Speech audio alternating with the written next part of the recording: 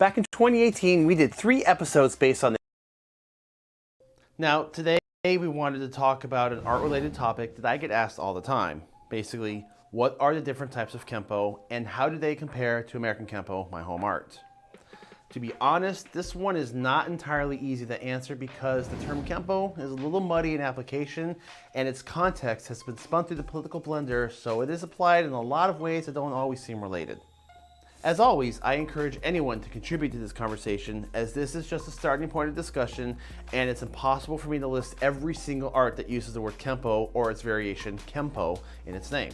Now, if I don't mention a version of Kempo that you've studied or know about, it doesn't mean I'm purposely disrespecting it. It just means I'm trying to keep this list as broad as we can just to explore the meaning of the word, or quite honestly, it might be a branch that I'm unaware of, which is where I hope you'll come in and contribute. You know, I learned a lot from you guys as well. With all that being said, let's take a look at some different types of Kempo.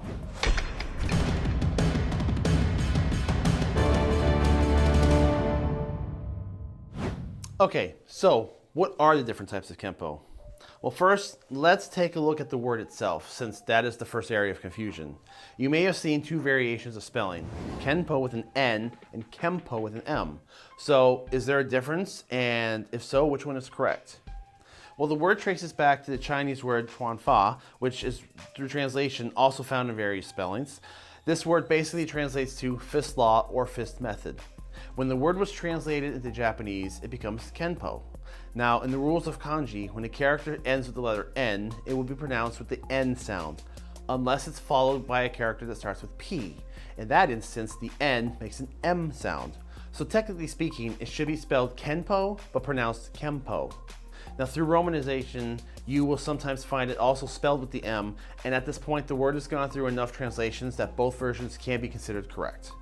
Through this grammar, you also sometimes come across the same thing with the word senpai. I've also seen it spelled and pronounced as senpai.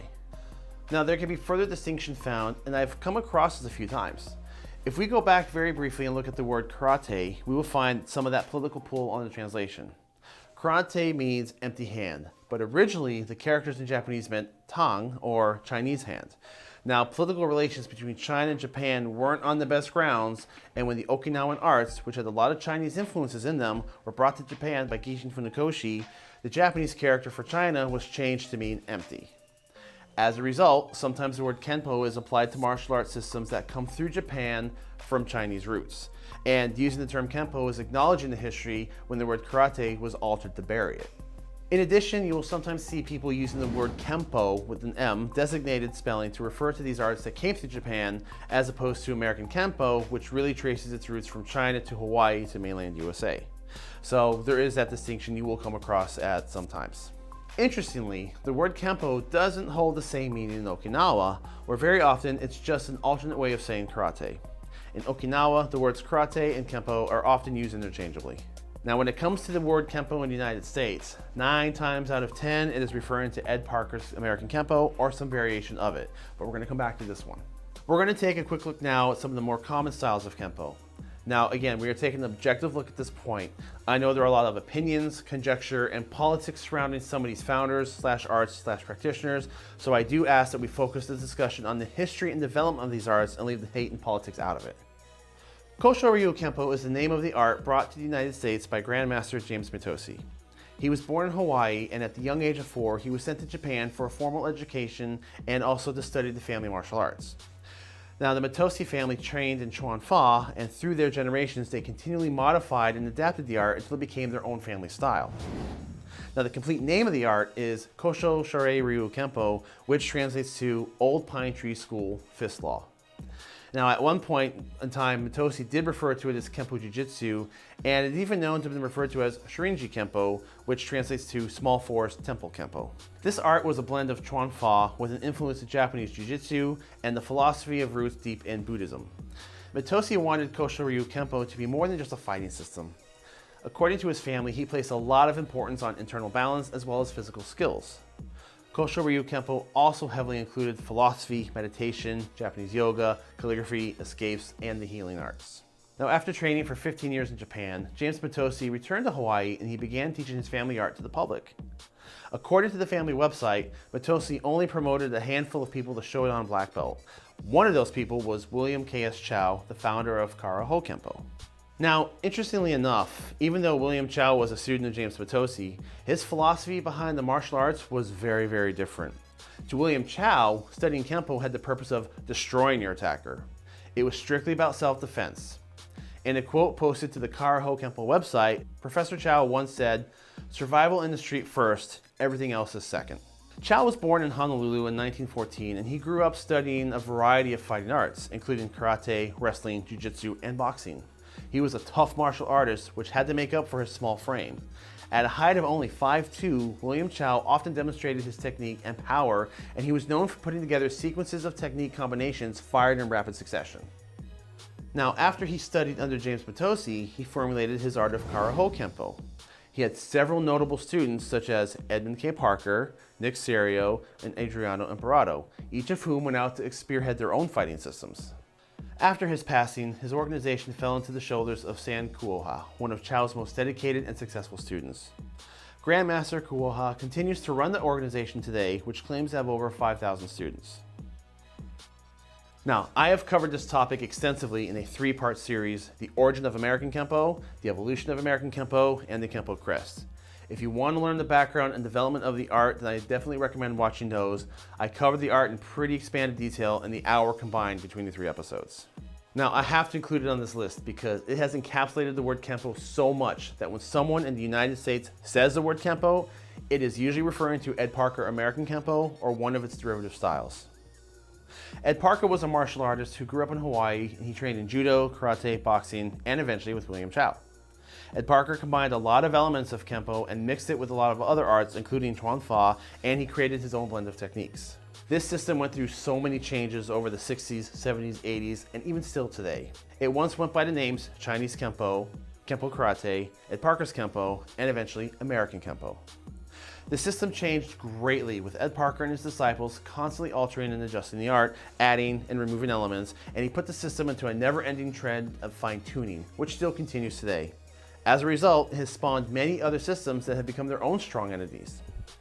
I can't list all of them because I don't think YouTube will allow a video upload that long, but here are some of the more notable or popular or common Kempo offshoots.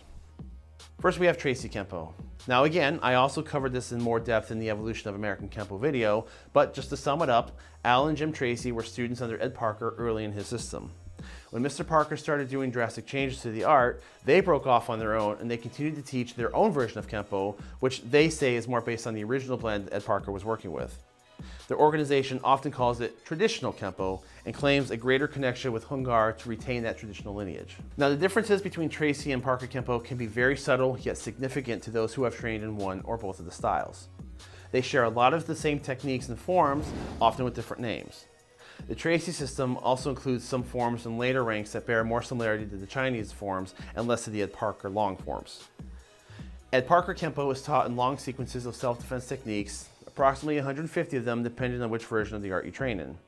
Tracy Kempo claims over 600 techniques because they have shorter sequences, but they modify them in A, B, C, D versions. In the end, it's about the same amount of material, but it's just spread differently. The first school I studied at taught Tracy Kempo, and after about 4 years, we switched over to Ed Parker Kempo. The differences between them are sometimes hard to describe, but basically they approach the same training goals, but from slightly different philosophies. Kempo 5.0 is a version of American Kempo spearheaded by Jeff Speakman, one of Mr. Parker's last students. Now, Mr. Speakman has taken Kempo forward into a very different direction by adding a lot of grappling into the system and amplifying the resistance combat training included. I also covered this in the American Kempo series, and much like American Kempo, it continues to adapt constantly. I had the fortune of training in Kempo 5.0 for a few years, and it provided a lot of new insight and flavor to what I personally feel was already a great system. It's also very different now from when I trained in it, but it continues to change and grow to this day. Kempo Sublevel 4 is a system developed by Dr. Ron Chappell, another student of Ed Parker's Kempo, who took the material and he decided to delve into another aspect of the system. The name refers to the different fighting ranges that we study in Kempo. 1, out of range. 2, within range, usually for kicks or advancing techniques. 3, punching range or medium range. And 4, close range. Now, the concept is that this fourth range can be broken down into different sub-levels to understand and study pressure points, joint structure at a very close examination. The BKF, or Black Karate Federation, was founded by Seijo Steve Muhammad and Grandmaster Donnie Williams. Both men grew up in times of extreme racism, and despite those challenges, they both went on to accomplish successful careers in the martial arts. Both men served in the military, both accumulated a long list of tournament victories, and they both even had appearances in motion pictures, including Enter the Dragon. Now, after Williams won the title at the 1977 International Karate Championships in Long Beach, he devoted himself to religion and founded the Family Church International, and he continues to work as a bishop today. Steve Muhammad continues to teach, and he was one of Ed Parker's most notable students.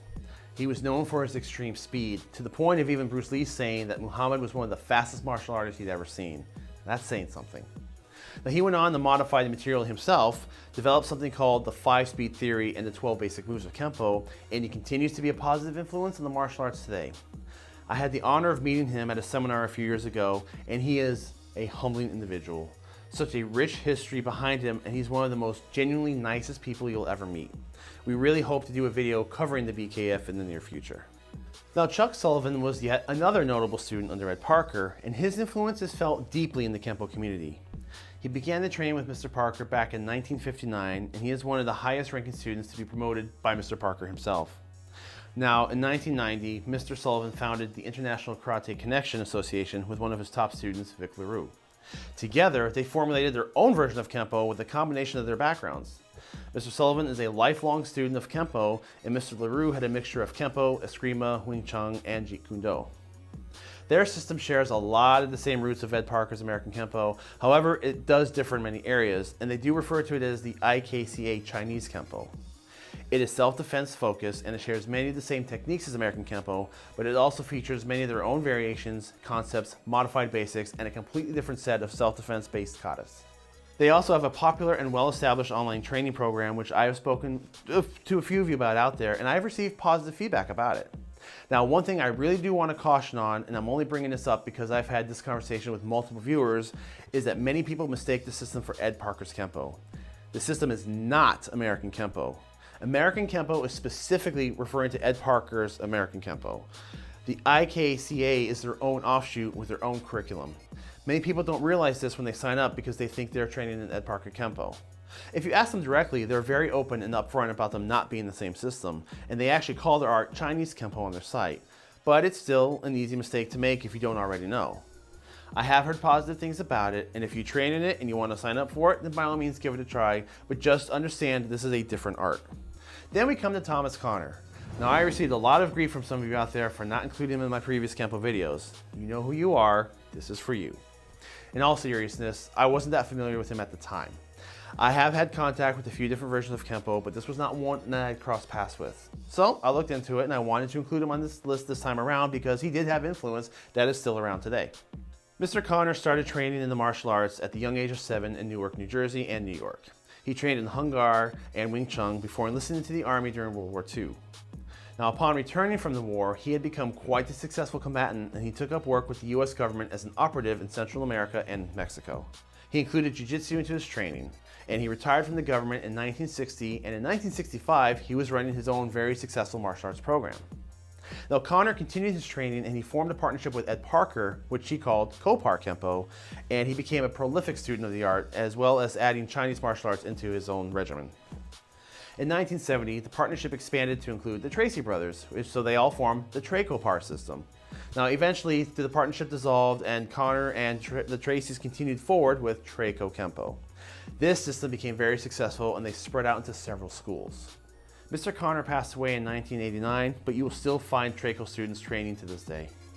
I also found one of their lower belt training manuals, and it was quite the interesting read. It included the concept of the 3 circles of Kempo. The first circle composes the basics of breathing, balance, and form. Now, these are very important foundations to any martial art. The second circle included the development of sensitivity, the increase of energy when training, and the establishment of moral conduct. The third circle encompasses using meditation as a tool and embraces compassion, commonality, and controlling your ego. Now, interestingly enough, when I looked further at the required techniques for this entry belt level, I immediately recognized them, and I knew them as techniques from the Tracy system.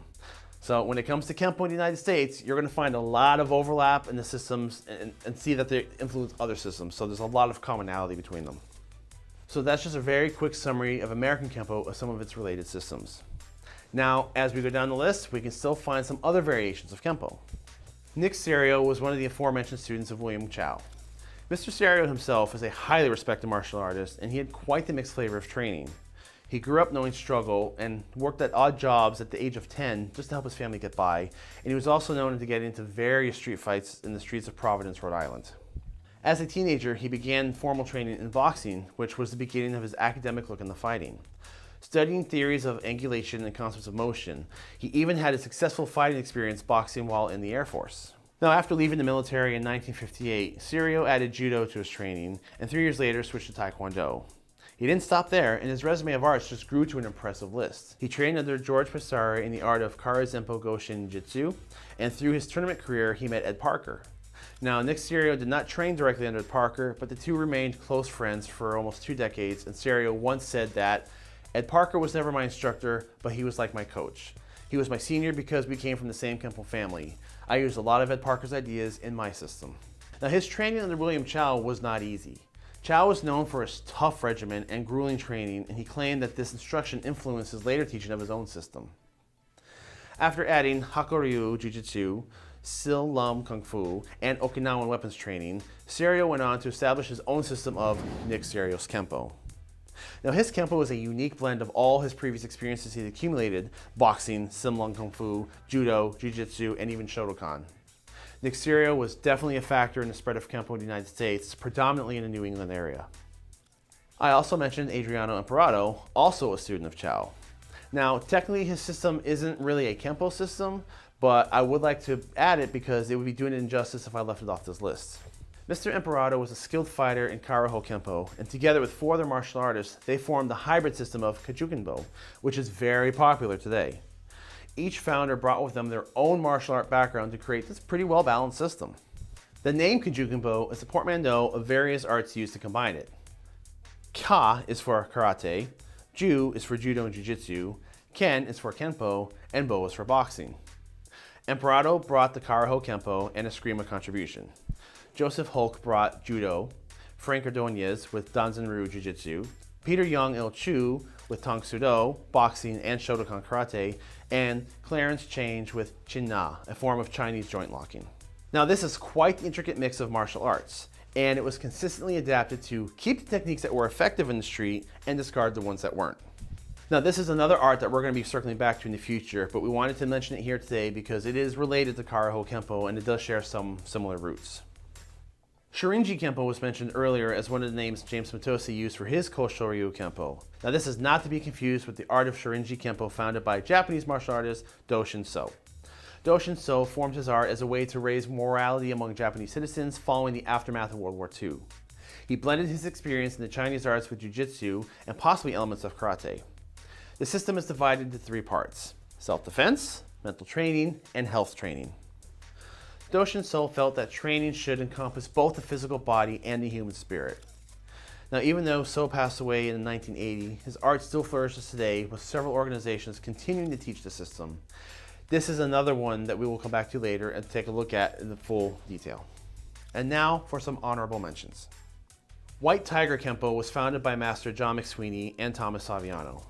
Both men had various experience in different arts, including the Parker's Kempo and Judo, and several styles of Kung Fu such as Sansu, White Crane, and forms of Northern Kung Fu.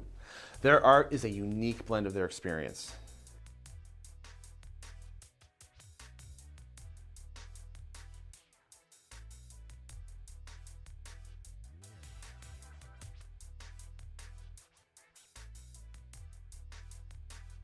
Shaolin Kempo is another very common term and an example of how the word Kempo gets blurry sometimes. In the United States, Shaolin Kempo is a popular variation of the art founded by Fred Villari. Villari was a student of Nick Cerio and William K.S. Chow, and he used his experience to alter and create his own fighting system called Shaolin Kempo Karate. It claims to combine the 5-animal fighting style of Shaolin Kung Fu, the core framework of Kempo, the stances and explosive power of karate, and blends in the grappling arts of Jiu-Jitsu, Mongolian wrestling, and the Chinese joint locking art of Chin-Na. Villari focuses the training on 4 aspects of fighting: striking, kicking, failing or takedowns, and grappling. Now, Villari has attracted some criticism from the various martial arts communities by appointing himself 10th degree black belt and later 15th degree. Now, I don't have any experience to have any opinion on this, but if you research this art, you can expect to come across this controversy, so make of it what you will, just be aware that's there. In any case, Valari Shaolin Kempo Karate is a unique blend and a very popular system in the United States. This is not to be confused with Shaolin American Kempo, a system devised and established by Grandmaster John Brassard. Brassard describes his system as a mix of Shaolin American Kempo Karate, Kung Fu, Jiu-Jitsu, and Chinese boxing. Now, it doesn't seem to have much relation, if any, to Fred Valari Shaolin Kempo. Now, I can't speak very much about the system as I'm unfamiliar with it, but I do urge doing further research. There are some concerning elements, though, on the main website, such as claiming to be the most effective strength system, bodybuilding, and self-defense program available out there, and pictures such as this to advertise the program. Now, I'm not sure if the focus is more on self-defense or fitness, and I invite anyone watching that if you have any experience with the system, I would be very interested to know what your feedback is, and I'm curious to know about any light that you can shed on the art. Now, this is still not to be confused with Shaolin Kempo with an N, established by Grandmaster Ralph Castro. Castro's Shaolin Kempo organization is often mistaken for Fred Valari's Shaolin Kempo karate system. Castro was also a student of William Chow, and generally speaking, systems that use the word Shaolin in the name are usually trying to establish a lineage back to traditional Shaolin Kung Fu roots. And the last mentioned on this list is Ryukyu Kempo. Now, the two common versions of this art is the first one, established by Taika Seiyu Oyata, and I apologize if I mispronounced that, and it focuses on the close combat fighting, utilizing close and striking, grappling, just like Jiu-Jitsu, and joint locking and escapes. It also utilizes Okinawan weapons training, or Kabuto, and it has several branches over the world. The other one is Ryukyu Kempo Tomarite, established by George Dillman. Now, there is an incredible amount of controversy around his system, mainly that Dillman pushed heavy marketing and campaigns on the idea of light pressure point work and no-touch knockouts. No-touch knockouts are definitely a point of contention in the martial arts community, and I'm not quite sure we're ready to touch on this topic just yet. See what I did there? What are you doing?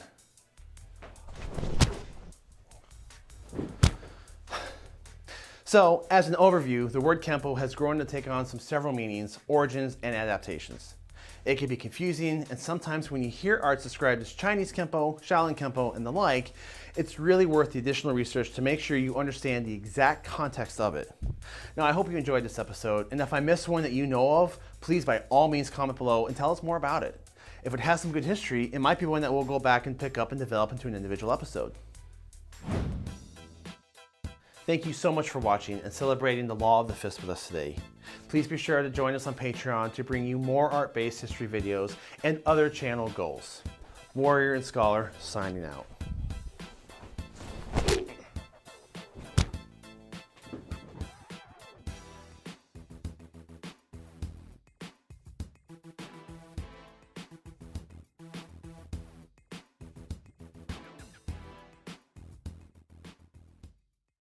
So a couple of weeks ago, we released a video called The Different Types of Kempo.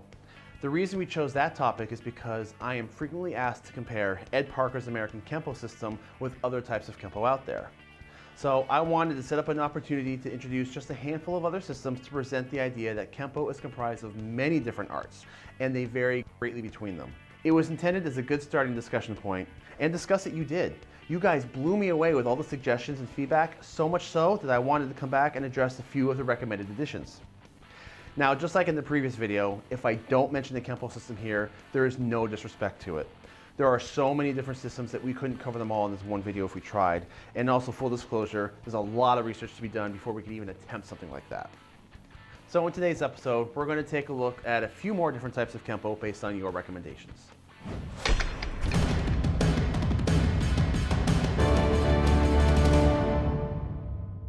Now first I want to address a common remark, that I didn't go very deep into Okinawan and Chinese Kempo. Now the reason for this is simply because I'm still learning and researching those histories. They have a very rich background and they are honestly subjects that we want to come back to and add. And just like with our karate and kung fu playlists, we have a category for Kempo and we will be continually adding future episodes to explore these arts. Now a popular request in the comments and messages was the subject of Hawaiian Kempo. We kind of touched on this in the terms that we included Kajukenbo, which was developed and founded as a hybrid Hawaiian system of karate, judo, jiu-jitsu, kempo, boxing, and even had elements of wrestling, tangsudo, shotokan, and other trace arts. It's a great blend and a very well-rounded system. The Hawaiian Kempo we're talking about here is the branch-off system developed and founded by John Hackleman, who in 1986 established his mixed martial arts association by the name of The Pit. The Pit is well known for producing formidable MMA fighters such as Chuck Liddell. Now, the lineage of Hawaiian Kempo traces back to James Matosi, who we covered in the previous video and also is part of the foundation of American Kempo. James Matosi trained William K.S. Chow, who taught Kara Ho Kempo and produced a number of notable students who branched off with their own arts. One of those students was Adriano Imperato, founder of the Kajukenbo system. Adriano began teaching his Kajukenbo system with his younger brother Joseph. Now, one of Joseph's students was Walter Godin, who trained at their school and then later went back to train with William K.S. Chow and other Hawaiian arts. John Hackleman was a student of Godin, and he went on to become a well-disciplined and well-respected fighter, earning many championships and was promoted to Grandmaster status by Adriano Imperato himself. John Hackleman's school is renowned for its effective training and making professional fighters. Hackleman describes the system as a no-nonsense approach to the martial arts. The original focus of his schools was making serious professional fighters. There's a robust fitness program, and katas and forms were removed to focus on conditioning, bag work, and combat. Now, my previous instructor went out to train at the Pit for a brief stint several years ago, and he came back speaking very highly of Mr. Hackleman and the program. If you have a Pit school near you, I definitely recommend checking them out. I would also love the opportunity to speak to Mr. Hackleman at some point. There's a good story here to tell, and maybe one day we can include that as a dedicated episode. I would also like to revisit the system I mentioned in the previous video. When I was going over the different schools under the Shaolin Kempo name, I first mentioned Shaolin Kempo Karate by Fred Villari, and then I touched on another school called Shaolin American Kempo by Grandmaster Jim Brassard. I had questioned some of the elements on the website, and I wasn't quite sure if the system was more fitness-based or self-defense oriented. I put out a request for information so I could learn more. To my pleasure, many of you answered, and there were quite a few people who stepped forward to speak very highly of the system, so I felt it was worth taking another look. I also had the honor to speak with Mr. Brassard himself, and he provided a lot of insight on his teaching methods and goals within the system. Jim Brassard was originally a student under Fred Villari's Shaolin Kempo until the early 90s, when there was a fracture in the community and many schools went their own ways. During this time, Mr. Brassard began to formulate his own curriculum based on Shaolin Kempo and Parker's American Kempo and a handful of other systems that included Chinese arts and Jiu-Jitsu. He began to sort through the material and remove anything that he felt was not useful, practical, or realistic in today's self-defense scenarios. He continues to teach and streamline his art, always seeking to improve it. He also said something to me that really stood out. He told me that he is continuously working and refining his system to make it better, but he doesn't want to make it better by adding to it, but rather stripping away. Getting rid of anything extraneous and doesn't work, and in his words, perfection is not when I can't add anything more to the system, perfection is when I can't remove anything else. That really resonated with me. You know, I come from a video production background, and I totally understand the concept of making something stronger by keeping it tight and concise, and editing out anything that isn't necessary. It's really easy to want to inject new material to present or sell, but sometimes it's really tough making the call on what to omit. I also asked him about his website. There were a couple of elements on there that I was a little bit wary of, particularly the claim that it was 100% effective. That is typically a red flag for a school. However, I misinterpreted the context of the claim. Mr. Brassard is not boasting that his system is 100% guaranteed most effective system of all systems, but rather that getting in shape, being healthy, and learning the martial art was the most effective way to protect yourself. I appear to have judged the book on its cover, and I apologize for that, and I actually agree with that clarification. Now, I asked him if his system was more self-defense oriented or more of a fitness program, and he explained that he doesn't really separate the two concepts. In order to be at your absolute best performance and have the best chance to defend yourself, you need to be in shape, have good energy, be well conditioned, and overall live a healthy lifestyle. So physical fitness is placed on equal necessity as the school's curriculum, and I really respect that philosophy. So thank you so much to Mr. Brassard for taking the time to speak with me and answer my questions, and also a big thank you to his students for coming forward to share your experience. You all taught me something today. Now for some honorable mentions. Nippon Kempo was founded in 1932 by Sawayama Muneumi, and it translates to Japanese way of the fist or fist method. Nippon Kempo is a mixture of karate and judo and was developed as a sport martial art that emphasizes equal focus on striking techniques, joint locks, and takedowns. Now, they train in techniques that are effective in one-on-one competition, and the tournaments are full contact, so practitioners wear protective armor called logu, which includes head, chest, groin protection with padded gloves for striking full contact. Now, with judo being part of its roots, takedowns, joint locks, and stand-up grappling are allowed, as are elbow and knee shots in close range. Competitors also train to practice mobility, being able to move and dodge strikes, as head hunting is common, in which your opponents continuously go after your head. Nippon Kempo is a good blend of competitive fighting infused with the culture that is part of many Japanese arts. It is also an art that sometimes is used to train police officers in Japan, and since its establishment, it has found its way to England, France, Italy, Ukraine, Mexico, United States, and all over the world. Lima Lama is an interesting study as it is teeming with Polynesian culture. The founder, who went by the name of Tino, and whose name I'm not going to butcher today, created the art in the 50s after growing up learning Polynesian fighting and dance movements from his father and uncle. After also studying Aikido, Shaolin Kung Fu, Hungar, boxing, and Judo, Tino developed his own fighting techniques and blended them with the movements. He was also a decorated soldier with the United States Marines in the Korean War, and he taught hand-to-hand combat. The name Lima Lama is a combination of the Samoan words for five and understanding, and he referred to the name as to mean hand of wisdom. Now, I have been asked if Lima Lama had anything to do with Ed Parker's American Kempo, as on the surface, a lot of the techniques look similar. Now, Mr. Parker, who was also Hawaiian, trained with many people, and he drew from a lot of influences when developing his system, so there is definitely some influence from Lima Lama. You can see it. However, upon closer inspection, you can also see that Lima Lama incorporates a lot more kicking techniques in American Kempo, more reminiscent of what you would find in the Korean arts. Now, on the surface, it kind of resembles Kempo mixed with Taekwondo. The art incorporates stick fighting, pressure points, joint locks, heavy kicking, palm strikes, and stand-up grappling. Now, if it was something that you guys as viewers would want, we could definitely start another playlist just to categorize Polynesian arts. We could start with the arts such as Hackleman's Hawaiian Kempo, Kajukenbo, Lima Lama, and other Polynesian martial arts, so please let me know if that's something you want to see. I also want to take a moment to address another comment that popped up a lot in the last video, and that I left out Larry Tatum. A few of you were irate that I did not include him on the list of different types of Kempo and asked me if I omitted him on purpose. The primary reason he wasn't on the list is because he doesn't run a different type of Kempo. He was a student of Ed Parker, and he teaches Ed Parker's American Kempo. Yes, he has his own stylistic changes and nuances to it, but the curriculum is American Kempo. I did not leave him off the list out of any disrespect. Actually, quite the contrary. I hold a lot of respect for Mr. Tatum. He's a great Kempoist, and he has a great set of instructional videos and YouTube videos, and he also has a robust online training series, so if you're interested in online training, check his system out. Now, his technique is solid as hell, and I am particularly impressed with the quality of material taught to the very young students. If you check out his website, he's got a couple of videos of young kids, I'm talking like 4 or 5, delivering some very solid techniques. So that being said, I did not include him because he didn't fall under a unique type of Kempo, but rather his own flavor of Ed Parker's American Kempo. And the same goes with Richard Huck Polanis, whose name came up as well in the same context.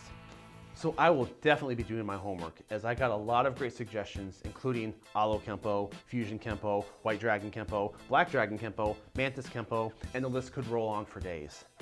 I am especially pleased with the turnout of the previous video. You all brought a wealth of information, and I was very happy reading the discussions, and I wanted to do today's video to let you all know that I do read your messages and I'm listening to all of you. So thank you so much for building this channel into something special. Now, as far as we've come in this past year and a half, there's plenty of road ahead, as there's a lot more special editions we want to add to the channel.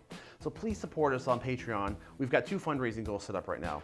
The first one will allow us to bring live streaming content to you, and you can believe we have some special plans for that. The second goal is to help us dedicate more production time and resources to producing more of these art history videos, but we need your help and we need your support in order to do that. So please go to our Patreon. All members get exclusive content that isn't released on the main channel. So please like this video, subscribe to this channel, and thank you all so much for watching.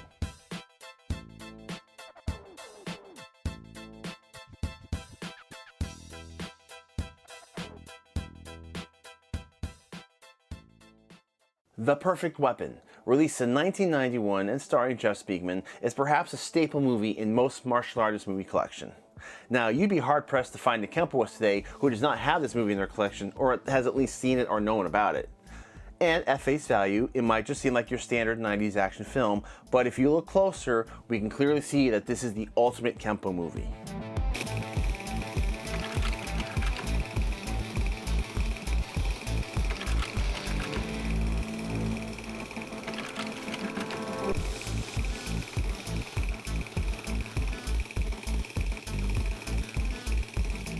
So The Perfect Weapon is definitely a film I grew up with. You know, I discovered it in 1992-ish maybe. I found it on cable, which is about a year before I started American Kempo. And the funny thing is, I started American Kempo without really knowing what it was, and I didn't make the connection right away until Jeff Speakman came down for a seminar, and that's when I realized, oh wait, that's the guy from Perfect Weapon. It made me fall in love with the art even more. So I want to talk about that today, but before we get into the details of the movie, let's talk very, very briefly about the background of the film.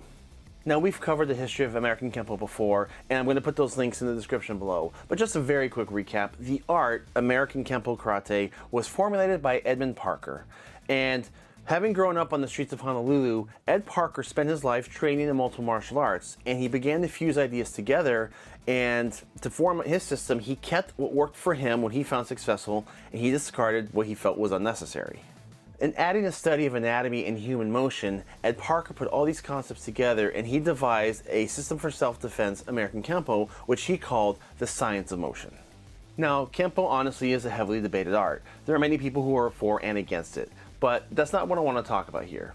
And despite how you might feel about Ed Parker and American Kempo as a system in terms of its effectiveness, there's one skill that he undoubtedly had that cannot be denied, and that was publicizing the art and bringing the martial arts into the forefront spotlight of the public eye. His influence spanned decades of growing interest in American martial arts, all the way through the 50s, 60s, 70s, 80s, and his influence and mark is still felt in the martial arts today. Now, he had a hand in bringing more sophisticated martial arts into American television, such as getting Bruce Lee the role of Kato in The Green Hornet, as all the way up to having Elvis Presley be an ambassador for the system. Ed Parker knew media and he knew publicity, and he was highly effective at spreading Kempo's influence across the country. Now, The Perfect Weapon was no exception, and I personally fully believe that this movie did a lot to drive public interest towards the art. Unfortunately, Mr. Parker passed away in 1990 before the film was released, and I do feel that this would have been the first of many joint ventures with Jeff Speakman he would have had to help bring American Kempo to the forefront of American cinema. Now, while Jeff Speakman did go on to produce a dozen plus other action movies, each featuring his Kempo techniques, The Perfect Weapon stands alone at having Ed Parker's Kempo at its core and actually embedded in the story. Now, Jeff Speakman is a household name in most Kempo circles. Even as a youth, he was very athletic. In high school, he was part of the springboard diving team. And he also admits that growing up, he watched the show Kung Fu with David Carradine, and he loved how the flashbacks showed him in his training and how it made him grow as a person. So that movie inspired him to take up an interest in the martial arts. He began his training in Okinawan Goju under Master Lou Angel. Pursuing further studies in the martial arts, Lou Angel recommended to Jeff Speakman that he seek out the teaching of Ed Parker. And in doing so, he became one of Parker's highest profile students, definitely earning the place as ambassador of the art. Now, I had the honor of meeting Jeff Speakman early on in my training at a seminar when I was just a yellow belt, and in a few subsequent times as our school was for a while part of the Jeff Speakman Kempo system. Now, it is my personal belief that Ed Parker was priming Jeff Speakman to carry the art forward as an ambassador for the art. And you can see that today in Mr. Speakman's actions. He has gone on to carry forward American Kempo. He's made a lot of evolutionary modifications to the art. He's changed tactics and techniques to focus more on today's fighting trends. And he's definitely addressed the popularity of BJJ, and he's implemented a heavy ground fighting curriculum into his art of Kempo 5.0. If you want to learn more about Kempo 5.0, please check out our episode, The Evolution of American Kempo. Once again, there's a link in the description below. So with all of that established, what makes The Perfect Weapon the definitive Kempo film? Now, as a disclaimer, I will say that this movie is, first and foremost, entertainment. Kempo draws a lot of criticism for, having preconceived and pre-choreographed self-defense techniques that people often criticize as unrealistic, saying that no one's just going to stand there as you hit them 20 times. Once again, this is going to be a debate for another time. However, those Kempo techniques are not really meant to be memorized and performed on the street. They're teaching tools. They teach concepts that then go, you take out and you apply to freestyle techniques and freestyle fighting. And the thing is, most people just see the techniques performed as they are because they're great for demonstration and they look flashy, they look impressive, but it takes training in the art to go below that surface and see what they're actually teaching. The Perfect Weapon definitely uses Kempo in a demonstration fashion, but those who train in the art can see a lot of the system mechanics embedded. So the first question that people usually ask me is, what kata is Jeff Speakman performing in the opening sequence? Everyone remembers this scene. He's in his living room and he's performing a very complicated sequence to the upbeat I've Got the Power song by Snap. But what kata is he performing? Well, the answer is he's not performing one single kata. He's actually putting a blend of forms together. Primarily, there seem to be big chunks of Kempo forms 4 and 6 mixed together with some freestyle techniques, possibly from his Goju Ryu training, and even elements from other forms and sets such as finger set. He makes it looking exciting and easy, but as far as the story goes, his character is either doing a mashup kata or perhaps reviewing a montage of him performing the different forms. Now, Kempo Form 4 is probably the most definitive Kempo kata there is, and it's the most common one performed at tournaments. Kempo Form 6 is a higher end form, usually for further dan levels, and I personally had to learn it in order to achieve my 3rd degree black belt. Kempo principles are also at the root and backbone of this story. Jeff plays a young angry boy grieving the death of his mother and under the constant judgment of his strict father. He acts out and gets into trouble at school until a family friend Kim, played by the legendary Mako, suggests enrolling him into a Kempo school. His father asks if this is some sort of hippie school, and Kim laughs and informs him that Kempo was a school for self-defense and it would give Jeff an outlet for his anger while building self-confidence and self-discipline. We see a training montage, and while there are some subtle differences and variations in the dojo and training, it respects and demonstrates some of the traditions in many formal Kempo schools. For example, the partner drills and technique flow demonstrations, the symbols used in the dojo, including the IKKA Kempo patch, the universal symbol, and the tiger and dragon imagery, the end of class pass it down tradition used in conditioning and being connected and passing the energy back and forth throughout all the students, the formal way to wear belts in a Kempo dojo, knots on the left side for males and knots on the right side for females. Now, there are 2 stories going around for this reason, and Ed Parker has been known to say that he wanted to respect the Chinese tradition of energy flow being strong on the left for males and strong on the right for females. There's also a story, and he's also been noted for saying that it was the 70s and a lot of people grew their hair out, and sometimes, when he walked around the room, he had a hard time telling from the back who was men and who was a woman, so that the belts helped him identify it. And he could have been joking, but again, it was the 70s, so maybe not. Both reasons sound viable to me. Also, the belt promotion ceremony is very similar, in which the student forms the letter L with their old and new belts. The L stands for several things we seek to achieve in the martial arts. Loyalty and love for our friends and family. Longevity, we want to live longer, we want to be stronger, and we try to get our strength and health by training in the martial arts. It also stands for a lie, that if you do not feel you've earned this belt, it would be a lie to put it on. And finally, and most importantly, it stands for lots and lots and lots, because regardless of what rank you're at, there's always a lot to learn, no matter how much you've already achieved. The forehead is then placed on the belts to transfer knowledge from the old belt to the new belt going forward. Now, the presentation of the black uniform is also in traditional Kempo schools. In the film, he is presented the uniform upon achieving his black belt, but in most traditional schools, you get your black uniform at the brown belt rank, which is now your advanced rank, and we kind of start teaching and becoming more of a instructional role in your classes. Although, in a lot of modern times, in a lot of informal schools, they just use black as a traditional uniform all around.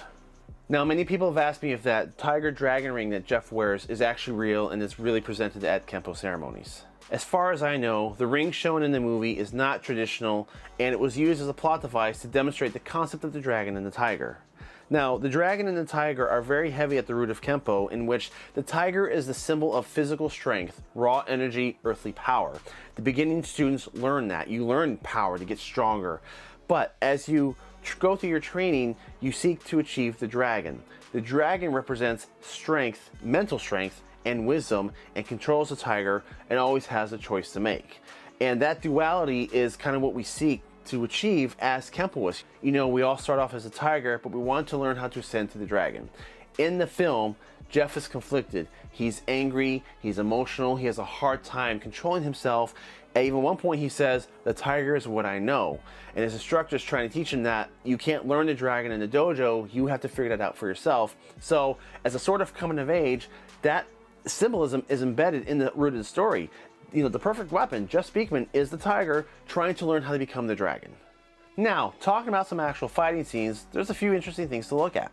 Now, one of the first things to point out is that during the time this movie came out, 1991, we were coming off a period of American martial arts films from the 70s and 80s in which, for the most part, the action was fairly basic. I mean, we had badasses like Van Damme and Chuck Norris, but when you really break it down, it was pretty much basic kicks and punches.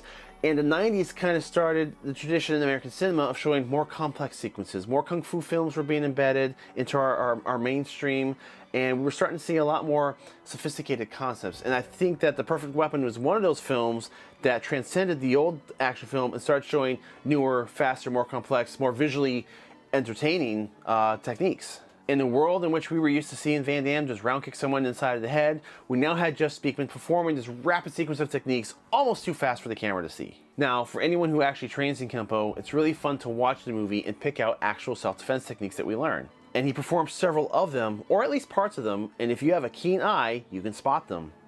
This is a trend that continues in his other movies, and even though they aren't specifically Kempo films, you can find a lot of Kempo techniques in his choreography. And in the behind-the-scenes interview with Ed Parker, he said that he liked working with Jeff on this film because Jeff Speakman had the control in his power and his techniques.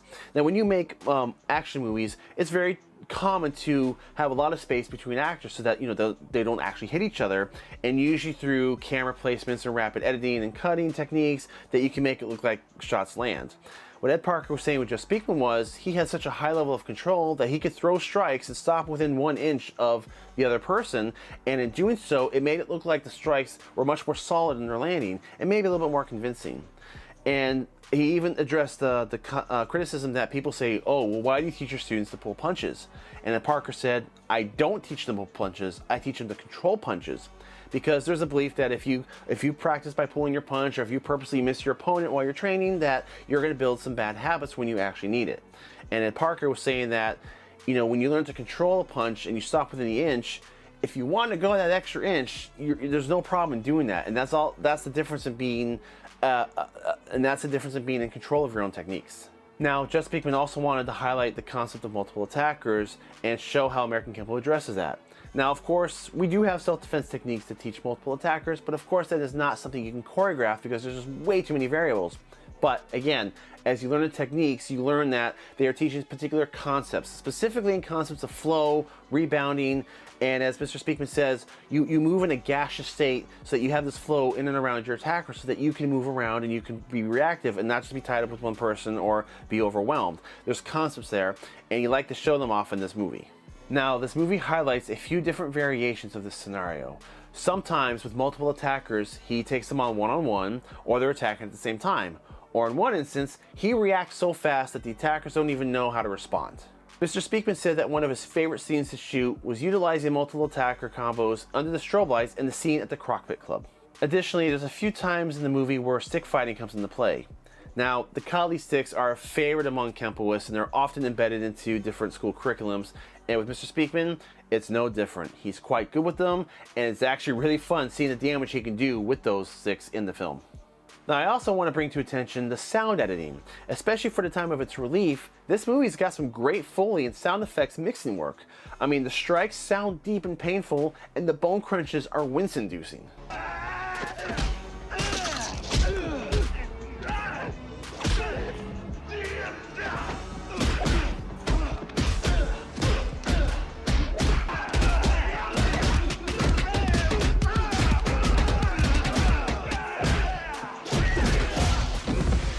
Now, yes, this is a motion picture and sound editing is part of the art, but I will say this. One of his favorite sequences that he does in the film, his favorite combinations, I have personally seen him do this in real life in a demonstration, and I'll tell you right now, he moved just as fast, and the contact he made on the person he was demonstrating on, it sounded exactly the same. It blew me away the first time I saw it, and when I saw him perform this was like, oh yeah, I'm in the right art. So yes, it is movie mixing, but I assure you, it really looked and sounded like that in real life. I can also attest to how powerful his strikes are. We had him at some seminars when we were part of his network. That dude can hit. So all in all, while The Perfect Weapon might not be a groundbreaking piece of cinema history, it definitely has its place as a cult classic of sorts in the martial arts circles. It's got a great cast with several actors that have got great martial arts film legacies. It's cheesy, but in all the fun ways, and it definitely stands as a representative and a definitive movie for American Kempo on film. And even Just Speakman himself said that he was very proud to make this movie and be able to portray Kempo on screen the way that Ed Parker himself would have liked it portrayed. So I would love to hear about your favorite moments in The Perfect Weapon, or any Just Speakman movie for that matter. Please comment below, subscribe to the channel, join us on Patreon for some exclusive content, and thank you so much for watching. We'll see you all next week.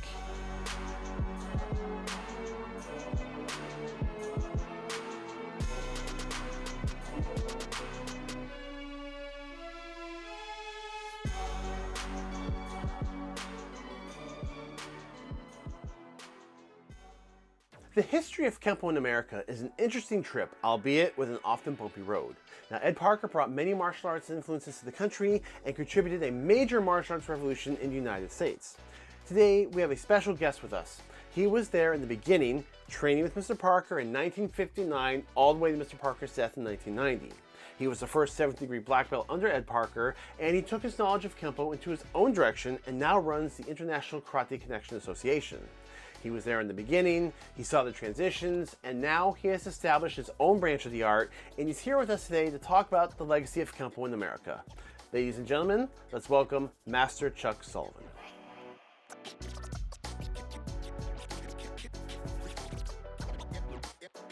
So first of all, I'd like to welcome you so much to our show, Mr. Sullivan. I really appreciate your time spending with us, and we actually got to speak to one of your students, Aaron Cohen, who gave us a little bit of insight on your system. He was a guest on our show, and he couldn't speak any more highly of you than he did and what you teach. So we're really excited to talk about your history in Kempo and where you've taken it today. You've got deep roots in the history of American Kempo, starting with Ed Parker.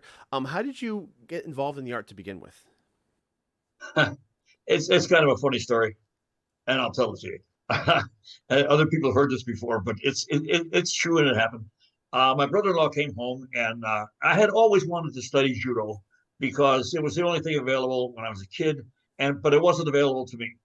I lived in Chicago, and there was no such thing as a dojo teaching judo any place in the city. And even if there were, financial considerations would probably have considered, it impossible anyway. So I didn't get a chance to. So I grew up wanting to, and I'd done a hitch in the Marine Corps.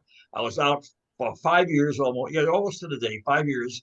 And my brother-in-law came home one night, and he said, he lived with us. He had just got out of the Corps himself.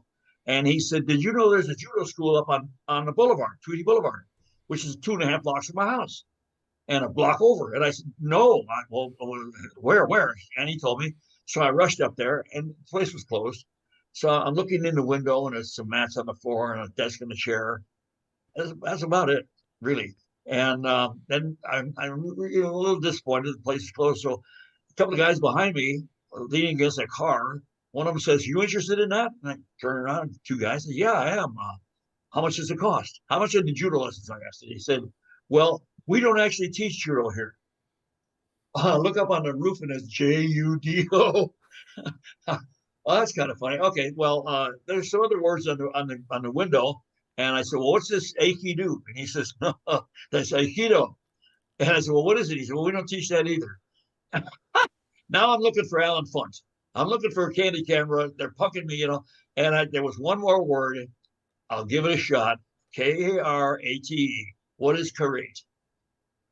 And he says, "No, that's karate." And I said, "He rolled the karate." What? I never heard. What is it? Say it again. Say it.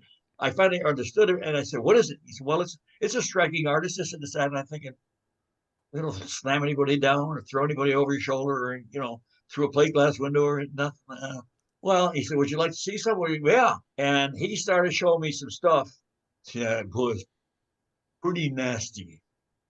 Now, I'm not some 16-year-old kid fresh out of high school or in high school. I'm not easily impressed. I've been in the Marine Corps. I've met some killers, real get down for honest to God killers. And I knew what life was all about. And this kid was showing me some stuff that I said to myself, I wouldn't want to mess with him under any circumstances. So I got pretty interested right there. And I said, "Can I come by and watch a class?" He said, "Yes." So I came back the next day. I think it was the next day. No, they were only there 2 nights a week. That's all they were there, just 2 nights a week. So obviously, it couldn't last for long. If I hadn't got there when I did, I would have missed that opportunity too. So I said, I did. I watched. And Jimmy Ebrow was teaching the class. He was a brown belt. And I said, wow. Well, where do I sign up? Well, he didn't want to. He's come again, next time. And that's what I saw. The man. Ed Parker he's a little over 6 feet. And he was trim and lean, all black hair except for one silver streak right in the middle. What I saw that night blew me away. That man had such energy that when he moved, it crackled off of him and it went to the walls and it permeated the building and it was wild. So I said, I'm in. I'm in. And he says, so have a seat. Why do you want to study this art? What? I'm being interviewed to join his organization. And I thought about, why do I want to study this? Well, for one thing, I was in nowhere near the physical condition I was in when I was in Marine. And I said, that's one thing. I want to get in shape. I said, I see people pumping iron. I'm not interested in that. And I said, this read looks interesting. But I said, really, I said, the reason that I want it is the same reason I want car insurance, that I have to buy car insurance. I don't want to buy car insurance. I have to buy car insurance because when you need it, you really need it. The rest of the time, you don't need it, fine. I look at this the same way. I want it if I need it, but I'll never use it if I don't need it. It had been an Aikido school, and it had been run by an Air Force sergeant who would train the guys, and then when he gets transferred, he'd leave his most advanced student in charge. And at this time, he didn't have an advanced student advanced enough. He sold it to Ed Parker. He said, I got nobody. If you want it, you can have it at a decent price, whatever it was. I don't know what their deal was. But he said, why don't you do a demonstration for my guys? And if they like you enough, they'll come. He got every one of them. I mean, he did a demonstration. He got every one of them. I mean, he transferred right on over. And then he closed up, and we had to drive.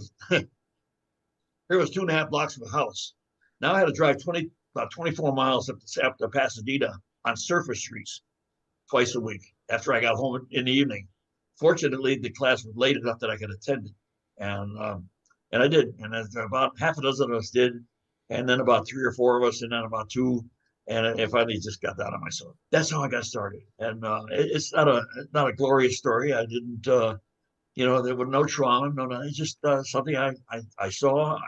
I loved immediately. I mean, immediately, I fell in love, and it just fascinated me, and it always has to this day. A lot of people don't realize that the Kempo that Ed Parker taught back in the 50s is very, very different than what is known as Ed Parker Kempo today. Can you tell us a little bit like what it was like training in that original system of Ed Parker Kempo? It was very simplistic.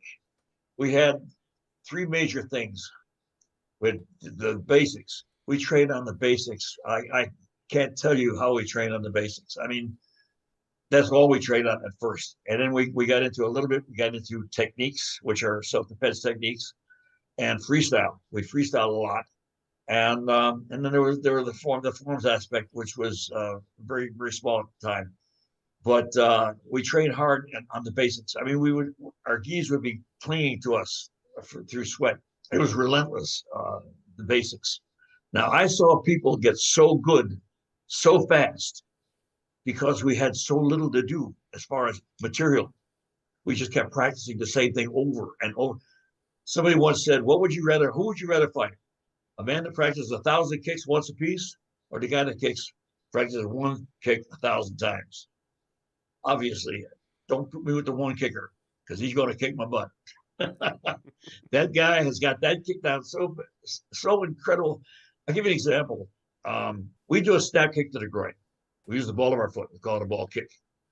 We call it a ball kick for two reasons. Ed Parker said, once you use the ball of your foot, two, you're kicking the balls. So it's a double purpose. That's how we use it. Now, Aaron has trained so hard in Krav Maga for so long. They use a shovel kick. It comes up, swings up, a pendulum comes up. I've seen it done by other people, don't care for it. And when I saw him do it, I said, don't. He says, I'm trying to get you a kick. I said, stop. You've got this kick down so well. Because I tried it, I couldn't do it at all. I had half the power that I had with mine. But this is because I've trained with mine so long. I get all the power, I get all the focus, I get everything. I said, then stop. Just don't even try to change it because what you got is fantastic. I like this because it's actually showing right off the bat. I mean, I think that's kind of the nature of Kempo in general. It's like look at see what else everyone else is doing and kind of find the value in that, integrate into what you're doing, and if it works for you, great, keep it. If it doesn't, discard it. But at least being aware or being cognizant of what other people are doing and being able to implement that, I think is critical in the martial arts. Ed Parker once said, He didn't care if the system was Zulu. He says, I'm going to find something good in it. And then he would, he would take from that. I'm a bigger thief than he was any day. I will see something of yours and take it in a heartbeat. And sometimes you don't even have to show it to me. I mean, how it's done technically. I can figure that out for myself. I've been in this long enough. I know how the body works, especially in relationship to martial arts. That you can figure it out. Yeah, well, part of it's got to be understanding, how to do the tool, but also understanding when it can be used and recognizing those openings to make it effective. Yeah. Oh, wow. Or it creates its own openings or whatever. I mean, we have two techniques that I got from Jimmy Woo, because I don't know if you know about what happened with Ed Parker during the early days when he lost his entire advanced class. I can tell you about because I was there. There's not many people around today who were there. Ed Parker was writing his second book, The Secrets of Chinese Karate, and he was visiting San Francisco, picking the minds of some of the Chinese elders up there, and he ran into Jimmy Woo, who was 9 years his senior. Ed thought it would be a good idea to have him collaborate with him on a book. So he invited him to come down to Southern California and stay with him at his house. So he supported him. I mean, he just supported the man on his stay down. So they were collaborating on the book. Well, Jimmy Woo obviously looked at what Ed Parker had and looked at what he had, and there was no comparison. And then Ed Parker made a very serious tactical mistake. He put Jimmy in charge of the class whenever he couldn't make it, and he couldn't make it more often as time went on. So Jimmy Woo got to teach the class and learn, get acquainted with all of the guys and start wooing them, pun intended, away from Ed and onto his own thing. And one of the things that he told that he sold the guys on, because I stayed in contact with one of the guys that went with him after he was there. So I got to know what they were doing, how they were doing it a little further down the line, not much, but a little further. And one of the things that I asked Leonard this friend of mine, I said, how did he get these guys? Because he didn't get me.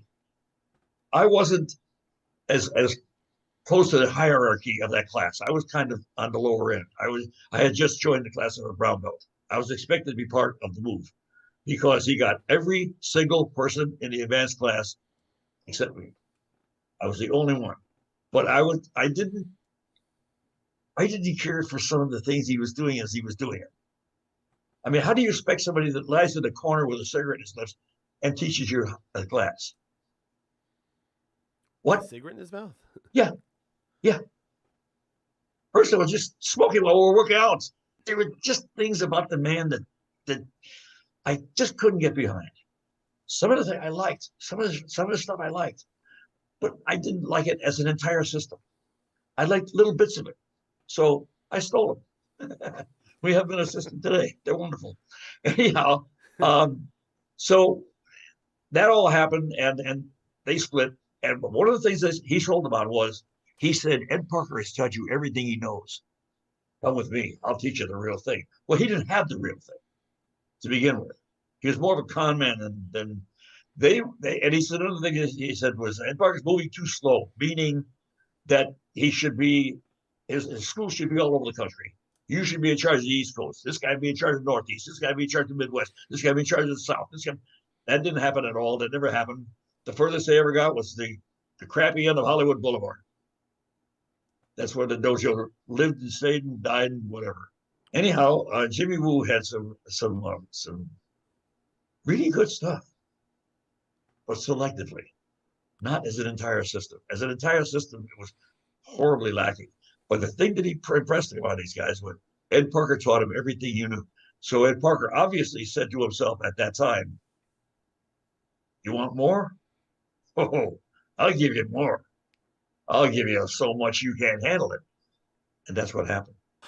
There's some really fascinating old footage, the black and white footage of you, Mr. Parker, running through the techniques, And I love those clips. I love seeing. It looks like they're technical videos. Like, what was the purpose of those? Were those more for documentation? Were they instructional videos? What was the objective behind filming those Kempo films?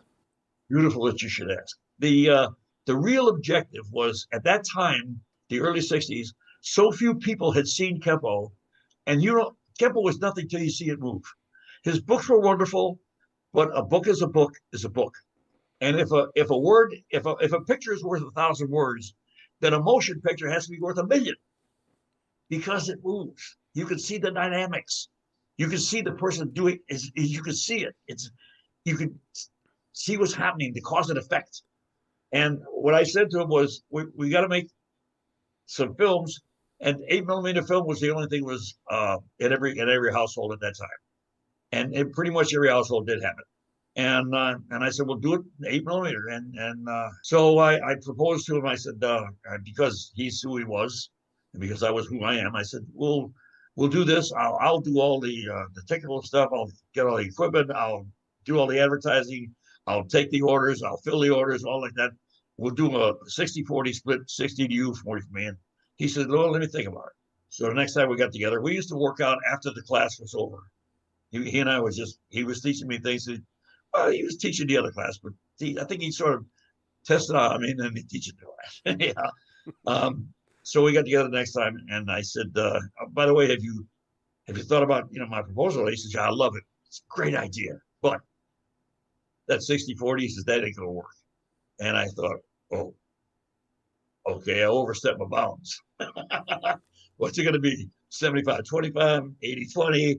And he says, no, Chuck, it's got to be 50-50 out of it. Really, he knew that I was going to be doing so much more than he was doing. And he told me, he says, anytime you need me to be in a play or whatever, you tell me what you need ahead of time. He said, I'll be there and I'll have it. And he did. He's a marvelous partner. We got along. Our partnership was beautiful. What's great though is like watching these films back, and they're still pretty intact out there. I like how you guys did it, applied them on each other, but then you did the step-by-step walkthrough. So as a student at that time, they could learn it in person and get that instruction, and then use that film later as a resource or a reference if they just needed to kind of remember a step or a technical detail. I think those films really serve well to preserve the art. And I have one of his books here. This is a Parker book. Is that the same material? Because I saw a lot of similarities in the film to this book. Yeah, pretty much. Same curriculum? Pretty much, yeah. Yeah. So Well, I had that's another thing. He put the syllabus on me. He said, I'm not going to have time for that. You have to. I thought he was going to do it. Naturally, it's his system. I figured he was going to do it. No. No, you do that. And he says, and you take half of what, half the technique. I want you to do half, and I'll do half. So what prompted Mr. Parker to change from this set of curriculum to start to adapt it into what is known as American Kempo today? And what was your involvement and your overview of that when it started to happen? Well, like I said before, I saw people get so good so fast. And come around the 70s, nobody was making black belt. Nobody was getting their black belt anymore. I mean, it just seemed like everything stopped for a while. The syllabus had gotten so big. When Vic LaRue was managing the Ed Parker School in West LA, I quit teaching basically his syllabus in the 80s. In fact, when Vic opened his Karate Connection on Hawthorne Boulevard in Hawthorne, he wanted me to be head instructor. And I said, what are you going to teach? He says, well, we're going to be at Ed Parker School, so we're going to teach, the Ed Parker syllabus. I said, the whole thing? He says, yeah. I said, no, I'm not interested. I said, what time the beginners is the beginners class? And he said, well, you don't teach the beginners.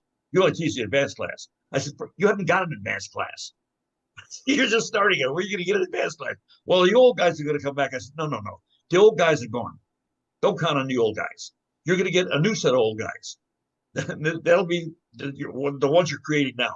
So he said, well, you don't teach the basics. And that's like beneath you. I said, really, the head guy should always teach the basics. But that never happens. To me, that's the most exciting part. Anybody can teach an advanced class. You don't teach an advanced class. You just conduct a class. They know the stuff. They know the material already. But you're teaching them the basics. And I asked Vic, I said, who taught you your basics? Because you did. I said, all right. Were you satisfied with them? Well, yeah. I said, I'm going to teach these people too. And I did. Because the basics are the most important part of the art. That's what makes everything work. And I'm curious now to use that as a transition into the International Karate Collection. How did that get started? Like, how did you return back to that with Mr. LaRue, and how did that system start to develop from that point on? Well, well, first of all, he started the Karate Connection, and he had that for about 5 or 6 years, and then he moved out to the desert. His mom became a widow, and he was an only child, and he moved with his mother out to the desert to be with her and get her established and all like that. And he was coming into town 2 nights a week, 250 miles, 2 nights a week to be in Ed Parker's class. So we were still in Ed Parker's class. We never cut our relationship with him at all ever. And he was coming in for that. Well, then eventually, all right. Here's what happened with you're talking about the video syllabus that we created. All right. That's an interesting story too, because Vic kept coming at me. We got to make videos. I said, no, we don't. He said, but we got to, everybody's doing it. I said, ask me if I care. I don't care what everybody's doing. I'm not going to do what everybody's doing just because they're doing it. I said, no. I said, video first, Vic. I said, no, I tried teaching by 8mm film. Can't be done. I said, video's the same thing. You can't teach by video. You can barely teach this with people standing in front of you, for God's sakes. And one night, we're standing right in my driveway, and I remembered something that had happened a few years earlier. I think he must be in class, and he says, hey, he says, I heard a story about Chuck Norris you'll get a kick out of. So what is it? He didn't realize that Chuck and I were friendly competitors, but put the emphasis on friendly. Well, he says, Chuck Norris wanted some rank on his black belt, but he couldn't afford a trip to Korea, so he sent an 8mm film. What do you think of that? I said, I think it's great. I said, really? I didn't think you'd go for that at all. So why not? If his instructors told him what they want to see, and he showed it to him, what's the difference if he's standing there doing it or if it's on film? You can't mess with 8mm film. There's no such thing as special effects. So if he sends them to him, I said, I think it's great. And all of a sudden I said to Vic, I said, you know what?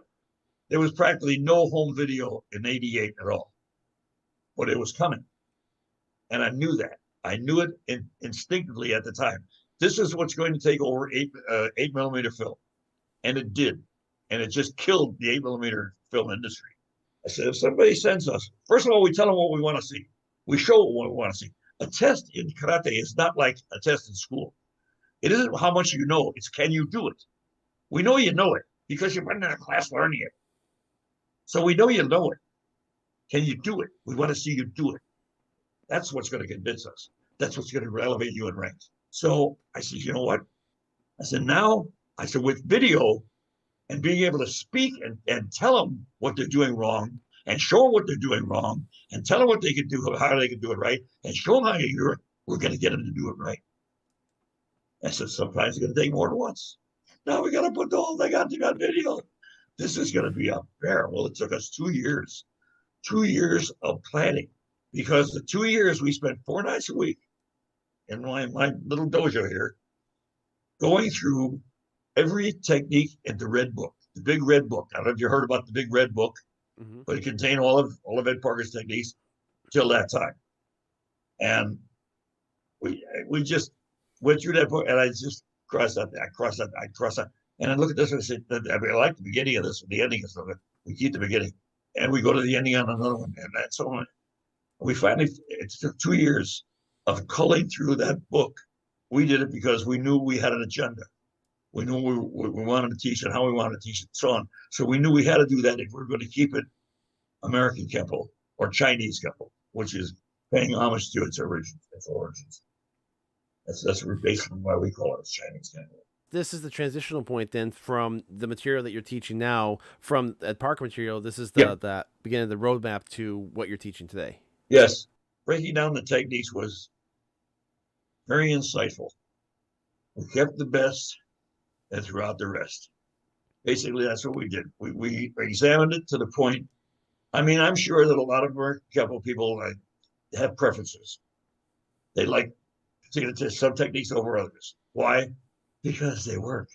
So I want to touch upon that too, because I see a lot of issues with today. I mean, yes, the number one problem is the curriculum is massive, and I've heard a lot of different stories, a lot of people talking about what they like, what they didn't like, but there seems to be a lot of scrutiny against Kempo because there seems to be people who just focus on memorizing the techniques versus taking the time to break them down, like what you guys did, stripping them down to the cores, finding the values, finding the principles, and taking what works. Um, so when you really strip down Ed Parker's Kempo, there's a lot of academic information there in terms of principles and rules, concepts. How much of that did you keep intact for your system, or did you start from a whole new fundamental level, basically from the ground up? We did that. We basically started from the ground up. We even changed some of the basics, like the neutral bow. We raise our rear heel because it loads up that rear leg and it allows you to move much faster. I got that. I saw that in Steve Muhammad, who started out in life as Steve Sanders. He was in our school. I promoted him all the way up to black belt, and he calls me his teacher. I learned as much from him as he did from me, simply because he was a natural. I mean, there are things that we picked up along the line. If you're observant, good for you. If you're not, too bad. You're going to miss a lot. You got to be watching. You're always learning. We're always learning. Yeah, I'd like to return back to the topic of putting together the video program because at the time you were doing this, like you said, you were coming from the 8 millimeter films, and now you're seeing the benefit of these video cassettes with sound and color, and you can do more instruction with it. What was your overall reception when you tried to implement? So once you guys actually put down your core curriculum, you recorded it, and you're trying to cultivate it and spread it out there. Did you get a lot of pushback? Was there a lot of stigma from it? Oh, Criticizing? oh, oh, oh. I, I, I'll quote you from somebody that was high ranking. He said, I can't believe what some people have done to the system. Yeah, yeah. Oh, but pushback? Oh, God, yeah. Now, would Ed Parker have agreed? I don't know. I don't know. He came about just before he died, but he never got a chance to see it. We had actually we were working on it while we were still going and then visiting him and working out, one night a week at his place. We always maintained that relationship. When I started, he knew everything and I knew nothing. So naturally, I deferred to him on everything until a certain time. Now, what about from the technological point of view? Now you're promoting, you start putting your curriculum on video and sending the video out. And even just a few years ago, there was a lot of scrutiny about learning video online and websites through video. What kind of pushback did you meet at that time in terms of the method of teaching and distributing this content through video services? Well, in the beginning, a lot of people did say, you can't teach through video. You can't teach through video. Then along came the pandemic, and all of a sudden everybody's teaching through video. Yes, you can, as long as you have a relationship with your student where you can show him what he's doing wrong and tell him how to do it right, and then watch him do it right. Now you're teaching. It's absolutely no different than teaching in person or teaching via. It takes longer. Now today, oh my God, today it's so great. Everything is done through the computer. You can have it right now, and you can get your reply right now. It's fantastic. Of course, the people that we've trained, I'll tell you, I put our black belts up against anybody's anytime. Now, I understand too. I was talking to Aaron. He said that you guys have a master kata required for black belt. Can you tell us a little bit what that is? It's all 55 techniques put in one kata. So the master kata is the only one that we have the best form. Well, I also teach the 2-man set. I teach the staff set, and I teach short form 3. I like short form. And once Yep. they go through the program, what happens when a student reaches black belt? Are there other levels of black belt degrees? Is there more curriculum past that, or is it more just time and grade in the system? How does the journey proceed past black belt? We have sanctioned every black belt that has come through the system, no matter how many generations down the line he is.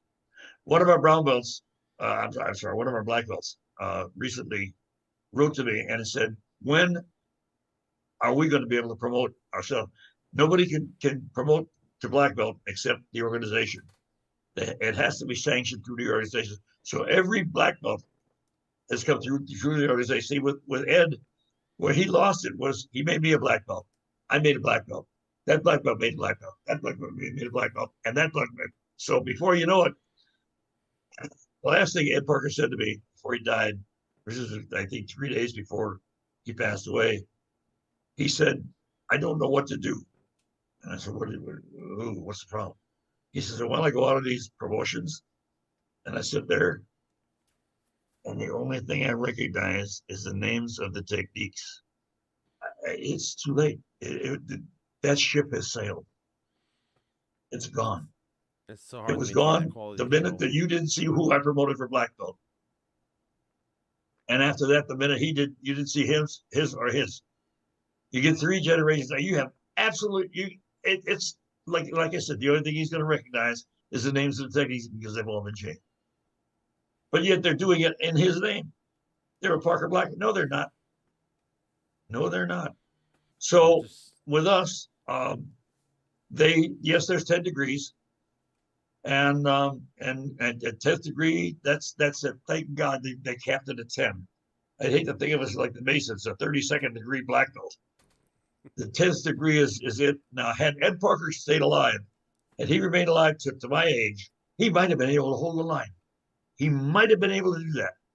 And I mean throughout the arc, because if we didn't go any higher than he had mandated, see, with him, the deal was you could only come to within 2 of him, 2 degrees of him. So the highest anybody could ever reach is 8th. So if I was an 8th, the highest I could promote would be 7th. So that means you would have to go to him for the 8th. So he would always keep it in house. And the highest anybody would ever have gotten would have been 8th. I'd have been happy with it. I was happy with 7th. I was one of the handful that made 7th under him. Like I started to tell you about this fellow, black fellow said, when are we going to be able to promote ourselves? I said, never. He's really? I said, no. That's what makes us so unique. Every black belt that's come through, no matter how many generations down from the source, no matter how many generations, has come through the system. We have seen him.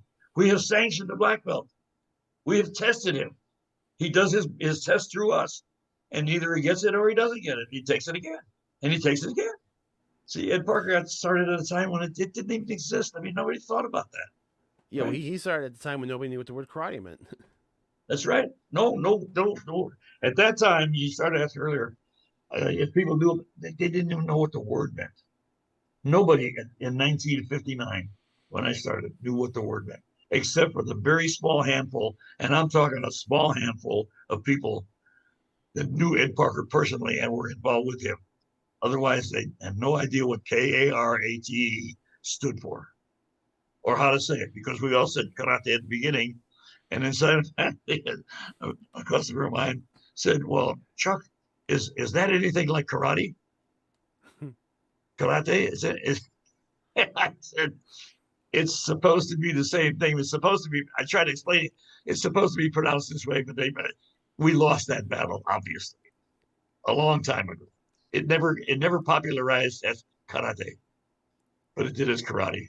I mean, really, of all the people that know what karate means, I doubt whether 10% of them know what Kempo is all about.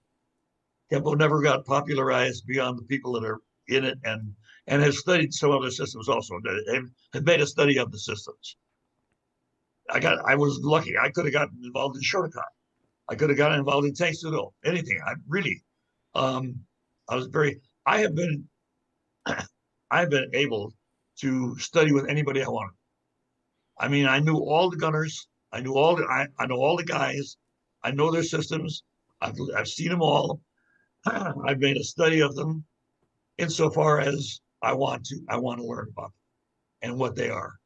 And except for Bruce, I could have studied with Bruce, but I don't think I would ever have forgotten my Kempo background either.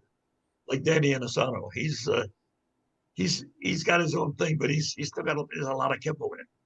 So, starting from where you did with Ed Parker and his first version of Kempo, as it transitioned into American Kempo, and as you guys started to craft your current Chinese Kempo system, what is in the future, or what do you hope for the future of your current Chinese Kempo? What would you like to see it happen to it?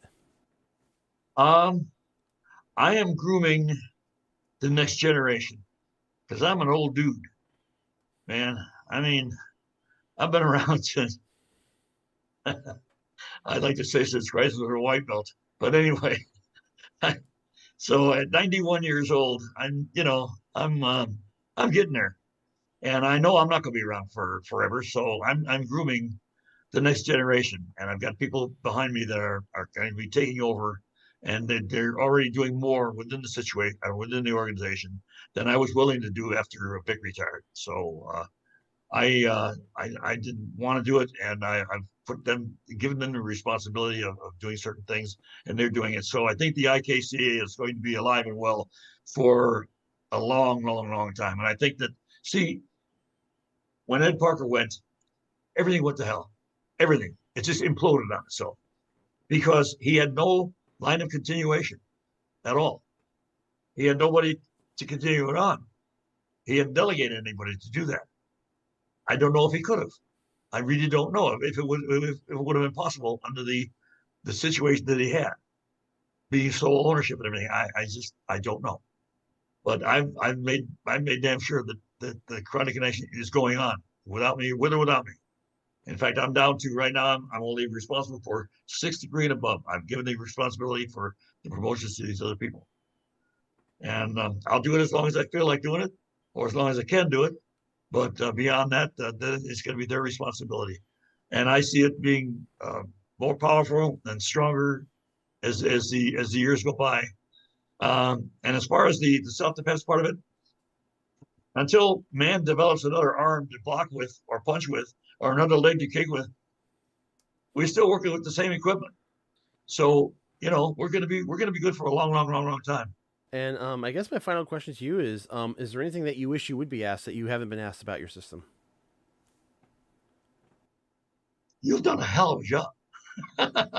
You really have. You've gotten into the little corners and creases of it to the point where I really don't think so. I mean, even down to like this last thing about what do I see in the future for it? Strength and unity and a continuation above all. So thank you very much.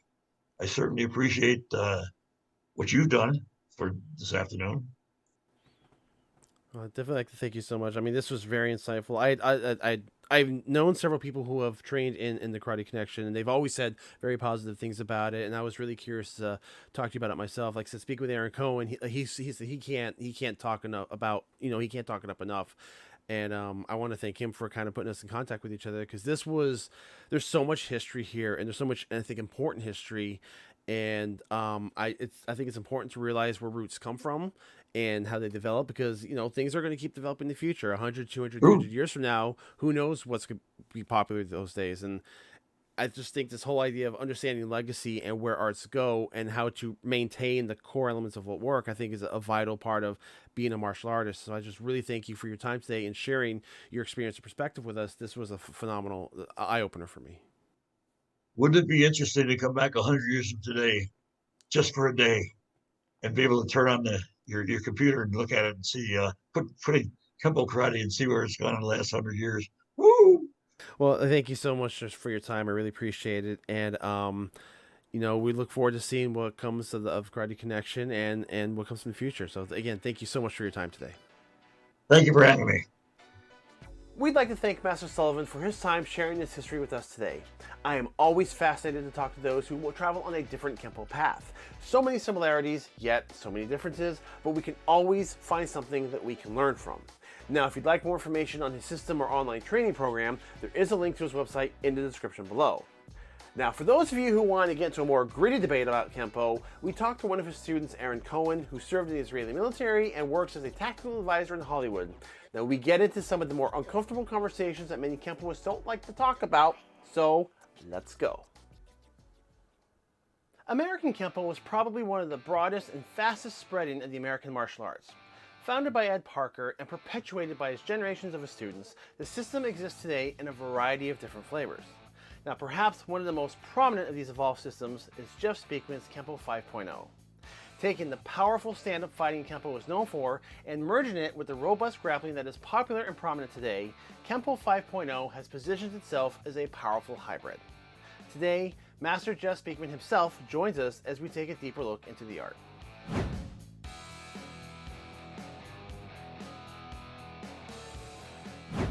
So the first thing people tend to ask me is about the name Kempo 5.0. Now, as I understand it, there were 3 previous manuals that Ed Parker had put together or that were during his time. And I looking back at my own material, we have a manual when we were part of your school that says 4.0 on it. Can you tell us what the 4.0 system was and how you transitioned from that to 5.0? Absolutely, and really good question. It comes from the perspective of when, for example, when I first began, it was 1983, and there were 32 techniques per belt. That would be Kempo 1.0. During all those many years, Mr. Parker was rewriting the entire system and changing the extensions and updating it as he did all of his life. So that by the time that would probably be 85, that I began to go to his house once a week with 3 other people, become a private student of his, then that had changed to 24 techniques per system. And in the top right-hand corner, it had V2.0. So that began that, evolution reflected by the 1.0, 2.0. So before he died, he had told me that he wanted to go to what he called a 16 and 20 system, which is 16 techniques below brown and then 20 through the 3 levels of brown and into the 1 level of black, accomplishing the 154 techniques of the entire system. And there was only one school he had doing that, which was Brian Duffy in Austin, Texas. So after Mr. Parker died, and of course some time has to pass when you clear your head and start to figure out how to move on, then I went to the 16 and 20 system because it made so much sense, because there are extensions for 2nd degree black belt, 3rd, 4th, and 5th. And then if you move to a 16 and 20 system, it really cleans that up because it gives you base techniques till 1st degree black belt, and then logically orange extensions for 2nd and purple and blue and green take you to 5th. Okay, so by changing the order of the techniques, that's what we called, it wasn't the order of the techniques, but the number of techniques per belt, that was 3.0.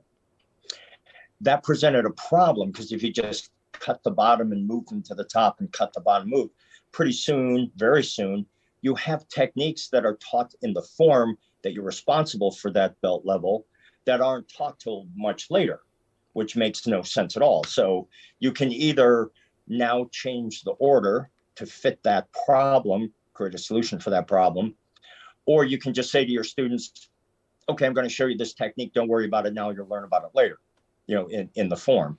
And that also doesn't make any sense. So we restructured the order of the techniques to fit so that every technique that's taught in that belt level is in that form or earlier.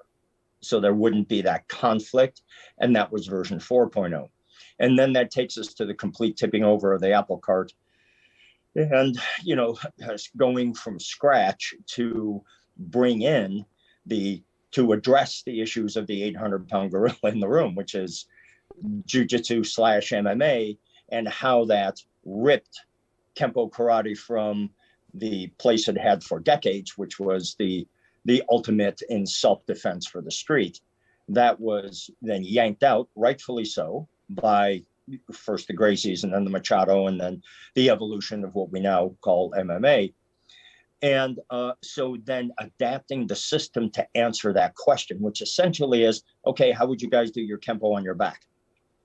And so we then address that, but to make that work and make it a Kempo ground system, not, we do Kempo Monday, Wednesday, Friday, and Tuesday, Thursday, some guy comes in and teaches us jiu-jitsu and you guys figure it out. We didn't do that. We took many of my students, very accomplished in grappling, ground fighting, wrestling.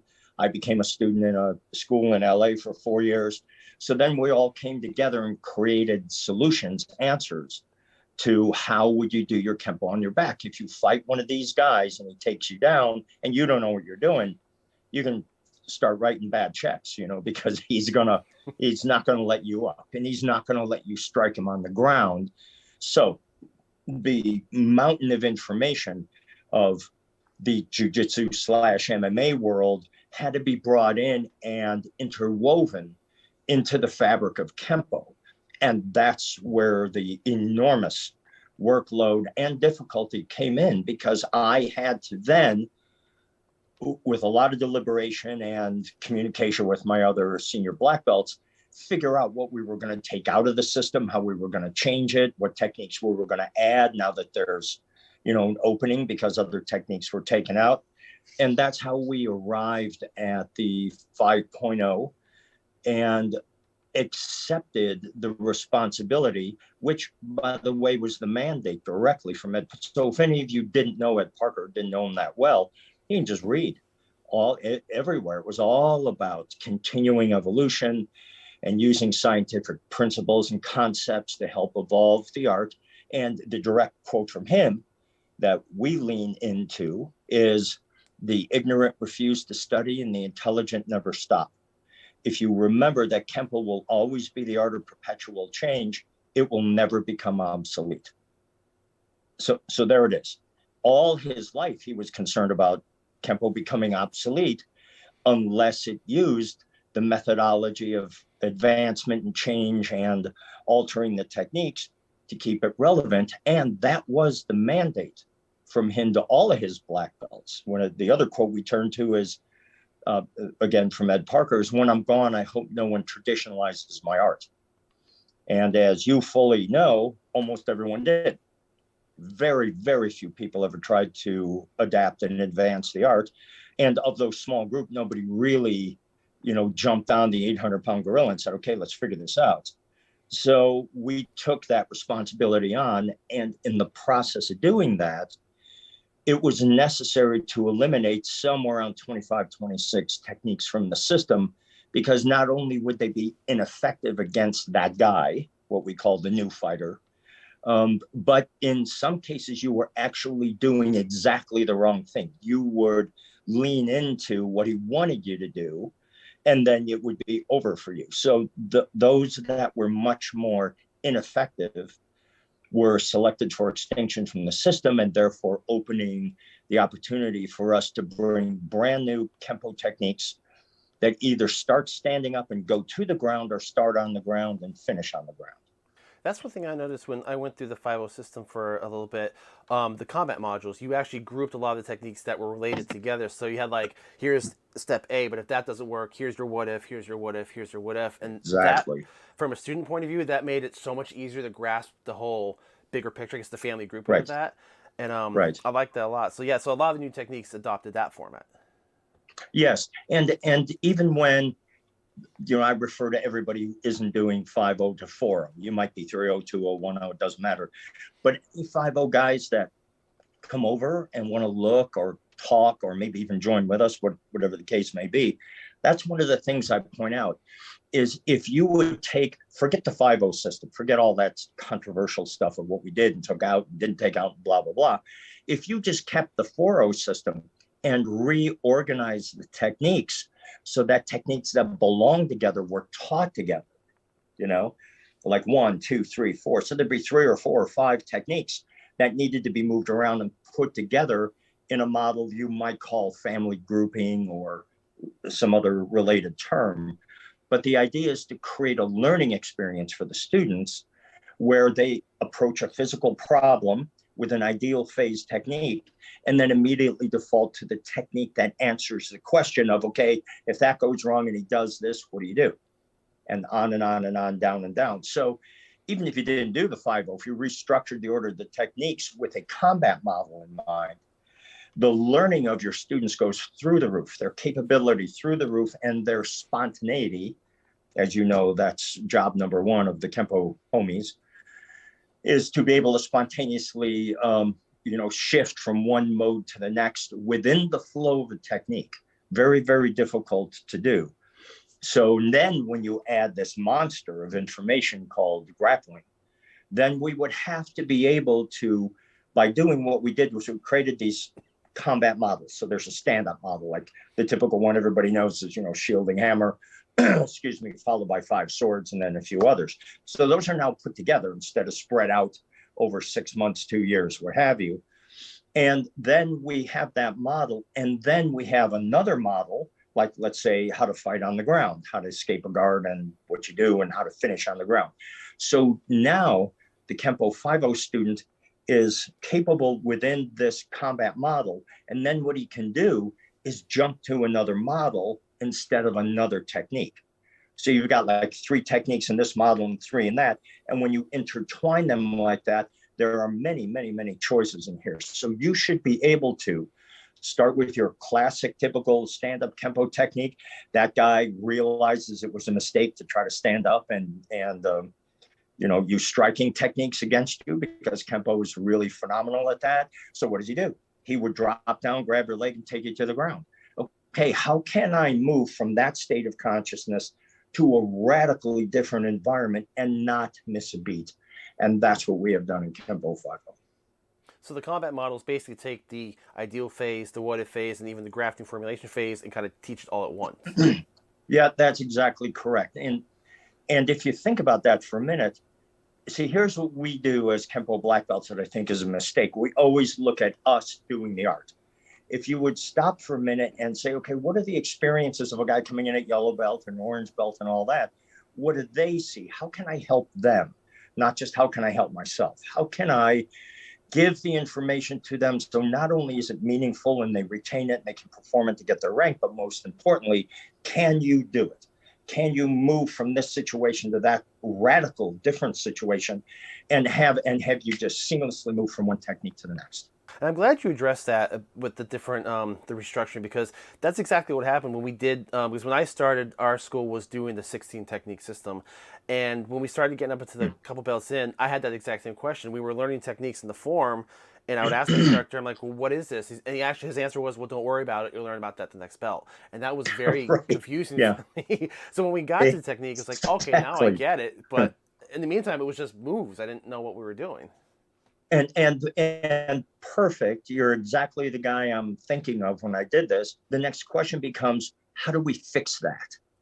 And this is the uncomfortable conversation I've had with many, many people over the years, is that cognitive paradigm is, okay, here's a problem, let's start creating solutions and move ahead. Just that seems to be so foreign to so many people, because they have this righteous indignation in their head about how they think about this system was set up and their loyalty to Ed Parker and on and on.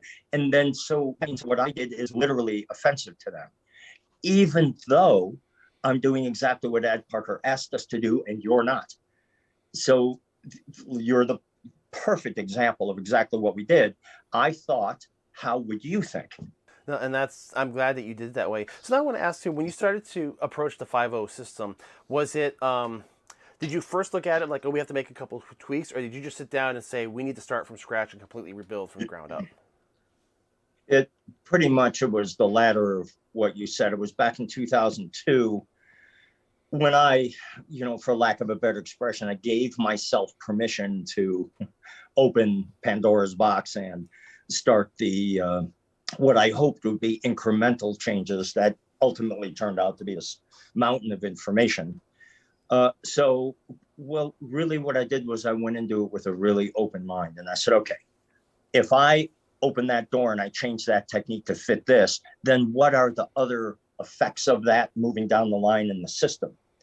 And bringing in, I mean, as you know, Kempo karate is a mountain of information. It's absolutely astonishing when you compare it to other types of martial arts. It's just in its own universe. Okay, now we're going to bring in another mountain of information that we as Kempo karate guys are completely ignorant of, which is how to fight on the ground, and then figure out how to bring that in and make those jiu-jitsu or MMA techniques a part of the Kempo syllabus. Again, it's really important that everybody that listens to this understand this point. We are not having separate jiu-jitsu MMA techniques in our system. We learned what those were. We brought them into our thinking, the scientific, the physics, the principles, the concepts that are the foundation of the art of Kempo, which is what puts Ed Parker on his own planet. He was absolutely a genius for doing that. So we didn't create that. What we did was we took his brilliance and applied it to another world, and we were able to make this interwoven, cohesive world. It's not that tough to learn. but it is challenging to be sure. And when you talked about, it's a question I get a lot about the 5 system. People ask me, well, what is the ground stuff? Is it BJJ? Is it judo? Is it the mix? So you said you went and trained for a few years and you brought your guys in. Is it primarily Brazilian Jiu-Jitsu elements? Is it judo? Is it a mix of different grappling arts put together? So it really is bringing in a lot of what's known as Brazilian Jiu-Jitsu, which in turn morphed into this thing called MMA. So there's a huge crossover there anyhow. But I think you're right that it was primarily Brazilian Jiu-Jitsu and bringing that back in and making that a part of the cohesive Kempo system. We had no idea that Jiu-Jitsu with no striking at all whatsoever is every bit as dangerous and brutal and effective as Kempo is standing up. And I personally was completely ignorant of that until I started, put on a white belt and a white gi, and I went to the Jiu-Jitsu school in LA and started learning firsthand just exactly how incredible that system is. So freeze frame that for a second. So take really well done Kempo and really well done Jiu-Jitsu and put those two worlds together that harmonize with one another, then you've got really the best of both worlds. So the primary goal, what I really wanted to accomplish, was to create a student body who was extremely effective at both those ideas, stand up or on the ground, and really not care that they would be so effective on the ground. You wanted to go there? Okay, let's go there. You want to stand up? We'll go there. And I really think that we've accomplished that now for quite some time. It's actually kind of a funny story about that, because I encounter so many people who, in multiple different arts, that they want to deny the impact that ground fighting has had in the modern landscape. They've been trained in the martial art for how many decades, and they feel that, oh, I don't need to learn grappling because I've got X, Y, Z. And I've got a really good friend who's trains in Kempo, and him and his student years back decided, you know what, we're going to try to develop the anti-grappling Kempo. So they figured they would work on their Kempo to defeat Brazilian Jiu-Jitsu. But the more they trained and the more they realized and worked the material, the more they realized we need to just learn Brazilian Jiu-Jitsu so we understand it, so then that way we can implement it into the system. There you go. Exactly. I mean, you really have to, and this is exactly who Ed Parker was. You have to open your mind and investigate these things from a scientific point of view and take the emotion out of it. If a technique doesn't work against one of those guys in the street, then you got to fix it.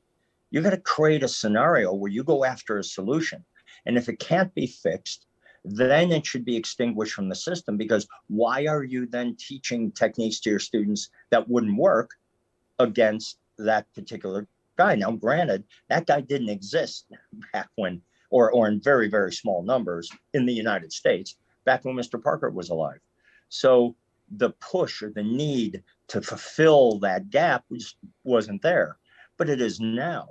And ever since the Gracies came here in 91 and changed martial arts forever in the world, but certainly in the United States. And actually, we're the beneficiary of that because we didn't back away from it. This is a really important thing. We didn't just put the blinders on and say, okay, we're going to be, I'm sure you've heard Kempo people say, I would never let any of those guys take me down. Ridiculous. Completely ridiculous. I mean, I'm a white belt in Jiu-Jitsu, clearly, and I'm never not going to be a white belt. But for those Kempo guys who haven't studied ground fighting or defend against a shoot attack, I will be able to take you down. And believe me, I'm just an average white belt in Jiu-Jitsu. So if I can take you down, imagine what would happen if you went against one of these guys who was really, really talented. Not only would they take you down, but they would humiliate you. You would be crushed. Your joints would be twisted out of their sockets, and there would be pain for a long time to come because you just don't know. So I just wish people would listen to me and say, when I say what you don't know is going to get you and your students in a lot of trouble. Now, I'm not inviting you to come to Kempo 5.0. This isn't a sales pitch. I'm sure you hear many organizations say, come, join us, be a part of our group. You never hear me say that for one reason. I'm not sure I want you. I want only serious, dedicated athletes who are going to embrace the teachings of Ed Parker, see clearly the necessity for being able to defend yourself on the ground, even though you might be a magnificent Kempo black belt practitioner, a tremendous striker. But when someone takes your ability away to strike, now what skill set do you saying that I'm going to beat somebody, a jiu-jitsu guy on the ground? That's just not going to happen. But can I survive? Can I even maybe thrive down there and get out of that situation, get back up on my feet, which is where I want to be? And to go back to the point you said that a lot of techniques that you found in the traditional Parker system put into this new scenarios, that it was actually creating more danger for yourself. And I'd like to kind of bring up, I guess locking horns would be a good example of that. The front defense against the front headlock, that would not work against the guillotine move now. No, that's exactly right. In fact, there are 3 techniques that are the charging ram family grouping. And those are techniques that would really get you in a lot of trouble because they are not made for MMA shoot attack takedowns. They're not. They're made for sort of a football player, guy standing back, running at you, trying to tackle you. That's their effectiveness is within that range. But the problem is then if the student then goes back and says, okay, what techniques do we have against a shoot attack or an attempted takedown from a jiu-jitsu guy? And the answer is we don't.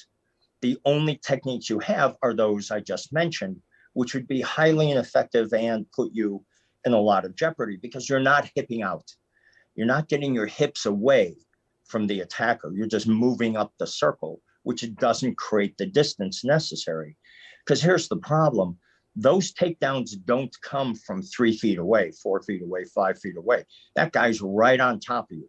You're in the middle of a fight and he drops down and grabs your leg or your ankle and down you go. So you can't avoid that. So we have 3 techniques that are set, 4 techniques, and the purple belt that are set to defend against that particular type of takedown attempt. And then the first 3 techniques of blue are actually the answers to the question of, okay, and if those don't work and he takes you down, what do? I'm on my back. I got a guy on top of me. He knows what he's doing. How do I defend against that? So actually the last 4 of purple and the first 3 of blue are actually 7 techniques combined in one particular combat model. I just split them in terms of the belt levels. I have a good friend who's over at Mr. Sotomayor's school in California. Oh, and he's in the 5.0 program, and we've been friends for years. But my experience is mixed. And I've had Kempo 24 technique, 16 technique. I've worked with your system a little bit, different hybrids. I've had a Tracy system. So we like to compare techniques back and forth. And what I noticed was interesting was the 5.0 that he's doing now is drastically different than the 5.0 I was doing back in 2006, 2007. So Yes. What can you tell us about the evolution the 5.0 system has made in the past 15 or so years? Yeah, I'm glad that you can see that because it is a pretty dramatic difference. Now, it was 2005 when we came out with the first version of Kempo 5.0. And then about 12, 13 years later, we had continued to gather information, test things, go to different people, have people like Bobby Sotomayor, who his first belt was a black belt in judo. And my student base is such that these are very accomplished ground fighters, grapplers, jiu-jitsu guys, literally from all around the world. We have franchise schools in 20 countries now. So I'm able to gain a lot of insight and information from not only people outside, but within my group, because those people that love Kempo but left because they knew there's something big missing. Then when they heard what we did, then they came back to Kempo to come with us. And when they came back, they brought an enormous amount of knowledge with them, which in turn has added. So those accumulative experiences, picking away at this and what's wrong with that, how can we make that better? What's the problem with this? Like the jiu-jitsu school I went to, I had that gentleman look at our ground techniques and just say, what do you think? I want to hear the bad news, not the good news. And he said, this is like, for example, he would look at one and say, this is a good technique, except it wouldn't work against me. And I thought, okay, I tried to make the system work against a guy like you, and you're telling me it wouldn't work. Can you explain why? And he would show me.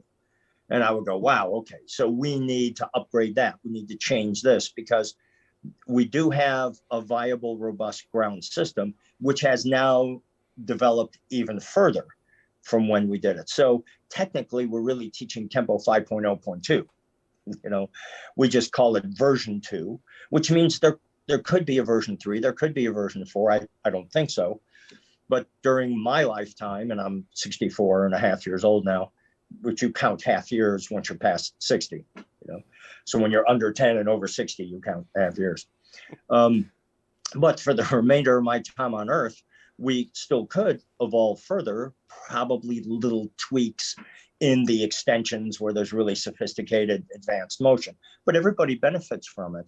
But I'm still open, and I want to learn, and I want to grow, and I want to change. And as you can imagine, I've spoken to many, many people over the years who are many more years senior than I, and kind of said, why don't you do this or something like it? Or, I mean, my conversations with my fellow advanced black belts or my seniors should be, okay, in this attack, when you're on the ground, you do this, but we do that.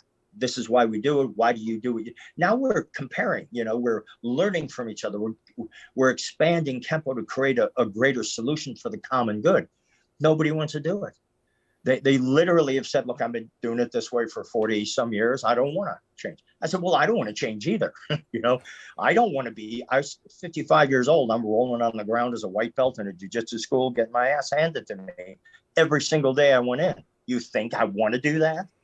I would rather parade in my black belt out in front of my Kempo group and have that, you know, emperor's not wearing clothes anymore, you know, not happen to me. But I said, this has to change. You know, I took very seriously Ed Parker's quote and his influence on me. Obviously, I knew him very, very well.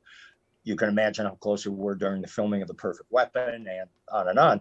So I understood what he wanted. I understood how he thought, what his thinking process was when he developed the system. So I went back and said, okay, now we have this huge amount of information. We need to use that same cognitive pattern that he used. We need to use it to expand and adapt the system. Did Mr. Parker address the rising of grappling at all? Did he foresee the trend of BJJ and grappling coming into the picture, or do you think that happened afterwards? I am told by people whom I trust very much, who were there, because I saw them, because I was there, and they said that he had files that he was keeping on jiu-jitsu and ground fighting. Now, I never had that conversation with him, but you got to remember, I was just a 3rd and 4th degree black belt when I was with him. So I was still in that, okay, I get to learn from Ed Parker now, so shut up and listen, you know, because you know, I started under a guy named Larry Tatum in West Los Angeles. And then when Mr. Parker asked me to start coming to his house with 3 other people, the Kempo he was doing was so different. It was completely different. So that meant that if I wanted to be good at it, okay, I had to go back to yellow belt and relearn the entire system and every move and how he wanted it done. He was very, very solid in his stances. Well, that's the education I had in Japanese Goju. So Parker's Kempo was power first and speed as an element of power, which is how we teach Kempo. So when I became a student of his, it was like, oh, this is like going home to me. You know, the power base and the solid forward bow, reverse bow, et cetera, on and on it goes.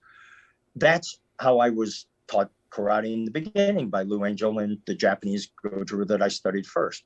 So it was a welcome change for me. It was a welcome transition and a comfortable one for me. So then I carried that forward in the Kempo that I did then. So we backed off on the speed and went more for power, because effectiveness is what you care about. I'm in the game of doing it right. If you want to come and be a part of that, great. And if you don't, that's also great.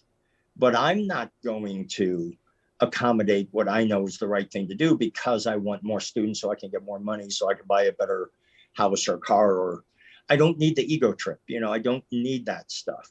Many, many, many other people in all martial arts, not just Kempo, but they need that acceptance. They need that power surge. They need that I'm the one in charge and I say it goes like that. I could care less. I mean, I get out of my own way, you know, because I want to be the best I can be before I die. And I want to bring this question up.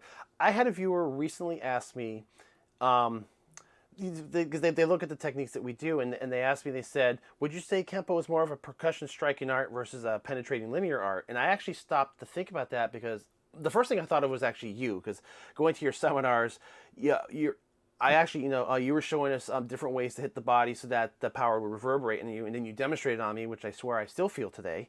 But it made me think about it. Would you say it's fair that Kempo is more of a percussion striking art versus linear power? I think it's the best is to say it's both, but it changes over time. So when you're in the early belts in Kempo, you really are much more Japanese looking in how we do our basics, and we're in a horse stance, and we, they're very linear, very single dot focus, which is the phrase from the Japanese training. It's one move and that's it. So we're very much like that at the beginning. Then when you start getting a little bit higher, those combinations start to include much more circular movement. By the time you get to brown belt, being in the advanced level techniques, then now you're into much more advanced Kempo, and now we're much more Chinese looking than we are Japanese. So it's both, as long as you keep it in the framework of a projection over time. Doing deep dives, I'm trying to learn more of the academic side of the system, and there is so much material. Like, it's like college level course material to like see what category completion and how techniques relate to techniques, and all the principles and rules that we have. When you did 5.0, did you try to keep as much of that intact? Like, are all the principles and concepts the same, or did you make tweaks to the under the hood as well? Kept all of those, kept all of them the same, added them, adapted them to the ground system. And then, in addition to that, we expanded on many of them more, because the greater the scientific application to what you do, the greater the understanding of your movement and the impact on the target. So when you increase your effectiveness, your impact on the target, you increase the reaction from your opponent. So then their next predicted reaction that you set up is a feed into your next move. So that action, reaction, that sequence of events that we happen to throw a name on and call it 5 swords. It's really about the physics and the principles and the application. And then we throw it together in a structure and we call it a technique and we put it up in the syllabus. If you think of Kempo in that way and you teach it that way, it's very easy, or let's say it's easier, to adapt to something completely foreign, like how to do your Kempo on your back. That is an enormous jump from standing up and being highly effective to laying on the ground and have somebody smothering you. There is no target to punch. He's taken all those away from you, and while he's grinding you into the dirt. So you've got to find a way to survive that, use the techniques that are effective on the ground, and then find your way to do your striking Kempo back again on him or her. And I'm still looking, I'm still training, I'm still learning. I have established great relationships with many other martial artists in the world and learned from all of them. And I would love to have that kind of relationship with my Kempo karate family, but I don't. And because I've been ostracized from the group largely, not completely, but largely. And, to be honest with you, I think it's for good reason. I mean, if I was them, I wouldn't like me either. So the fact that for 20 years I haven't been invited to go anywhere, almost literally zero, that, in a way that's like, okay, if you guys don't want to have this conversation, if you don't want to look at what we're doing, if you don't want to consider changing and evolving, then, okay, we probably shouldn't be together, because my message is Ed Parker's message. If you don't change Kempo and live and grow, it will become obsolete. And what a perfect example. Here we are, 20 plus years in the very heavy MMA world, and at least in the United States and in much of the West. And the question is, what have you done?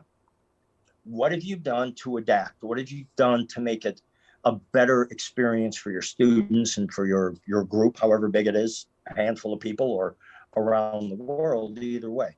What have you done to fulfill your obligation as the mandate from Ed Parker to continue and evolve and change the art so it won't become obsolete? That is my argument.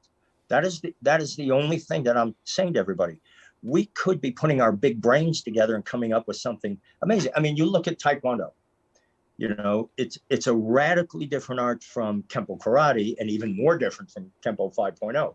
But in 2008, I was invited by the World Taekwondo Association to go to Ankara, Turkey, to be a guest at their competition there, their world competition.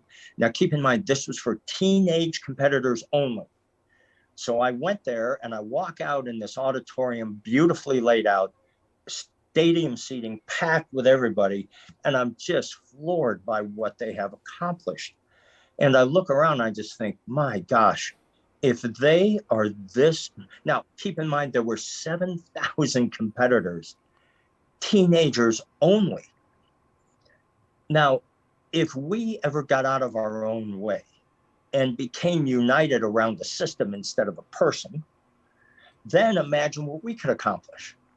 But we can't, because people are hunkered down in their little corners defending they did Kempo this way, they did Kempo, and all of them say the same thing, and they're all correct. Ed Parker taught me this way. This is the way Ed Parker wanted it. That happens to be true, but that doesn't mean that is applicable over here and over there and over there. It's a mess out there. It's just the way that he ran his organization. It's his business. I don't run mine that way. We're fully transparent. Everybody knows everything. We've created a thing we call the 5.0 University, where all my students all around the world have 24/7 access on any device, anytime they want it, with complete video, slow moving, complete explanation by me, and then a written version, which they can download and print if they want, which at the moment is in English and in Spanish. We're going to be moving into French and Dutch and Flemish, because that's where I have schools in Europe.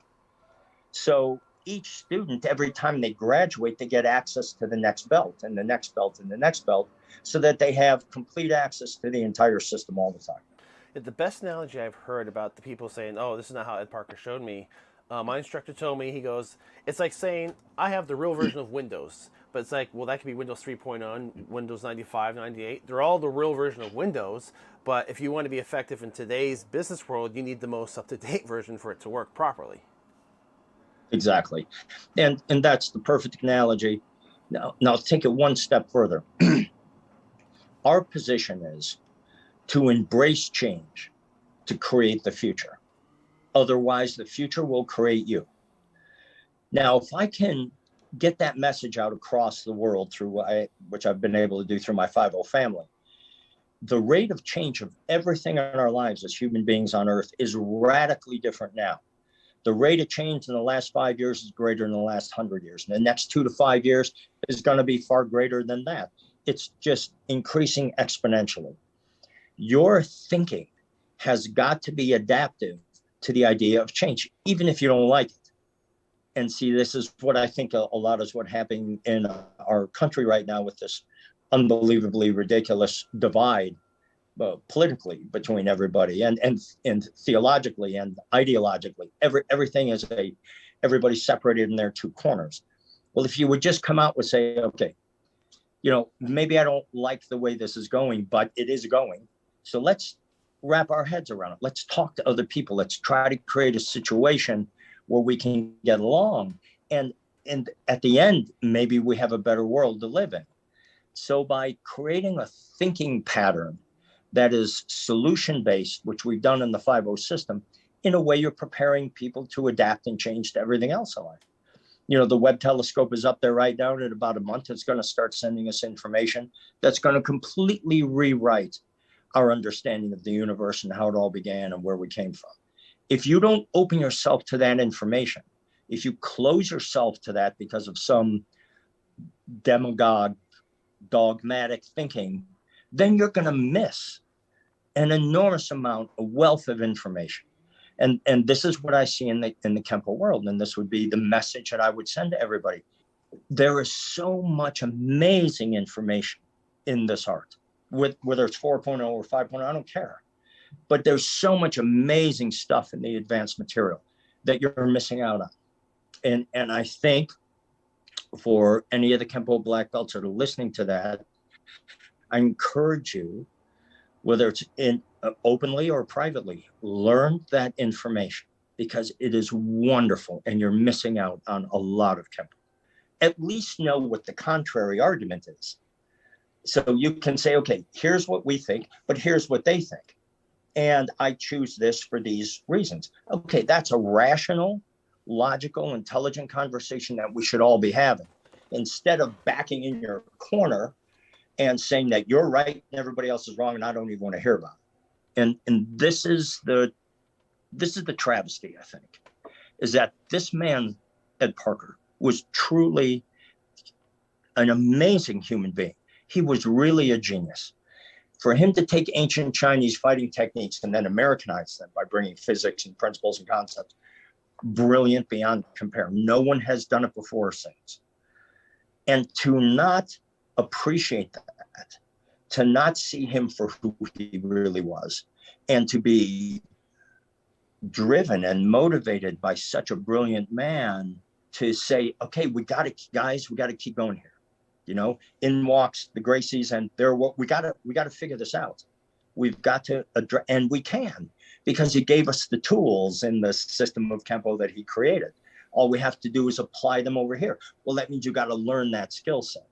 That means you got to go put on a white belt and go someplace and say, excuse me, would you teach me about this world? And then bring that back and Kempoize it, if you will. And then create Kempo solutions to that problem. And that's what we've done in the 5.0. And I wish everybody else would do that. And you got to believe me on this. I am not pursuing students. I'm not. If you want to do this, then you got to come to us. You got to come to me. And you got to go, okay, I get it. And I want to look more at it. And I want to be a part of that. So, okay, then maybe we'll get along. But nobody comes into the 5.0 family and kind of folds their arm and goes, okay, what's in this for me? Nobody does it. You got to come in and say, okay, I get it. I like it. And how can I participate in creating even more of this wonderful positive energy moving forward? You cannot walk in our organization and get a black belt diploma, even for the rank you're wearing now. You have to retest for your first and second and third and fourth degree black belt. After you have proven it, you've learned the system, because I did. I went up, I'm a 9th right now, and I tested for every belt. And in my big camp in July in Las Vegas, and on the board are the very well-known names in Kempo and the very well-known names not in Kempo.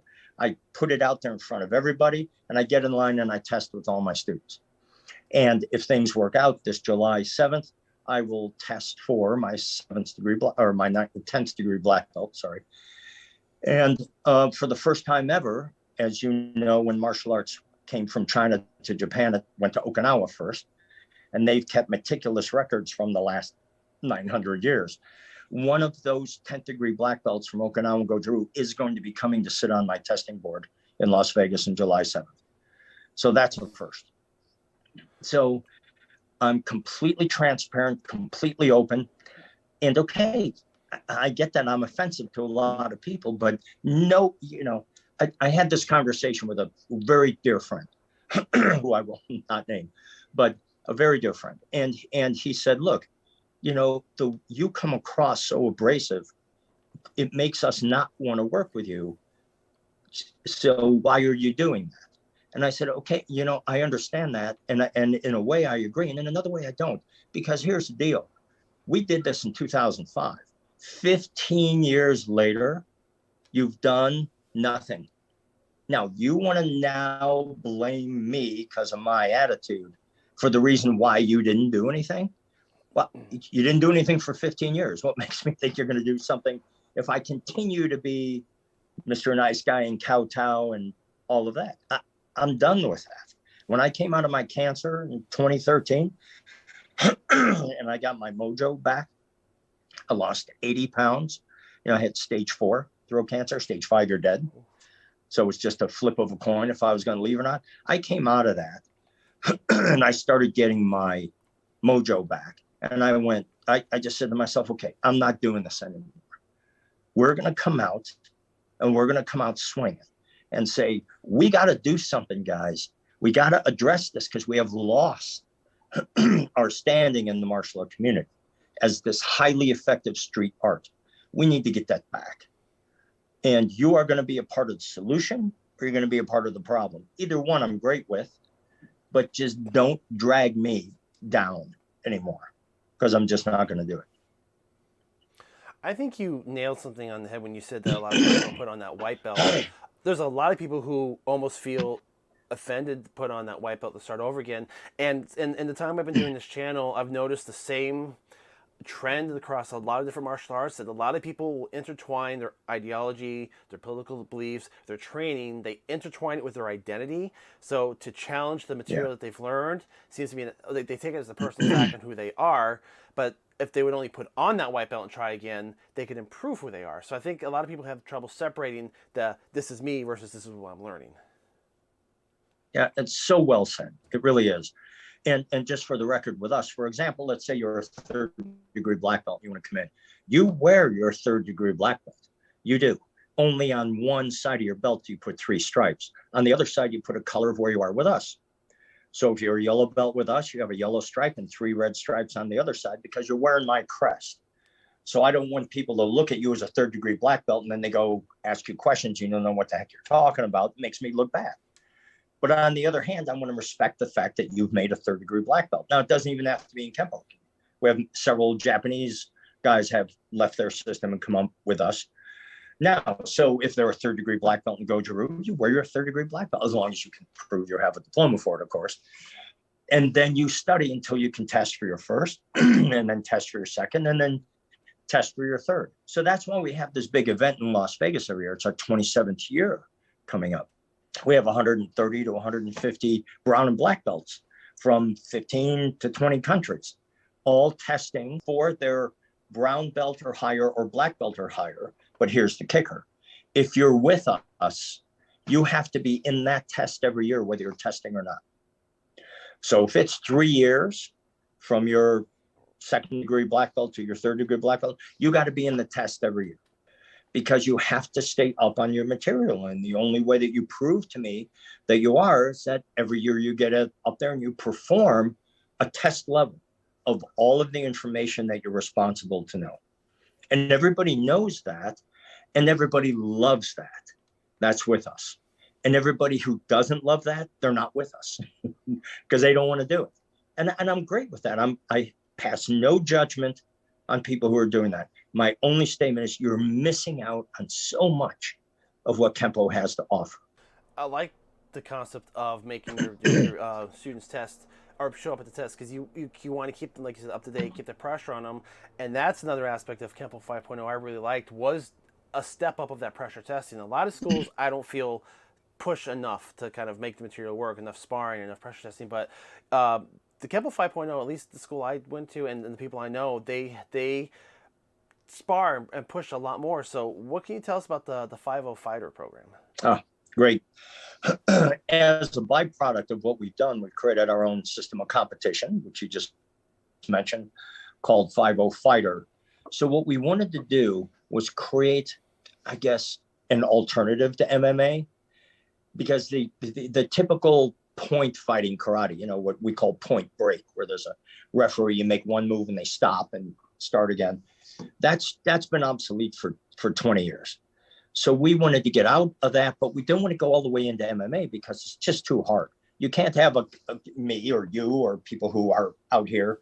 You know, you almost have to dedicate yourself to just being a fighter to be able to get anywhere in the MMA circuit. So we created a system of competition that really had the best of all worlds. So it's a 2-minute round, 1 minute rest, 1 minute round. The groin is a full contact target, like it always has been for Kempo. And the tap out is not the end of the fight. It's the only thing you can win 3 points for. So you're on the ground, somebody's in a arm bar, they tap, or the referee taps so they don't get hurt. You stand them back up. There's still a minute on the clock. Great. Award 3 points to that guy. Ready? Fight. And they keep going. So the tap out is not the end of the fight. It's amazing. And we have a European championship, a South American, and Australasia for Australia and New Zealand, 4 regional tournaments throughout the U.S. throughout the year, and then the World Championship, which is my event in July here in Las Vegas. You wouldn't believe it's Kempo. You see people fighting half the time on the ground, passing the guard, defending against the pass, you know, sweeping somebody, regaining control of the situation, making them tap, stand up. Okay, now we start fighting again. Now they're back up to this instead of the grappling on the. It's a perfect mix, and it's safe enough that everybody can participate in it, but it's challenging enough that you got to have your game on if you want to get anywhere in it.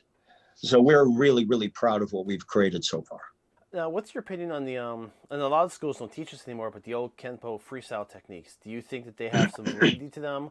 Do they have any place in 5.0 now or in the future? They have an enormous amount of validity to them. They always have. We don't do them for one simple reason. Our fighting techniques are already in our system. So that augment was designed because the kind of techniques that you would use in a free fight situation were almost, not entirely, but almost vacant in the system. So you had to have your, quote, self-defense art, and then you had to have your fighting drills that you're referring to, B1A, B2A, all of those things, because that skill set wasn't in the original lineup. But for Kempo 5.0, it is. So we already have all of those moves that are in the techniques that are in what you learn moving up. So there is no need for an alternate set of, okay, if you're in a fight situation, don't do this anymore, do that. We've already got that. It's already built into the system. So the answer to your question, yes, it's very, very valuable, but it's only valuable when you don't have that skill set in the initial system anyhow. Now, you mentioned the Kempo University, and that's another question people ask me, because, we did the coverage of 5.0 before, and a lot of people asked, where they could find a school, and a lot of people are not in areas where your schools are located. So, of course, Right. The natural question was, is there an online program? Can you tell us a little bit about the online program a little bit, and where people can go to sign up for this? Really important. I've gone over that. We have a thing called the 5.0 University, so all students have complete access 24/7 anywhere in the world on any device.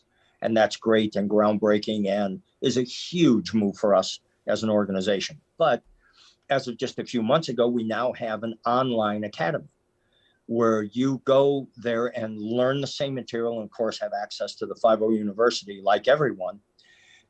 And you can access that.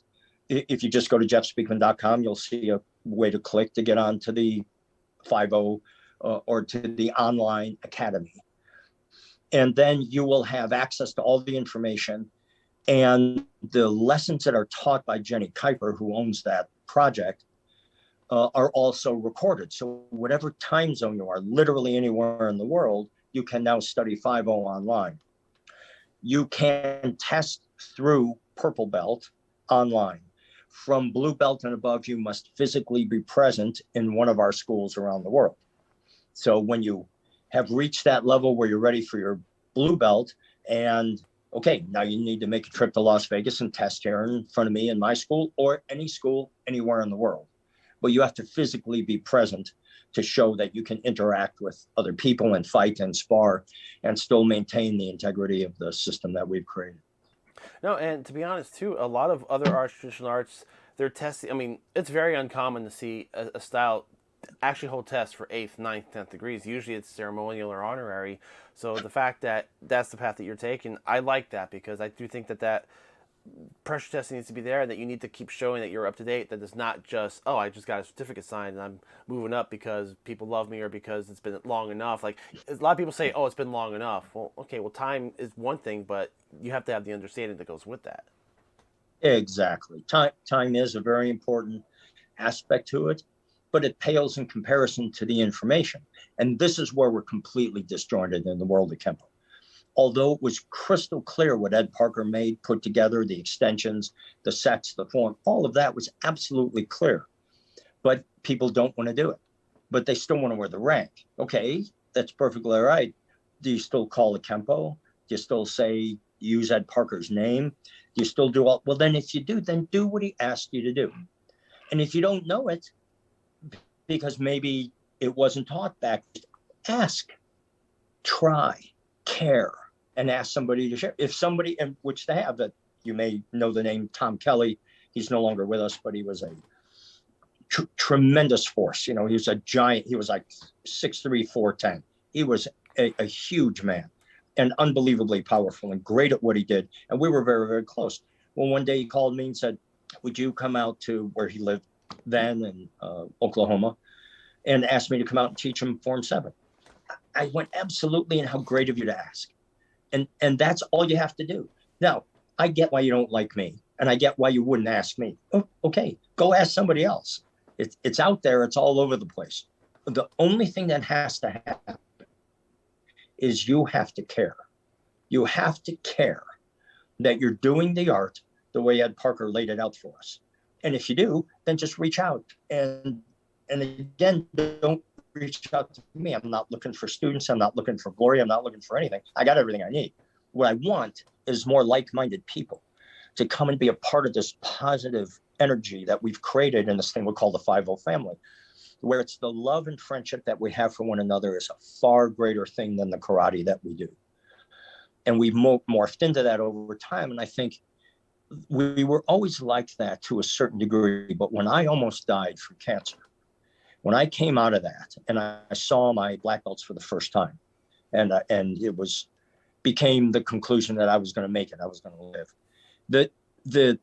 The feeling that we all have for each other, the love and the affection, it was just enormous. And it became the center, the cohesiveness that brings us together. So the last 2 years, we haven't been able to have the camp in Las Vegas, and it just kills everybody because it's the chance we get together from all over the world.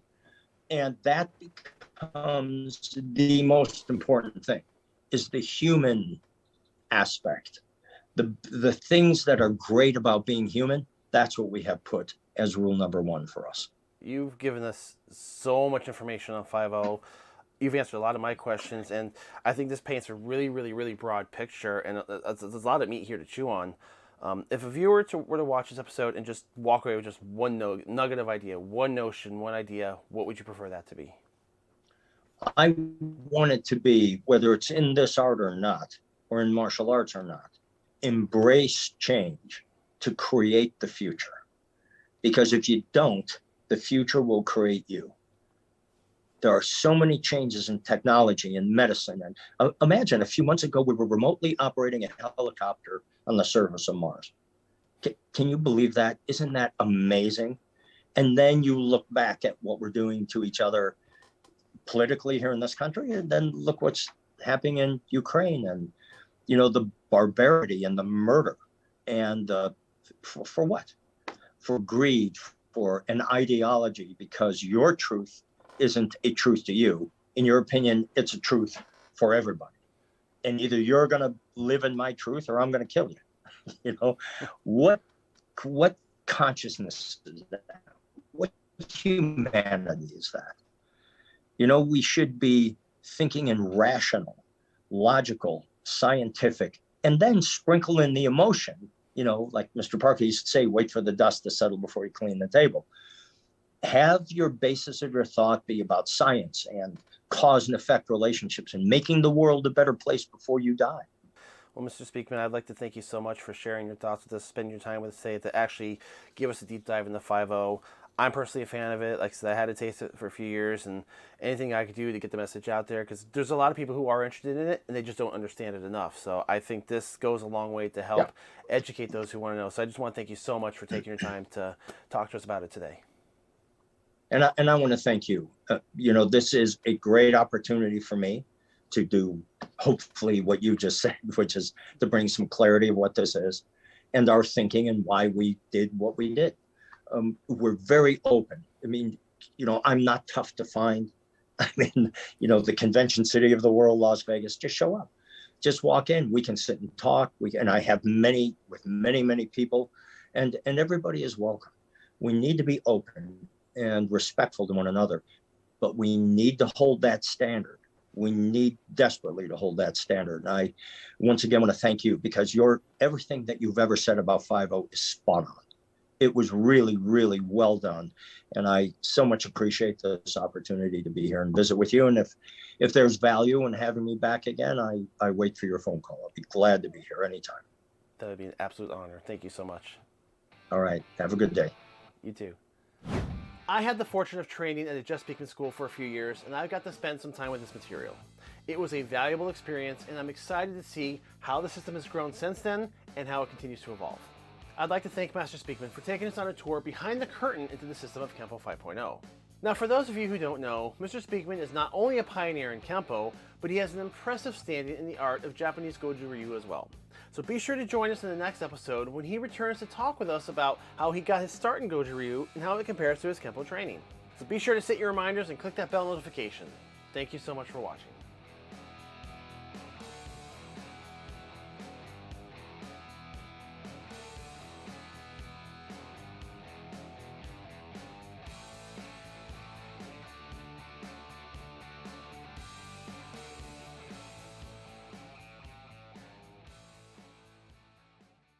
In the last episode, we had Master Just Speakman take us through the process of creating and developing the Kempo 5.0 system.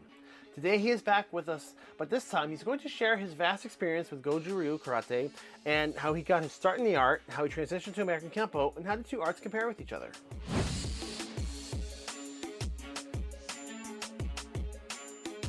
So to start off with, what impact did Lou Angel have in the world of Goju Ryu and bringing that training here to America? It was an enormous impact. He had an amazing life. You know, he just transitioned to the other side not a little over a year ago. But in 1963, he got his third degree black belt directly from Gogen Yamaguchi in Tokyo. And he was probably only the second or third non-Asian to go over there and achieve that level. And in my dojo are all these pictures of Angel back there in 1963, getting his diploma and all that. It was a momentous accomplishment. And him bringing that to the United States, you know, it's a very rigid, very traditional, but yet very, very powerful martial art. And that's how I started. I learned directly from him. And he was so unique in what he did. And he wasn't a big guy at all, but he was so powerful. I mean, he, you know, in the Japanese arts, they train the fist, you know, so the first two knuckles always breaking knuckle push-ups on concrete. And I did that all my years with him. But he had this fist that there was just one big knuckle across these two. It was calloused, and he could hit a brick wall full blast with everything and not feel it at all. And that's how he got the nickname Old Iron Fist. But we were very, very close. And for those people who are listening who are Kempo people, you'll recall in the Perfect Weapon, the opening scene, I did a form. It was a mix of form 4 and form 6. However, there's a little piece right in the middle where I kind of do moves like this. You know, that's actually from a Goju Ryu kata. Now, I knew that when Perfect Weapon opened in Joplin, Missouri, which is where I met him and where I went to college, that he would be sitting in the audience watching that movie, of course.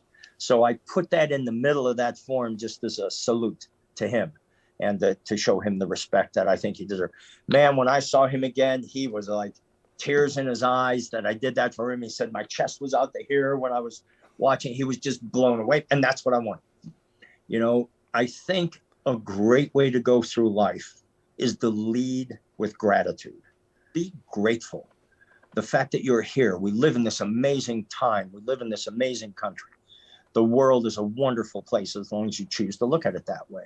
And be grateful for that. And then contribute with the positive energy and try to recognize people and things and events that lead with negativity, that lead with, you know, this is what's wrong with the system and my political opponent did this. And it's all 80-90% a rant on what everybody else is doing that's wrong. Well, I got a great idea. Why don't you tell me how to do it right?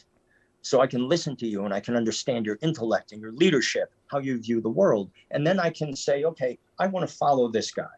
Because of those reasons of being positive and intelligent, and communicative and caring about the rest of the world and other people in the world instead of dominating. Did you find a lot of these qualities taught under Lou Angel? There was a long journey, which goes back to why I was so drawn into the martial arts. So the answer is yes, they were there. And once you got to know this amazing person named Ed Parker, you found out they were there big time. This guy was just simply brilliant. He was really a genius. I was so fortunate to be able to know him at all and to be able to have the relationship I did. And then obviously we got very close when I was doing The Perfect Weapon. We were together all the time. I used to go over to his house and we'd sit and talk about the fight scenes in The Perfect Weapon, and I would draw out little schematics, which I still have. I still have all the fight scenes from Perfect Weapon that I drew out on a legal pad, and we had a blast. He was on the set with me every day. We did fight scenes. It'd be 3, 4, 5 o'clock in the morning. He'd be right there with me. And I would, finish they would call a cut.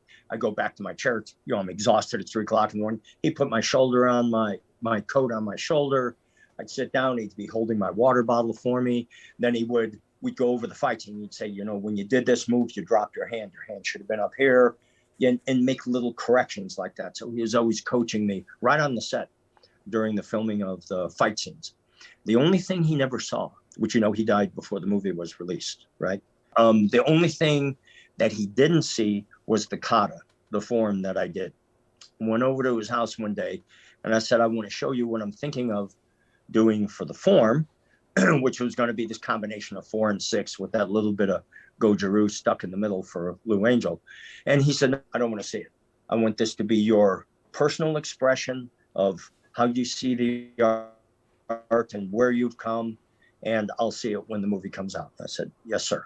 Okay. So, of course, that's the only thing he didn't see. He did see edited fight scenes in my trailer on this little monitor. We shared the same trailer on the set. So the big fight scene was the one in the Taekwondo gym, right, with the other 3 guys.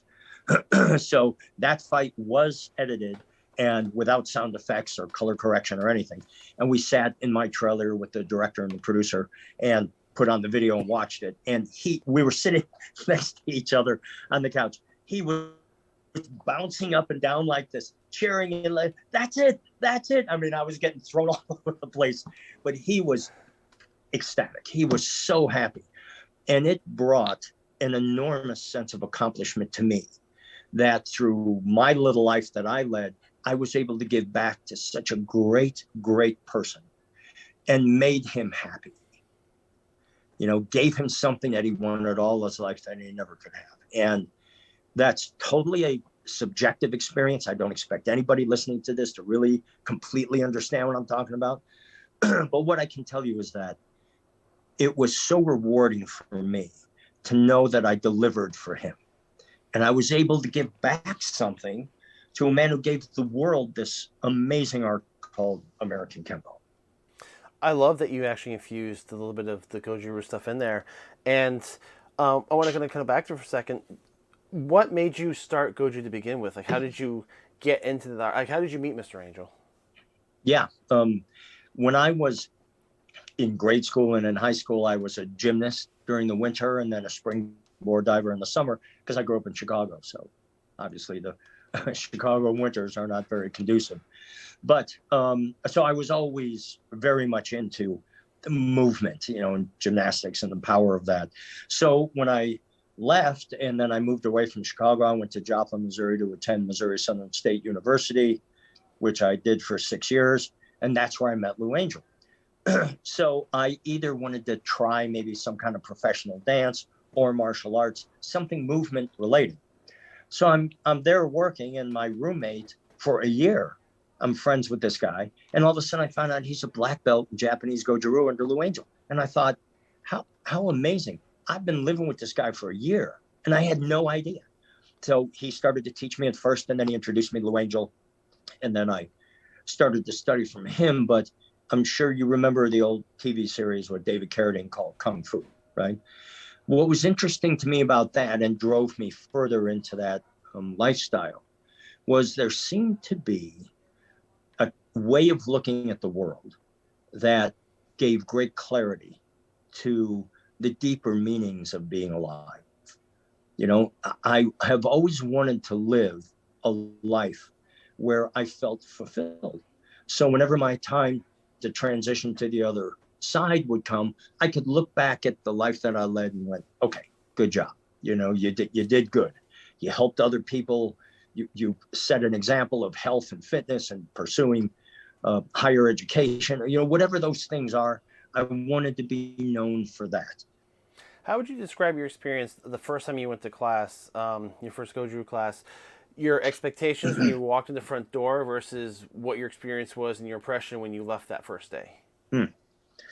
Great question. I'm going to have to set this up because this is a truly unique experience. So, as I mentioned, Joplin, Missouri, that's where I lived, attended the university there. And then I learned about my roommate who was a black belt with Lou Angel and started with him a little bit. And then I said, can I meet Lou Angel? I want to study, but I can try. And it turns out that there's a neighboring little community called Webb City, just outside of Joplin. Had a lot of difficult people that live there. And Angel was the night sergeant.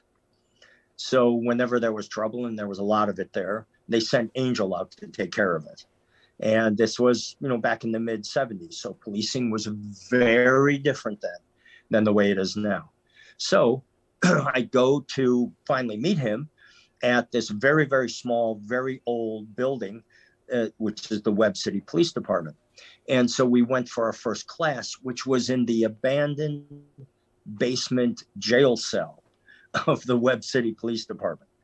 So I walked down this dark stone stairway, bars everywhere. This was a jail. Clicks on the light. There's one light hanging from one wire with a bulb, and that was our only light source. We went into one of the jail cells. He had some of the dummies set up and bags and stuff, and I started learning right there from him in the abandoned basement jail cell of the Webb City Police Department. Classic. I mean, you cannot make this stuff up. And I went there for quite a while until he really got motivated to come out and open a commercial karate school again, which was called the Academy of Self-Defense, which he continued to have that open and teach all the way to the end of his life, which was last year. How long were you in the art? Because you're quite accomplished in the art with a pretty high rank. So how long was Goju Ryu part of your primary training? Almost exactly 5 years. And when I left, so the reason why I went to Kempo and met Ed Parker was because of Lou Angel. Back in the day, think of what it was like in 1954, 56, 58, a handful of karate schools in the country. So obviously they all knew each other. It turned out Angel was very good friends back in those days with Ed Parker. And so when I was getting ready to graduate with my undergraduate degree in general psychology, Angel came to me and he said, look, if you want to make martial arts your life, you should move to California and study Kempo from Ed Parker because he's the best in the world. Of course, I knew the name Ed Parker a little bit, but I really didn't know that much about it. But I said, obviously, if you're telling, he could have told me to go to San Francisco and learn from Yamaguchi's son who's teaching there, but he didn't. He told me to leave his art, go to another art that's radically different, and learn from a guy that he's not connected to other than through his friendship. And I thought, God, how amazing was that? Because he certainly could have kept me in the system, had me go anywhere. But he asked me because he was more engaged with trying to find the best journey for me as opposed to the best journey for him. And that act of selflessness has always touched me deeply and always guided me in the decisions I've made throughout my life. So back in 83, the summer of 83, is when I sold my car to pay for the U-Haul, had a friend to stay with in LA, packed my stuff and hit the road. And first time I met Ed Parker was at in 1983 at the Long Beach Championships, which was the biggest in the world at that time. Picture that, right? I leave Joplin, Missouri, and wind up in Los Angeles. It was like another planet. And so I walk into this gigantic auditorium, thousands of people, over 1,000 competitors. I walk in, there's stages all over the place, people competing. I'm just blown away, right? The scale of it was unthinkable to me. So I work my way through the crowd and I keep asking, where's Ed Parker? So finally I found him. I bowed very deeply to him, and I handed him this letter of a recommendation from Lou Angel. He opened it and read it and said, "Oh, my old friend Lou Angel, you're from him. Wonderful." He gave me his home phone. He said, "Give me 2 weeks to get done with this. Call me at home and I'll get you started." So that's how I came from Japanese Goju over to Kempo. Then I called Mr. Parker. He sent me to the West Los Angeles School, which was being managed by Larry Tatum at that time. And I studied there for years until I went, and every test my first, second, and third degree black belt tests, Ed Parker was sitting there on the board. It was at the school he sent me to. Then it was a short time after that. It was 86, I believe, where ironically happened to be in Dallas, Texas at the same time he was coming through to teach a karate seminar. And I went, great, so of course I show up. And it was there when he said, "I don't want you to go to the West LA school anymore. I want you to start coming to my house with these other 3 people once a week." And I didn't ask why, of course. I mean, what do you do? 2 words. "Yes, sir." You get invited to go to Ed Parker's house to be a private student. What are you going to, well, I don't know. Of course you go. Okay. So now I'm taking weekly lessons with 3 other people at Mr. Parker's house in his living room.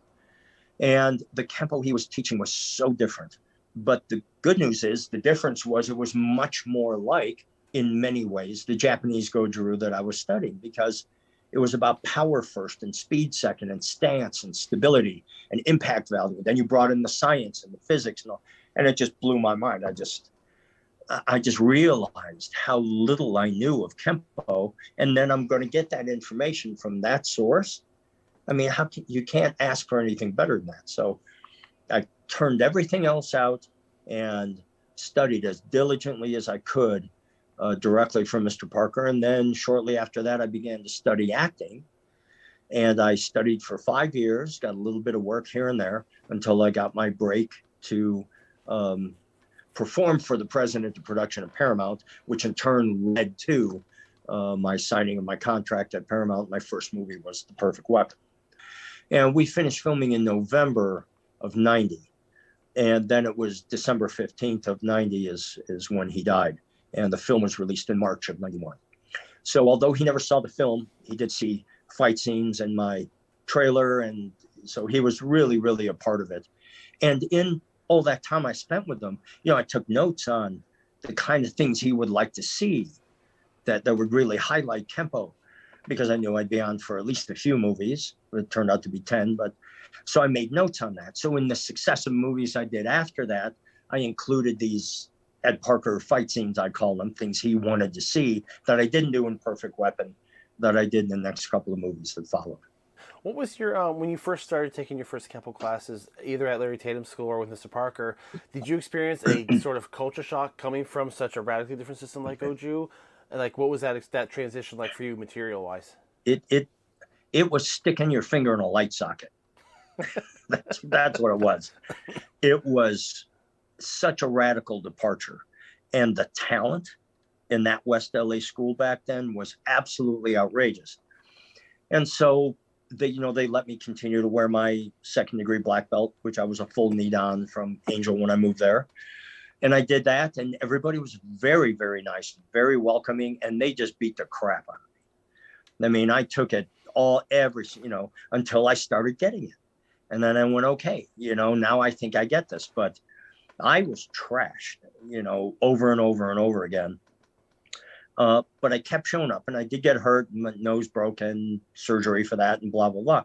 But I don't know how to explain it. I mean, I was hooked, from the first time I walked in and started taking Kempo, I went, wow, this just blew my mind, and they kept doing that month after year after. And then I started to study directly from Ed Parker. Okay, now we're in a whole new universe. And then you pick up a knife, then you start doing what we do with Kempo with a knife. It was just, I just couldn't believe how amazing and intense and informational and the depth of the art was. Just blew me away every week. I'm not kidding. 3.5 years roughly, I went to Mr. Parker's house every week with these 3 other people. And we would take our shoes off on the front porch, so we wouldn't carry it into the house. And every single time I left his house, I would sit on the front porch and put my shoes on and just shake my head and go, he did it again. You know, it's like every time I went there, he blew me away. This artist, 20 times the information of Goju or more. And yet it's all interrelated. It all fits together in one mosaic where they all join together into one expression of your self-defense procedure that's based on physics and impact, not on technique and not on your belt. And it was just amazing, the depth. And that is 100% Ed Parker, bringing that brilliance in. And I can tell you, when he died, we all of us in the martial art world lost a lot. He had so much to offer. And that's the part that brings me back to what I don't get. How can you guys, who were many years my senior, be around a man like that, so brilliant, and not get who he was? You know, how can you, there are all these people who started and then left him. And he continued to evolve and change and grow over time. So their Kempo looks different than the Kempo I was learning. But I kept thinking to myself, what is it you want that you don't have here? Why did you leave? And maybe there were other personal reasons that are none of my business. I didn't always agree with everything that Lou Angel did, but who the heck am I? You know, I'm his student. You tell me to do something, you get 2 words out of me. Yes, sir. You know, I'm going to do exactly that, because the respect that evolved into love and affection that I had for both of these gentlemen was as genuine as anything that you'll experience in your life. I like what you mentioned a few minutes ago about when you started to, you know, you've got your Goju Ryu training, you've got your Kempo training, but it's still an expression in the mosaic. What were some of the key, you know, comparing the two arts, the curriculum-wise to each other, what are some of the striking differences and similarities that you see in the material being taught? Yeah, of course, the differences far outweigh the similarities. Because now we're really talking about traditional versus non-traditional, and they are universes apart. But what's important is, where are they the same? Where are they similar? How can one help the other? And this is where, even long before Kempo 5.0 came on the scene, long before, the Kempo that I was doing, especially after I became a student of Ed Parker, was quite different from most everybody else's Kempo, because I came from the Japanese arts. And they have such an appreciation and dedication to the basics and the power of the single move, which is referred to as white dot focus. So you imagine a black circle and a little white dot in the middle, and you focus on that one thing, where Kempo was really a black dot focus kind of an art, because you take in this huge amount of information simultaneously. But there is such value to learning the correct way to use a forward stance to strike someone. And what are the physics involved? And why do we do it? Why is it there? And when you understand that, you can explain it. Then not only do you become a better martial artist, but your students become better, because now they know why they're doing what they're doing. Speaking about, I noticed that the belt that you wear now is not the traditional Parker or Right. Kempo ranking. Right. Was there significance to the change? Does it represent? It's very significant. Yeah. This was actually given to me in 2018 by one of Mr. Angel's senior belts. He was too sick to travel to Las Vegas then at that time. But the red and white bars that you see are a traditional 9th degree black belt in Japanese martial arts. What Angel did was he put this black bar through the whole thing so he could put his kanji here. So this is the Lou Angel Tenchi Goju Ryu system. And he presented me with that belt. Well, that in turn, I went, wow, because I know that, like, even for 4th and 5th degree black belt in the Japanese arts, like, it'll be half white and half red. And then when the half white is on top around your waist, you're a 4th. When you go to 5th, you just flip it upside down. So you have one belt for 2 ranks. Well, we took that idea and then made that work for our Kempo 5.0 system. So 6 and 7 is that way, 7 and 8 8 and 9 is another belt, but that's similar idea. And then 10th is a completely different belt. But we did put a stripe through it like this so that at the end, we can put our kanji. There's 3 different, they're actually Chinese, so they'd be called hanji. 3 characters that you see on the belts of everyone who is a 6th degree black belt in Kempo or higher. And those 3 kanjis are the attributes that I want all of my students to aspire to, and they are right here. And they are, I'm trying to get that up. So they are wisdom, strength, and kindness. So that's what I want all of us to try to keep in mind, that this is a way to go through life with those attributes. So those patches are worn on all of our gis of every student of every rank of all around the world. And those 3 hanjis are hanging up in all of our dojos because it's a thing we aspire to. Wisdom, strength, and kindness.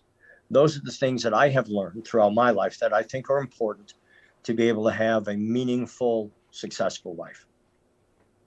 So I like that. So you're actually marrying your roots in Goju Ryu and bringing it into your Kempo, making it kind of one, like you said, the mosaic. Are there any other attributes or areas where the Goju material will pop up here and there for you? It does on a very, very, very regular basis, literally in every single technique, in how we execute our Kempo techniques.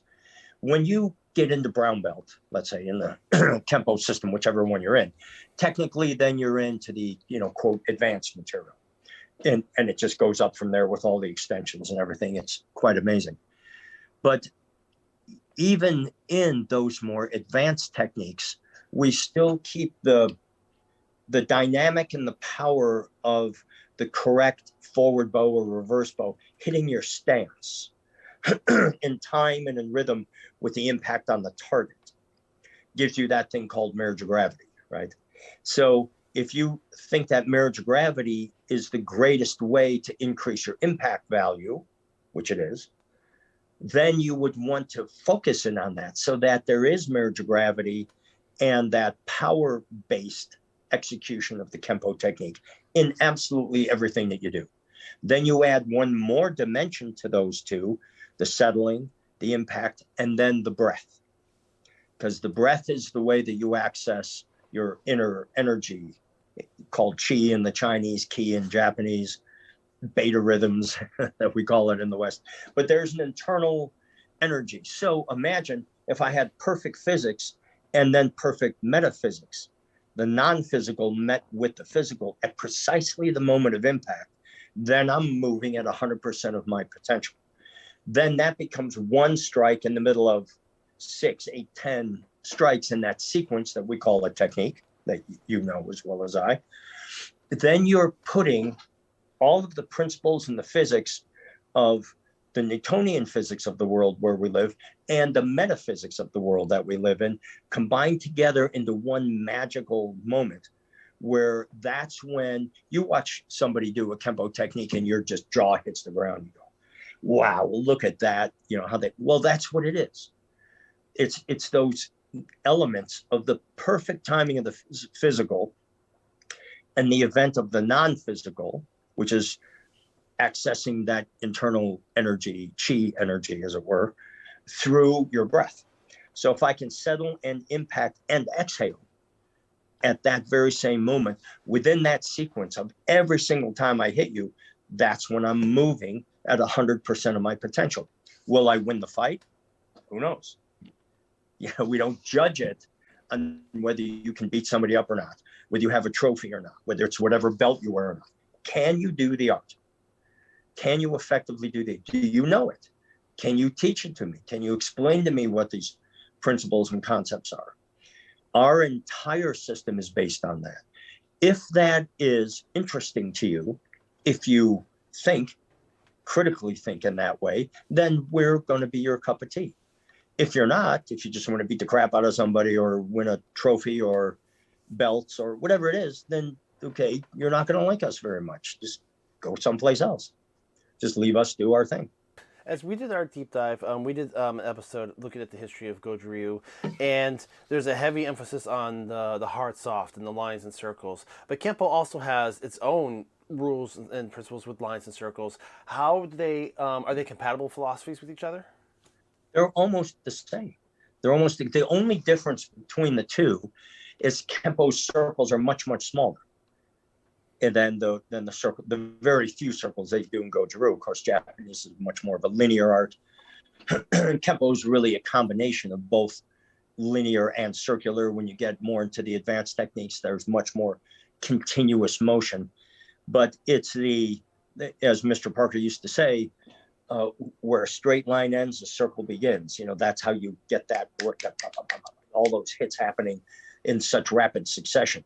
So I might use a straight line to go to the target because it's the most effective path from the weapon to the target. But then when I make impact, I might roll that over into a circle to follow with my next strike. So it's an interesting dance. I mean, you have to thread the eye of the needle with it when you really get good at Kempo, and this is what really advanced Kempo is. It's about timing change-ups. Kobudo is a big part of a lot of the Okinawan training and the Japanese arts training with the different weapons.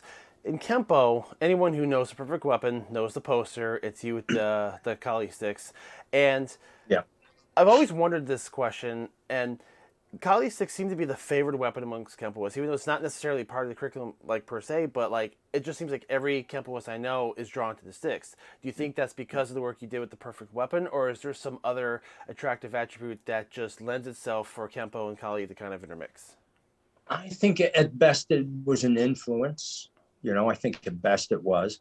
And, as a Kempo guy, when you first start out, you go, okay, Form 7 is for 4th degree black belt. Form 8 is the knife form. So that's for 5th degree black belt. That's 20 years out, So when you begin in Kempo, you go, okay, and the emphasis is put on empty hands because that's what you're going to have if you get spontaneously in trouble in the street. You're not going to pull out a knife, have a pair of sticks, maybe, but the chances are way in the high 90s that you're not. So you need to become proficient with your hands and your feet and your knees and your elbows. And then from the 5-0 perspective, you also need to become very efficient on how you do those things on your back, on the ground with somebody trying to pound your face into the ground sitting on top of you. So that is no short order. To become proficient in those things is an enormous amount of work that takes decades. Now, when you get up there, then you start doing stick techniques, and then you start doing knife techniques, and you start doing gun defenses. And that's for the more advanced part of it. But all of the stick work that I did in Perfect Weapon, all of that were direct Kempo techniques, right out of Form 7. Now, I'm going to ask this question because I know I'm going to get this question from my viewers. Are there any plans to implement any more Goju influences into Kempo, or will there ever be a Goju Ryu 5.0 or anything along those lines? I don't think so, but please keep in mind in everything we do, there is that very clear, heavy evidence of the execution of Goju Ryu-like movements, which augment the power of the Kempo karate techniques. This is about power, and speed is a part of your power. So when I then became a student of Ed Parker, this is what I mean when I say it was like coming home, because Goju is all about power, all about the power of this thing, knuckle push-ups on concrete, breaking boards and bricks with your fist and all that. It's all about that single dot focus. Well, what if you took that much analysis and focus of the single movement and applied it to this incredible sequence of movements that we call Kempo techniques? What would be the outcome? The outcome would have to be that your Kempo techniques would become more powerful because you're basing them on stance and timing and rhythm, and then addressing the targeting. I'm going to the subcutaneous targets in a person's body, the kidney and the liver and the spleen and the nerve centers. So I'm going internal, subcutaneous. How can I increase the effectiveness of that? So when I express energy in a movement, a punch, a hand, sword, a heel, palm, I don't care what it is, how can I express the same energy in the same amount of time, but yet have a bigger impact on the target? Is that possible? And the answer is yes, it is, but it's a sophisticated, which is just simplicity compounded. That's all sophistication is. It is more complex. It is more challenging. But when you get to that place when you're moving like that, it's so rewarding. So coming from someone like yourself that started in such a more regimented traditional system and switching over to something more contemporary like Kempo, you've got that good flavor of mixing two different arts together, and Right. cross-training is becoming more and more popular. Are there any, do you have any advice for any people who are trying to look to cross-train? Like what attributes should they look for to try and mix arts together, and any advice in trying to make their own blend or a hybrid? Yes, absolutely. I mean, we were speaking about this a minute ago. People get buried into their own little bubble that they live in life. And they don't open their mind. They don't open themselves. They don't exchange information. They only want to defend their position. But there is so much that can be gained. Cross training. I encourage all of my students to cross train in jiu-jitsu, and many of them do. And as I mentioned, now there were guys who left Kempo to go to Jiu-Jitsu who have now come back to us because we are the hybrid of that. We have that skill set. And because those people are so good at what they did and they came back, they brought their skill set, which influenced me, which in turn influenced the Kempo 5.0, now 5.0.2. Even today, in modern day Kung Fu, which is where this all began, in the Chinese masters, their concern about you was to read your energies. And there were 5 different energies that they pulled from. And they would analyze, where are you? Do you have too much energy from food? Do you get too much from aggression? Or what is the universe giving you? And so they figure out who you are and where you are out of balance with your energy. And then their job is, how can I help bring you back into balance? And so that's the martial art. It's not about who you can beat up and the trophies that you get and the belts that you get and the recognition you get because you can hurt somebody. How about living in a world where you can get recognized for who you help, not who you hurt? Wouldn't that be great? And have it be built around a beautiful, amazing martial art where all these people all around the world think the same way you do, which is, how can I make the world a better place? How can I help? How can I contribute my life's energies into something that I believe in? This is worth your life's energies, and putting your intellect and your energy and your communication and your physical abilities. Put it in this. This is where I get, I put in a 2, I get a 6 back. It's an extraordinary opportunity. And I love all of my black belts, my 5.0 family around the world. They know it. They know I love them. I know they love me, and it's a good way to go through life. So, well, I'd just like to thank you so much for your time today, Mr. Speakman. This was a very valuable experience. You've given us so much information, and I think putting this out there for everyone, just to kind of, it's worth stopping and sitting and actually looking at what we're doing, looking at the material that the arts that we start in and the arts that we go into. It's worth always remembering your past and going into the future and just keeping it all together. And like you said, just merging ideas and going forward with it. So I just want to really appreciate your time with us today. And just thank you so much for bringing all this to light. You're welcome. I am indebted to you, sir, because you have a very strong following, and this is a wonderful opportunity for me to get these thoughts out. And it's only happening because you invited. So I'm extremely grateful for this opportunity. Well, the honor was all mine, sir. All right. Take care of yourself. Thank you. You too, sir.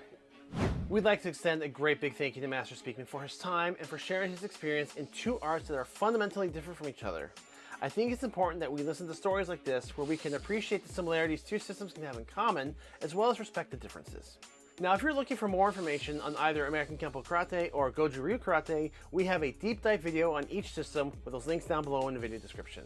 And if you didn't see last week's video on Kempo 5.0, I highly recommend that one as well. Thank you so much for watching.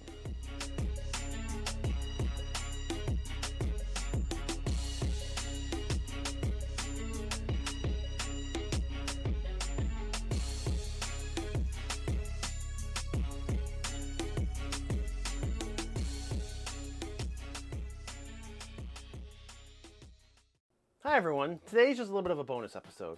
We recently had the pleasure to speak with Master Jeff Speakman, and he gave us a tour of his developing the system of American Kempo 5.0, as well as his background in Goju Ryu Karate. Now if you have not seen those episodes, please find them down in the link below. There's some fascinating stuff that he talked to us about. But also when we were talking, we just had some extra questions and topics and back and forth, and just some life aspects and some candid stuff. So today's just a little bit of a bonus episode, an off-the-mat discussion, if you will. So just sit back and enjoy, and like I said, please be sure to check out the other videos, the interviews we have with him. And this is just a look at life, movies, and philosophy with Master Jeff Speakman.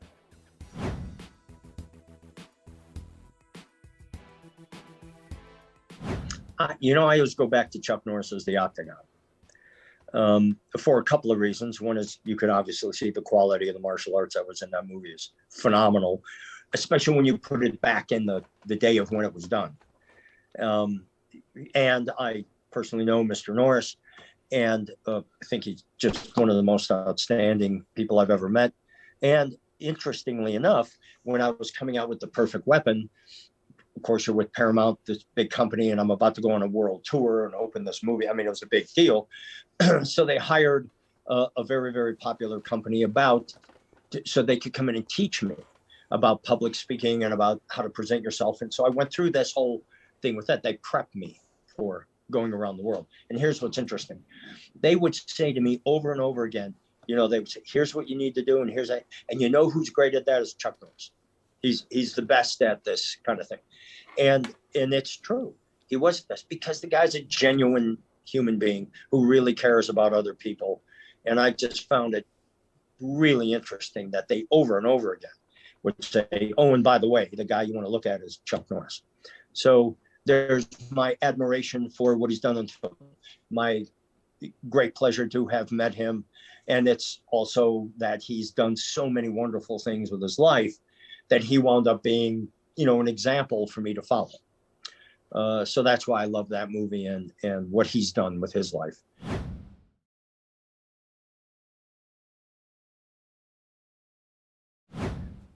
I came very close to death in 2013 with my stage 4 throat cancer. And when you come out of something like that, you're changed. You can't go through something like that and go, oh, well, great. Glad that's over. What's next? You just, you're a completely changed person. And I became deeply motivated to make the greatest impact I can through the martial arts, through the Kempo 5.0, through the 5.0 family, however you want to look at it. And found that before I wasn't able to do that. And I didn't even know why. Because when I came out of the cancer and it looked like I was going to live and I felt like I was going to live, going back to the gym every day, and I had like the strength of a 12-year-old, I was just a mess. I lost 80 pounds, 80 pounds in those times. I had 34 sessions of radiation 5 days a week with 8 sessions of chemotherapy simultaneous. So every week I had my chemo with my radiation, and it was 7-8 hours at the hospital that day when I did both those things, and lost all that weight. Was heavily addicted to the Oxycontin that I had to take because it was tongue cancer, but throat and the pain, swallowing, you can't swallow. So I lost all that weight. Anyway, when I came out of that and was close to not making it out of that, I had a feeding tube, 18 inches of tube circled around and taped to my stomach, and had to inject for quite some time. Those were the darkest days of my life, no doubt. And then when you come out of that, I thought, I really don't have any fear anymore. I really don't. I'm going to come out. I'm going to say the way it is. This is the way it's supposed to be. We should, all this stuff that you and I have gone over. But interestingly, it took me 3 years, but then I started asking this question that I didn't answer for 3 years, which is, okay, you feel this liberation that you're no longer afraid. What were you afraid of? Because I never thought of myself as a fearful person, but yet I felt intuitively this lift of a fear and the limiting factors of what fear does to you. And after like 3 years, I realized it was the fear of of standing up and saying, nope, we're not doing that. We're doing this. We're doing this thing we call Kempo 5. And there's all these people that are my seniors, and you're not doing anything about it, so I am. And I'm not going to feel guilty about that anymore. I'm not going to be afraid of whether you like me or you don't like me, or you approve of it or you don't approve of it. I'm no longer judging my life on your opinion of me. A good friend of mine by the name of Bob White, a very well-known Kempo practitioner, told me something many, many years ago that has been one of the truths of my life. And he said, other people's opinion of me is none of my business. And I thought, wow, because that's what was killing me, right? I was getting these negative opinions from all these people who, by the way, weren't doing anything to change the art, evolve, and create solutions, but they were bombarding me with this from my own Kempo family, and they were just treating me like not good. And then I went, okay, we're not doing that anymore. And if you don't like it, then you don't like it. And if you're going to come over here and beat me up, okay, go ahead and do that. It isn't going to mean that you're right because you can beat me up. It just means this is what you're going to do. And I'm not changing. I'm moving full force forward with what I intuitively know. This is what Ed Parker wanted me to do. And when I came out of the cancer, I said, okay, I'm not holding back on that anymore. I'm doing it no matter what. So that's how we move forward with Kempo 5. What is your favorite unwritten rule? Wow. I think all my rules are written. I don't think I have an unwritten rule. I'm one of these really weird people who actually read books. And I have for a long time here. I'm sitting here in my office and there's stacks of books all over the place. I really believe in diverse opinions, and I respect people. I respect one of the things I use to look at and judge if someone is an intelligent person or not is, can they argue the other side of their position? Can you come up and give me the A and the B? I choose A for this, but I recognize that B is that. If we can have that kind of conversation, I can go, okay, I can get my head around it. I can go, oh, how interesting. I never thought of it that way. Well, what do you think of that? See, now we're having an interplay. But when people come up and they simply, make a statement, then their feet are dug in about that, and they're going to argue that position. I'm going to, okay, if you want to do that, I guess we'll do that. But I don't see where we're all going to come out ahead of that. I'll listen to you, but you need to listen to me. Then we need to do this ping pong thing back and forth. And even if you don't like what I have to say, you need to listen and judge whether what I'm saying is something that's important or not. Either way is fine with me. But we're not going to get anywhere until we get this. When humans confuse absolute truth with relative truth is where you see the very worst of what it is to be a human. What is something you wish people would ask you? Oh gosh, I think I'd like to answer that by saying, instead of pinpointing what I want them to ask me, I just wish that people would ask me whatever. I have become isolated in my world, not by my choice, but by the choice of other people who don't want to hear what I have to say. And so it's the absence of that interaction. It's the absence of the communication that I think is a problem. And it's going to continue to be a problem. What makes you laugh? Pretty much everything. I have often described myself as having Tourette's syndrome with sarcasm because I just can't help myself. I let it fly. Even if I know I'm going to be the only one who gets the joke and laughs, I still say it anyhow. I'm constantly looking for humor and enjoyment, and it's one of the things I share very closely with my 5-0 family. They're all the same way, and we got to find a way to laugh. We got to find a way to smile and talk and think of positive things. And just my interaction with everybody, the life I live now, this amazing marriage that I have, this wonderful person that I found. And life is very, very rich and rewarding for me right now. And I plan on keeping it that way until it's time for me to transition to the other side.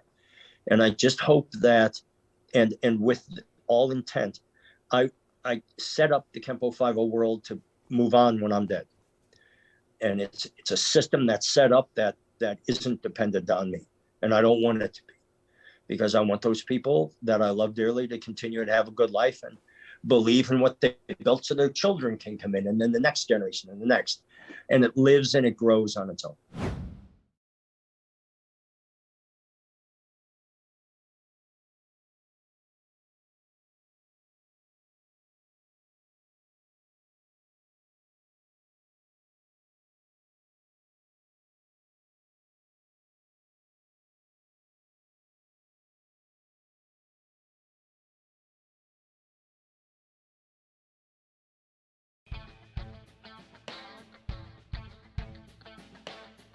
Kempo will never work because no one's going to stand there and let you hit them 20 times, and you never see any Kempo techniques used in MMA.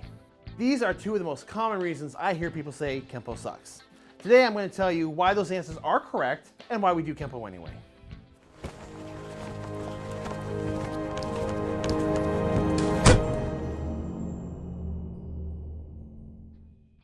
So, as a disclaimer, for the purpose of today's episode, I am specifically referring to Ed Parker's American Kempo and any of its derivative arts that still retain the general structure. I've been through about 5 distinct versions of it through the past 27 years. I'm not going to go into my background history in this episode. I've already done that, and for anyone interested, there is a link in the video description. Okay, look, I know not everyone is going to like Kempo, and that's fine.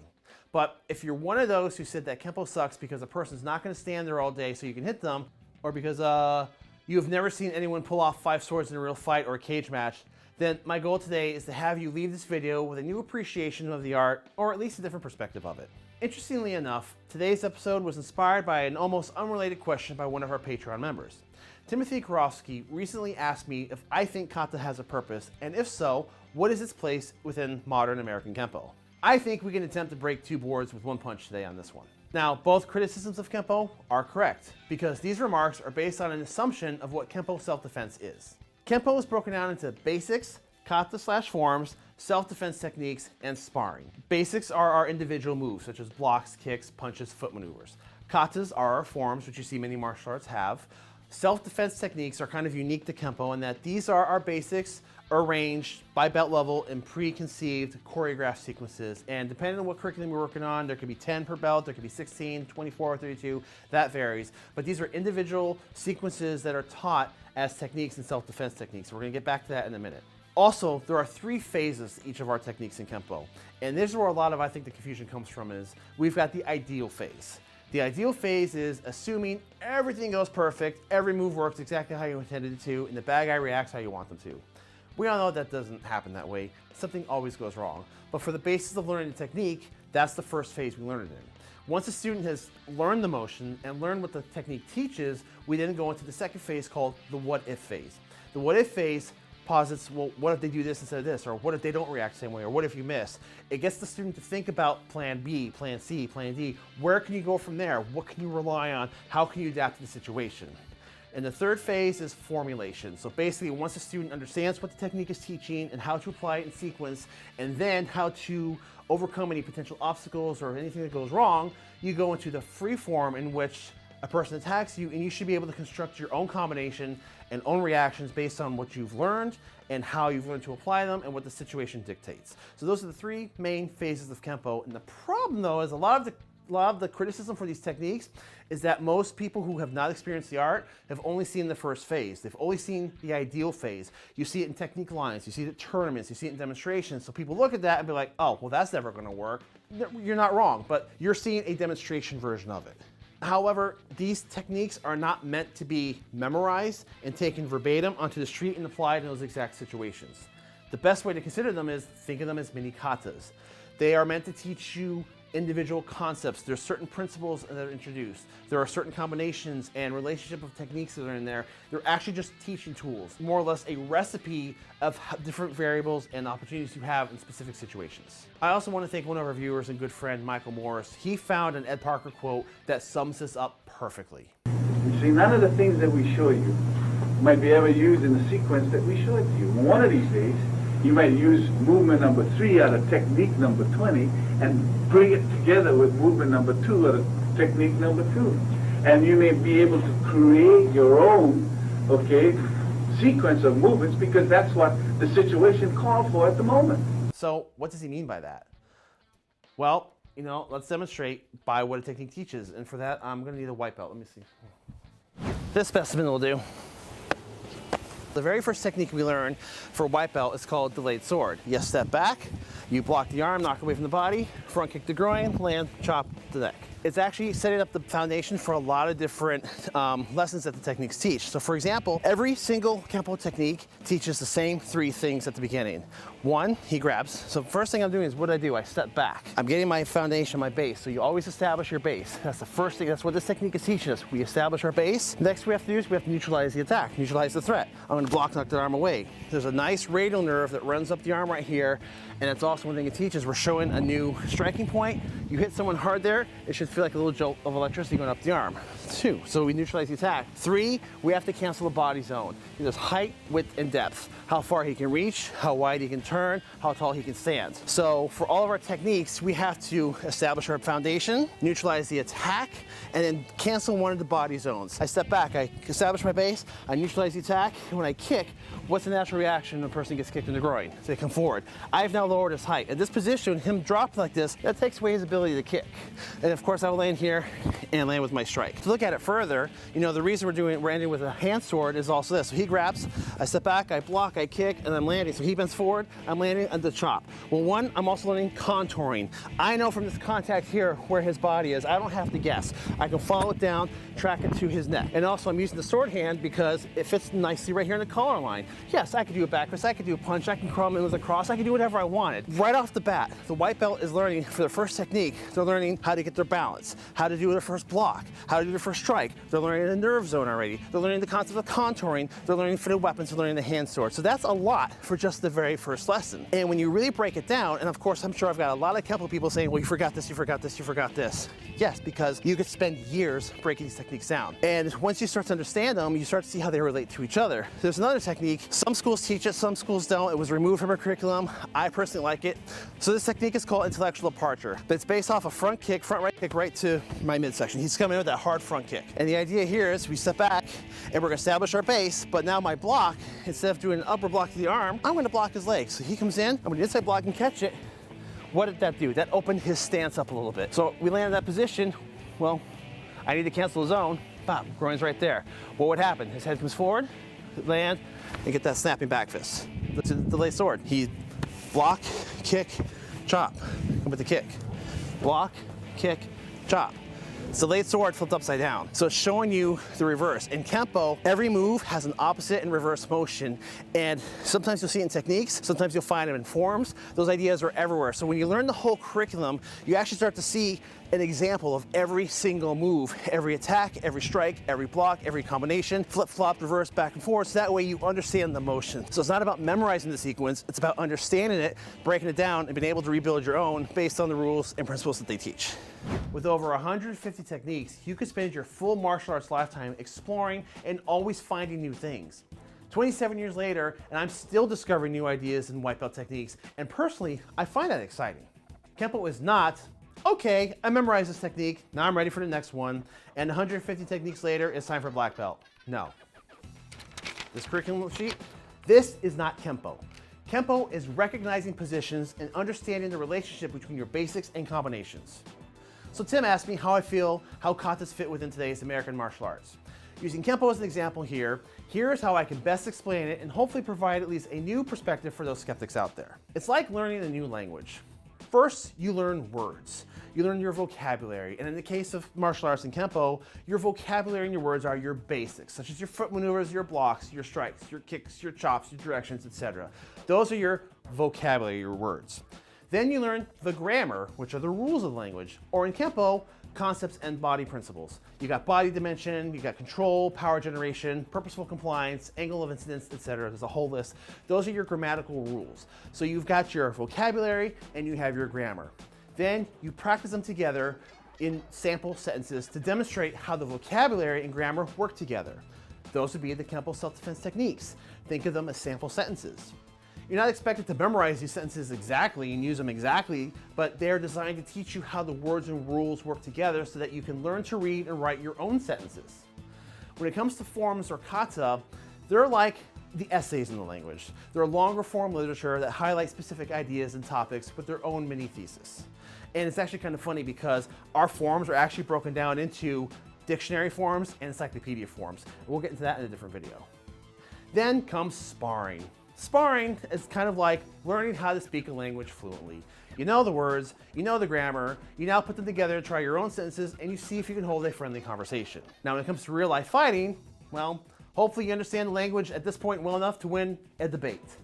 That's also why it's not common to see full Kempo sequences done in a real situation or even in sparring. What you will notice, however, if you're familiar with the art, is the timing of certain footwork, positional checks, contouring strikes, and some familiar striking combinations. So does Kempo work? Well, it absolutely can. I have several Kempo brothers and sisters that I know that have used it to defend themselves. And I even myself have used it a couple times to diffuse situations. I've used techniques, those of you who are familiar with crossing talon, I've done it from sitting positions, I've done it in real life, and I've actually done it in different jiu-jitsu settings. I even taught a seminar recently using this technique as an example and different ways to apply it in different situations. So if you are a Patreon member, it is available for our Black Belt members on our site. It's the full seminar. If not, please be sure to check out our Patreon page to take a look at it. Now, if you still don't like Kempo, then that's fair enough and no hard feelings. I'm not trying to sell you so much as I'm trying to offer a different perspective on the art and why so many choose to spend a lifetime in it. If you can find a good Kempo school that can break the art down and teach it at this modular level, then trust me, you will have a lot of good stuff to work with and even blend into your existing training if you have experience elsewhere. And unfortunately, there are a lot of Kempo schools out there that don't teach the art on the level it needs to be taught at and only reinforces the assumptions such as what we talked about today. Also beware of the Kempo school that never spars. Sparring, in my opinion, is critical. If you're teaching self-defense, you need sparring. You need to put these ideas up against a resisting partner. And beware of the Kempo school that badmouths other arts and refuses to acknowledge other effective disciplines. This is why a lot of Kempo schools are now implementing Brazilian Jiu-Jitsu and grappling into the curriculum, because the Kempoist who scoffs at the concept is likely to spend a lot of involuntary time on the floor. So to quote Ed Parker again, we're not trying to make robots out of you, we're trying to make individuals out of you, and that is what Kempo is all about, making the art suit you. So thank you again to Tim and Michael for your contributions to this episode. This is a topic that we're working on expanding for a future seminar, and I hope we're able to at least provide a tiny nugget of appreciation for the art today. I'd love to hear your comments below. Please be polite, please be civil, share them, we can have a constructive conversation, and we'll see you next time. Thank you guys for watching. Understand the principles that are involved throughout. You understand principles, you now become a mechanic of motion. You become a mechanic of motion, you can dissect it, take it apart, put it together on your own. Okay? Then after a while, you're going to try to be an engineer motion.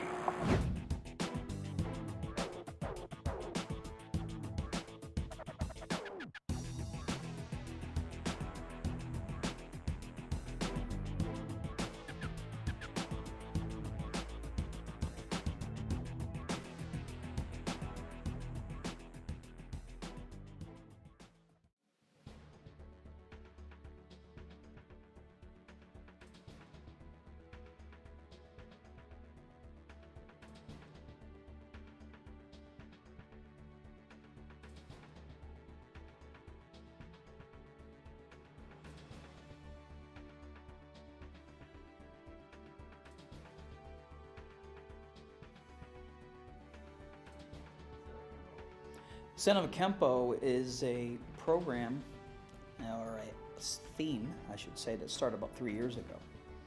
And what it was is something I decided I thought we could do and start to do after about 25, 30 years of doing what was known then as the Florida Kempo camps. And we would do the curriculum, you know, we would bring in the master instructors, we would bring in all kinds of different talent, style systems, organizations. And what I started noticing too is that, you know, some of us are getting older and maybe need a paradigm shift in their, not only their mindset, but in their life in regards to health and wellness, as well as slow down on the smash and the bang and the crash, and tame down maybe the little sense of their aggression and enjoy their art more on the healing process and wellness. But to do a little slower, but Kempo's known as its aggressiveness, if you will.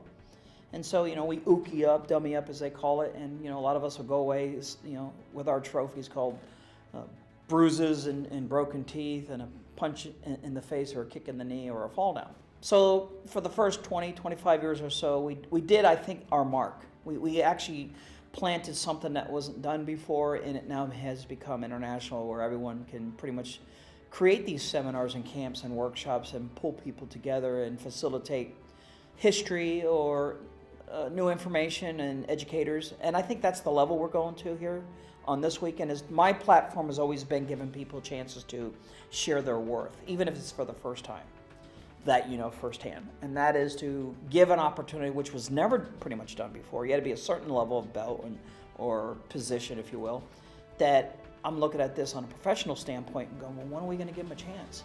When do they get that lesson, that opportunity? In this case, we got seasoned people. In the weekend, this weekend, the ages here today, or since Friday, Saturday, and Sunday, was from 40 years and up, which means we got to make some changes and adjustments, and it turned out phenomenal. So the verbalization, I thought, was a new way of coming, and also bringing in the internal arts, the Tai Chi, the slow motion, exercises and breathing patterns, to take it and use your art as a way to heal and become better and stronger and regain and maintain, I should say, one's mind, body, and spirit. That's what the Zen is. I was kind of raised in indigenous belief, so meditation is a part of my heritage, part of my belief system, but I really didn't come to understand it until I actually became a student of Sean's as a child. And I can honestly say that the first time that I was able to release and find meditation was as a child with Sean. So that's when I was actually able to really understand the meaning of meditation. Since then, that has really expanded to where I was able to apply it to other parts of my life. So in a certain sense, to me, the meditation is one. It's just being able to express it or to absorb it in the same manner. Zen of Kenpo is an idea that came about as a way of incorporating our passion with our aging. So it's a way of understanding balance and understanding how we can work with ourselves in spite of age, and how we can help one another really work with ourselves. We've been able to, I think, find a beautiful weekend where everybody's just laughing and having a wonderful time getting to explore some of these things with the same enthusiasm as they have in the past with Kempo. They're also discovering a lot within themselves, and I love to see that. Zen means a lot of things. One of the things it's being in the moment, at the moment, our moment. The moment of time could be a second, split second, could be a lifetime, but a moment of time, and that is the people that are here. It's their time, it's our time, because they see different instructors. They are not here to learn a new technique or to learn a new form. They're here to see other instructors, how they have interpreted Kenpo as it was written, according to their own physical and mental setup. And to answer the question quickly, the reception has been phenomenal. Just as soon as the class was over, people are coming up to me and saying, man, that was outstanding. And a majority of them have been here since I started doing this type of thing. And that's what I want to hear. That means I'm doing my job right. And try to understand when you got certain levels, ages, genders, that when you're talking to an audience, and it's a general audience, you have to be able to, as a facilitator, connect to every single one of them on the language that they understand. Kempo is a system based on science and physics, etc. some of the terminology, like we use backup mass and torque and all these other things, some of that verbiage they don't use, I found out. With myself being a Shotokan-based martial artist, the technology and everything in the Kempo world is a little confusing to me at times. It's not that I can't do the things, but what happens is when I start to think of the techniques that maybe that need to be done, my mind stutters about it. But then as I start moving in a flow, something happened, and then with yourself coming to me saying, hey, well, that was okay. It put me at ease, and I was able to do what I needed to do at times, so it's great. I'm proud to say it's been very successful. So in a nutshell, so far every single person that's come up and taught and facilitated their interpretations of their martial path and what they taught, how they taught it, more importantly, I got thumbs up. Awesome. This weekend so far has been wonderful. I have seen a lot of good things at this weekend, and let me tell you, I've been with this for a long, long time. Every time I go to one of these camps, I learn. I've learned a lot this time, because the black belts that have been coming up, they have evolved. And I saw things on some of these guys that, wow, I didn't think they could do that. They would learn this. And then they had their own idea brought into this. And I liked it. And then the ladies that are here, wow. There are some really tough ladies. And when you look at them, they say, hey, don't mess with them. But bringing in Coach Jocelyn Gonzalez, who's a background as a neurobiologist and done a lot of research about how the body can age and how we can age a little smoother than what we believe we have to just kind of deal with it and give up. And her having that soft delivery, which is that balance again in the yin and yang, if you will. Looking at all these seasoned martial artists and how they really got into it was interesting. We've been looking at Kempo as a way of loosening your body, really, where you can work with the forms and techniques that you have already been nurturing most of your martial arts life, and how by moving slower, with more intention, you're able to then work with your body in spite of your age. And we have some seasoned Kempoists this weekend, people in their late 70s and 80s, and they're moving and they are very easy in their execution. And at the same time, you know that if they wanted to put their minds to it, they'll have that power. But they understand how to move with their body and how to make it better. You don't have to be a 5th degree, 6th degree, 7th degree, and 8th degree, and whatever degree you want to be, to notice that they have not only worth, but they have a passion. So let the 1st degree or 2nd degree or 3rd degree step up and have an opportunity. You'd be surprised what we all can learn. It sets the future up for them to carry the torch, and maybe their interpretation, what they've gathered from all of us, can express how they've now put it all together. And now what are they doing? Passing it on now to them. They are now taking where we were and wearing those shoes.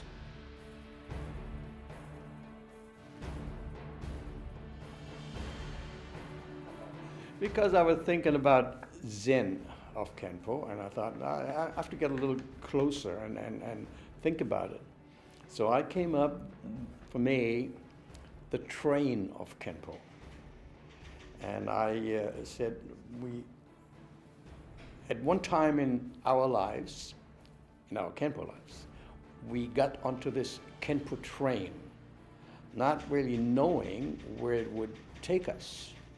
But we were hoping it would take us to a place that a lot of other people haven't been, and where we'd like to go, and where we think it might be a better place. So as we went on this train, the train stopped, had many stops, and people got off, people got on. Some of the people we liked, some we didn't, and some we didn't even notice. So as this train kept on moving, and there were some stops, and then some of the people saw on the other track another high-speed train. And they said, hey, this is a high-speed train that brings us closer to where we want to go. Not knowing that by going that fast, they were missing everything. Looking outside, they didn't see the valleys, they didn't see the mountains. They just wanted to get to that one destination. They got there, but they missed all that was in between. So then at one point in time, we come to another stop, and we thought that was our destination. And then we saw a train, which was black. And we thought, let's get on this train and continue on our journey. Then that train was a little smoother. It was not as rough as the other one, but we learned how to become conductors. When there was a time when the train stopped, and my conductor, who was my friend, my surrogate father, was no longer there. He was called off the train. So I stopped at that point in time. And then another train came with another conductor. And I really liked that conductor. He was younger, he was vibrant, and I thought he could be my friend. He became my friend, and I could learn from him, even at my time in Kempo. And I've been on that train ever since, and this conductor was and is Sean Kelly. So this is my idea about the Kempo train. And then I was asked, okay, when do you get off at my age and my time in Kempo? And I said, I get off when the Lord calls me, and I get carried off by 6. That was my Kempo train.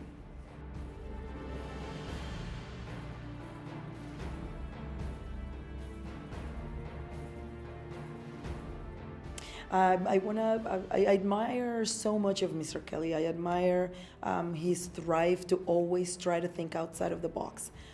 His willingness to be out there for people.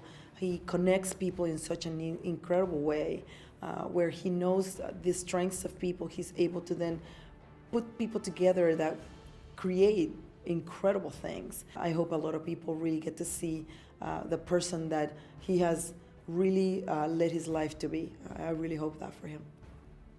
As usual, thank you very much, for putting on these events. The love here shows, and looking forward to next year's. Thanks. I appreciate you. Mr. Kelly's always been there. He'll call me out of the blue and he'll go, how you doing, brother? I'm good, man. Oh, yeah? And he just kind of knows, and things weren't going too great right now, but he knew that I needed to be here. Just the whole atmosphere, the camaraderie, and what it stands for. And I'm the type of person that I don't talk much about what's going on inside. I want to make sure that other person is good. That person is this, that person is fine. As long as they got a smile on their face, I'm willing to take that step for it. And Mr. Kelly's always made sure that I check myself. He's always been that special person, man. He's good people, good heart, and I love him. He has done so much for Kempo that the Kempo at large don't even know about. But for some people that know about Kempo, that have been in Kempo, they understand, they know what he has done and what he is doing. So I really enjoy this weekend, and I'm looking forward for the next one. At almost 81, I have to be careful with what I say. But I'm healthy, I'm feel good, I was energized, and I had a damn good time.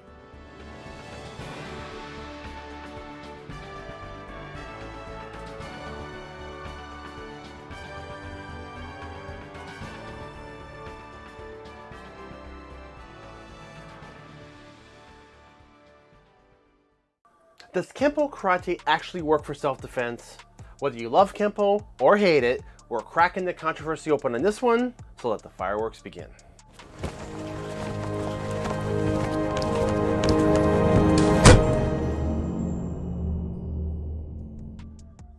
The question of whether or not Kempo actually works out in the real world is a constant topic of debate, and today we thought it would be interesting and potentially uncomfortable to really dig into this one. Now, I'm pretty confident some feathers will be ruffled, but I think conversations like this are incredibly important to have if we truly want to excel as martial artists. And this discussion isn't just limited to Kempo, but what we talk about today applies to all martial arts that are used for self-defense. Joining me today on this discussion is Mr. Zach, also known as White Belt Zach, along with special returning guest Aaron Cohen. Aaron Cohen has an incredibly diverse background that includes serving as a former Special Operations Commando, celebrity bodyguard, tactical weapons instructor, and he's also the only American to serve in a secret Israeli commando unit that infiltrated terrorist cells inside hotbed territory. He is a seasoned martial artist with over 35 years of experience, holds multiple black belts, traits SWAT teams in active shooter and counter-terrorist response, and now you can find him in Hollywood not only as an actor, but also as a tech advisor training other actors in tactical weapons and fighting for films such as John Wick 2 and Rambo Last Blood. He's going to tell us a little bit about his training and background, and then we're going to find out whether or not Kempo karate actually works. And if it does, what does it take to use it effectively? So buckle up on this one. Can you tell us a little bit about your martial arts background and training? Yes, my martial arts background training started in the 80s when I was a young teen in Los Angeles. I started off like most people in Shotokan karate. That's what was around. I was training with a great guy from Canada, escaped the Holocaust, ended up coming to LA, ended up working as a fight choreographer and stunt coordinator on the original Spider-Man. I think he might have been in the suit as a double. Emil Farkas was his name. That was my first taste of karate. Loved it. I had shuttled around as a kid between Miami and Los Angeles due to my mother's work. Ended up in the early 90s falling into a style called Atemi Ryu Jiu-Jitsu out of Hialeah, Miami, and ended up watching a guy by the name of Phil Chenique. I saw him and his black belts move and I was blown away. And what I saw was striking combined with jiu-jitsu, throws, traditional Japanese style jiu-jitsu, but with a very nasty striking piece built into it, all vital strikes. And that was my first real climb in martial arts and my first real rank in martial arts, coming up through I think brown belt through those guys. And they also taught a very gritty style of Aikido, which I like too. There was our niece mixed in there. Some Silat seems to be in there. Just a very robust, almost 10-year black belt pipeline. He ended up splitting that up into 3 or 4 different styles. And these guys are awesome. I mean, these are the hard-hitting Latinos in Hialeah, man. And his black belts are phenomenal. And that was my first real diet and intro to martial arts that I really fell in love with. And then afterwards, ended up going to the military in Israel and went on a strict diet of Krav Maga. And Krav Maga is the ugliest thing you've ever seen. It's terrible. The camera hates it. I don't teach it for film. I use a little bit of it in my fight choreography, but Krav Maga really is probably my default if I was to be in a situation where I had to use self-defense. The reason why is because I served in one of 4 units in the IDF that gasses up Krav Maga to a very high level. And the reason why is when you're doing counterterrorism operations, you don't want to kill the terrorist. You need the terrorist captured alive so you can extract information from them and prevent the next terror attack from happening. And so the hands-on portion of the training and the ability to not use lethal force unless you absolutely have to rests in your combatives, in your hand-to-hand combatives. And so when the file says alive, it means alive. So it means that the terrorist cannot be neutralized. He needs to be brought in.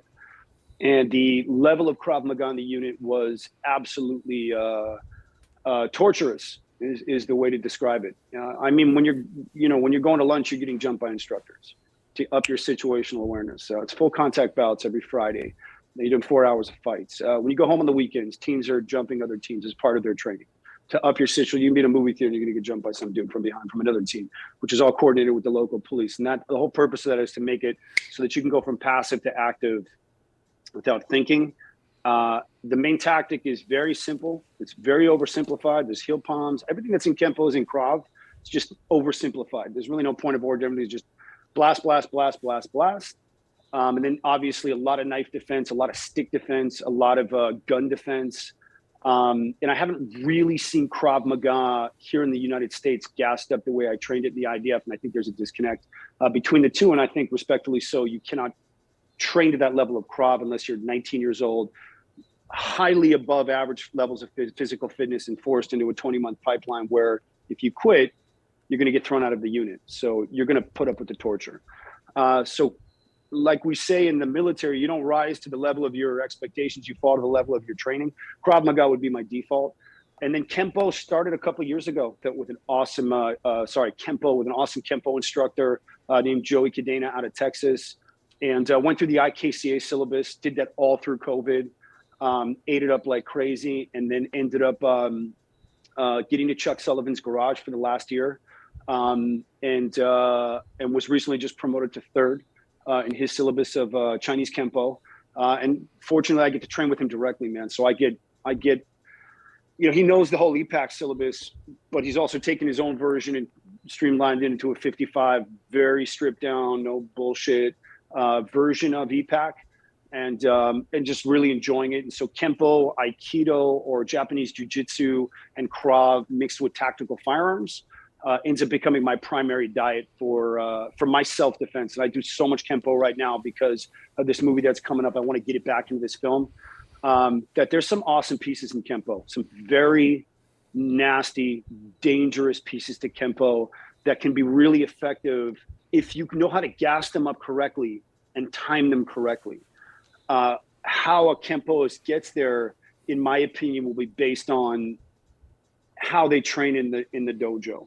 And I think there's a big disconnect also between sparring and self-defense. So, I do things in my Kempo diet, Dan. I do drills that I call self-defense sparring. So we'll go 100%, me and one of my partners. I've got a wonderful Kempo training partner named Joe Karpinski, former Marine. To get the Kempo more real is we'll start blasting, and mid-technique, we'll throw in a reversal, a name technique, mid-flight at full speed, and then we'll reverse the reversal. And that kind of spontaneous training, in my opinion, is what you have to do in order to be able to gas this up for real. If you want to train sparring, that's cool, but that's shitty kickboxing. You want to see the sparring, go look at the MMA guys knocking each other around. They're animals. Kempo's got great sparring. You go to the Taekwondo guys and the Muay Thai guys for kicks. Kempo's got the fast hands, but you lose that in the sparring. So I've always never really understood that disconnect. You're sparring to pull that in as a piece of your training, but then what happens to all that beautiful self-defense? Well, it's supposed to come out on the day when you're out there at the street. But like I said, you're not going to rise to the level of your expectations. You're going to fall to the level of your training. So how you train that, I think, is going to inform your ability to be able to perform. And everyone, talks about the concepts and the Kempo should just come out. I say train your Kempo, train your Krav Maga, train your Aikido, and treat it as a self-defense sparring session. And start reversing mid-flight at full speed, but make sure you put in your mouth guard. Make sure you're wearing your cup because you're going to get whacked. But that, to me, is the stuff that I stole from the IDF, from the Krav training in the military, to make it, in my opinion, more applicable for Kempo, which is nasty. It's a gorgeous style. I mean, you can't look any better kicking someone's ass than using raking shielding hammer, or parting wings, or fists of, or 5 swords. Everybody wants to jam 5 swords, but put 5 swords into punches. It's the same thing. That's what Chuck did. He calls it fists of fury. You can get it moving a lot quicker with your fists, and you could treat it more like a sparring session using name techniques. So that's sort of how I am looking at Kempo right now. I'm trying to figure out, what would Parker be doing today? What would he be doing today? I saw your interview with Speakman. I thought Jeff said some really intelligent things. He looked at that 500-pound gorilla in the room, which was BJJ, and they addressed it. I think it's smart. Kempo community may or may not embrace it. I don't know. I stay away from the politics of it. But hats off to Jeff. The question is what would Parker be doing today? If he was around, would he be pushing and evolving this thing? I think he would. And people love to stay in that old traditional stuff, but why take a self-defense system that's got so many awesome concepts and bury it in the traditional structure when it can be pushed and advanced into the modern context of combat? I also think there's a big disconnect between the UFC and or MMA and self-defense. I think once you take away my ability to punch you in the throat, stick my finger in your eye, kick you in the balls, whatever it is, or thunder a hammer onto the back of your cerebellum, Dan. Those are all things that you can't do in a sport fight. So unfortunately, whatever's on television is where people are going to lean. They're going, oh, if it's not in the UFC, it's not going to work. It's not real. Bullshit. Once there's a cage around you with somebody who's going to break you up or throw you out or fine you for hitting someone in a place that could potentially kill them, well, then it's not self-defense. It's sport fighting. And that disconnect, I think, is going to continue to be a conversation. I think there's a myth around Brazilian Jiu-Jitsu. I don't think 90% of fights go to the ground. I think they do when you're in law enforcement, because you have to put handcuffs on someone. And you'll see a sheriff's vest in the back of your den. I've been a reserve deputy for 14 years. I trained SWAT teams and patrol and active shooter. I've taken all that training from Israel. I don't get paid to do it. I've been doing it with a small agency on the East Coast for 15 years. My favorite job. I love it. Love to put on my gear and just train cops. It's one of my favorite things to do, especially for really dangerous responses like an active shooter or a hostage situation. Again, that BJJ has to go to the ground for cops, because they got to put someone in cuffs. They got to get him detained, and then they got to get him into a car. But I don't really believe that all these fights go to the ground. And I don't want to be on the ground. And I like BJJ, and you'll see it in my choreo. I love the twirly whirly. It's getting really fancy today and pretty, but it's almost losing its self-defense thing. It's not the same BJJ as Hickson and Hoist back in UFC 1 and back in his Valley Tudo days. So I don't want to be on the ground with someone who's got more than one person with him. I don't want to be on the ground with somebody who's got a knife. And I don't mind being on the ground with someone if you can make that switch, like we say in Hebrew, la volta switch. If you're going to go for the vital targets and it's your survival, you'll do it. So, but again, you're not allowed to do that in the cage. So those are my fallbacks. Those are the styles that I primarily train in. I'm ranked in Aikido or Aikijitsu, Kempo, with Chuck as a third, and Atemi Ryu Jiu-Jitsu for years and years. So it's Philip Shanique and Chuck Sullivan, Joey Cadena. There's some great Kempos out there. I love Kempo, man. So I think there's a way to make Kempo really gassed up. The trick is to do it in a controlled setting where you can let off the clutch. So those are the things I'm starting to experiment personally with my self-defense. But I also carry a firearm, so it's obviously a little, but you're in Miami though, or you're in Florida? Yeah. South Florida. More just as many guns there as there are in Israel. So you're fine. Yeah, I like what you said about that. There's a disconnect between the self-defense and the sport fighting. There's also a disconnect I find between learning the curriculum and then actually be able to perform it on the fly, because it's different parts of the brain to memorize and learn and repeat a sequence versus a real situation's on. You don't get to kind of think back and recall that information. So how do you mean do I go to five? Like, how do I go to five swords? Everyone wants to exactly like on the fly. Right. Like you don't see, like in a real life situation, life or death, especially someone who's seen combat, you don't stop. You go like, oh, 5 swords would work well here, or maybe I should do this technique. You just have to act that quick. So how does that person get from that curriculum to the real life application? Spontaneity in your training. You want to gas up techniques. If you can perform name techniques and stop them mid-flight with another name technique and then reverse again to another name technique at almost full speed where you're going to get your teeth blasted out, like I said, put in the mouth guard because you're going to get knocked. That's the mastery, in my opinion. If you want to perform Kempo, you have to be able to recall a certain amount of techniques instinctively. The only way to get there is by training it spontaneously. And the only way to train it spontaneously is to get somebody who's, this is really important. Surround yourself with guys who are better than you. If you're the best guy on the mat, you're on the wrong mat. I am the worst Kempoist in my circle. I'm so happy about that because I get so much nastier after an hour and a half with these guys. I've built a great network of Kempoists. I get to, like some of these terms are so funny to me.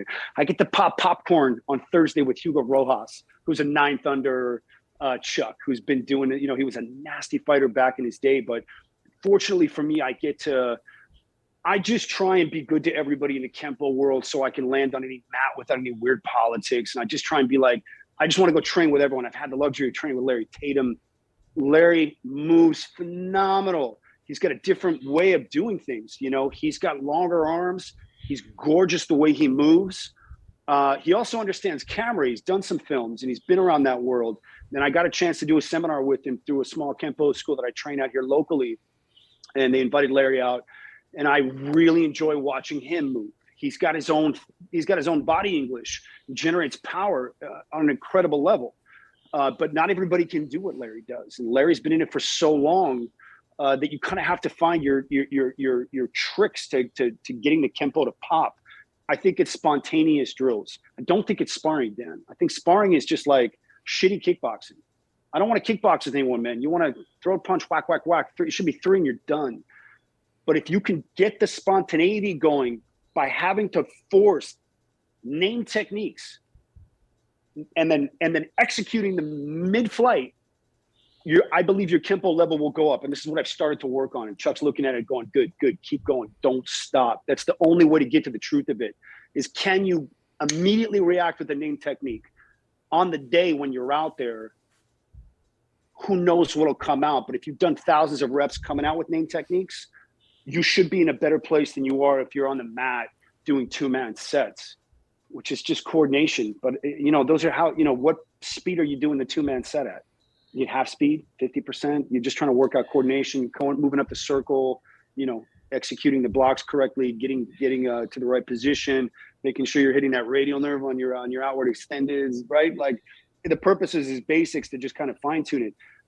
Get it going really spontaneous with a partner. Just be really, really careful. And I think you'll see the level go up. And people will look at it and they go, what is that? That's what is that? Breakdance fighting? Who cares? Just gas it up. And the other thing is, the EPAC system has so many techniques. Let me ask you this. Let me back it up. And I'm sorry to do this to you. I'm putting on my Israeli hat right now. Dan, would you rather be inside of a punch or outside of a punch on a defense? Myself personally, probably outside of the punch, just to limit the weapons or kind of limit their access to me. Is it easier for you to defend inside of a strike or outside of a strike? For myself personally, I find if it's punches, I do better on the outside. If it's grabs, I do better on the inside. Okay. I find that I would rather get inside the punch if it's those haymakers. And you don't really have to change your body position. I find getting outside of a punch is harder. That's for me. Just harder for me to get outside of a punch. Not saying you can't if it's a straight punch, but to get outside of a punch, I feel is more difficult and harder to get to because the straight punch is going to come quicker. You're not really going to get outside of a hook. You can get underneath it and slip it and then start to gas up some techniques. And you can get into, you know, flashing wings and all that gorgeous stuff once you start getting outside it, right? But for me personally, I find that I would rather be inside, because if it's the haymaker, which tends to be what happens, inside is where you're going to be anyways. That's where 5 swords lives. That's where delayed sword lives. But you're going to have to look at that list, that board with that all those 24 techs on each belt on the wall to remember them. What Chuck did, right, which I really, really think is smart, is he took that 154 and they boiled it down to 55, which is what American Kempo originally was, around 50 techniques. I know that on my syllabus, I've got exactly 9 techniques for inside of a punch, and I can perform every one of them. I've got 8 techniques for outside of a punch, and I can perform every one of them. I have them memorized because it's only 9 and 8. But when I get an EPAC guy and I said, I'm not trying to shake the boat right now, you're going to get the EPAC comments. No. Fuck you, man. But you know what? Let's shake the boat. Do you know all of your strike techniques? Because the pushes aren't going to knock you out. The wrist grabs aren't going to knock you out. The chokes aren't going to knock you out. It's going to be the right, left, or the left, right, or the big right haymaker. And it's not going to be coming from in front of you. So the next question is how are you training on angles? Are you training in a semicircle drill so that you can fire off any one of your inside defenses or outside defenses off a right from every angle on the clock? These are the things that I think about. Go. Yeah. No. Just playing that thought. It's actually, because you're right, 154 techniques it seems excessive. So actually where I'm at right now with my training is, though, what I'm finding interesting, though, is it's not really 154 techniques. When you start getting into the meat of it, and this is where I'm working with some of my colleagues, is that we're taking those 154 and realizing they're really just variations off of 5 or 10 techniques. And then we're exploring, well, what's changing? What's the difference? What's the application? Dan, that way. Unfurling crane into this is you're going to see it all over EPAC. There's certain principles that you just keep seeing repeated, right? And that's what you're boiling down, which I think is really smart. because they all have a lot of the same key movements to it, and they'll have a lot of the same. They're interchangeable pieces. So when stuff happens on the fly, if you pressure tested them, like you've been saying, you do them spontaneously, you start to recognize them more by your position with that person versus trying to memorize from a list what a technique is. You start to feel it. Understood. And I agree with you. And I think it's really smart what you're doing. I agree. Get the whole system so you can learn all the combinations, but they're just combinations. You can reconfigure them. And I've been to several of these seminars. And I keep seeing instructors, high ranking black belts, man, just keep repeating the same stuff. Keep teaching the same stuff. It's like, guys, Parker wanted you to play with this. He wanted you to make this better. Personalize this. Make it your own. And by the way, I haven't seen a system more customized than Kempo. It's the one system where everybody changes something to make it fit, which I think is great. But a lot of it still seems to be stuck in that, well, this is the way Parker did it. Again, what would Parker be doing? Parker would be driving this animal, be on the ground, man. I think he'd be everywhere. He'd be looking at Krav, he'd be looking at Seal, he'd be looking at everything going. And that's what he did when he was putting this thing together, from what Chuck was telling me, man. He's looking at everything, trying to pull all the best nuggets. And that's what Chuck did. He just went, hey, this is 154, it's too many. And I'm not saying Chuck's better, this one's better. I don't care. I love all Kempo. Let me say this to you, Kempos listening. I love Kempo. The camera loves Kempo. I love the concepts. I love the lines. I love these, because once people start to see it, they'll go, what is it? It's really different and interesting. And it's been like almost 40 years since we've seen Kempo on film. So I think it's the perfect time in the art cycle for it to be recycled now and come back. So those are my thoughts on how to gas it up. Spontaneous, 100%. Make sure you're training with someone who's way better than you or better than you, and push each other on the mat and keep doing reversals and getting it faster and faster, and get popped. Put on the headgear. Who cares? Get popped a little. All of a sudden, you're going to be able to function under stress, which is the biggest gem that I got from the military. Can you do it when your heart rate increases, and then you go into tunnel vision and auditory exclusion because you're over processing too much oxygen? So all of a sudden you start to lose your fine motor and you go into gross motor. The way to make Kempo gross motor is to train it spontaneously using name techniques. On the day, you're not going, make the training harder than when you're out there, so that on the day you're going to go, oh, this is nothing. Yeah.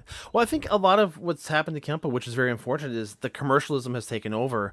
And even when Ed Parker was building the system, there was a fine line between making it the way he wanted it and then making it to what people wanted to purchase. Because like originally there weren't 154. That was something over time. Like the technique stopped at like green belt, and then people were supposed to reflect and was build. Was it 12 or 15 originally? I'm trying to remember the. It was originally 32 per. It was originally 32 techniques per belt, but by the time you got to green belt, that was the end of the curriculum. That was the students were expected to work it, but people kept asking for more stuff. So he ended up, and him and his senior belts just started adding stuff because to make it more commercially viable, for better for worse. So there is a lot more content in there than it needs to be, or what he intended, because it kind of got out of control. And even to this day now, you see, like you said, everyone changes it for whatever they want now, so it's in all sorts of different directions. But it's just, I think it was good because he got Kempo out there in that aspect. Like it became the widespread as it was, but I think in the same sense too, that commercialism took a chunk out of its reputation. Well, I think Chuck realized that. And I think when Chuck Sullivan and Vic LaRue started the IKCA, and Chuck can pontificate on this a lot better, obviously. He's the expert on exactly how it went down. But and Chuck, just for context, was Parker's fourth black belt. But Chuck scaled it down. He's just too robust. And all the concepts and principles are still in there. I mean, you still got the marriage, you still got the torque, that rotational, that, I love all this stuff, man. That, just 5 swords is gorgeous. How do you make it work? You got to gas it the fuck up is what you got to do, man. But you got to do it on an uke, but you got to be exchanging in the middle of it. And I keep going back to that because there's another thing too I want to throw in. I see the Kempo getting done and one guy's just kind of standing there and taking the licks, which is cool because you got to work out your text. And by the way, I post videos doing Kempo all the time, and I get hated on all the time.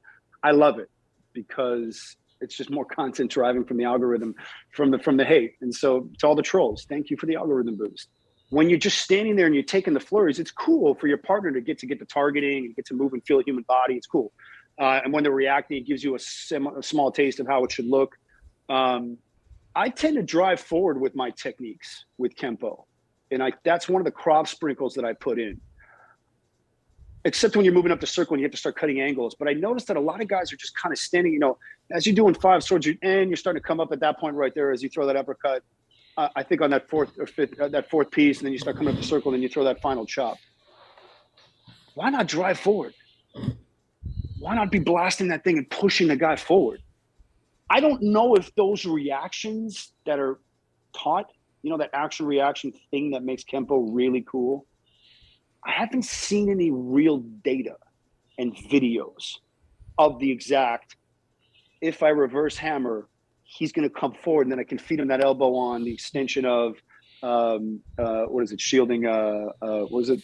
Shielding hammer. Shielding there you hammer? go. So we go raking hammers. Chuck's got a very similar name to it. You know, so as you're going outside and you're throwing that block and then boom, you're throwing the hammer and then you the elbow and then the extension, you go to the groin, throw the elbow. But like all that action reaction, I don't know exactly if it's exactly gonna play out that way. Do you know what I mean? Like, have you ever seen any footage of like exactly the way it's taught with all that action reaction? Not footage, but it's actually really funny you mentioned that exact technique.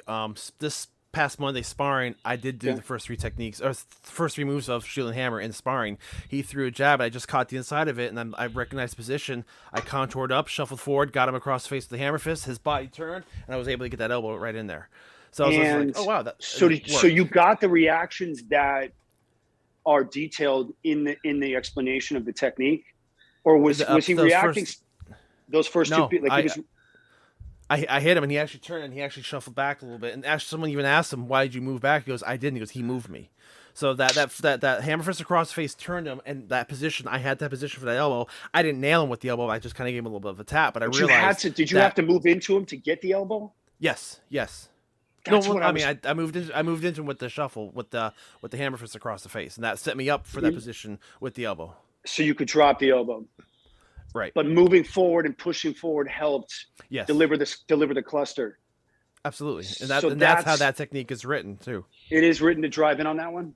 Fair enough. Yes. Fair enough. So that's hard to do in sparring, man. It's hard to. It wasn't even a thought. It was just I actually just kind of felt the tension in his arm. I'm like, oh, and that contour was right there. I just didn't even think about it. I just went into it. And it worked. All right. It worked. I'm shutting up, because if you got the actual reactions based on how the technique was written, then that's exactly how it should be done. But I think you're adding. Yeah, go ahead, Zach. No. Well, just like as you keep saying, is that you fall to your training. That's the one problem I've noticed with a lot with martial arts, is that the people just like taking Wing Chun, like they chi sao so much that every fight they want, every fight they get into comes out to be chi sao, and versus actually going into pressing into sparring. And I've noticed, nothing against Kempo, but doing this channel, been around a lot of Kempo, there's a lot of Kempo instructors who basically just teach the techniques and don't connect it and don't push it. So then the problems, what you find onto is you get a lot of sloppy Kempo people. I think that's one thing that's really hurts Kempo right now, is there's a lot of sloppy Kempo out there.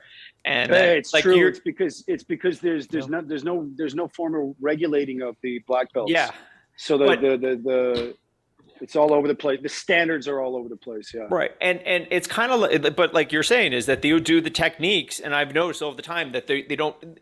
All they do is they think, oh, he does this, I do these techniques, I don't have to change it, I don't have to drive for it, and they don't get the reactions they need because they're not putting the effort into it. They're not, like you said, they're not gassing it up. Is the best examples of it. Right. It's honestly, they're watering it down, and and Dan is a big believer in just even sparring just to build up that pressure, and they're not even doing sparring.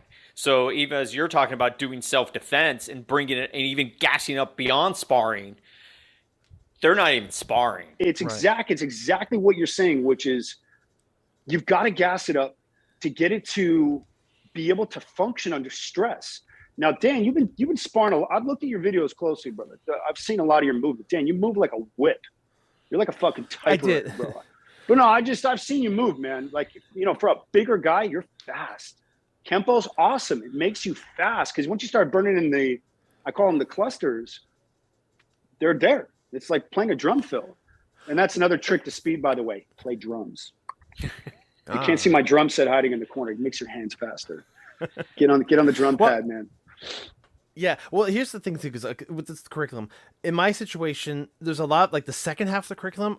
I'm a lot more fuzzier on because as time went on, my instructors moved around, I moved around. Yeah. I kept restarting the system, so I've seen the first half so much more. I've seen the second See, half. like up to green, and then by the time you start getting all the extensions and Exactly. And when I started teaching too, we did the kids program, but the kids don't do the higher end stuff. It was all the lower end stuff. So moves like shielding hammer and 5 swords and delayed sword and intellectual departure and deflecting hammer, those techniques I do use in sparring because those are the ones I've seen and done over and over and over. Those are ingrained. Like shielding hammer is one of my favorite techniques, but it's ingrained. And the second I felt that position, it just snapped. Dan, I liked you before this. Now I really like you. The shielding hammer is my favorite technique. In fact, man, I'll turn the camera on the bod dummy right now and I'll gas it up to the fucking audience. Like live, no cuts, no bullshit. And the reason Chuck made a slight variation to it, he went right to the extension, him and Vic, when they were building this out. So I don't even do it off a left because I don't think that left is coming. So I gas it off a right. I do an inward extended. I love the slappy connecting pieces in Kempo. It's my favorite thing where you start inserting wherever there's not action happening, insert one of these. I love that. And then I rake and then I chop. And now I'm at the beginning of shielding hammer right now. But I skip the elbow as I throw. And then Chuck has is going right to the groin and then throws the elbow up. I think it's a perfect technique. It's the ultimate Kempo technique. I can use that on the street today. It's all over my choreography. And you'll see it when you insert some of the reversal sparring stuff that your audience will see once you drop that in this interview. It's a perfect technique. My point is that how many techniques are there in the syllabus that you really feel like you can lean on? Never mind the fact that you were jumping around and you kept doing green belt over and over and over again because you had these instructors coming and going. But how many techniques really in that syllabus do you really feel, Dan, that you can gas up? How many go-tos do you have besides shielding? A handful. My go-tos, shielding hammer. It's funny with 5 swords. I've had a hard time performing that one in sparring because people like experienced fighters don't typically do these wild haymakers. They're more hook punches, and those are harder to catch. I found it effective. No, but I found it's effective against kicks. I've actually stopped hook kicks and round kicks with that block and come in with that jab cross. So basically converting those strikes into punches like you mentioned before. Deflecting hammers I go to, and also one of my favorites is and I used to hate it when I was younger, but crossing talon. I'm a big fan of. I'm a big fan of frictional pulls and like getting that friction to the body. And I actually pulled this off for Randori a couple times. I got frustrated, you're doing Japanese jiu-jitsu now too, which you're starting to graft into your Kempo, right? And that's where the crossing talons actually come into play with me. Is like I'm grappling with judo guys who are better than me, and I'm trying to do their techniques, and of course they're taking me to the ground. And one day I just got frustrated, and we were clenched, and I just did a frictional pull. I cleared one arm, came up underneath, I got that cross guard, and then I got him into that crossing talon, right into the armbar, and kicked his leg out, and he went right down, face down to the ground. I was like, oh, frictional pull, but I just felt it. Yeah, frictional pulls is basically taking someone's kazushi or taking someone's balance. In judo and Japanese jiu-jitsu is basically judo. They didn't have the word judo before it was sported out by Kano. But that pull on the arm is no different than Kosotogari or any kind of throw where you're pulling someone's center. It works. It's brilliant to put that in there. So I 100% agree with you. What other techniques? What are your go-tos? I've always wanted to ask Dan from the Art of One Dojo your favorite Kempo techniques. What are they? I like deflecting hammer because it's just basically off a front kick. It's not hard to do that downward block. Just kind of slightly get off the line, deflect that kick, and just shuffle in. And like you said, moving forward, and you've got that front hand pinned. I like intellectual departure, but I modify it. Okay. I step back, I do that inward block for that kick to divert it the other way, but I will continue the momentum, and I usually can land a spinning back kick on him probably 60-70% of the time. Right on. That's one of my favorites as well. Okay. What else? Sparring. Otherwise, it's a lot of shuffles. I do a lot of the same leg checks. I do the buckle, the slide up. Oh, it's one of the extensions, but I'll do like a back fist and I'll rebound off my body like the second half of Shielding Hammer teaches, and I'll usually do it like a jab, and I'll rebound off myself, and I'll be able to land a body strike, which sets me up for that buckle out where I can kick their leg out, and usually if I can get that buckle. Yes. Yeah. Oh, that buckle. Love the Kempo buckles. Love the buckles. And I've showed footage of that before. I love the buckles, and I got to tell you, man, yeah, there's a lot of nectar in getting in between those legs, man, and getting into that reverse bow and opening the legs up and dropping those. Oh God, those are tasty, and the camera's gonna love that. Just wait, I love those. I love those, man. Buckle, I know you've got a few more go-tos. What else? 5 swords you liked? I liked. It's not technique specific, but I love the inward outward parry, the trapping. Love the double factors. Love the double factors. So that's why you're able to get to the outside. Yeah, I love going to the outside because I've done those parries so many times. I've even actually caught in sparring boxers' arms a couple times with that trap. And once you get that trap, you can get that pull, and if you get them off balance for a second, and you can shuffle in, and there's your window right there. You own them, right on. And there's got to be one more. Everyone's got their like 10 favorite texts, man, in EPAC. But I'm gonna connect the thread though. Let me do that. If you can give me one more though. Is there anything else that you go to? I like the simple stuff, Dan. Give me triggered salute.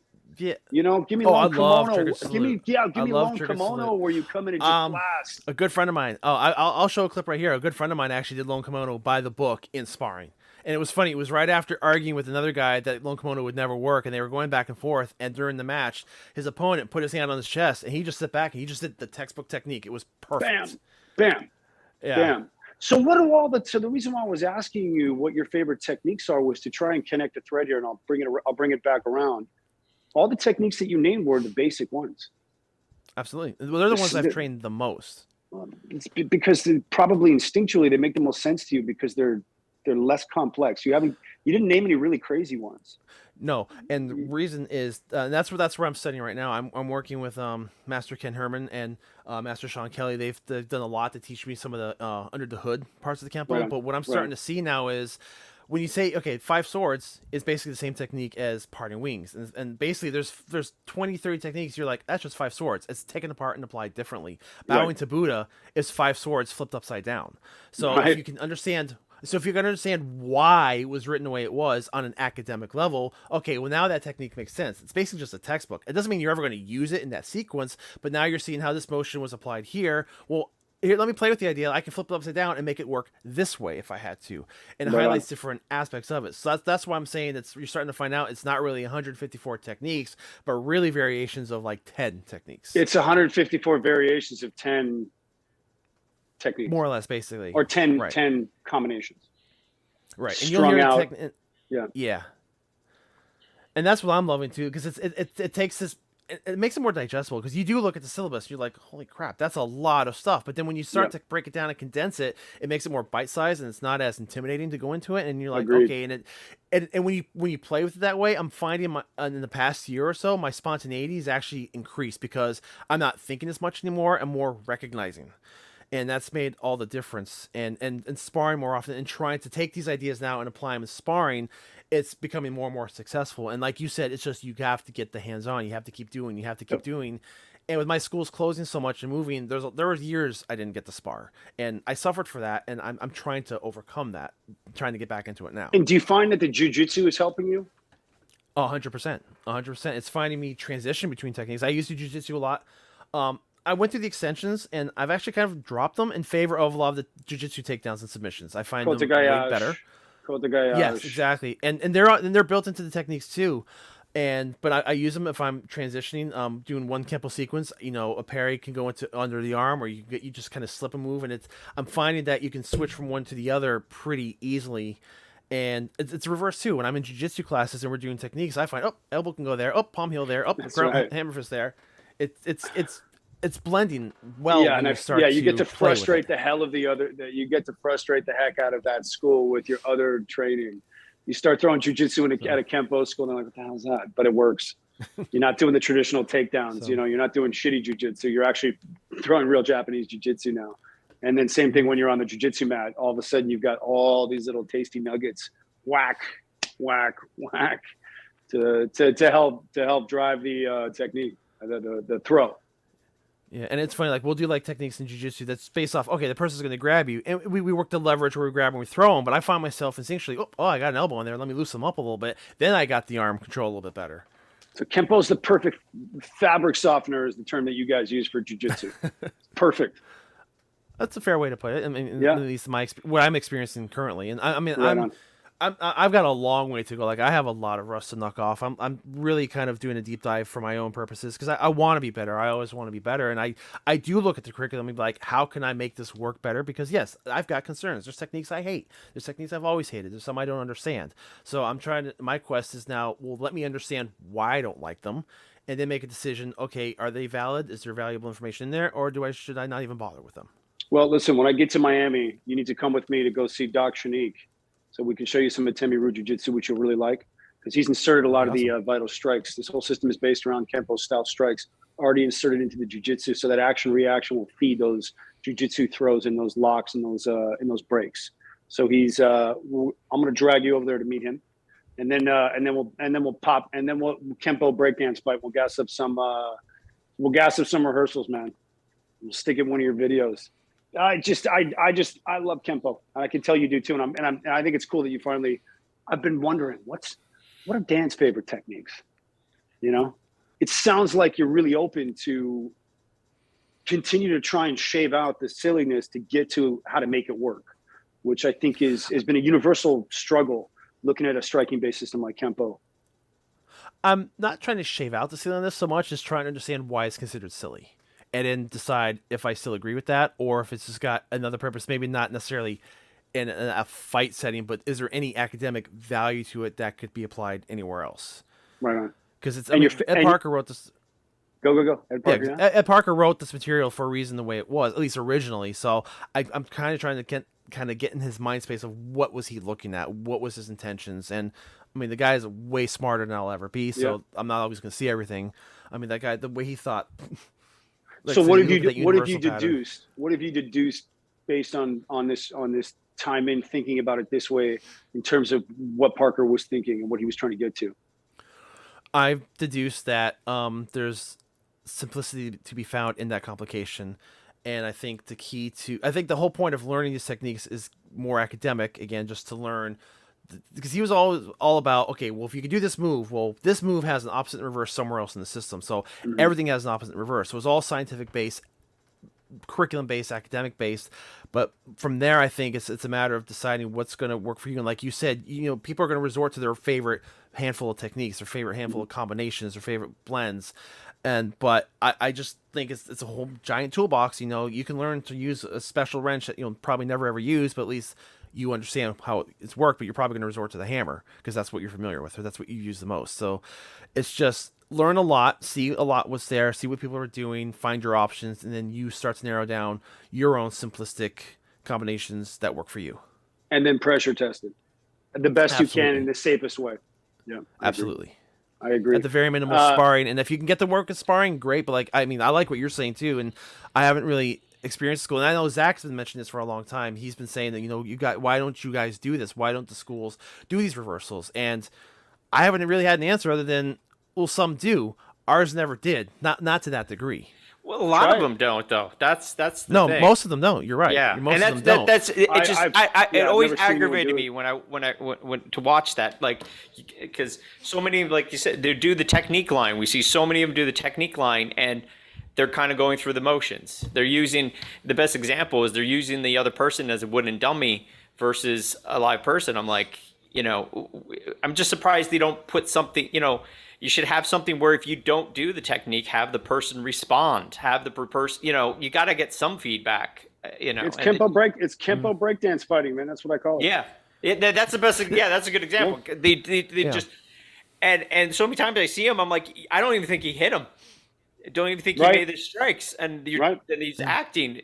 This is and I think that's what that's the part that's really destroying the Kempo name in the martial art. A lot of schools don't go past that. You're absolutely right, and that's what I've been trying to say a lot. Is most schools don't teach it the way I feel it should be taught, or at least how it used to be taught. You go back to the 70s, it was a very different landscape. Man, Dan, can you imagine? That was a totally different world. Could you imagine if you and I were on the mats at the old West LA school in the 70s? Oh no, they were bloody. The classes were bloody. Every person I talked to who was at all those videos school, in the line when they were doing that Friday night line. In fact, Angelo Coriato, who's a good buddy of mine, who's easily one of my EPAC coaches. Like I said, him and his son used to run that Friday night line, and he said it was a monster. And I would, man, if I had a time machine, it's the first place I'd go. I was going to ask you, your favorite form. Go. Oh, favorite form? Probably short three. Short three? Yeah. When I do have to learn a form, I go to Angelo. The 23-time forms champion. He is awesome with that stuff. Do you think the forms are important for your training diet? I think they fulfill the same thing as the techniques do. There's there's academic information there, kind of showing. See the forms.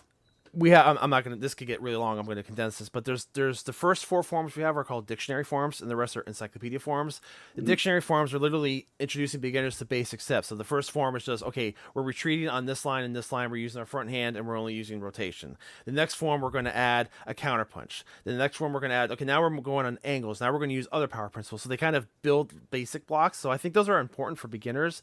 And then after that, the flowy forms like the short 3, the long 4, and up, they're more studies of motions, kind of like, you can almost, it's funny because I call the techniques mini kata, but you can look at the forms as long techniques. It's just sample sequences to kind of see how the moves can flow and relate to each other.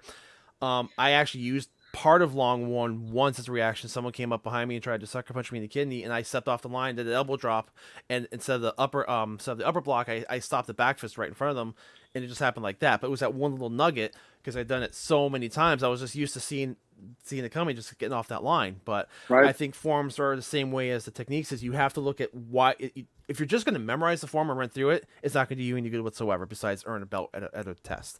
If you can break it down the same level as the techniques and pull ideas from it and recognize, okay, well maybe this idea works here, you can start to implement it with your techniques. It's a lot of information. That's what Angelo was telling me about the original Friday night lineup. Was that when he was running it, it was all based on long 4. You had to get through everyone doing pieces of long 4 to get all the way to the end. And when you made it to the end of a 23 or 24 techs in long 4, I don't know how many there are total, it was like a badge of honor. You had to literally blast through 23 guys. It was the same guy. It wasn't like a traditional tech line. Do it, go to the back, next guy up, do it, boom, switch, and then go to the back. Like you had to run. One guy had to run the whole line. Yeah, that's the way to train it. Yeah, and long 4 is a beast. It's fucking. I don't even know. I think I know the first 4 parts of it or 5 pieces of it. It is a beast. It's similar to our master form. Just so you know, we have one master form in Chuck Sullivan's system. And it starts at orange belt, the first technique, and it goes in order from orange through black belt. That's it. So anytime I do the kata when I warm up, it's the whole syllabus, all 55 techniques. And I think it's really smart because when I'm working on the film, I can work out alone and do the whole system. Literally. Absolutely. That's all it is just literally the first tech all the way through the last tech in black belt. I think it's genius. It's simplified. You don't have, how many forms are in EPAC? It's a lot. Quite a bit. 11, 12, something like that. Yeah. Well, we got 4. We got the short forms, and then we got the long forms, and you have your sets on top of that too, which are other types of forms. So it's a lot of information. It's a lot going on, dude. It's a stack of textbooks. It's a stack of textbooks, and it's basically a college course. If you go to a college course, are you going to remember everything or use everything you've read in a textbook? No, you're going to see the context of it, understand it, but then you're going to resort to whatever your profession is, but you're going to resort to your basics that you're going to use every day. Agreed. And that's just the way I kind of choose. That's the way I try to make sense of it. It's an awesome system. Like I said, it's pretty Krav Maga, but all of the things that to me make Krav Maga effective, Kempo has it all. It's just a little more mindset conditioning that I try and sprinkle in, and then to try and train in a way that's going to allow you to be able to really blast under stress. That's really what I've been focusing on. How do I train Kempo under stress? So, but it sounds like you're on the same journey, and it sounds like you're figuring it out too. So good on you. Can I have a quick question? I have a quick question, real quick. Since you basically come from Krav Maga, like real pressure tested, which one would you say, or even any martial art, do you feel in your background that is the fastest for a novice to learn versus someone that takes a little more experience, a little more time to learn? I'd say Krav Maga is probably the easiest. Palm strikes, punches, elbows, knees, a little bit of clinching, and explosiveness. And it's all done, and there's no sequencing. There's no memorization. There's no order of strikes. It's whatever comes out. So it was designed for the military, and it can be learned in a couple of months. And what makes the mastery of Krav Maga, in my opinion, is the way it's trained in Israel. I don't know how the belt system found its way into Krav Maga. It's a very simplified or oversimplified form of Kempo. It's just, there's no, shielding hammer down. You're not memorizing a sequence of techniques. You're literally just blasting and training to blast. The secret sauce in Krav Maga is having the aggressive switch turned on. And what ends up happening is we end up fighting on, Fridays in the IDF in my unit. You're fighting one guy, and then you're fighting another guy, and then you're fighting another guy, and then you're fighting two guys at the same time, and then you're fighting five guys at the same time. And what you learn is that you're not going to get killed. You're going to be fine. If you keep attacking the attacker, that's the best defense. Attack the attacker. And as long as the techniques are simple, the main tactic becomes aggression. Two things: aggression, and then what we call tzvigot, which is conditioning, where you're literally getting the shit kicked out of you and you're just standing there like this. Nothing to the face. This doesn't do anything, by the way. You can't condition somebody's face. And when I see people hitting people in the face with no protective gear on, I'm going to say it triggers me. It really triggers me, because there's no data showing that you can condition this. But the body, the arms, the legs, the solar all this stuff can be toughened. And so once you learn that getting beaten isn't going to kill you, and that you're going to get tougher and you're going to get used to being uncomfortable and getting hit while learning how to attack, to me, that's the simplest, easiest system to digest. It's not pretty. It's just you getting to the point. Smash, smash, smash as fast and as hard as you can with basic combative and targeting strikes, and then get the hell out. Kempo's got a lot going on the menu, but taking all the aggression and putting it into the Kempo seems to be working. But it's a lot of training, though, the memorization and getting the techniques and the cleanliness. Dan, it's a lot of pieces to learn. It's a thick syllabus. I enjoy it. I like the science of the motion. I like the way the economy is put together, the vital strikes. But you almost need the oversimplified version to teach to beginners. And that's why it's suitable for the military. We don't have the time in Israel to train a soldier. We've got 2 years, man. We've got a lot of things we got to put him through. He's going to get Krav this many days a week, and we're going to just destroy him with it. And that's going to be his default. Yeah, I think what happens a lot too is, and especially with Kempo, with all the different changes, it's kind of like you take a sentence and you translate it to a language, and you translate it again, and you translate it again, and you translate it back. That there's so much revamping and piling on that you start to get errors built in, or you start to get other ideas mixed in. You stop recognizing the Kempo. Yeah, exactly. And I'm kind of glad that. Yeah. Exactly, and I'm kind of glad that we've broached this topic today, because I want to go on record with this, because doing this channel for the past 4 or 5 years now, I've had my fair share of comments. People coming on saying Kempo's no good, Kempo's trash, you're wasting your time, Kempo sucks, they'll get you killed. All and across all other arts.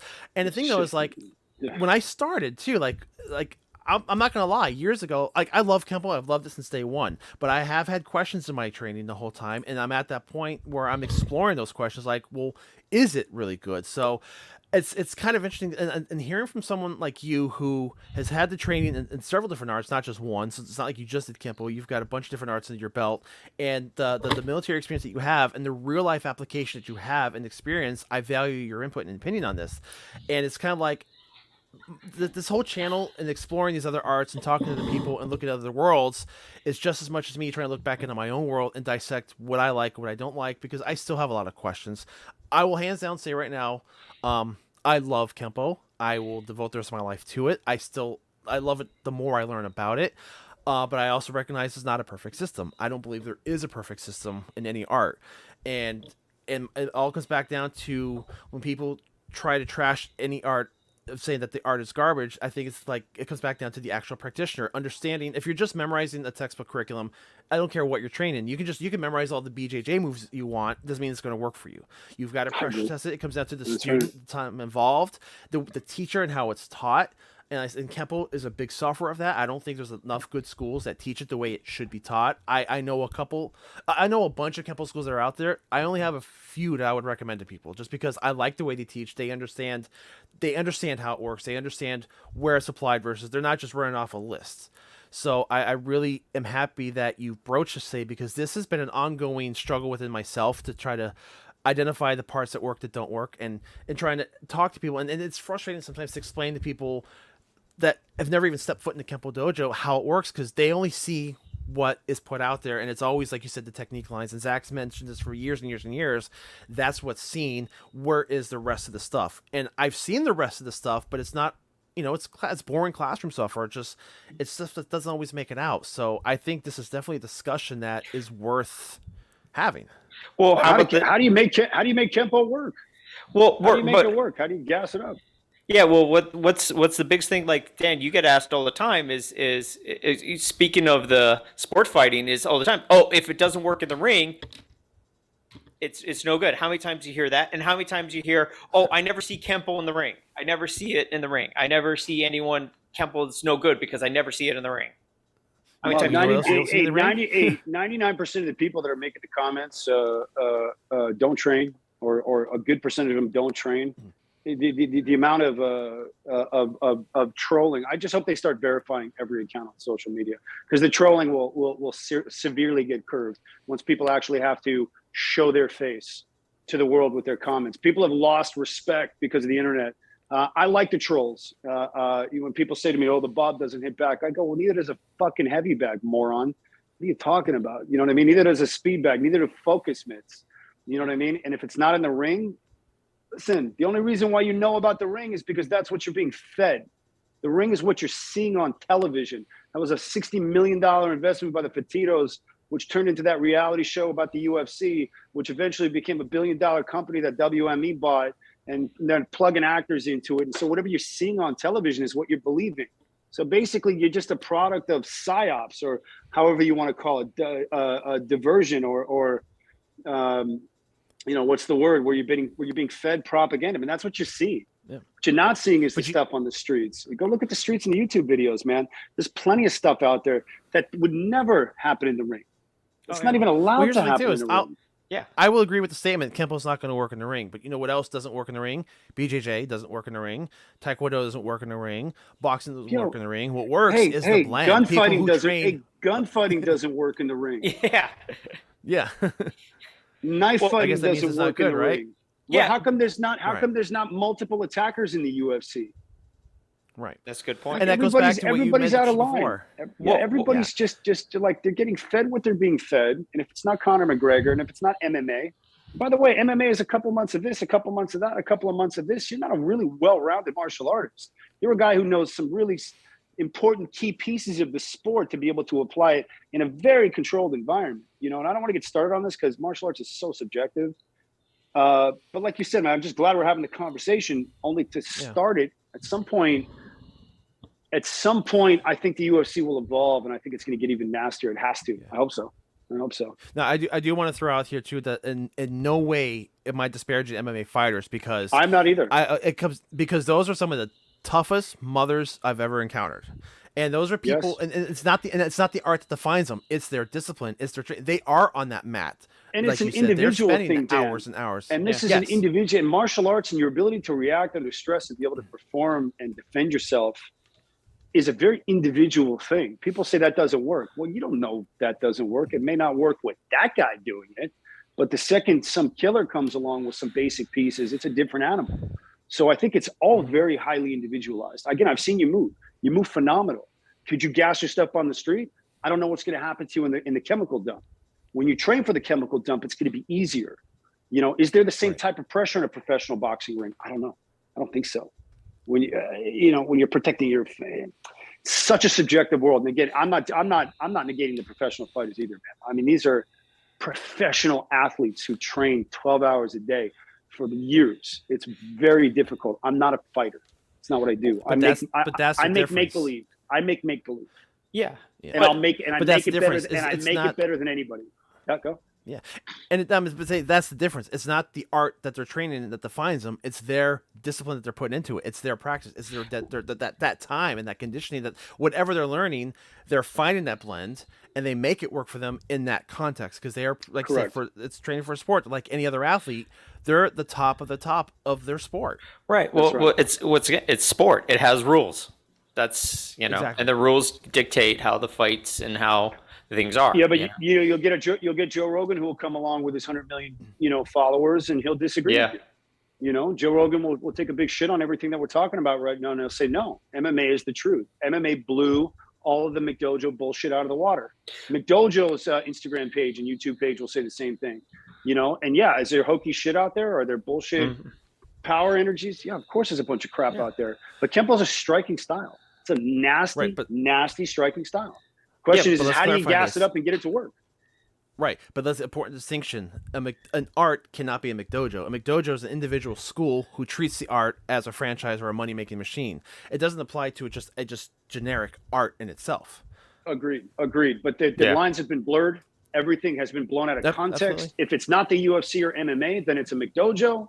If it looks good, it's a McDojo. If there's aesthetics to it, it's bullshit. Yeah. So the problem is that the narrative has been driven to UFC context and that controlled environment and cage. Where I come out, train, learn what the hell you want, get really good at it, do your best to pressure test it, and if you enjoy it, do it. Most of those trolls that are popping up anyways, thank you for the algorithm boost. We appreciate it. You just put more eyeballs on our video, we got more ad dollars coming in, so thank you. Okay. I'm not gonna lie, I do engage with the trolls sometimes, and a lot of times you can tell they're just trolling. They're just trying to push your buttons. But there's been several times where I've actually gotten a constructive discussion out of them, because when you push them a little bit, then they'll actually say why they don't like what they don't like, and you can sometimes have a good back and forth. And there's actually been a couple times they've asked me stuff, I'll be like, I should know that answer. So sometimes I can learn from the trolls as well, and other times you're just like, okay, delete, or just ignore whatever. It's all across the board. But that's why I love doing this channel, is because we have this platform. We have a very, very diverse audience who watches this, and many of our viewers hate Kempo, and I'm fine with that, because I like to see their point of view. I want to hear from them and why they think it's garbage. And we have the people who absolutely love it, and I love to hear from them too. And I think that this discussion that we're having today is relevant to pretty much all martial arts in general. It's not just Kempo. We're talking about it because we're that close to it, but I think these principles and concepts and the application and the stress testing applies to everything. So I think if we could wrap up a unified message for our viewers to sum up this video in one sentence, what would you say to people that don't believe that traditional martial arts could work at all? It's up to the individual to be able to make your skills work. Make sure that you're training and learning things that have a track record in some context with being applicable in self-defense. Make sure the school that you're going to isn't too belt driven. You still need the belts to be able to codify where you're at in relation to the high ranks and the low ranks. But the focus really should be on what you're trying to get out of it. If it's self-defense, find a place that will teach you a system that you enjoy learning, that's going to give you the correct intensity to be able to use it. If you're looking for a martial art and you want to get into a monster encyclopedia, that's cool too. Just be honest about what you want to do. And if you're looking for sport fighting, go do that. It's all good. But remember, one's in a cage, one's designed for the street. And on the street, it's a lot more dynamic. And it's very easy to shit on systems, but it's really not the system, it's the individuals. So to sum it up, be honest about what you're looking for, train diligently, make sure, and then seek the right instructors. Don't spend 10 years, man, working on a black belt with idiots. Go, forget the striping up. Go find instructors who are passionate about teaching, but have credentials to be able to back up what you're looking for. Go spend 10 years finding the right instructor. That's what I would do. And I've been blessed. I've had some good people, man. I've been blessed, man. Every kid in the IDF who pounded on me was an animal, meaning, they're handpicked, they're hand trained, their pipelines are well designed. The Kempo world, I've been lucky. There's a lot of schlock out there. I've been lucky in the stunt world. There's a lot of great martial artists too, and I'm always picking little nuggets trying to get stuff. So to close it out, this is an individual thing, guys. It's real easy to rip on this and that and the other. At the end of the day, go train, go put up videos, go put your stuff online. Share what you know or what you don't know with the world. Make the world better by posting what you're learning. Stop trolling and start adding content to the universe of knowledge. That's a big one for me, man, because most of the trolls don't post. I always say, show me a better way to do it, man. You don't like the Bob drill? All right, cool. Please post it. My favorite thing is when someone does criticize, I click on their username and it says, this person has 0 videos. So it's a completely empty profile. That's right. That's right. Well, dude, I'm all for opposition. Yeah. Yeah, I'm with you, and more people are going to agree with you than you think. And remember, the trollers are just a small percentage, and they like to light the fire and just get the blood boiling. But whatever, Again, thanks for the algorithm. Sometimes it's Bruce, good to man. boil. Yeah, it's good to boil, man. It's good to start the dialogue and the conversation again. And if no one's hating on you, you're not doing it right. That's what I always say. So I like criticism. It's a big part of being in the creative world. It's tough because when you do create something and you put it on film and it gets released, you get slaughtered. People could hate what you're putting out there. People could look at my choreo and go, it sucks. People could look at my acting in this next film and go, it sucks. You know what I mean? But that's the cost of doing business, man. I just don't listen to anyone. Just keep going. Just real quickly, speaking of what work is, I always love how people thinks and what they compare in real life. This is always a big thing that they're like, oh, if this person beat person A, then person B, and then someone beat person B, C beat person B, then C can beat person A. It's like, not necessarily. It all depends. Right. So, right. And everyone thinks very linear sometimes. I'm like, yes. not necessarily, That one little thing that the person A does is different could completely throw off what person C does and how he. Well, yeah. And there's so many factors that can change the dynamics of what happens in the middle of altercation. Oh, yeah. And there's luck. And there's luck, too. I mean, in war, they say, man, it's war. It ain't up to you. You don't know where shit's going to go and how it's going to, fly. Yeah, really, really cool, man, talking to you guys and kind of getting this out there. And I think we did more than what I was expecting, which is very cool. Just to really crack that subject. All right. Awesome, well, thank you so much, man. Yeah, I appreciate you guys, man. Thank you. I'm quite sure that a bit of you right now have a lot to agree or disagree with, regardless of which camp you come from. And that's great. And that's part of the reason that we wanted to broach this topic. I believe that it is critical for us to be able to play devil's advocate and try to view our own arts from an unbiased lens, and that's not easy to do. We'd like to extend a great big thank you to Aaron Cohen for sharing his time, background, and experience with us. Now, this was a heavier discussion than we normally have on this channel, and we'd like to do more of these, so let us know down in the comments what you think. Did you agree or disagree with what was discussed here? We have an awesome community, so let's make this a very constructive experience. That'll do it for today, everyone. Thank you so much for watching.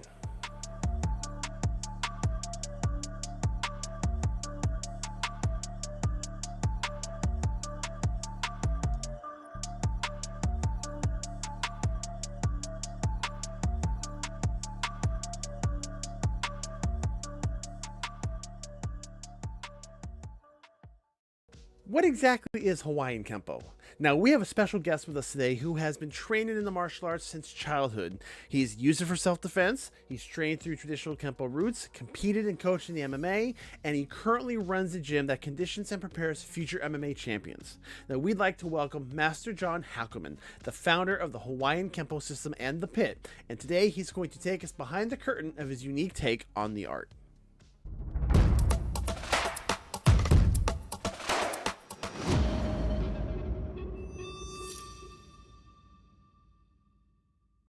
Hey Dojo fans, we are excited to share our new Colors of Combat t-shirt collection with all of you. Now, we love this channel and we love our community and we want to keep producing content, but we do need help. So instead of getting sponsors for VPNs or Shadow Warrior Legend Battle League games or novel manscaping products, we felt we wanted to offer you something a little bit better. This new collection features 22 designs of multiple martial arts and explosive colorful displays so that you can represent your art and style. We really appreciate all of you, and if you use the code COLOR2023, you can get 10% off of each purchase until the end of June. Now, this code is good for both this collection as well as our previous Forefather series. Oh, and also, if you send us pictures of you in your shirts, we'll share them to our social media feeds. Thank you all so much for your support, and now back to the video.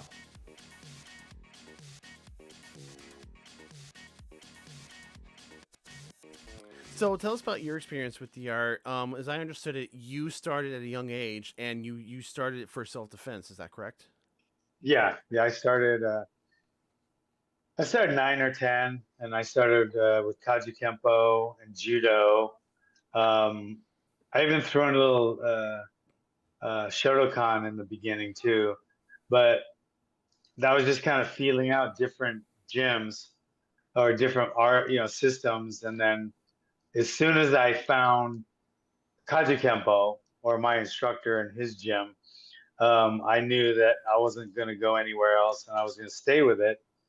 And I was probably like 10 or 11 then, and that was it. I never, switched around to different arts until after the army, and I came here, and came to here, California, and I started Hawaiian Kempo.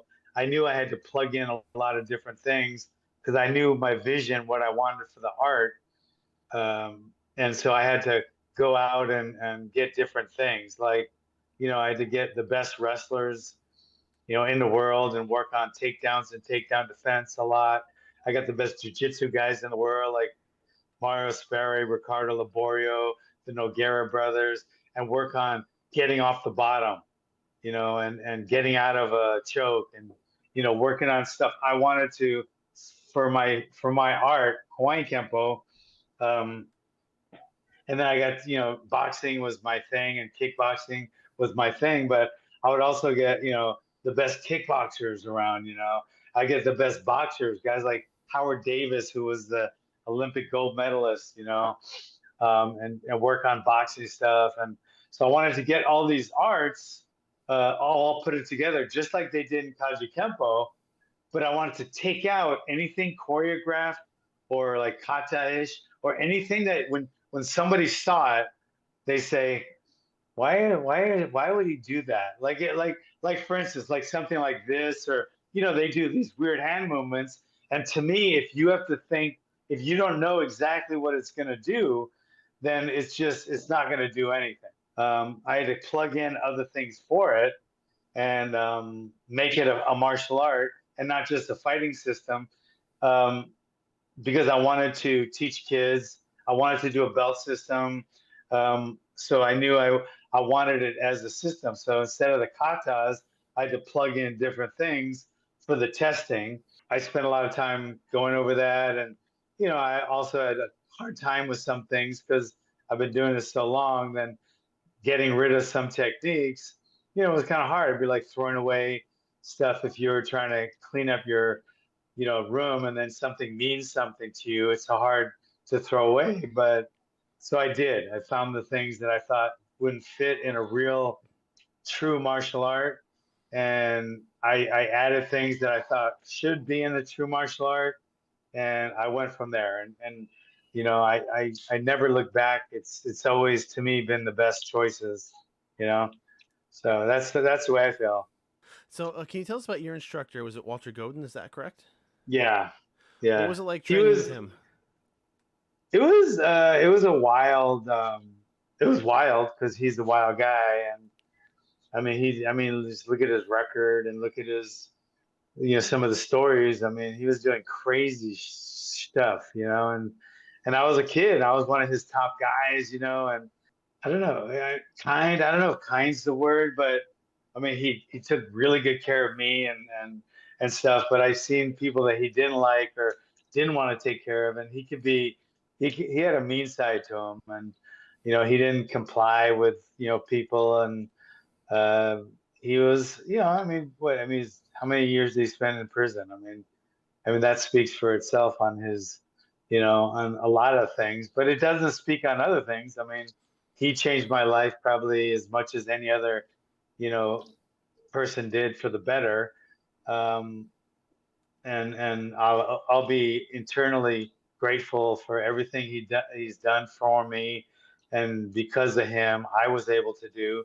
So he took he was a big chunk of my life, and a big chunk of who I became and stuff. And without him, things would have been a lot different. And so I love him. I love him like a father. But I saw things that some people might think aren't that great, and I didn't think everything he did was great, but I definitely, to me, my world was a much better place because of him.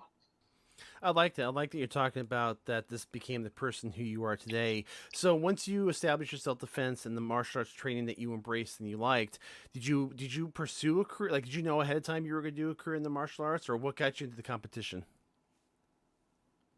I went to Godin school, because of the racism of against white people in Hawaii, and they get very violent towards them. Kill Haole Day, beat up the Haole, and I knew from the stories I was hearing in grade school that I was going to need to train. I need to learn how to fight because things got a lot worse in middle school. So I started. I went and found a place and all on my own, and I started training on my own. And I think the fact that it was Godin's place and the things it taught me and the attitude it taught me and watching the way he was, and I think that changed everything for me and made everything better. So I like that. Well, I understand that you had to learn to defend yourself, and you actually use it in real life. So when you were switching over to competition, did you change any approaches to the way you fought, or is street fighting and the sport ring, like, did you kind of fight the same way, or were there any adaptations that you made? Yeah, no, back then they were one and the same. Now the way I teach is different. My fight team and my Hawaiian Kempo team for the street are completely different. But back then it was the same. The fight was a fight. I'd get in a fight in the backyard, in the back campus of our middle school. I'd bounce around, kick them, I'd punch them, I'd throw combinations. Just the stuff we were learning at Godin's school. And then when I get it, and I'd have anger towards the guy that started the fight. So, and the same was when I was fighting. I didn't really like my opponents. I didn't buddy up with them and shit like they do now, which I like a lot better. It's a lot more respectful. But back then, it was just everything was a fight to me, and that changed over my career. Towards the end of my career, I could be buddies with my opponent. We could fight in the ring, and we could be buddies after. But back in the old days, it wasn't like that. So I trained pretty much the same for both.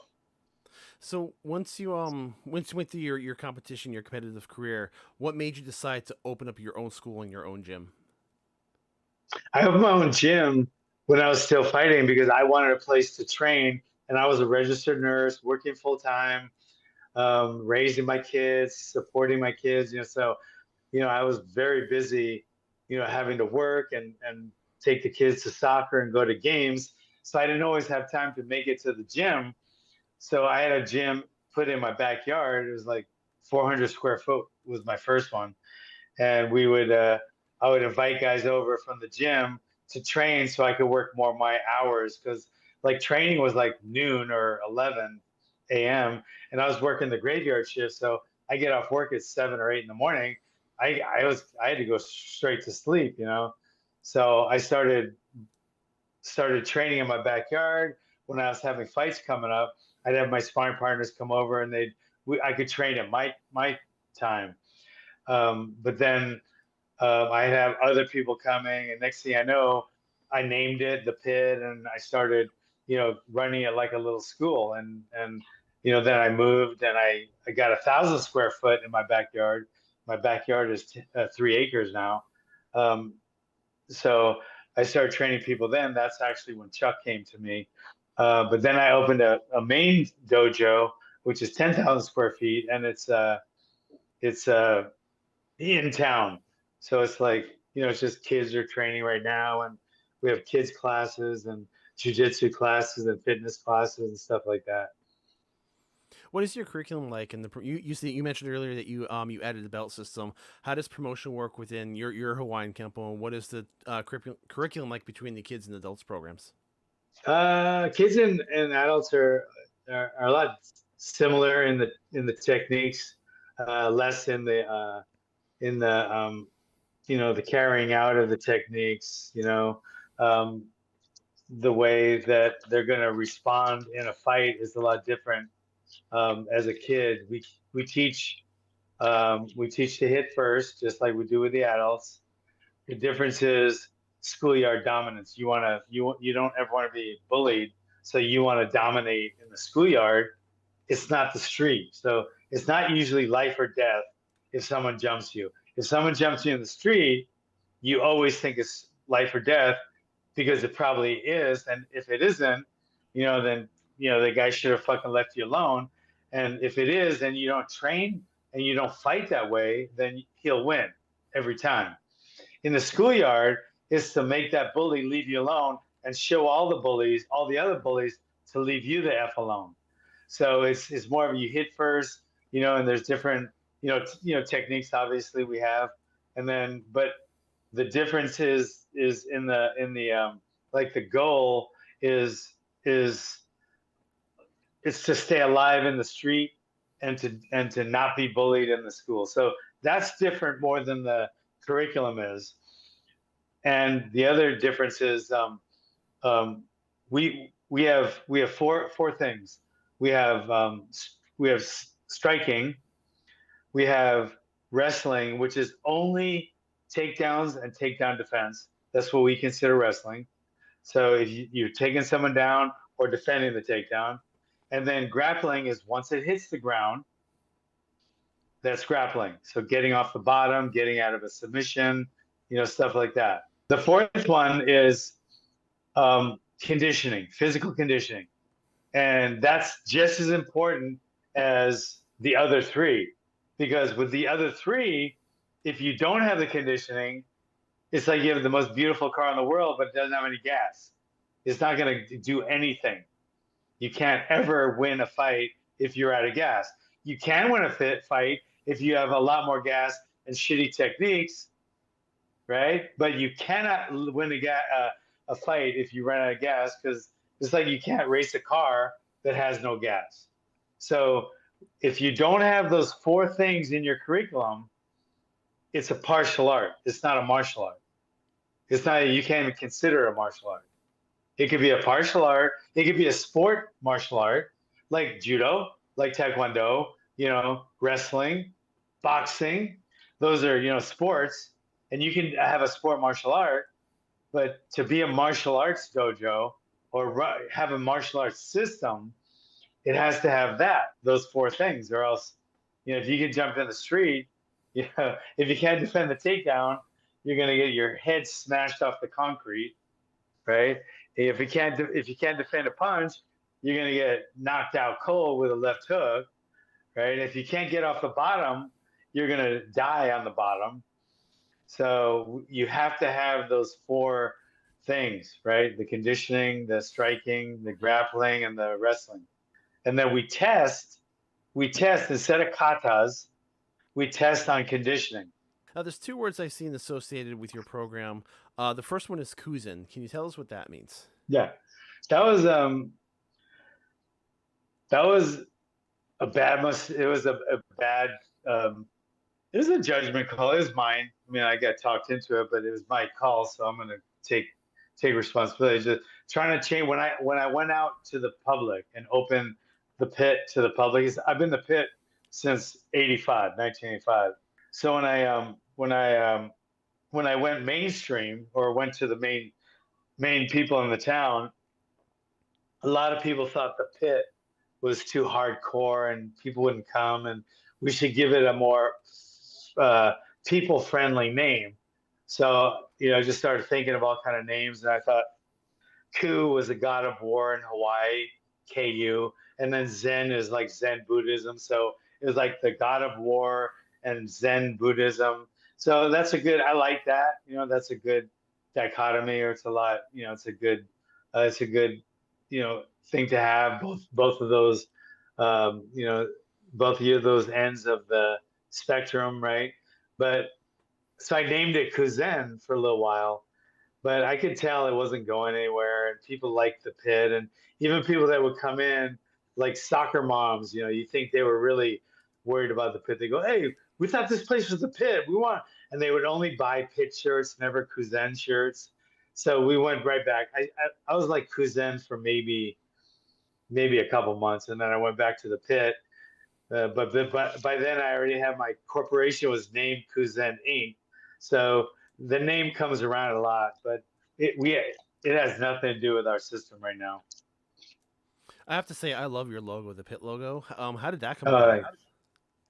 One of my students in '85, when I was training out of my backyard in Woodland Hills, California, I was trying to come up with a logo to put on our patch, and we ended up all getting it tattooed right away. But one of the guys, his mom was an artist, so I was trying to explain what I wanted. So she would draw one, and he'd bring it to school. I go, nah, not quite. So it took about 3 or 4, maybe 5 times, and she brought a sketch. I go, that's what I want, and it was the pit guy that you saw. And so she made a sketch out of it, and we made a tattoo, and we put it on our shirts, and it went from there. Now, the other word I hear used a lot in multiple Kempo schools is the word ohana. What does ohana mean Yeah. to you, and what weight does it carry in your school? Well, it's everything. The pit ohana is everything. It's with Godin, Walter Godin, I love him so much. And as bad as he was in certain things and how violent he was, he had an ohana, and like when we had a Christmas party, people would, everybody would show up, and it would just be so much fun. And, all the guys that we trained with each other and bled with each other and did other things with each other. We get to go to a Christmas party, and all the families there, and the ohana's there. And in Hawaii, I grew up in Hawaii. The word ohana is very big in Hawaii, and ohana means a lot in Hawaii. A lot, much more than it does in this United States. It's especially now. It's like it means nothing now, but you just didn't have that same. It's a family.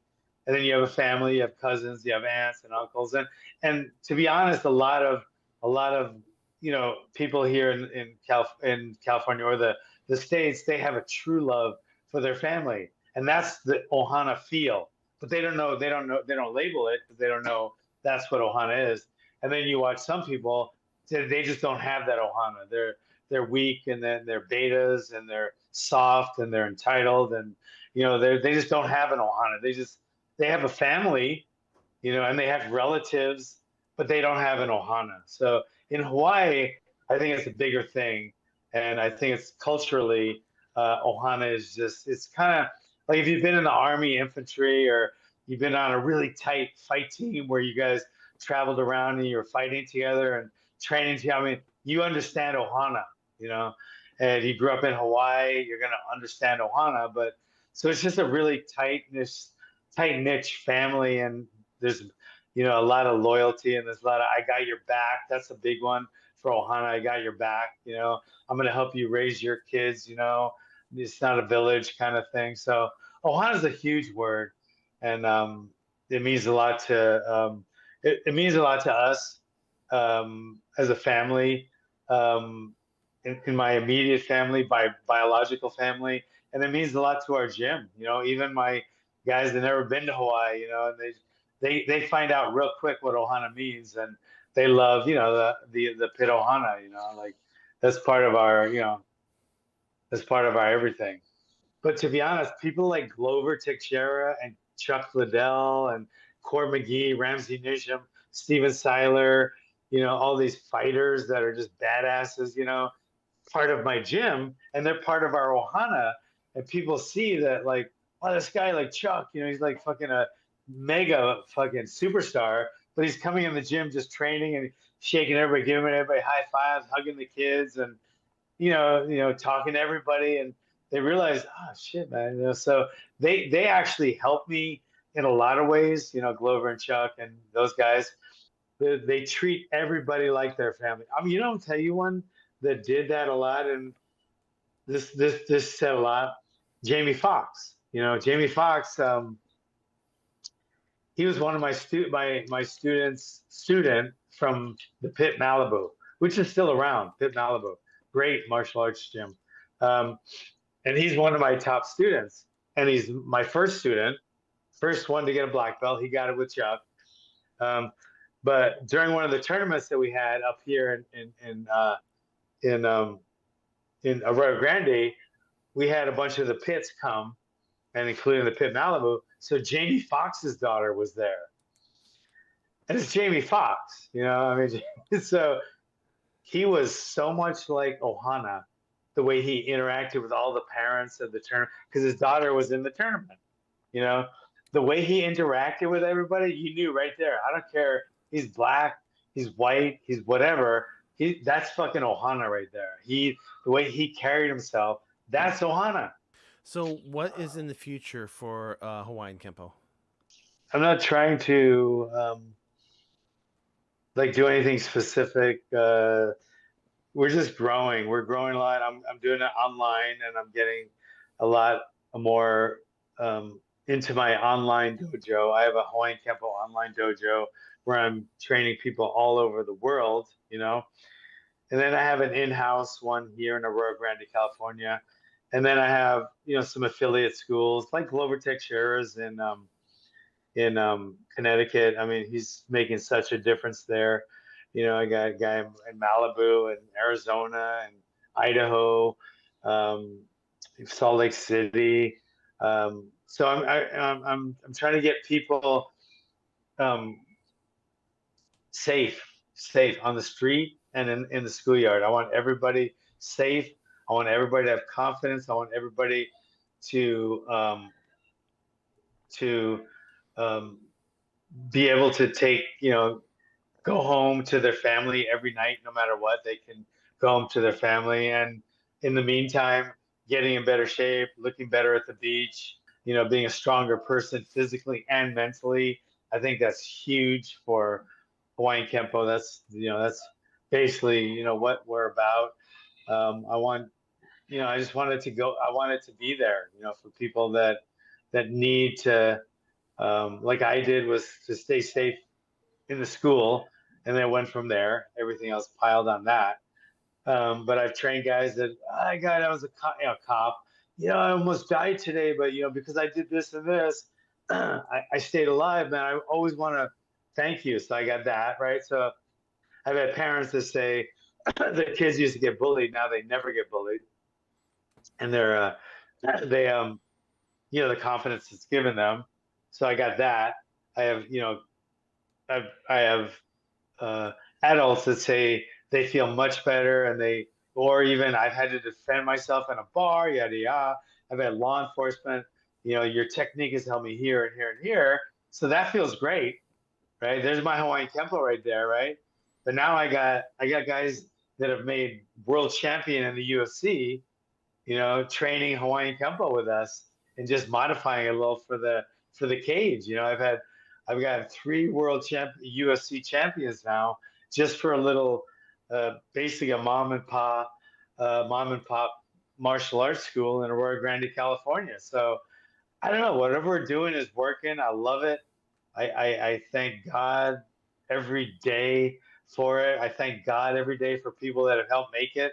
Guys like Chuck and Glover and Mario Spari and Ricardo Laborio and Howard Davis and all of these people, like, you know, like Sammy Henson and Matt Linland, people from different genres of martial arts, wrestling, boxing, kickboxing, MMA, Brazilian Jiu-Jitsu, and coming together and helping me, you know, be a better total martial artist. Now, if somebody wanted to join one of your schools, how many schools do you have under the Hawaiian Kempo name, and where can people go to find information about it? Yeah, we don't have that many. I don't know. I think the ones I named, so you go, but the one in Danbury, Connecticut, is run by Glover. It's called Teixeira MMA and Fitness, but it's a fit affiliate. He teaches and tests under our Hawaiian Kempo curriculum. And then there's the one in Malibu, the one in Salt Lake City, the one in Idaho, the one in Arizona, the one in San Luis Obispo, the one in we got one in Atascadero. So that's them, all of them. You go in the pit and you can find it. And we are a actual CrossFit affiliate too. Our gym is. I'd like to thank you so much for spending your time with us today, telling us about your training, your upbringing, and telling us a little bit about what your Hawaiian Kempo system is. I really, really appreciate that time. No problem, man. Thanks for having me. I'd like to extend a warm welcome to Mr. Hackleman for his time today and for giving us a tour of Hawaiian Kempo. Now, being a Kempo practitioner myself, I really love to see sister systems and experience how different they really can be. Now, if you were interested in another branch of Kempo that came to the same roots, then you'll want to hear from Master Daryl Vidal of his Chinese Kempo system, so click here for that. Now, if you're skeptical of Kempo and MMA and you're watching this roughly a week after this episode was published, well, click here for our follow-up episode with Mr. Hackleman on Kempo and MMA. Now, if it's not here yet, well, then I thank you for your being an early viewer, and please subscribe and click the bell so that you know when the episode does drop. As a Kempo practitioner, one of the misconceptions I hear the most is, Kempo won't work in MMA. You want to bet? Today we have special guest Master John Hackleman, founder and grandmaster of his Hawaiian Kempo system and one of the most notable MMA coaches and contenders in the sport. Let's go talk to him and see what he has to say.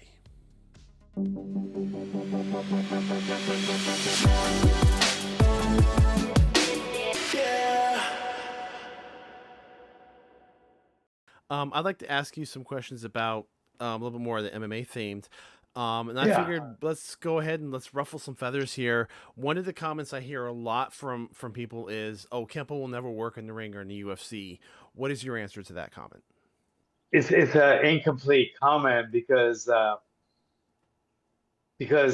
Kempo, whether you spell it with an N or an M, most Kempo systems that haven't evolved, they wouldn't do well. If you're doing katas, you're not going to do well in MMA.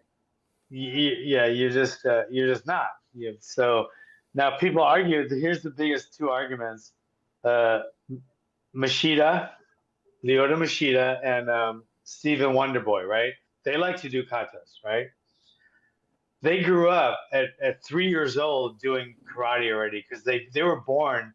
Both of them were born into karate school owners.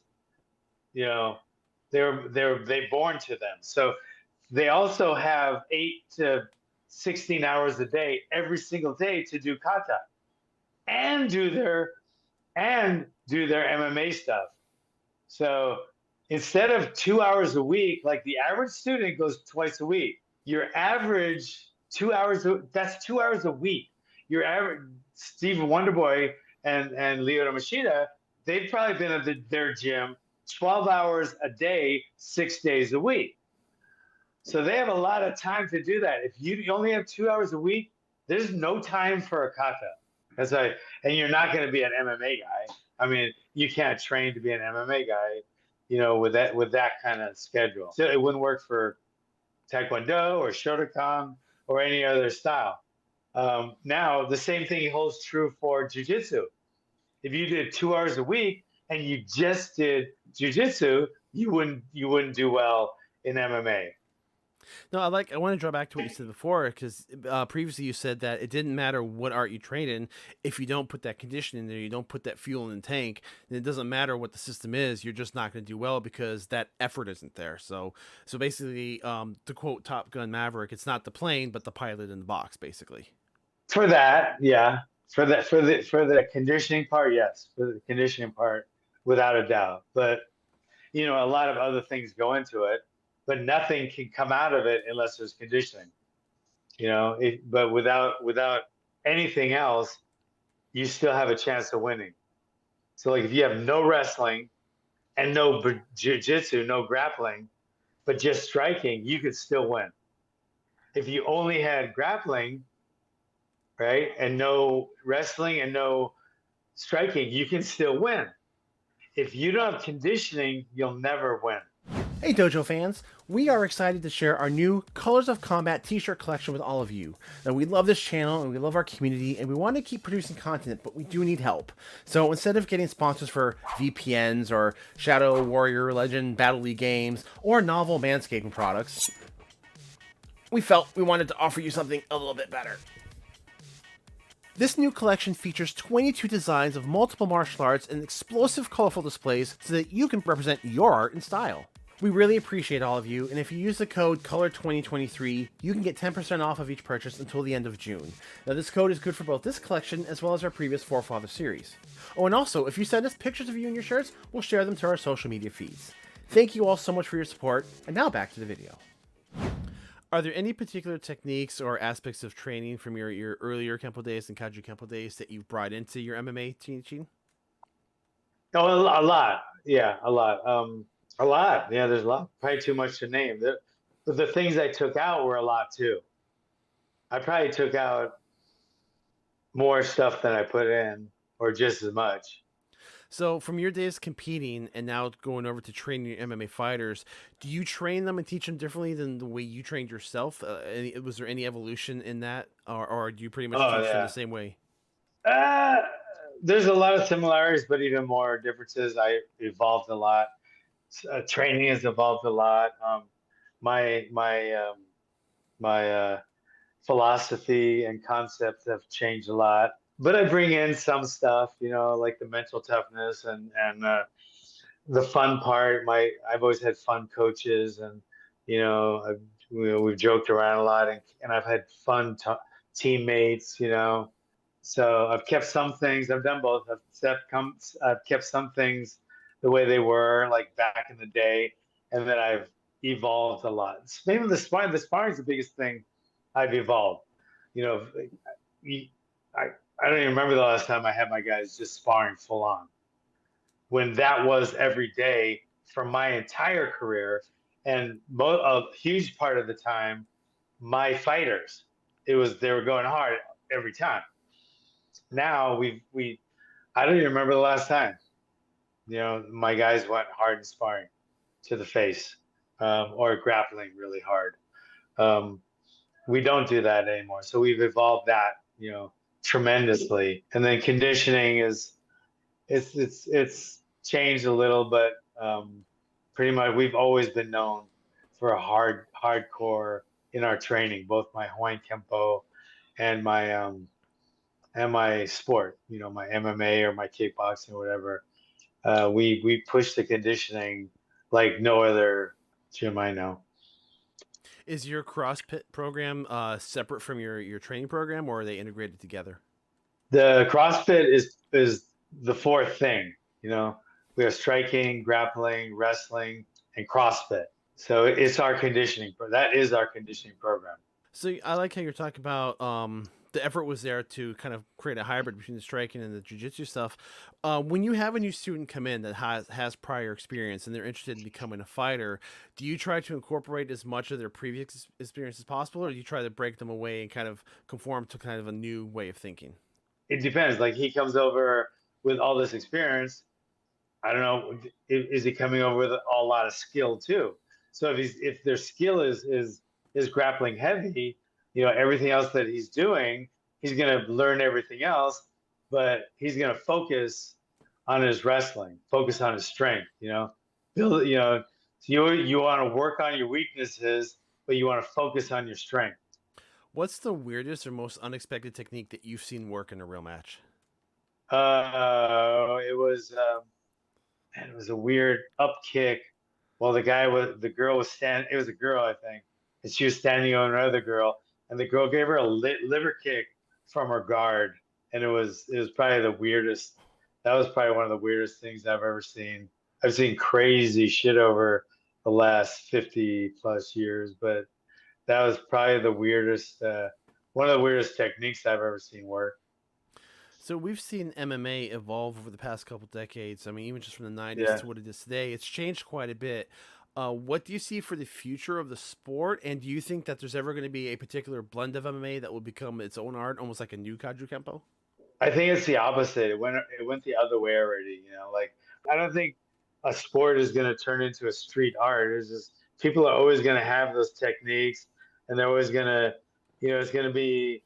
I think martial arts schools like that are martial arts schools, and you don't teach all the other factions of the art. Like, if they don't teach takedown defense and it's a striking school, then it's not going anywhere. It shouldn't even, it's terrible. It's you're taking people's money unless you're teaching them and saying this is for sport only.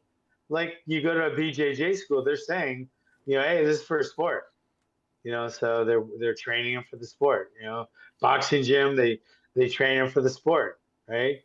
I think each martial art is going to start saying hey, I gotta evolve because I want to stay a relevant, school and not be a McDojo, then I'm gonna have to, I'm gonna have to learn this, this, and this.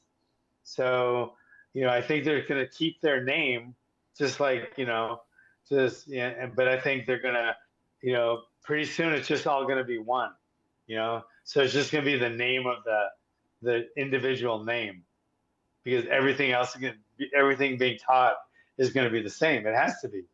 So I don't know, that's what I think. I think it's the opposite. But I don't think the MMA sport will turn into a martial art. It is a martial art already. It's a mixed martial arts, and they call it MMA, just like Kajukenbo or whatever else, Valley Tudo or shoot boxing or whatever. It's just a label and a name, but all martial arts should teach the four blocks, or else they're or else they're just a sport. So for somebody who is watching this video and they're considering a career in MMA, or they want to go into competitive fighting, what would be the number one key takeaway message that you'd like them to leave this video with? I would try to, number one, if you're really serious and you want to do it, and you're willing to sacrifice, you should find an MMA facility, and an MMA gym. Like, say you live in, Florida, depends on where. You would live near Coconut Creek, you go to ATT. There's MMA fight gyms all over right now, and there's a hell of a lot in Florida. But that's what you should do. And if you couldn't do that because you live in wherever, like bumfuck wherever, and they don't have an MMA gym, then you should try to put a striking gym with a grappling gym and a wrestling gym, and go get a CrossFit, start training some CrossFit. So if you could have a dream sparring match with anybody, whether it's a fictional person or a real life person, living or dead, who would your dream sparring match be and why? Dream sparring match. The guy that I think is the best striker ever, the best kickboxer ever, Benny the Jet Urquidez. And I got to spar with him more than once, so I can't think of anyone that I think is a better striker ever, ever.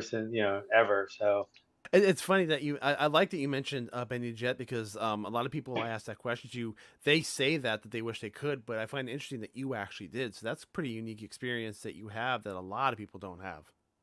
Oh yeah, and he trained me for probably 20 of my pro fights. Yeah, so I've had a lot of dealings with Benny the Jet, and we fought on the same card when I was 16. We sparred together when I was 16. Unfortunately, didn't end well for me at all. But yeah, I'm really close with him in a lot of ways, and he's who I think is the best martial artist ever. I think probably best martial. If I had to pick one person, it would be him.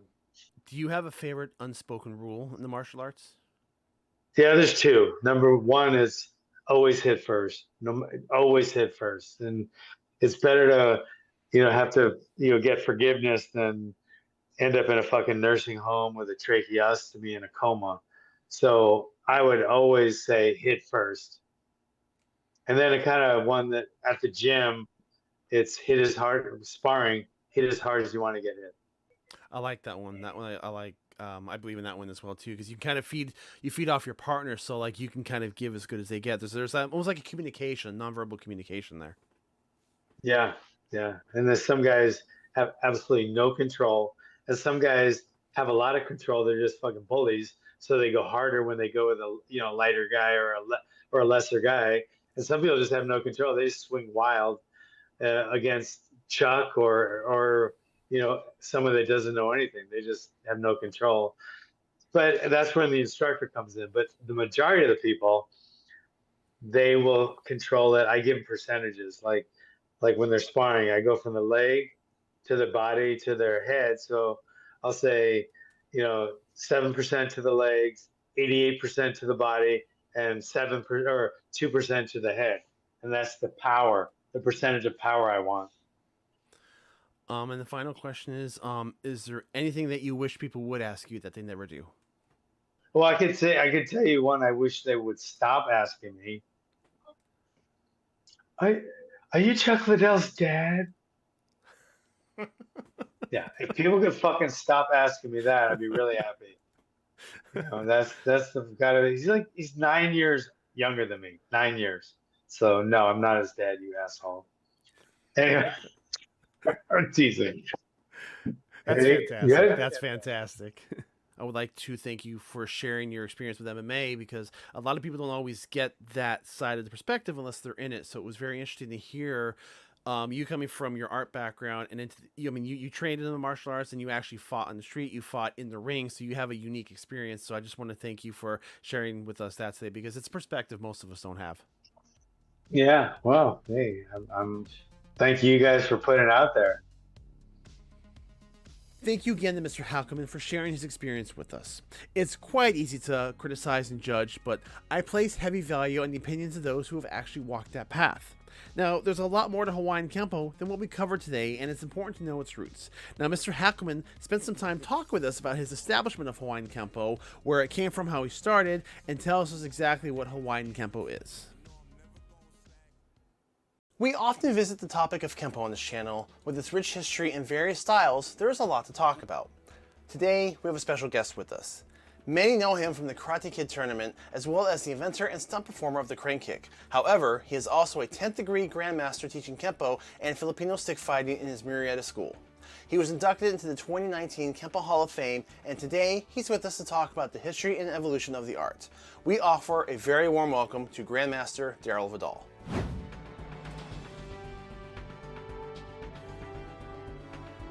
You've mentioned that in previous interviews that your brother and Bruce Lee were your inspirations to get into the martial arts. How did you start your martial arts journey? Yeah, that is how it happened. Early in the early 70s, my brother in San Diego started taking some karate classes, and then I think what happens typically is the older brother does it and then brings it home and uses it on his younger brothers. So I'm the youngest of three, and I say that jokingly, but he did teach us. He would show, this is how we learn to punch, and this is how we learn to kick, and so I was immediately, following his lead and learning the movements. And then we moved to Chino, California, which is like closer to Los Angeles. And one of our neighbors was a martial artist, both in Filipino stick fighting and in Kung Fu. And so he had a gym in his garage, and we would train with him there and, learn to kick the bag and do some light sparring.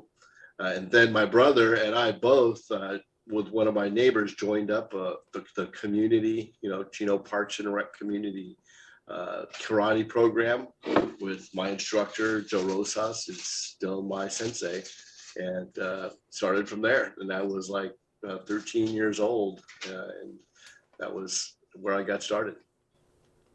What were your expectations? Like, what was in your mind and what you expected when you walked into your first class versus your impression when you left?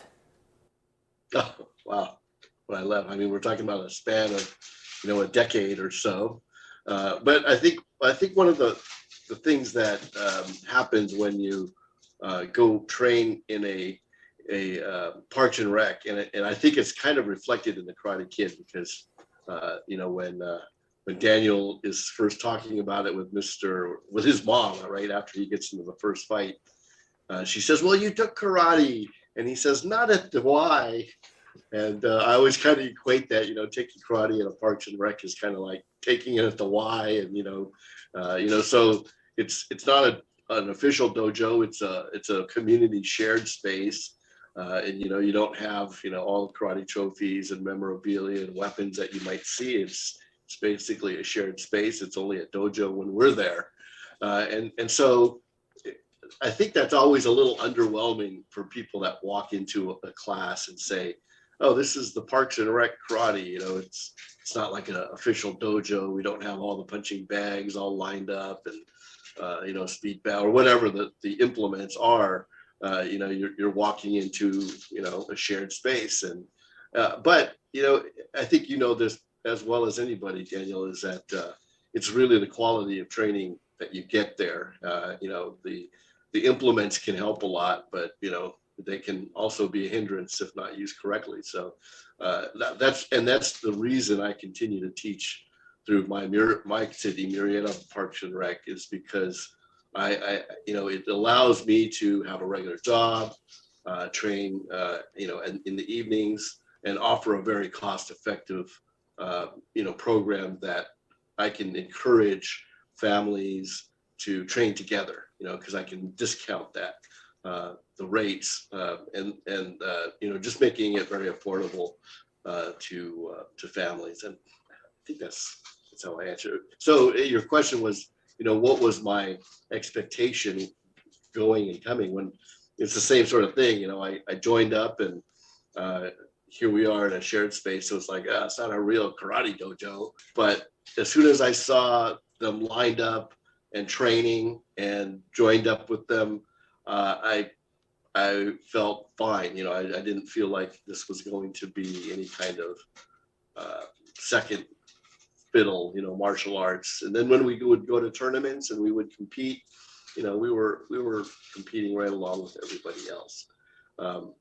By the time I finished with them, I didn't really technically finish because I got older, got married, moved away, but I would still go back and visit. So, but I think that the space changed significantly over the years. They would, now they annex this part of the room to use for daycare, or, the place got smaller or they redid it. So it changed physically in a few ways, but it was still that, shared community space. And it always, had a sentimental part in when I go, even if I go back there now, I still feel a little bit sentimental about, this is where we started training, 40 plus years ago.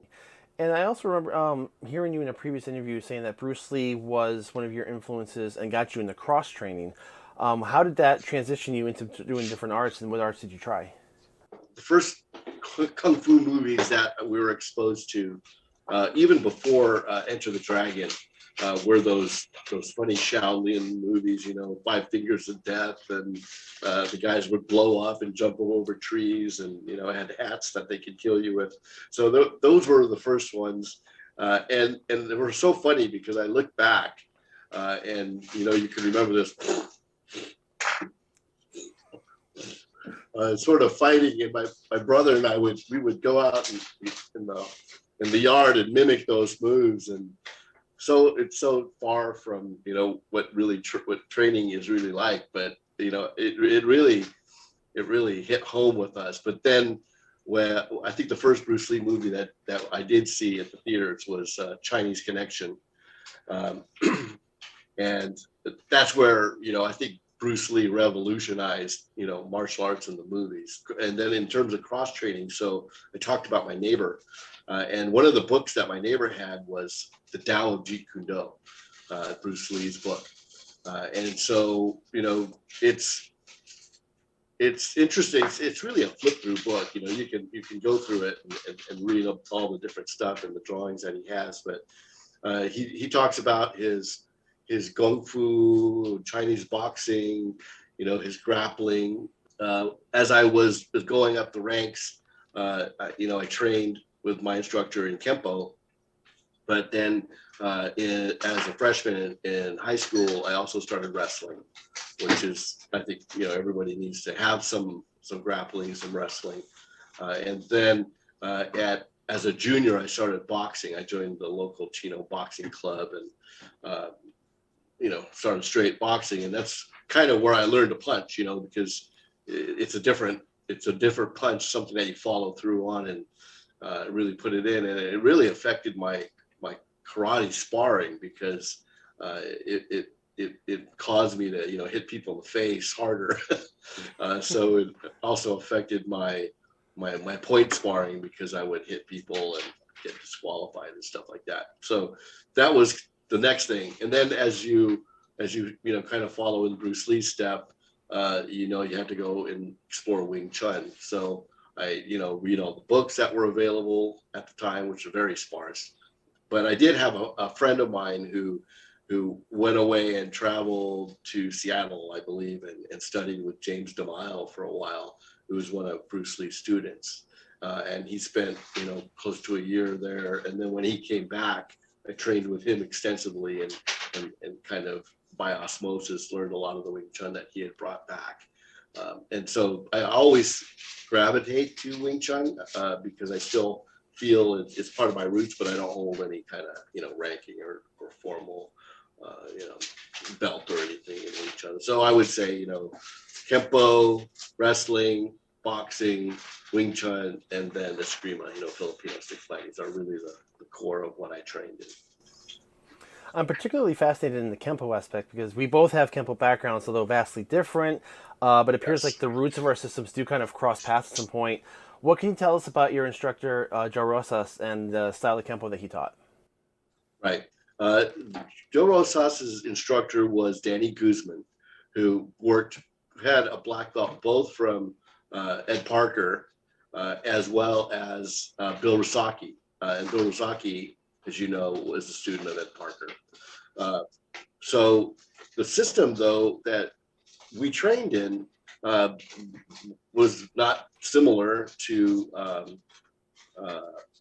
Parker's system. So I don't know necessarily where Guzman got his other stuff, because if you look into, if I talk to him, which, we've had several different times where we talk about his training, they always seem to talk about John Leone and James Matosi. These guys are names that you hear, and they're mostly coming out of Hawaii, but they're not, they don't branch directly into Ed Parker's, American Kempo.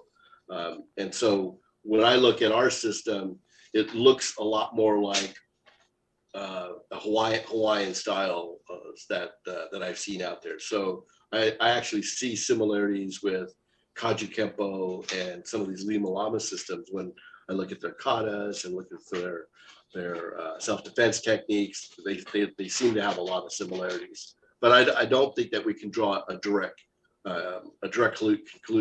connection, because we have our katas, our kata 1, 2, 3, 4, 5. They just go by numbers, but they're fixed katas and they're shared between our school and all of other Dan Guzman's other students who we can name off. Dave Torres and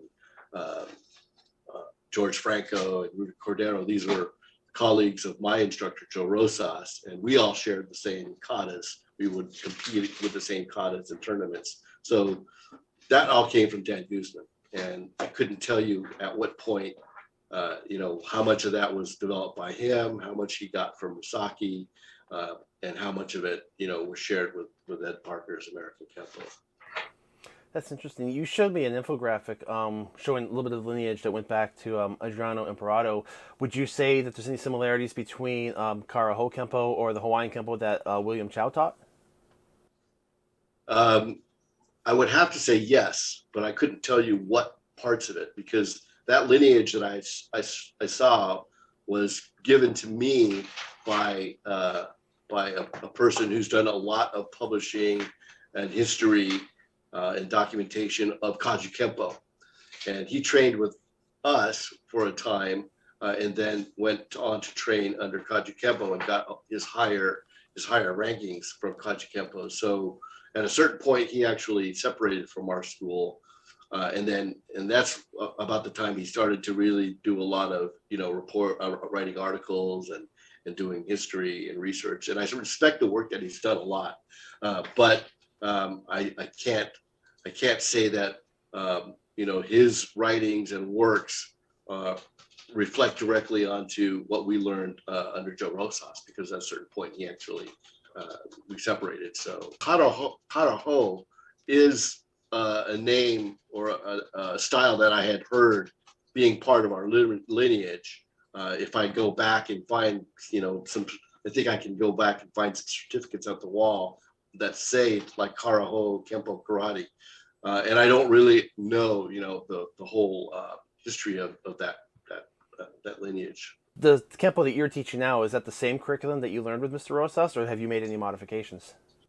I've made additions. So, I took our original curriculum, which was, and it's kind of a standard curriculum. It's, 4-corner covers, katas, and then self-defense techniques. And I haven't really changed the katas much. I'm pretty much teaching them all the way through kata 8. Kata 5 is kind of your own kata, but all the way to kata 8, pretty much the same way that he's still teaching them in his school, and we teach it at our school. The self-defense techniques, I added on to them based on my additional training with both eskrima or Filipino stick fighting and some jiu-jitsu that I had trained in, and other the grappling arts, wrestling. So I would take the initial 2 or 3 move technique and then add a follow through, a takedown, or an arm lock or something to it, and that's what we continue to train in. But I've established that it's on 30 years now, so I've been teaching those systems for 30 years. Yeah, I wanted to ask you about the kata too. I watched an interview with you and William Christopher Ford, and you guys were walking through some of the kata steps, and you made the comment that the first 4 kata resembled more of the old traditional Okinawan karate, whereas the later kata was more flowy like the Japanese or the Chinese martial arts. Was that initially intended by design, or were they just adapted from different source material? Yeah, I think it's the way it evolved, because again, I'm teaching them the way that I learned them, but I was always told that at a certain point, the founders, started to incorporate more Chinese style into the system. So you saw these softer moves, the more oblique angles, and even some jump kicking moves that weren't in the traditional karate. So that's how I think they came about. But it's interesting because through the years and going to a lot of the events I go to, I've met some very well-studied, older gentlemen who trained way back in the old days with Parker, with Douglas Wong, and some of the stories that they'll tell you are about Ed Parker coming and then training with these kung fu guys and adding some of that kung fu into his curriculum. Now, I don't want to start any fights or anything, but I think you can see it. You can see it when and you can read about it, but I couldn't dissect it for you. Yeah, no, Ed Parker Kempo, it's definitely a melting pot, and I thought it was just a couple of arts when I first started training, but as I expanded out and explored other arts, like I started taking judo, jiu-jitsu a couple years ago, and I started to see just how much judo was already infused in the art that I didn't know was there. And I know there's some sansu in there. It's quite a mixture, so it's interesting to see where those influences come from. And do your techniques kind of show the same mirror thing where the earlier techniques are more linear and Japanese resembling, and then the later techniques, the self-defense techniques, are more Chinese martial arts? Well, I wouldn't equate it as Chinese, but I would definitely equate it as more complex, as opposed to block, punch, kick, type of technique where, they're incorporating more stylized movements, multiple strike hits, a takedown, an arm lock, some things that you don't see in, like traditional karate. And that 5th kata you mentioned, where it's kind of up to the student to create their own, is there a specific mindset that you guide them on or that you're looking for, or is it just to let them do a free exploration? What is the goal that you're looking for a student generating their own kata?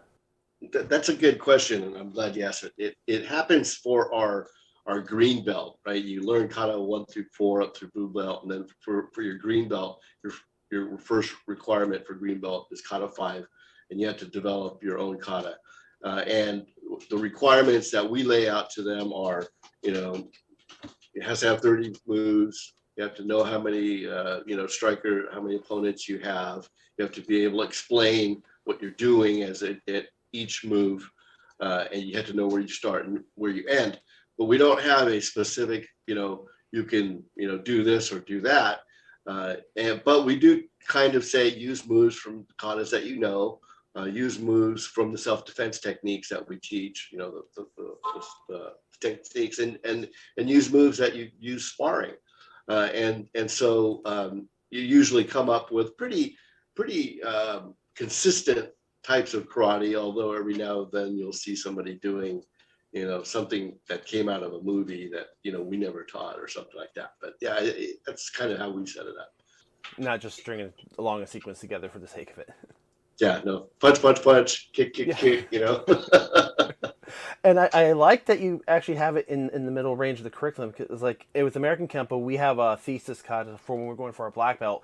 That's where we have to construct ours, and kind of with the same idea. But I like that you put it earlier in the system to kind of see and give that challenge early on, because it can be overwhelming for a lot of students. I mean, I know a lot of people, myself included, that was overwhelmed, with the expectations for developing the kata, especially for black belt. But to introduce it that early, I like that, and I think that's a great way to acclimate the student into understanding the art at deeper levels earlier. Yeah, I agree. I think one, it shows, it puts a little initiative back onto them to say, okay, now we consider green belt like a senior belt. So you're getting ready to get to this level where you're going to be considered a senior belt. You're going to need to do this.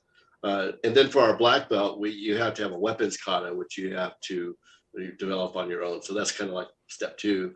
And then you have to have your theme, and you have to have your own self-defense techniques. So it's the same sort of thing of developing other stuff on your own, in addition to, that kata 5.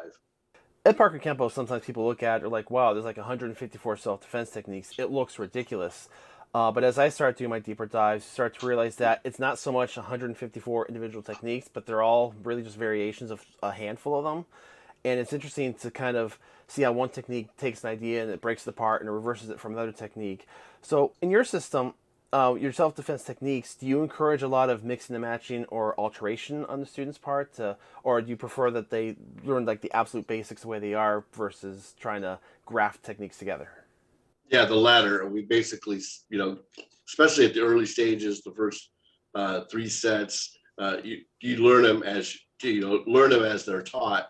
The only adjustments that we would expect you to make are, your size, your weight, your leverage points, your disabilities.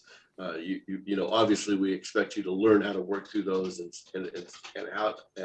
be able to apply them to your opponent. But we don't have them, do anything outside of their own development that isn't part of the structured, technique by itself. So it's not until, like you said, the black belt level where they're going to come up with their own, ideas for self-defense, and then they have full control of everything.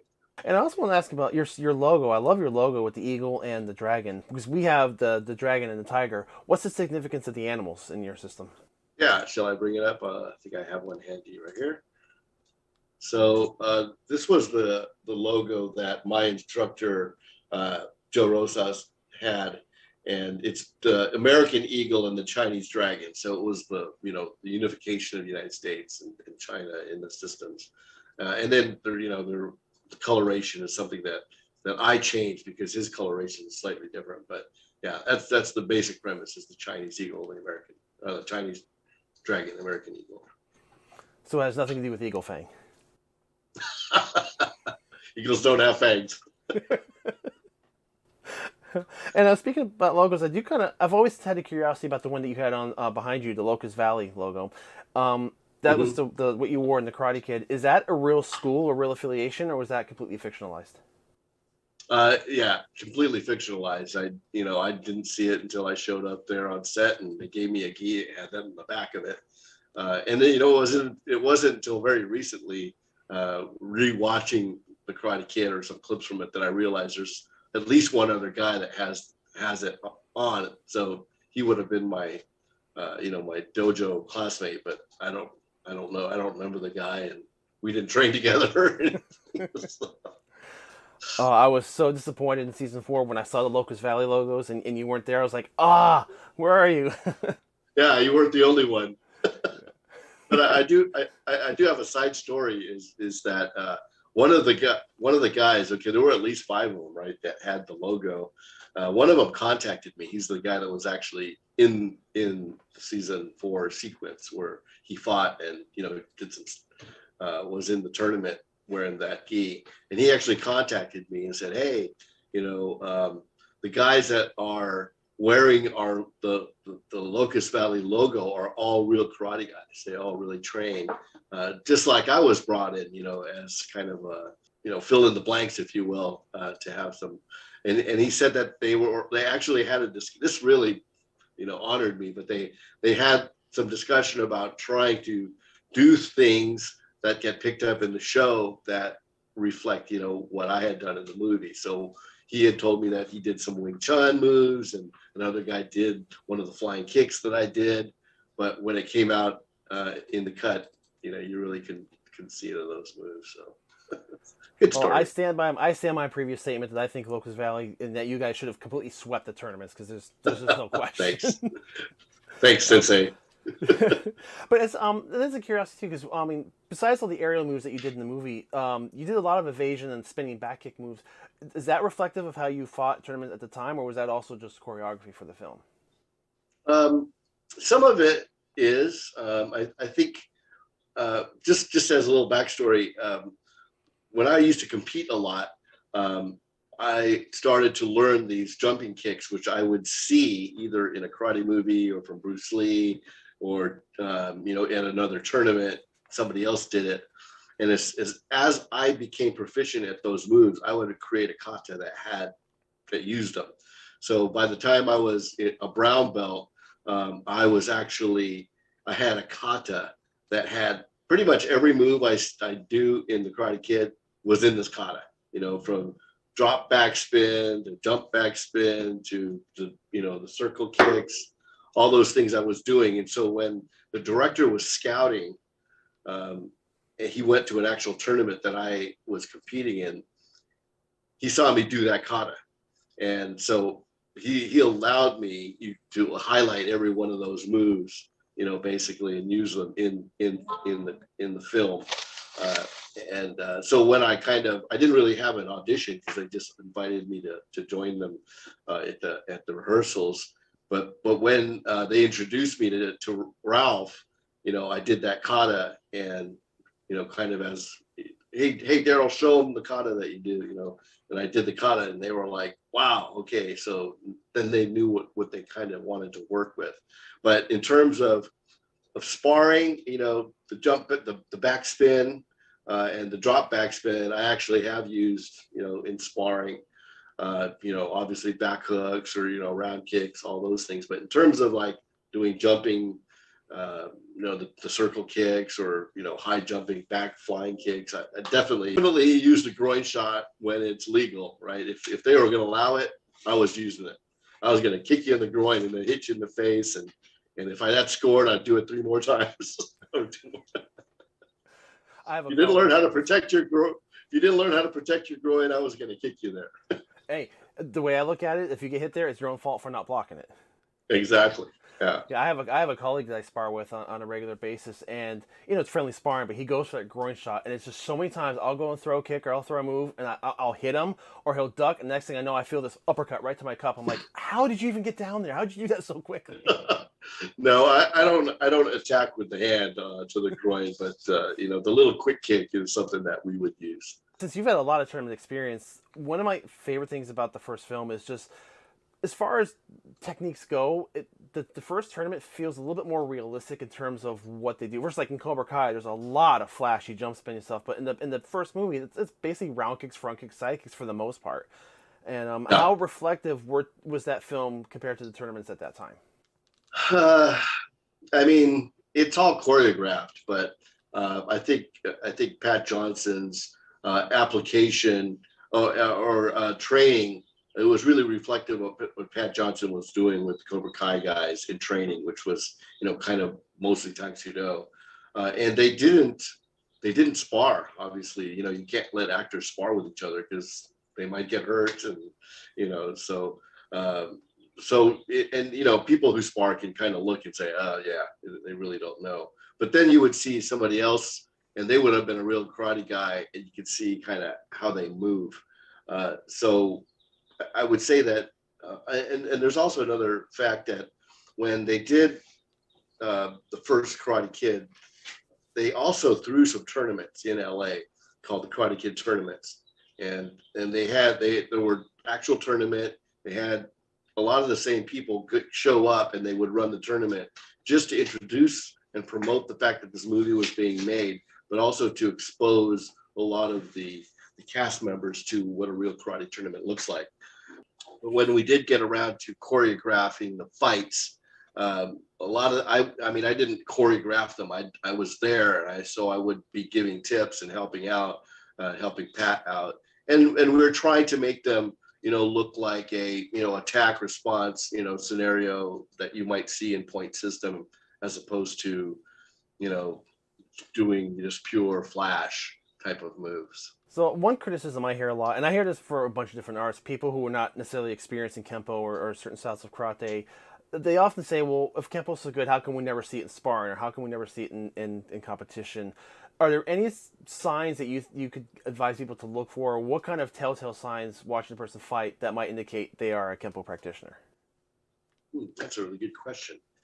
I don't know if there's techniques that would pinpoint it, but I would think that the lead back knuckle punch combination is pretty much a straightforward combination that we all use, and a lot of people, when they start sparring, will start with the lead round kick or the step up round kick, because you're at distance, and so they don't know how to close except for throwing a kick, and that's fine. But you're still coming in with that kick, and if I see it, I'm going to block it and counter it. So one of the first level jump that you can do is when you can learn to close using your hands only. So you're doing this measured distance thing, ranging in, ranging out, and then you take the opportunity when you're ranged in and then closing with your hands. By that time, the kicks are out of range or too close, and then you're coming in with a fusillade of strikes. So that's kind of the telltale that I'm looking at, is saying, okay, look, that so much of it to me is range, is the distancing and the range, and so when I'm watching how close they're fighting, if it's all far apart, you can tell they're just playing with each other and doing fake moves, and then when it comes right down to it, how did they close? What techniques did they use to close and get the distance? Were they using a feint? How did they bridge the gap? What did they follow through with? How did they anticipate the counter? All those type of things is kind of what I'm watching when I'm watching fighting. So less things that a layman would pick out versus someone who's actually training the art. They know what to look for. Yeah, I would say the layman doesn't know. You could kind of pretty much do anything, and they would say, "Oh, wow, that's karate," But someone who's watching is saying, "Oh, I would have seen that," or if he'd have done that, I would have done this. If he'd have stood on one leg and did this, I would have just stepped back and say, "Okay, wait till he puts his leg down, and then I'm going to smash him." If only Johnny knew that one. Yeah, I know.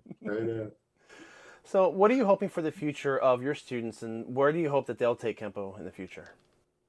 Yeah, I like that question, because I kind of looking for, how it continues. I have two sons. They both got their black belt, but they, they're having their families and their careers, and so they're not continuing their training with me right now. And then I do have my key students who still help teach and train and carry on the system. So I am wondering who takes over Vidal Kempo karate, when I fall over or decide to retire and quit. And it's not a matter of it's still Vidal Kempo karate, it would be, Joe Blow's Kempo karate after that, but it would still be part, hopefully, that they would see that of my instructors, the karate, which is we call Rosas Kempo Karate Association. So we have our association that has all our black belts cumulatively of all the schools that have come from him, and so for the future, I would want one of my students or maybe a few of them to carry on training here. And branch out. I mean, it's already happened a little bit, but over the years, I hope it continues. And if somebody wanted to learn more about your program in school, where could they go? Is there any good resource for them to follow up on? Yeah, they could, if they want to sign up and they're local to Murrieta, they could go to the Murrieta Parks and Rec, Murrieta, the City Murrieta website. Go to our recreation, they can sign up there. But I also do, because of the pandemic, have started doing online private lessons. So if they wanted to reach me on my Facebook, my Facebook is Vidal Kempo, and they can message me there. I'm pretty accessible on social media. And then on Instagram also, they can find me at the stupid name, which is called @RockBreakerBoy. Before I understood Instagram, I just kind of, okay, this is my handle, RockBreaker, and now I'm stuck with it now. So. But to be fair, though, there are pictures of you breaking rocks on there. Oh yeah, I can break rocks. Just to kind of wrap this one up, which is some, I have a couple of fun questions for you, just kind of off the cuff, if you're cool with.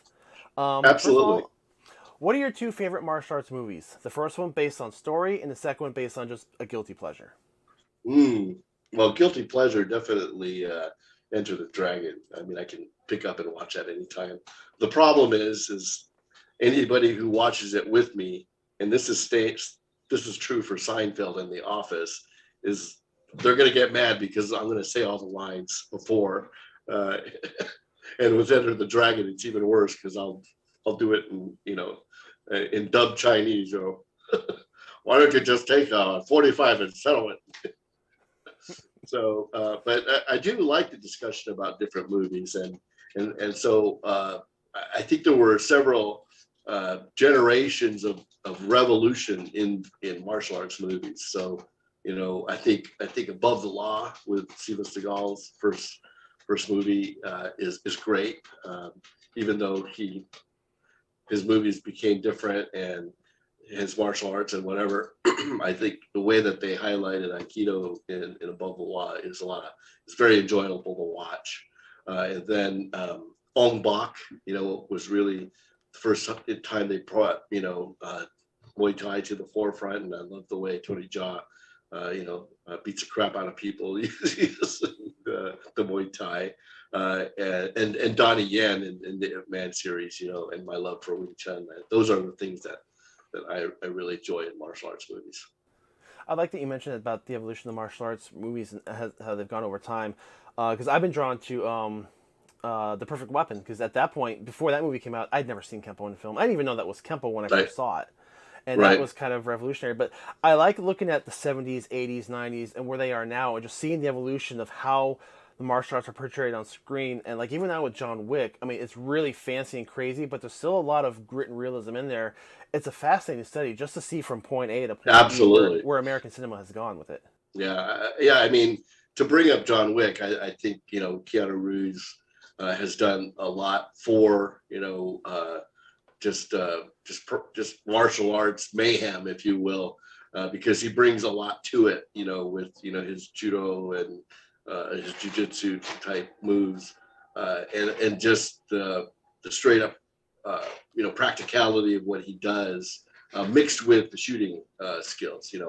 I'm also a shooter. So, and people ask me, and I'm sure they ask you, is why do you need guns if you're a martial artist? And it's like, well, because other people have guns. So you need to be adept at all weaponry, right? So that's why, I think a lot of us gravitate toward that naturally. But we talked about the movies, and I always, you asked about storyline in movies, and I was hard pressed to find a martial arts movie with a good storyline.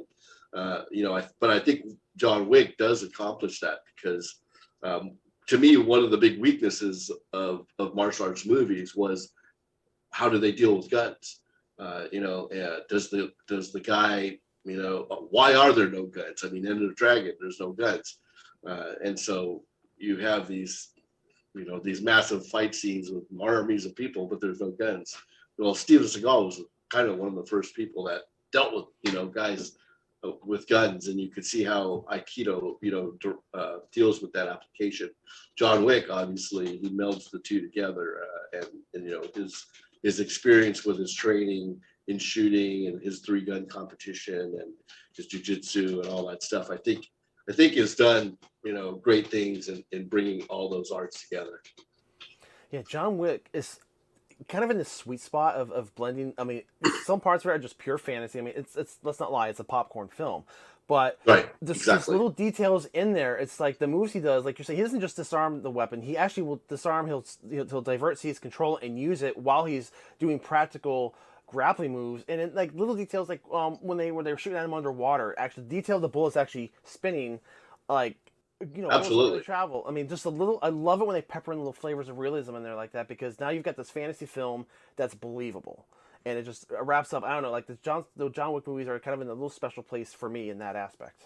Well, I mean, along with that, and it goes to his weapons skills is the number of times he reloads, because I actually have gone through and counted, you know, based on the gun that he's using, if he's reloading at the right time. And, you know, it's usually, you know, 6, 7, 8, maybe it's 15, depending on the gun he's using. But, you know, he reloads and he does it well. You know, he's very adept at it. And that's what you want to see. You know, you don't want to, you know, watch Tombstone, which is one of my favorite movies, and then have, you know, Doc Holliday shooting off 15 rounds, you know, off of 2 6 guns. What makes you laugh? I don't know. We've had some good laughs here. But I like good comedy. You know, I've mentioned both Seinfeld and The Office.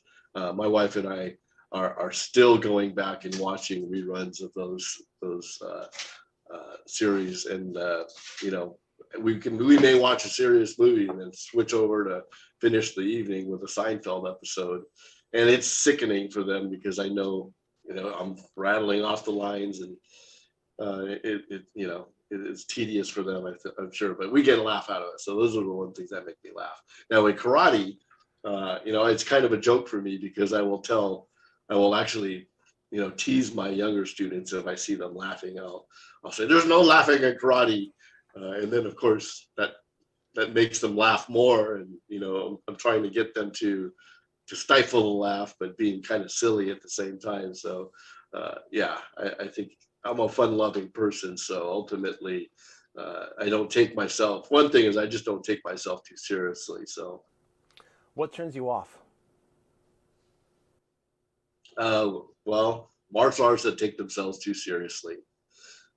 Yeah, I mean, and I don't want to disparage anybody, but you know, you'll see people who have a new style named after themselves, or you know, they hold 10th degree black belts in 3 different styles. I mean, I'm not saying can't be done, you know, but, you know, I think it starts to instill a little bit of skepticism.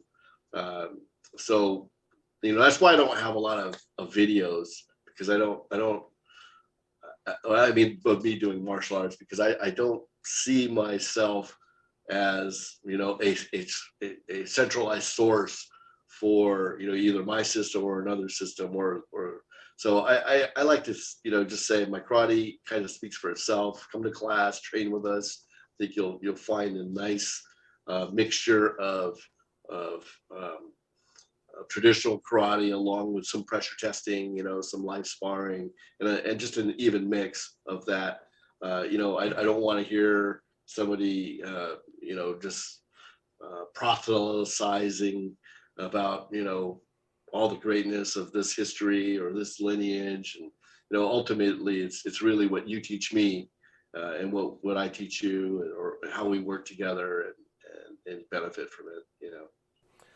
Past or present, fictional or real, who is your dream sparring match?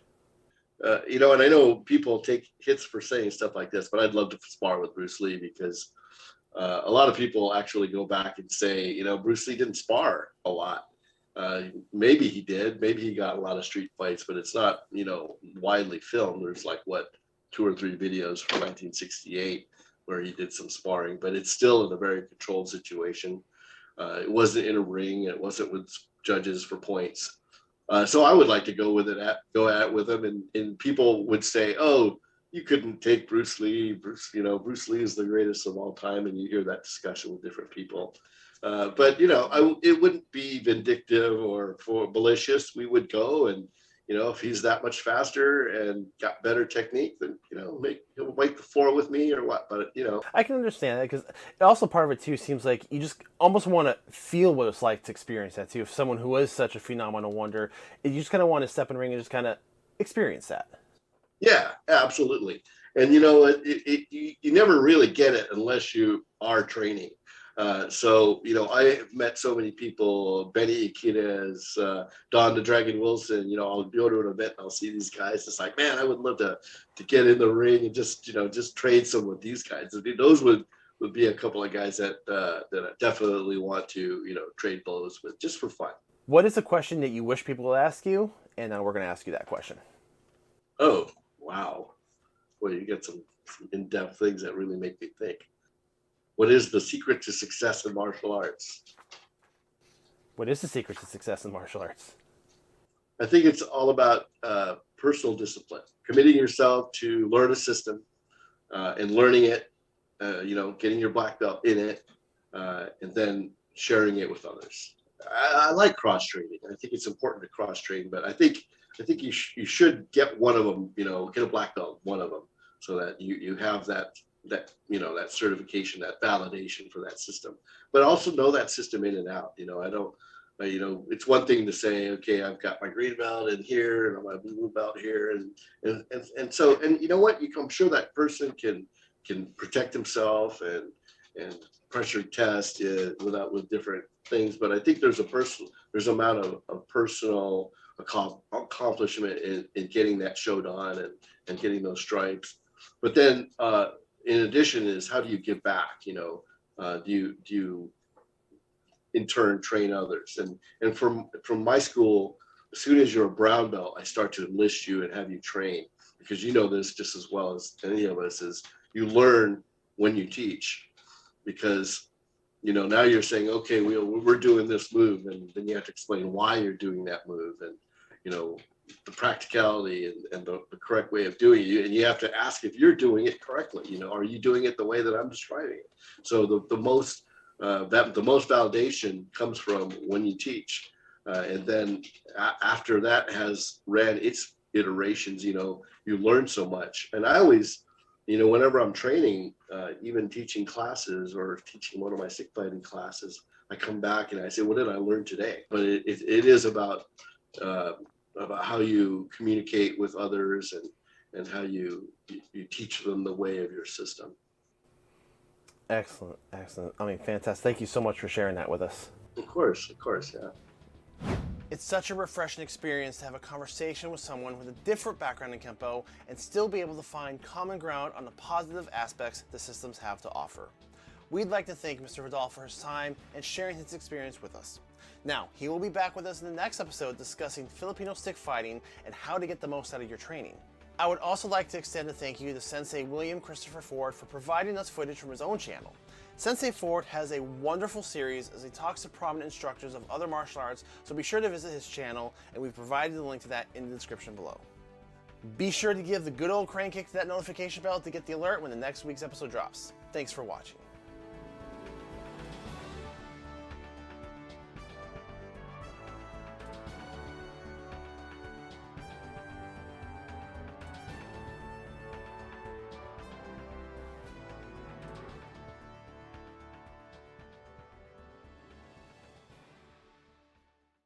Okay, so basically, you've got your clock principle, you've got your basics, and you've got your normal principles. From there, I think training becomes a lot easier, and then we have our self-defense techniques.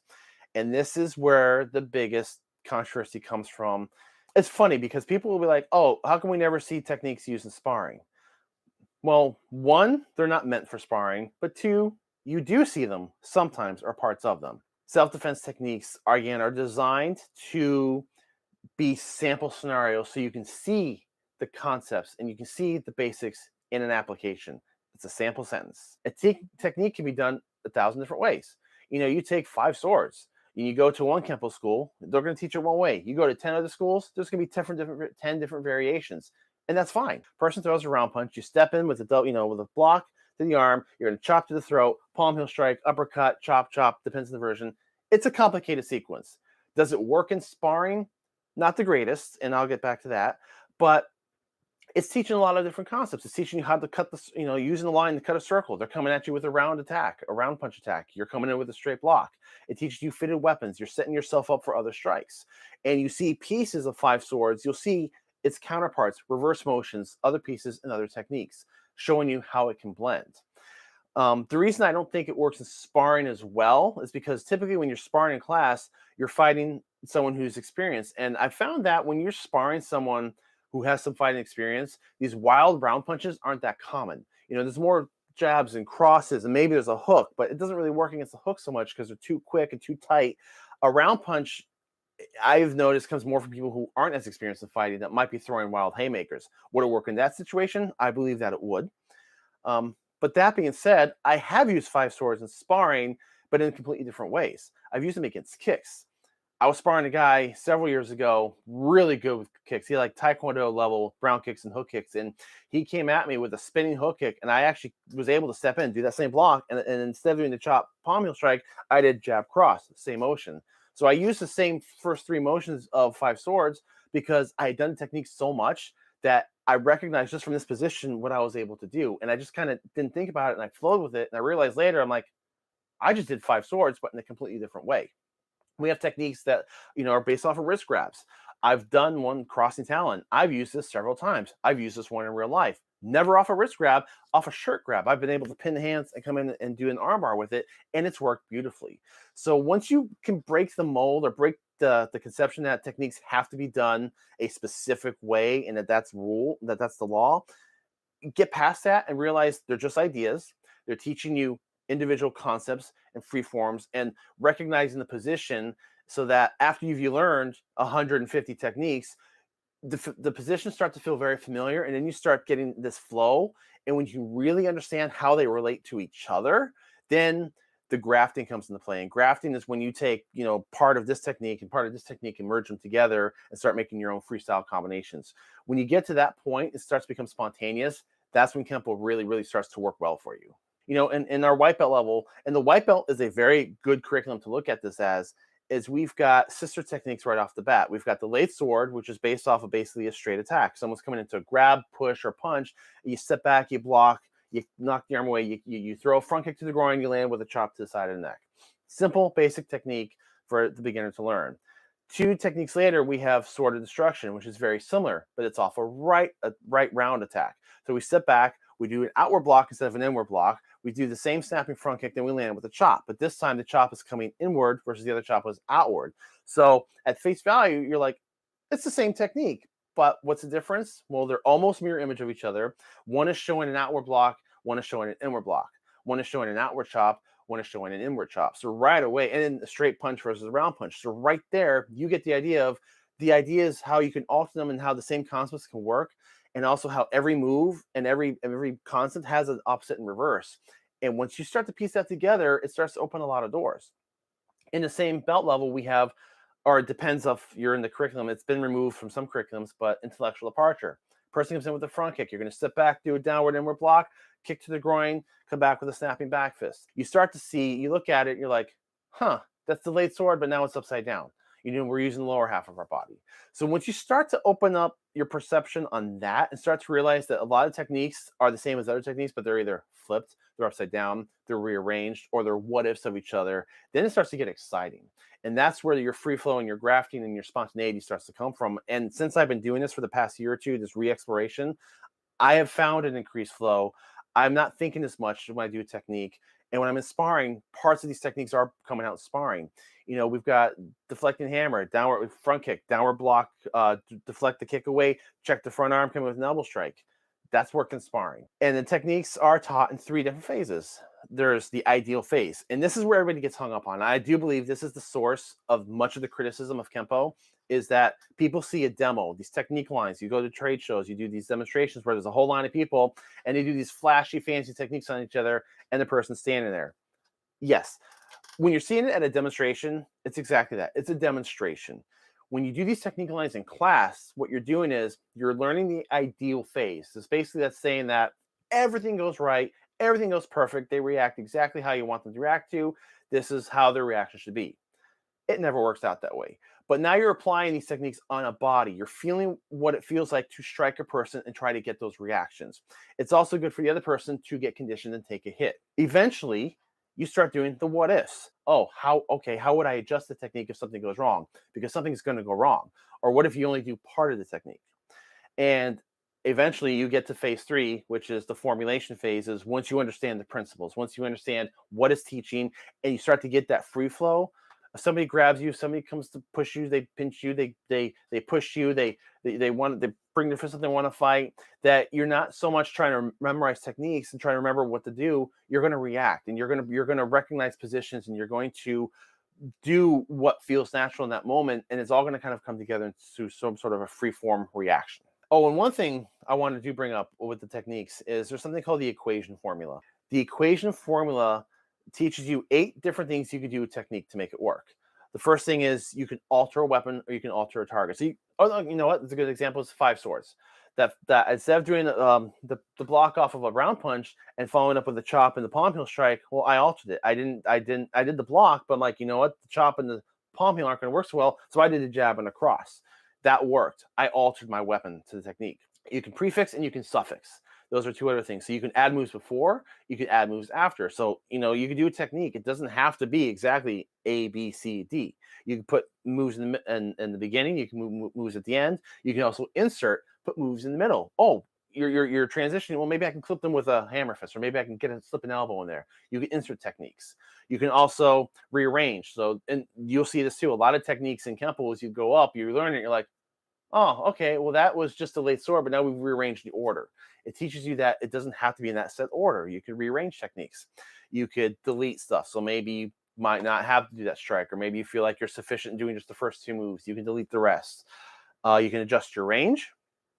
And this is a good example. We have a technique, and this goes on along with the forearm comment we had before. There's a technique called thundering hammers. Person comes in with the punch. You do a block, and you're going to shuffle in and do a forearm strike to the body, lower body, groin if you can, with the idea is hopefully you bend them over, cancel their height zone.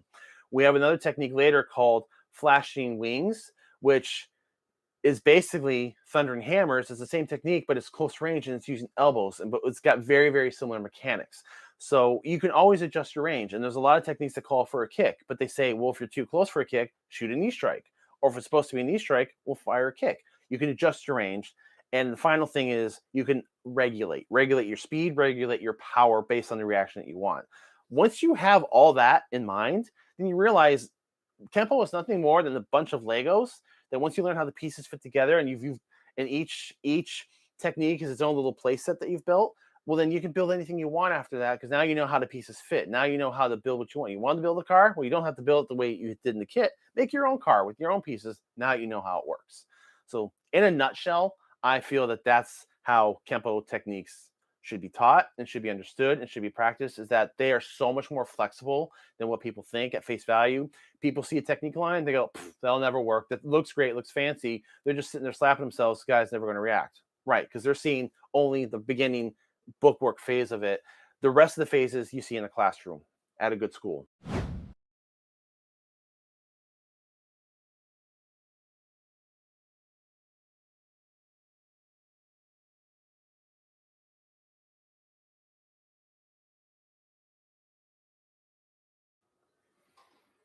Hey guys, I tried the stream just a couple of seconds ago. I'm trying to see if this works. I thought we'd do something a little bit different today in doing a topic on American Kempo Karate, a discussion, and figured it'd be a good opportunity to do a live stream. I'm having a little bit of some technical difficulties, so I'm not sure if my microphone is working. So if you guys can hear me, hi, Bill Taylor, can you hear me? Is my microphone working?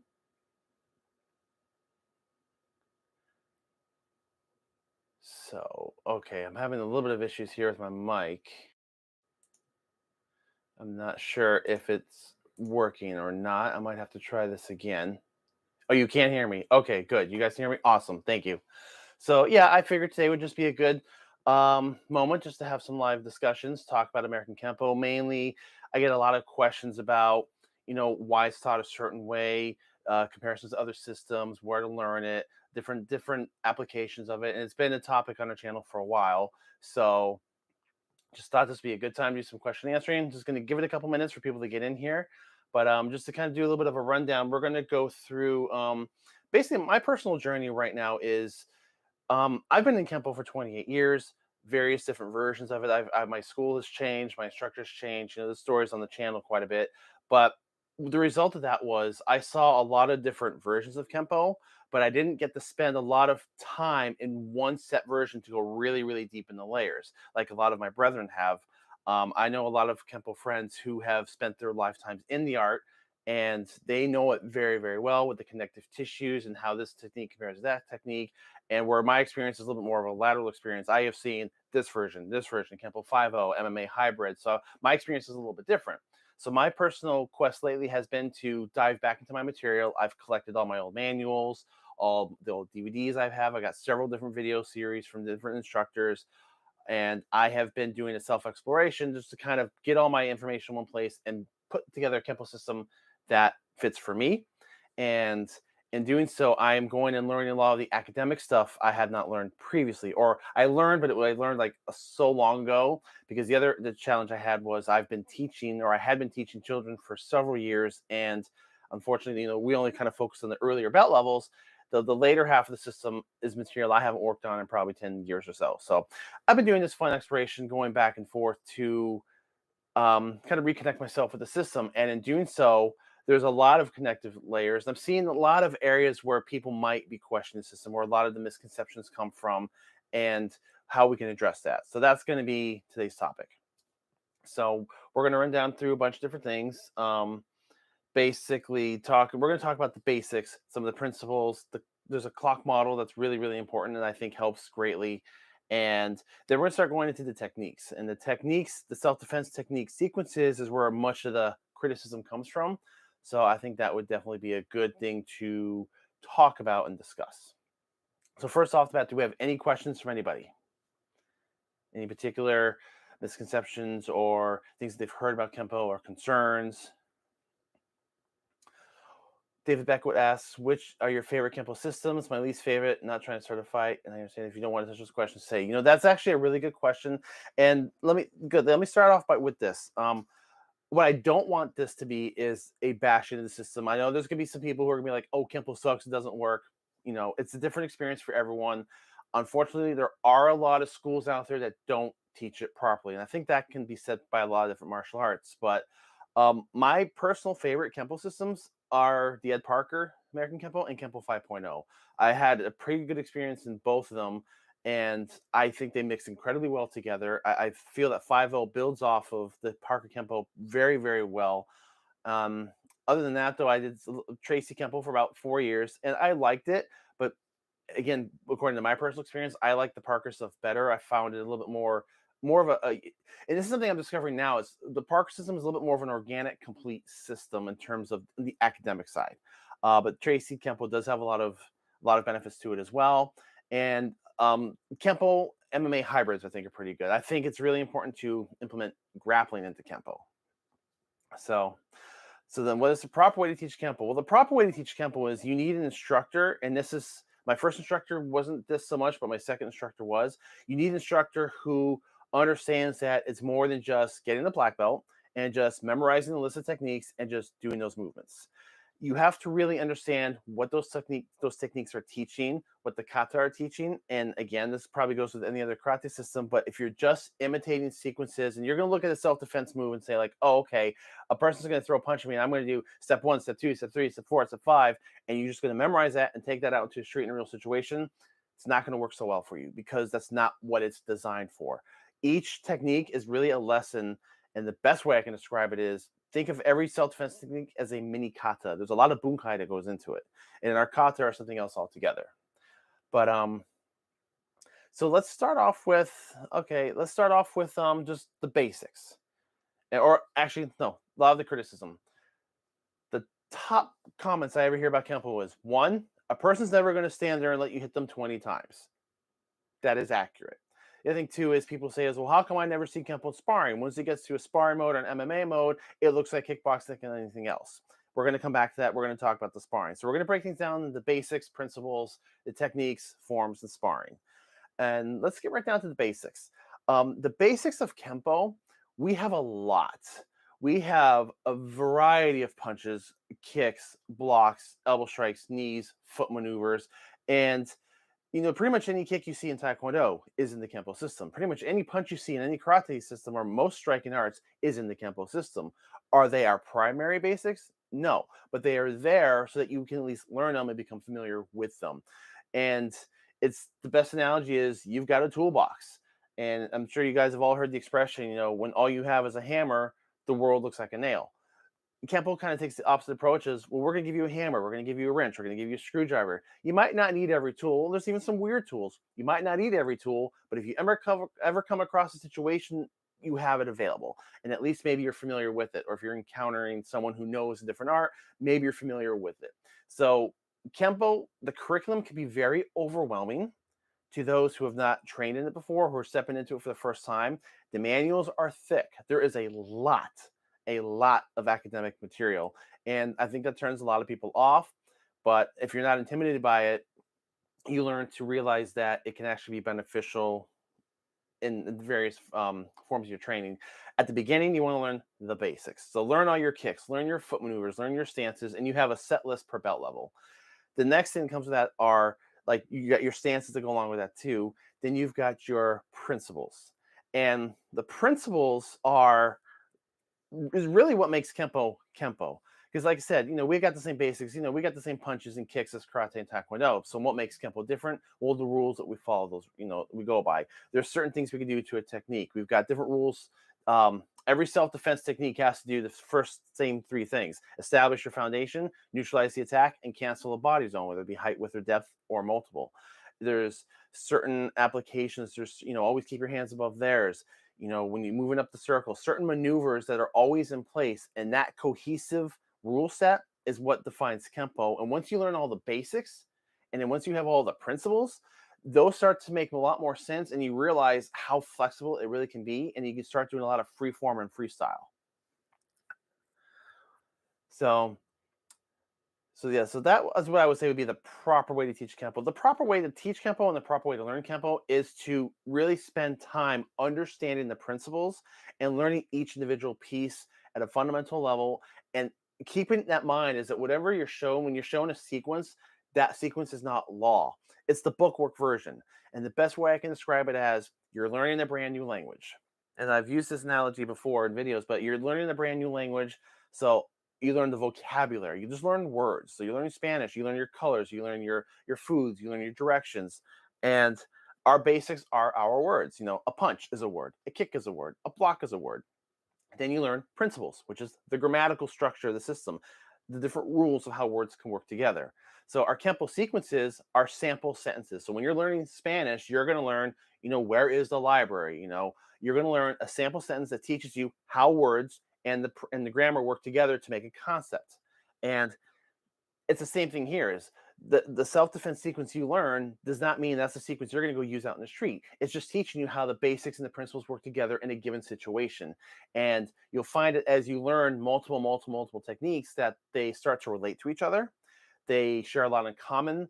They're part of groupings, family relations. And the whole point of that is it might not be a move that you're going to use necessarily, or a technique that's going to work on the street. There's actually a few techniques that you would never use in this situation. Why are they taught? Because there's a corresponding idea in that technique that relates to something else you learned earlier. Maybe it's the reverse of something. Maybe it's a complementary of something. Maybe it teaches you a different block, showing, oh, shoot, if you step this way, well, now you can still do this technique, but with this application. So that's a lot of it. So understanding that is, I think, one of the hardest hurdles to overcome for people who don't know Kempo. That's how Kempo works. And it may seem complicated, but when you really spend some time and get down into it, it can make a lot of sense. Doesn't work for everybody, and which is fine, because that's why we have 1,000 different martial arts systems. You find what works for you. It even helps understanding other languages. That's actually a good point. Learning other arts, I think, if you're training in a martial art, I always think it's beneficial to learn at least a little bit of some other martial arts, because you get some other flavors. I think you should learn some grappling, Brazilian Jiu-Jitsu, learn a traditional karate system, learn Kung Fu, learn Arnis, learn other stuff. And because you can find contrasting ideas, but you can also find a lot of overlapping. When I started doing Judo and Jiu-Jitsu, I was amazed at how much overlap there was. Even though the system is completely different, I had a major learning curve starting because it was so different than Kempo. But Ed Parker put judo concepts into Kempo, and by learning judo and jiu-jitsu, I started to be able to realize where those concepts were, and then it actually opened up a lot of opportunities to mix and match. So I think that is actually a great point. Is you learn, like if you're learning the language, learn other languages as well. So Master Speakman took 5.0 to the next level. Ground physics and maneuvering is extremely important. I absolutely agree with that, and we're going to come back to 5.0 in just a little bit. I love what Mr. Speakman has done with 5.0. I did train in 5.0. My instructor became a Jeff Speakman school for a few years, so we had I got to run through his original curriculum about once, like all the way through once, and it's actually very different now than when I learned it. That was back in 2006, 7, 8-ish, and he's completely revamped it since then. It's getting better every day, but we're going to come back to that. But see, that's actually a good thing to bring up, because the Kempo 5.0, he changes a lot. He adds a lot of ground stuff in there, a lot of ground techniques, and he's changed a lot of the technique sequences up. But even though the sequences might be considerably different, the principles are still there. It's still Kempo because it's still following the same grammar. Different words, or no, same words, same grammar. You're just using different sentences. So it's a different approach, and it's very competition and fight heavy, which I like a lot too, because it's a little bit more pressure tested than your typical school. But we can come back to 5.0 a little bit later. There's a lot of people. Okay, so people are asking about Nick Cerio and other Kempo karate systems. There's a lot of other systems out there. I know of Nick Cerio. I never personally met him. I have not trained in his particular style.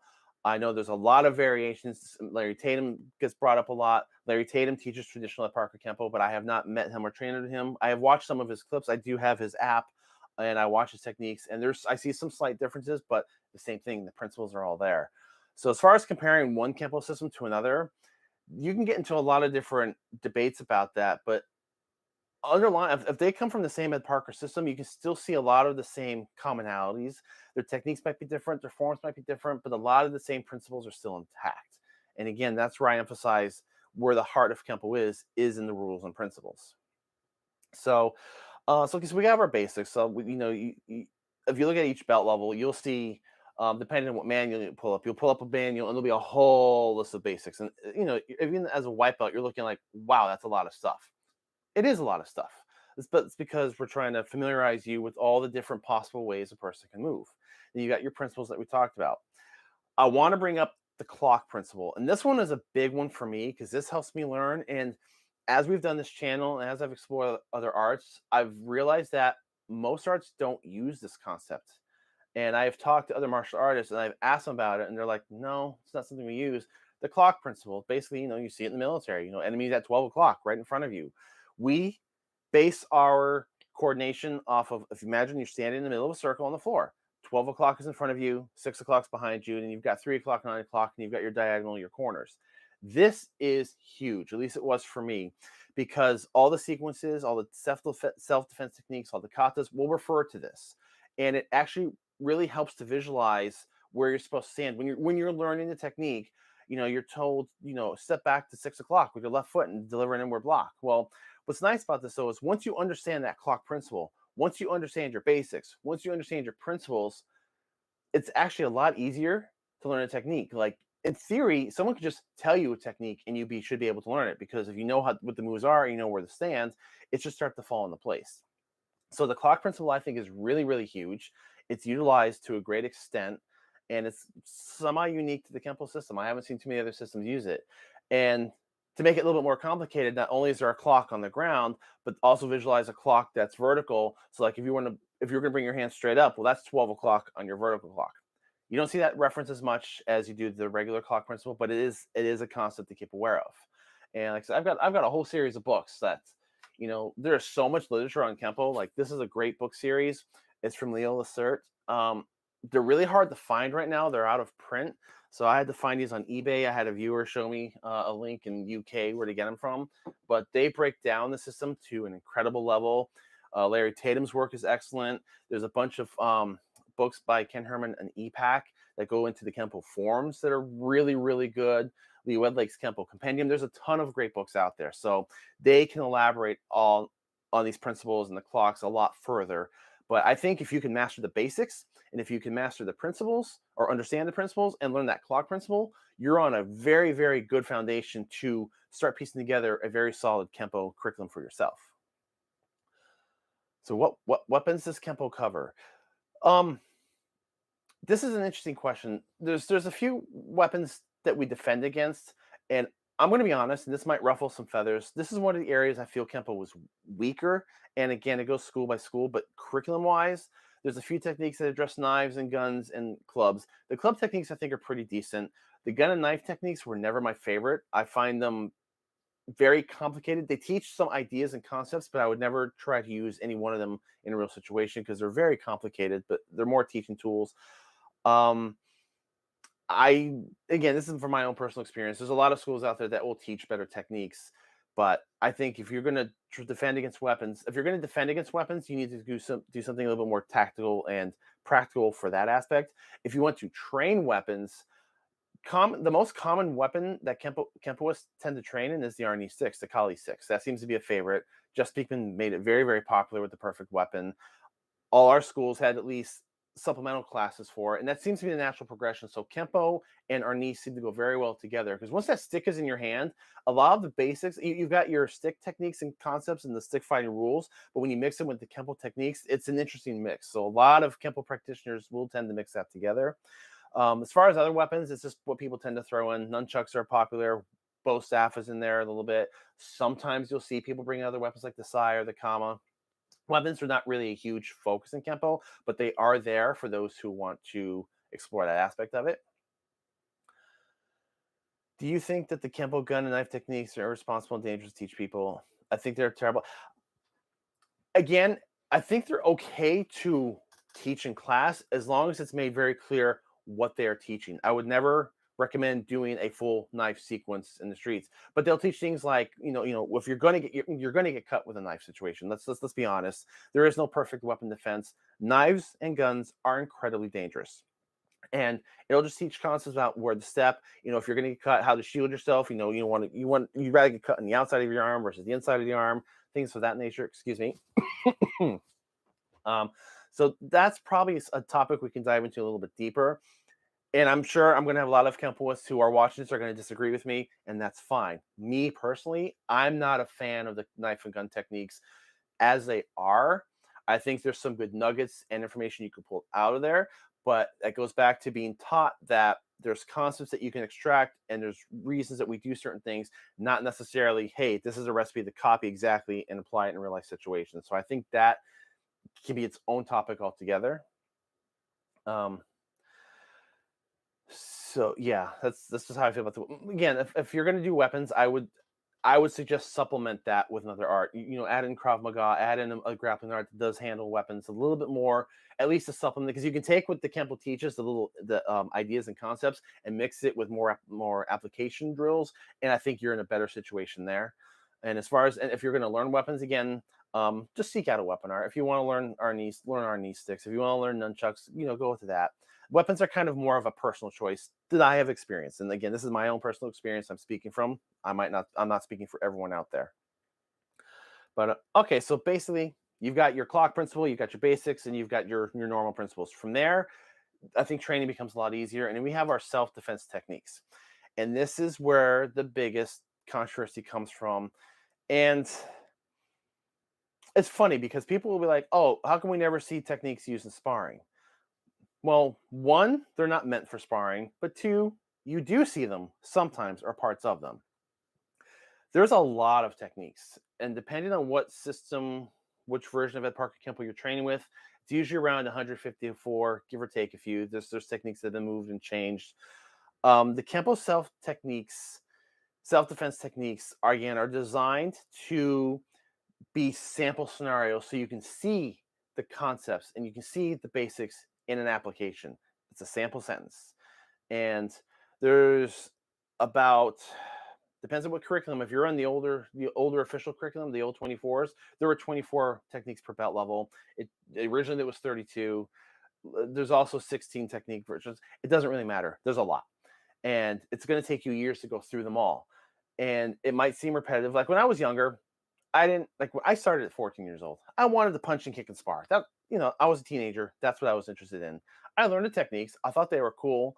And my instructor taught us some principles, but we didn't really get into the meat of it as to why they are. So sometimes I got to a point where I'm like, oh, we're learning this technique is just like this one. Why are we doing it again? It's so repetitive.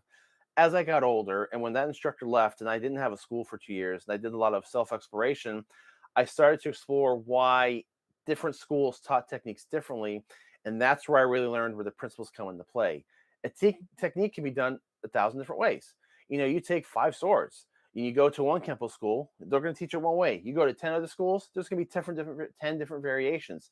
And that's fine, because that's what taught me, like, okay, it's not so rigid. It's not written in stone. It's a sample, and there's a lot of ideas you can extract from it. There's a lot of different ways you can use it. Okay, I'll use 5 swords, for example. This is a technique. It's one of the more famous Kempo techniques. Person throws a round punch. You step in with with a block to the arm. You're going to chop to the throat, palm heel strike, uppercut, chop, chop, depends on the version. It's a complicated sequence. Does it work in sparring? Not the greatest, and I'll get back to that. But it's teaching a lot of different concepts. It's teaching you how to cut using the line to cut a circle. They're coming at you with a round attack, a round punch attack. You're coming in with a straight block. It teaches you fitted weapons. You're setting yourself up for other strikes. And you see pieces of 5 swords. You'll see its counterparts, reverse motions, other pieces, and other techniques, showing you how it can blend. The reason I don't think it works in sparring as well is because typically when you're sparring in class, you're fighting someone who's experienced. And I found that when you're sparring someone who has some fighting experience, these wild round punches aren't that common. There's more jabs and crosses, and maybe there's a hook, but it doesn't really work against the hook so much because they're too quick and too tight. A round punch, I've noticed, comes more from people who aren't as experienced in fighting, that might be throwing wild haymakers. Would it work in that situation? I believe that it would. But that being said, I have used 5 swords in sparring, but in completely different ways. I've used them against kicks. I was sparring a guy several years ago, really good with kicks. He had Taekwondo level brown kicks and hook kicks, and he came at me with a spinning hook kick, and I actually was able to step in and do that same block, and instead of doing the chop palm heel strike, I did jab cross, same motion. So I used the same first 3 motions of 5 swords because I had done the technique so much that I recognized just from this position what I was able to do, and I just kind of didn't think about it, and I flowed with it, and I realized later, I'm like, I just did 5 swords, but in a completely different way. We have techniques that are based off of wrist grabs. I've done one crossing talon. I've used this several times. I've used this one in real life. Never off a wrist grab, off a shirt grab. I've been able to pin the hands and come in and do an armbar with it, and it's worked beautifully. So once you can break the mold or break the conception that techniques have to be done a specific way and that's the law, get past that and realize they're just ideas. They're teaching you individual concepts and free forms and recognizing the position so that after you've learned 150 techniques, the positions start to feel very familiar, and then you start getting this flow. And when you really understand how they relate to each other, then the grafting comes into play. And grafting is when you take, part of this technique and part of this technique and merge them together and start making your own freestyle combinations. When you get to that point, it starts to become spontaneous. That's when Kempo really, really starts to work well for you. So let's see what else we have here. There should be a movie by Ed Parker. Thoughts on that? I would agree with that. I think a biography film would be great. We have The Perfect Weapon, which was, in production when Ed Parker passed away, and he was behind it with Jeff Speakman. Other than that, though, there's another movie, an independent film by David Stanley called Protecting the King. Larry Tatum plays Ed Parker in it, so he plays a role. But I agree, there should be a documentary or at least a biography film about Ed Parker. It would be fascinating. Yes, thank you. I'm wearing the LaRusso Auto shirt. Thanks for noticing. Can a forearm strike be effective? I think forearm strikes can be incredibly effective. We have a lot of them in Kempo. We just did a video recently about karate chops. Does the karate chop really work? And we talked about the brachial stun that's taught. We do have that with the forearm. A forearm strike across the brachial plexus here, or the vagus nerve, can be incredibly effective. It's usually taught as a tactical strike. There are forearm strikes to the body that I have seen in real life and I have felt that are very effective. So yes, I think forearm strikes can be incredibly effective, and it's really definitely a close-up weapon. And especially if you get some body momentum behind it, it can be a very impactful strike. So do we have any questions about techniques so far? Any particular concerns? Or because here's what I'm actually loving. working with the people I work with, we'll be practicing the technique, and somebody else will ask a question. Well, how can we do the technique this way? And they'll be like, oh, well, that's just because it's this technique, but it's flipped over. In our white belt level, and the white belt is a very good curriculum to look at this as, is we've got sister techniques right off the bat. We've got the lathe sword, which is based off of basically a straight attack. Someone's coming into a grab, push, or punch. You step back, you block, you knock the arm away, you throw a front kick to the groin, you land with a chop to the side of the neck. Simple, basic technique for the beginner to learn. 2 techniques later, we have sword of destruction, which is very similar, but it's off a right round attack. So we step back, we do an outward block instead of an inward block. We do the same snapping front kick, then we land with a chop. But this time the chop is coming inward versus the other chop was outward. So at face value, you're like, it's the same technique. But what's the difference? Well, they're almost mirror image of each other. One is showing an outward block, one is showing an inward block. One is showing an outward chop, one is showing an inward chop. So right away, and then a straight punch versus a round punch. So right there, you get the idea is how you can alter them and how the same concepts can work, and also how every move and every concept has an opposite and reverse. And once you start to piece that together, it starts to open a lot of doors. In the same belt level, we have, or it depends if you're in the curriculum, it's been removed from some curriculums, but intellectual departure. Person comes in with a front kick. You're going to step back, do a downward inward block, kick to the groin, come back with a snapping back fist. If you really look at it and break it down, and we did it in another video, you start to see, you look at it, you're like, huh, that's the lathe sword, but now it's upside down. We're using the lower half of our body. So once you start to open up your perception on that and start to realize that a lot of techniques are the same as other techniques, but they're either flipped, they're upside down, they're rearranged, or they're what ifs of each other, then it starts to get exciting. And that's where your free flow and your grafting and your spontaneity starts to come from. And since I've been doing this for the past year or two, this re-exploration, I have found an increased flow.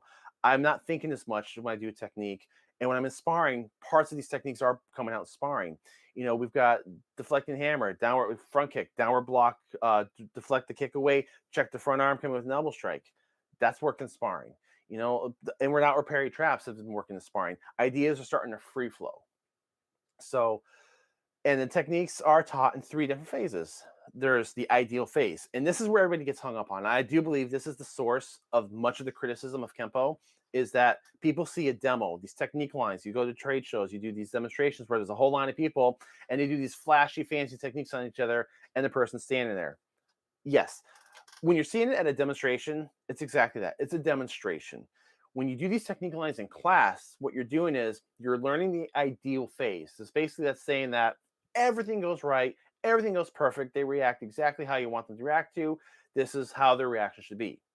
It never works out that way. But now you're applying these techniques on a body. You're feeling what it feels like to strike a person and try to get those reactions. It's also good for the other person to get conditioned and take a hit and learn how to react. Eventually, you start doing the what ifs. And this book, especially, these books I was just brought up earlier, every technique it teaches you, it has a whole list of, well, what if they step with this leg? What if they step with this hand? What if they don't step towards you? What if, you step back? Or what if they kick instead of punch? It puts in so many variables in there that you have to think of, how would I adjust the technique if something goes wrong? Because something's going to go wrong. Or what if you only do part of the technique? And eventually you get to phase 3, which is the formulation phases. Once you understand the principles, once you understand what it's teaching, and you start to get that free flow, somebody grabs you, somebody comes to push you, they pinch you, they push you, they bring their fist up, they want to fight, that you're not so much trying to memorize techniques and trying to remember what to do. You're going to react, and you're going to recognize positions, and you're going to do what feels natural in that moment, and it's all going to kind of come together into some sort of a free form reaction. Sword and hammer is a perfect beginner technique as well. I do like that technique. It's very simple, and it teaches a lot. It teaches the obscure zone. It teaches, gravitational marriage. Like every single technique has a list of things it teaches. There's no technique in there that's just frivolous. It even might be just a particular grab. And it's funny because you'll see Larry Tatum and a lot of other instructors, they'll teach a technique and they'll even come out and say look, this technique does not work out in the street. It's not really meant. It's not very practical, but we're showing this motion, this motion, this motion, this motion. This is why we're doing it, because it's either completing the concept that's somewhere else in the system, or it's teaching you a particular position that you haven't seen before. There's always something new in there. What do I think about hybrid arts? I study Choi the foot, but the curriculum includes Kempo self-defense techniques, but with Kung Fu strikes. I think that's a wonderful idea. I personally like hybrid teaching. I do think that you should find a base art. Like if you're just starting off in the martial arts, I don't recommend doing 5 at once. Pick one to start with. Boxing, BJJ, karate, Kempo, Kung Fu. Pick a base art that really speaks to you, that you like the overall culture of it, the structure of it. You kind of like it feels right. You'll know what if it feels right. And then once you get used to it, once you start to build a good foundation, start learning tidbits of other arts. Start bringing them in a little bit, and then you'll start to see those complements, or you'll start to see what differs. And I think it really helps martial artists become much more well-rounded when they start to see what other arts are doing and implement them together. And that's how a lot of arts formed. We got Kyokushin. It was Goju Ryu and the Shotokan mixed together with new concepts. You've got a lot of arts, and I think that's how we grow. And I think that's why MMA is so great today, is because you have those martial artists. A lot of the MMA fighters grew up in an art, and they went and trained. They added BJJ, they added boxing, they added judo, Muay Thai. That mix. Once you start to do the hybrid, you start to get a lot of good stuff put together, and then you find what works for you. You find your own particular combination. And this goes with Kempo too. Is you've got that big toolbox. You're never going to use every tool in that box. You're gonna learn 1,000 techniques, but you're probably going to pick 5 that are your favorite, or 5 that you're good at. That's going to be your go-to. And I think that's pretty natural for most arts. And a lot of arts are broken down that way. Like Wing Chun is a very simplified art, but it's the same thing. They're going to focus on very specific basics that you can resort to. And there's a lot of arts like that. So I think hybrids work well. And in my judo training and jiu-jitsu training, I am finding that it blends with Kempo perfectly. Even though there's concepts that threw me. The hardest thing I had getting used to was doing the shoulder throws. Turning my back to the opponent felt so unnatural. I had this natural hang up on it that it took me a while to get used to it. I finally got it. And it's part of realizing when it's appropriate to do. You're not just going to go up to a person, turn your back on them. It's going to be in the midst of things. You're going to be grappling, you're going to be moving. And if you find that position, then you can do the throw. But the concepts are there. And there's been several times in judo class where if something went wrong, the Kempo came out. Oh shoot, that takedown didn't work. Oh, I did the counter grab and I did the buckle. So yeah, you're going to start to see where things mix. So I do advocate hybrids. I do say that it's beneficial to learn a base art and then start mixing other arts in on top of that. Too many what ifs. Kosen Warrior says too many what ifs. That's an interesting question or interesting comment. Are there too many what ifs? Yes, there are, because in a real life situation, there's too many variables. You can't possibly plan for everything. There are too many what ifs. So if you get into the mindset of practicing where you have to be a little bit fluid, you've got your reactions in mind. You've got your muscle memory. Muscle memory does come into play because sometimes you're just going to react without even thinking about it. But things are going to happen.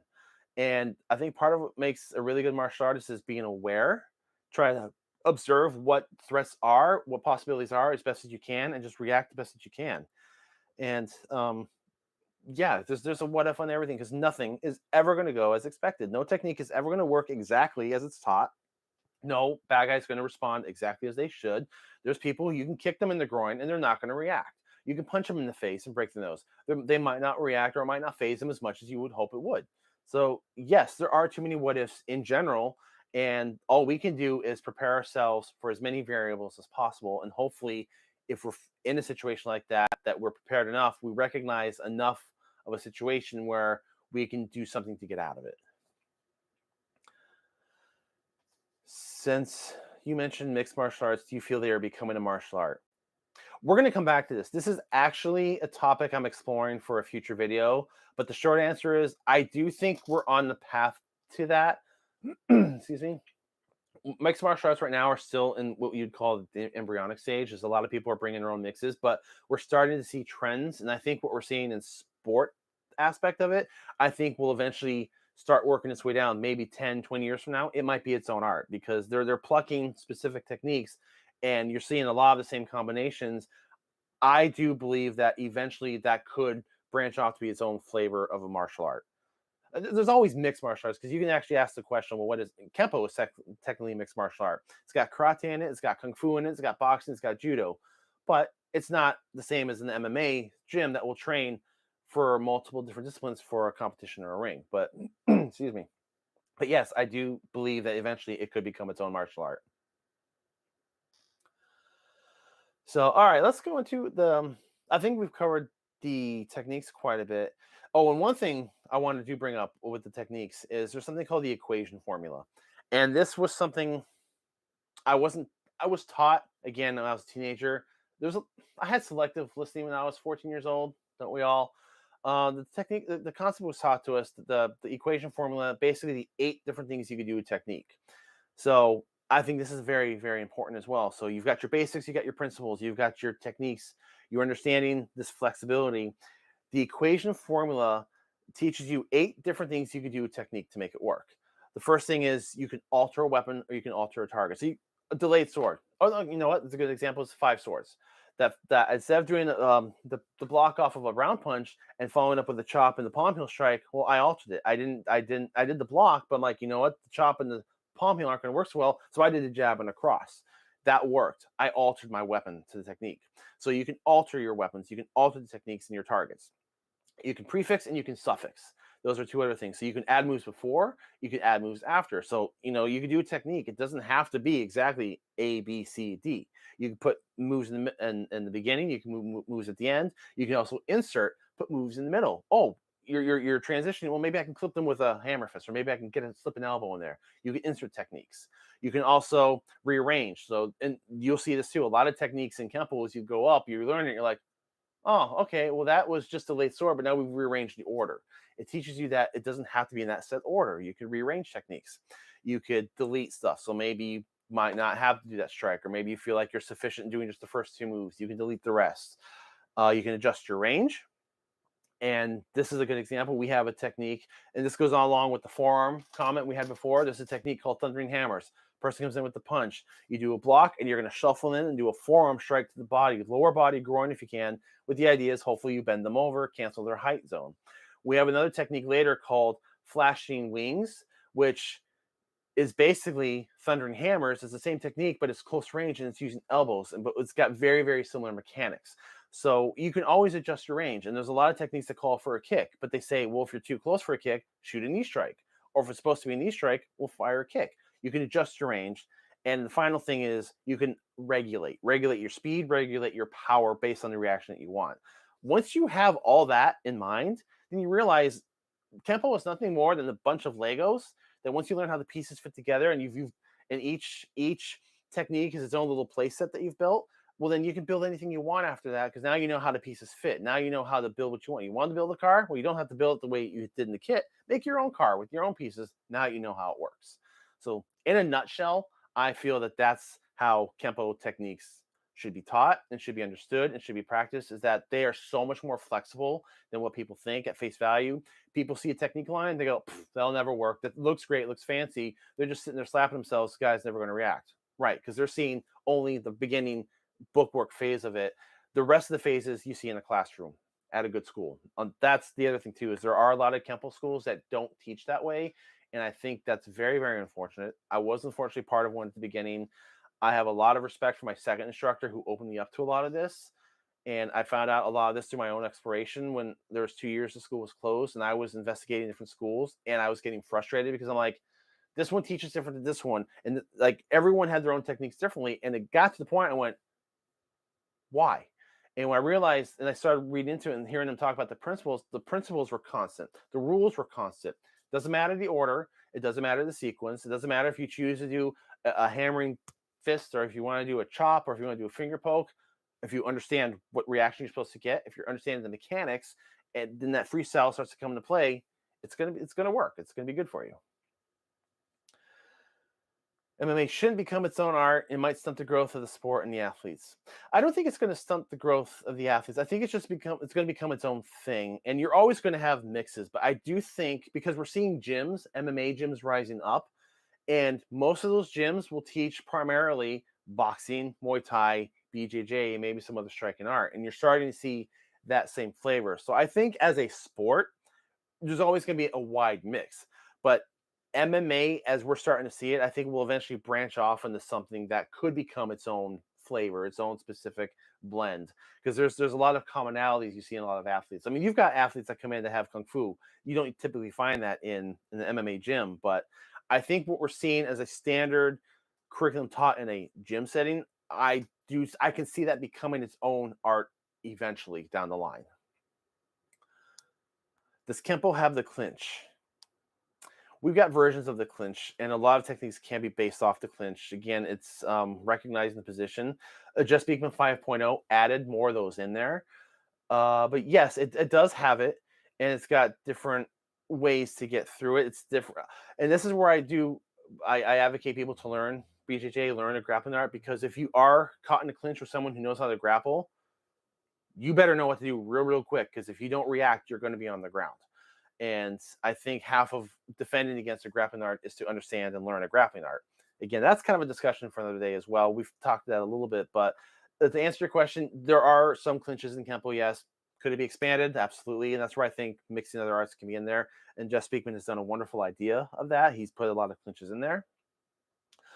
Does Kempo have trapping hands? Yes. Or we call it sticky hands, or my personal favorite is the inward-outward parry. You can slip a punch, inward-outward parry, and do this trap. That works for me all the time. I used it in real life. I've used it in sparring. We have a lot of techniques with it. I think there's a lot of, and if you watch Frank Trejo, the late and great Frank Trejo, he did some seminars for Kempo sticky hands. Great concepts. Very different than Wing Chun sticky hands. You know, it's a lot more limb destruction. It's a little bit more rigid, like Chi Sao is more flowing and riding with it. Kempo sticky hands is more, it's got some of that in there, but it's more about, I'm going to ride it and I'm going to break and I'm going to come in here and do a strike. So it's a lot more aggressive and more limb destruction focused. But yes, there absolutely is trapping hands or sticky hands in Kempo.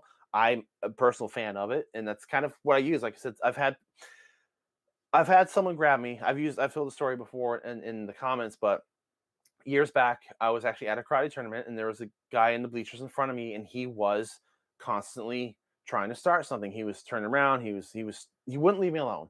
And at one point, he grabbed my shirt. This is where I use that technique, crossing talons, where it's normally taught off a wrist grab. We grab my shirt. Well, I did the counter grab, so I almost kind of simulated my wrist. Instead of just grabbing my wrist, I trapped his hand, came up underneath, slipped down, and got his arm bar and forced him down face first into the bleachers. And I held him there until he stopped. So that's a little bit kind of an example of what our trapping hands would be. Is they grab you, they touch you, you pin and you secure, and then you start to use their mechanics. You start to contour against the body. You get arm bars, you get breaks. If it was a standing technique as it's taught, you're supposed to get them in that armbar and start elbowing and destroying their face. You're going to have to, obviously the situation didn't call for that. But yes, we do have the trapping hands concepts in there.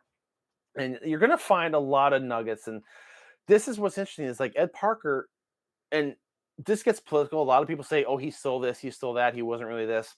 I don't buy into a lot of that. It's conjecture. A lot of these accusations happened and these stories happened before I was even born. So I don't like to get involved in the he said, she said of the Ed Parker controversies, because I wasn't there. I wasn't a part of it. All I know is what I've seen in his seminars, on videos, and in the material taught. I love his thinking. I've read some of his books. I think he's got a great methodological approach to his techniques. There's a lot of academics, and you have to know where to separate the academics from the application, because they support each other, but they are two different aspects of it. But Ed Parker took a lot of different ideas and put them into Kempo. And sometimes it's a study all by itself to kind of go find those nuggets. Like I said, there's Kung Fu in there. There is boxing. Our neutral fighting stance is closer to a boxing stance than a karate stance. And there's definitely judo techniques that I'm learning were in there more than I thought. So the ideas are there. And if you really want to get tricky with this, and this part's, a lot of people think this is dumb. I find it frustrating, but I can see why. We have our principles, we have our rules. Well, every now and then a technique or one of our katas breaks that principle. It breaks the rule. And it's there for you to ask why. They want you to catch it and question it because there's a reason it's being broken. And for a really quick example, in one of our forums, actually in some of our forms, but in short form too, we've got one of our rules is if we're going to punch with our back hand, so we got our front hand, we're in our neutral stance, 50-50 weight on our legs, our 45-degree center lines facing away from the opponent, hands are up, very similar to a boxing stance. If we're going to punch with our front hand, we stay in that neutral bow. If we're going to turn and punch with our rear hand, we need to pivot into a forward bow, which looks a lot like a forward stance in traditional karate. And the reason is that's where the rotational power is coming from. It's also giving my body more of a bracing angle, and also the reach. If I stand in my neutral position, my two hands, they don't have the same reach. So you've got to pivot to equal that out. Well, that's basically a rule. One of our principles is if you're going to strike with your rear hand, you have to rotate into your forward bow. Well, in one of our forms, short form 2, there is a rear hand punch, but we don't pivot. And that bothered me. I was like, well, why not? Because they want you to question that. And in that particular instance, in that particular kata, they're demonstrating a different power principle of body mass, how you can generate power with your body mass. So it's intentionally not having rotation in there. So you're focusing on this one other aspect. But it kind of triggers, like once you start to understand it, you go, wait a minute, that's not right. Why? We're breaking a rule here. Why are we breaking that rule? And that, I know a lot of people don't like that. And I can understand that. I find it frustrating sometimes because there's a lot of techniques I learned as a kid that I didn't catch those things that I'm catching now. But once you start to develop that awareness, you start to pick up on those little details, and you start to go, okay, I see what he's doing. I see why we're doing this. So yeah. Is there a certain technique that I love? I have a few favorites. One of my favorites, and it's funny because I hated it as a kid, was crossing talon. The one where they grab you on the wrist, you pin, you counter grab, you step in, you do the armbar. I used to hate that technique. It's complicated to learn as a beginner. And it's really hard to teach the kids because there's a lot of mechanics in there. But now it's one of my favorites because I've used it in judo. I've used it in randori. I was when I just started my first year into jiu-jitsu, I was grappling another judo guy. We were doing randori, and I was trying to judo takedowns, and he was better than me. He had more experience. I was getting dropped. And we were in the clinch, actually, and I just got frustrated, and I stripped his hand down, came up underneath, I got the same kind of grab, and I did crossing talon. That's one of my go-to moves. I love it. I've taught seminars on it. It's one of my favorite ones. It's the one I use in real life. I like shielding hammer a lot. I like thundering hammers. There's a lot of techniques I do love, or pieces of them. And as I'm revisiting, I'm starting to love more of them. And techniques I thought were absolutely ridiculous, I'm starting to see the value in them now because now I understand the context a little bit better. So yeah, I have a lot of favorites, and that list of favorites is actually growing. The intellectual departure, the one I talked about, they throw a front kick and you step back, you do a downward inward block, you do a back kick to the groin, snapping back fist. I have a modified version of that I use in sparring all the time. It works fairly well. The guys I spar with, they expect it now, so I don't land as many shots as I used to, but I find it very effective. So yeah, I find that I'm having techniques where I'm finding favorite pieces to take out of and use in my own mix. So that is basically techniques in a nutshell. I think I've kind of rambled on that enough. Are there any specific questions? Okay, all right, Marisol is asking, what is your opinion on forms 7 and 8? Let me revisit this when we come back to the forms, because actually, let's do the forms now. Kempo forms, or katas, are different than what you find in other styles. They have a lot of Kung Fu and Chinese influence in them. Actually, some of our earlier forms, short one and long one, I do believe come from other Kung Fu styles. I don't know firsthand which style they are and what the original version was, but I do know that Ed Parker took old Chinese forms and built off of them. We've got forms and we have sets. And I want to go back to this language thing because it's funny. I always looked at Kempo as a language, and when you read Ed Parker's books, he describes Kempo as language too. Our katas are broken up into 3 different categories. You have our sets, which are basically shorter kata. So you've got like your strike set, your block set, your stance set, your kick set. They are isolated concepts. The whole point of a set is it's isolating one specific highlight. Oh, we're going to do blocks. So we do the whole thing from a horse stance because you're locking out your lower half. We're not worried about the lower half. We're doing just our basic rudimentary blocks. Later, there's a stance set 2 where you put motion to it and you start to implement your lower body. But striking set, kicking set, it's taking a specific concept and just focusing on one isolated idea. And you've got our forms, which is long. We got short 1, long 1, short 2, long 3. Sorry, short 1, short and long 1, short and long 2, short and long 3, and then from that point on, we've got form 4, 5, and 6, and then sometimes 7 and 8. The first 4, which is short 1 and long 1, short 2 and long 2, are what are called dictionary forms. And I'm really sorry, I'm not explaining this very well. And this is where a lot of people are like, oh, this is stupid and complicated. It's really not once you kind of see it laid out and broken down. But our first 4 forms, they're called dictionary forms because they are simpler and they are literally showing you the definition of something. So our very first form, short form 1, is teaching you some very basic core concepts. It's simple. You're stepping back and you're doing an inward block. Stepping back, doing an inward block. Oh, now we're going to change our line and we're going to do an outward block. This form is for the white belt. It teaches how to retreat. It's teaching you the 4 main lines of directions, forward, back, side to side.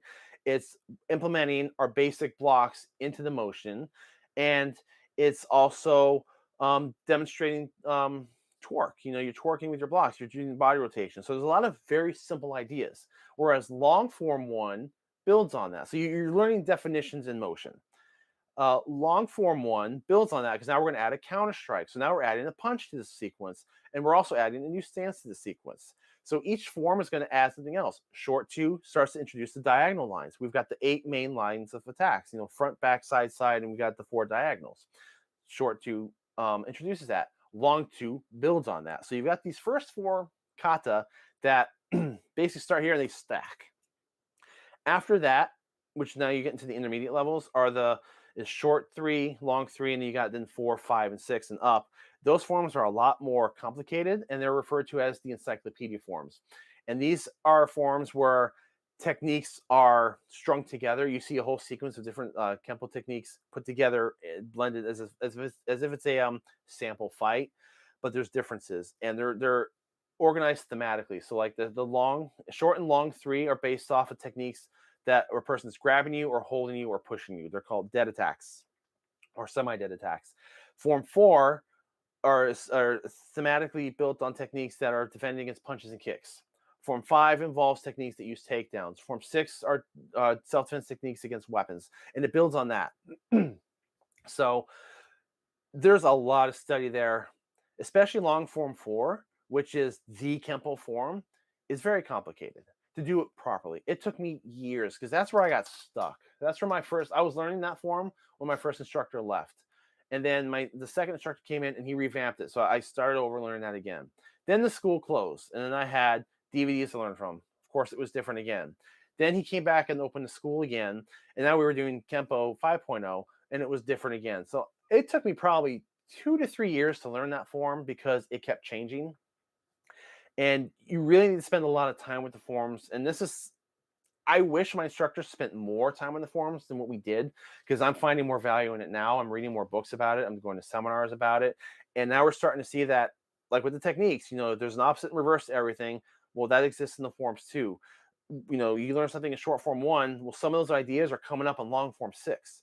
You know, so there's a common thread that goes through everything.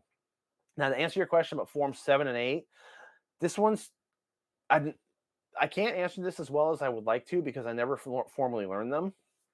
They went through some changes. I know at one point, or I understand at one point, that long form 7 used to be a knife form, and then later it became a stick form. And I know form 8 now is a knife form, but I don't know if that used to be a stick form. I'm not sure where that changed, because Jeff Speakman also teaches stick sets and knife sets, and I've watching people do these forms online. I see similarities, so I'm not quite sure what's what. There's a lot of controversy over whether Ed Parker even made these forms. I've seen footage of him on YouTube teaching some of long 7. I'm not sure if it's long 7 or if it was stick set, but long 7 basically, as I learned it, I learned half of it. And I'm sorry, I need a little water for a second. Long 7 is a stick form. And it is taking sticks, our knee sticks, collie sticks, and putting them in your hands, and you're doing our self-defense techniques with them, which I like as a concept because it changes the technique. So 5 swords now becomes 5 storms. And storm is just our code word for stick or club. So basically it's teaching you how to use this technique, but the difference now is you've got a weapon. You have extra range now. You can't necessarily cross the same way. So it's teaching you how to alter your techniques, your self-defense techniques, based on what you're holding in your hand. And I do believe long 8 might be along similar lines, although I've heard a lot of controversy that 8 doesn't really work so well, that there's a lot of potential to cut yourself. I've never learned 8. I've never seen it in person. That's a really hard form to find. And I've only ever seen it on YouTube. And if you look at it on YouTube, everybody does it different. So you'll find that most of the official forms are forms 1 through 6. A lot of schools will teach 7. Only a few schools will teach 8. I've heard rumors that at Parker planned a 9 and a 10. I don't know how true that is. I have nothing to substantiate that with. I think I could see him doing it. I'm not sure where they would have gone. But that's basically what I think of long form 7 and 8 is. I would like to learn it. I'd like to finish long 7. I learned half of it once. I thought it was pretty cool. I would like to learn the rest of it. 8, I wouldn't mind seeing it just for the experience of seeing it. But yeah, I like where Kempo was going. Like Ed Parker was always changing the system. You can look, I mean, you look at any different generation of manual and it's so different. And I think in a way that's great because the principles didn't change. It's just the order changed. The different belt levels changed. We're going to do this now instead of this now. My instructor did this so much. I would come into class, like the last few years he was teaching MMA classes. We'd come in, he goes, you know what? We're going to do this technique this way to say, and he would completely change it. The following week, it would be totally different. So it was hard in a curriculum aspect. It was kind of hard to follow along in that, but it was easier to see that how flexible and how malleable the material really was. I feel like so the Grave Tender says, I feel like some Kempo techniques, if tweaked, can be used on the ground. I agree 100%. And that's actually something I've been kind of playing with in my mind is how would you alter something? A lot of the principles would work on the ground, and you might have to tweak some things to make it work. And we actually do have a technique that's touches on that concept. Encounter with danger. You get pushed backwards and you land on your back, and the person comes in. You know you're going to throw kick to the groin, kick to the groin, shoot knee strike, roll over, do back kick. There's a whole sequence to it. But when you learn it, you're like, oh wait, that is aggressive twins, but it's on the ground. So it's taking the same concept, but you're putting it on the ground. And I do think a lot of techniques could be done that way. And I think a lot of techniques, and I've played around with this, can be done from a chair. I experimented with the kids with this. I put them all in chairs, and I told them, do delayed sword. You know, someone's attacking you from a chair, do delayed sword. And they had them do their self-defense techniques and modify it from a sitting position. So I think, yes, you understand the basics and you understand these principles. Once you know the rules, you can modify these techniques to so many different scenarios that it's a lot more opening and free form than a lot of people want to give it credit for, if that makes any sense.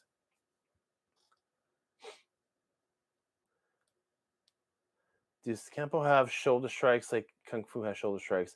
We don't do shoulder striking as much as we do like checks and bumps. So we will have a lot of scenarios, like especially if we're getting bear hugged or we're fighting in close, that we will use our shoulder to bump them up, or like if they're grabbing us, we might bump up to kind of gain a little bit of a space that we shoot an elbow up.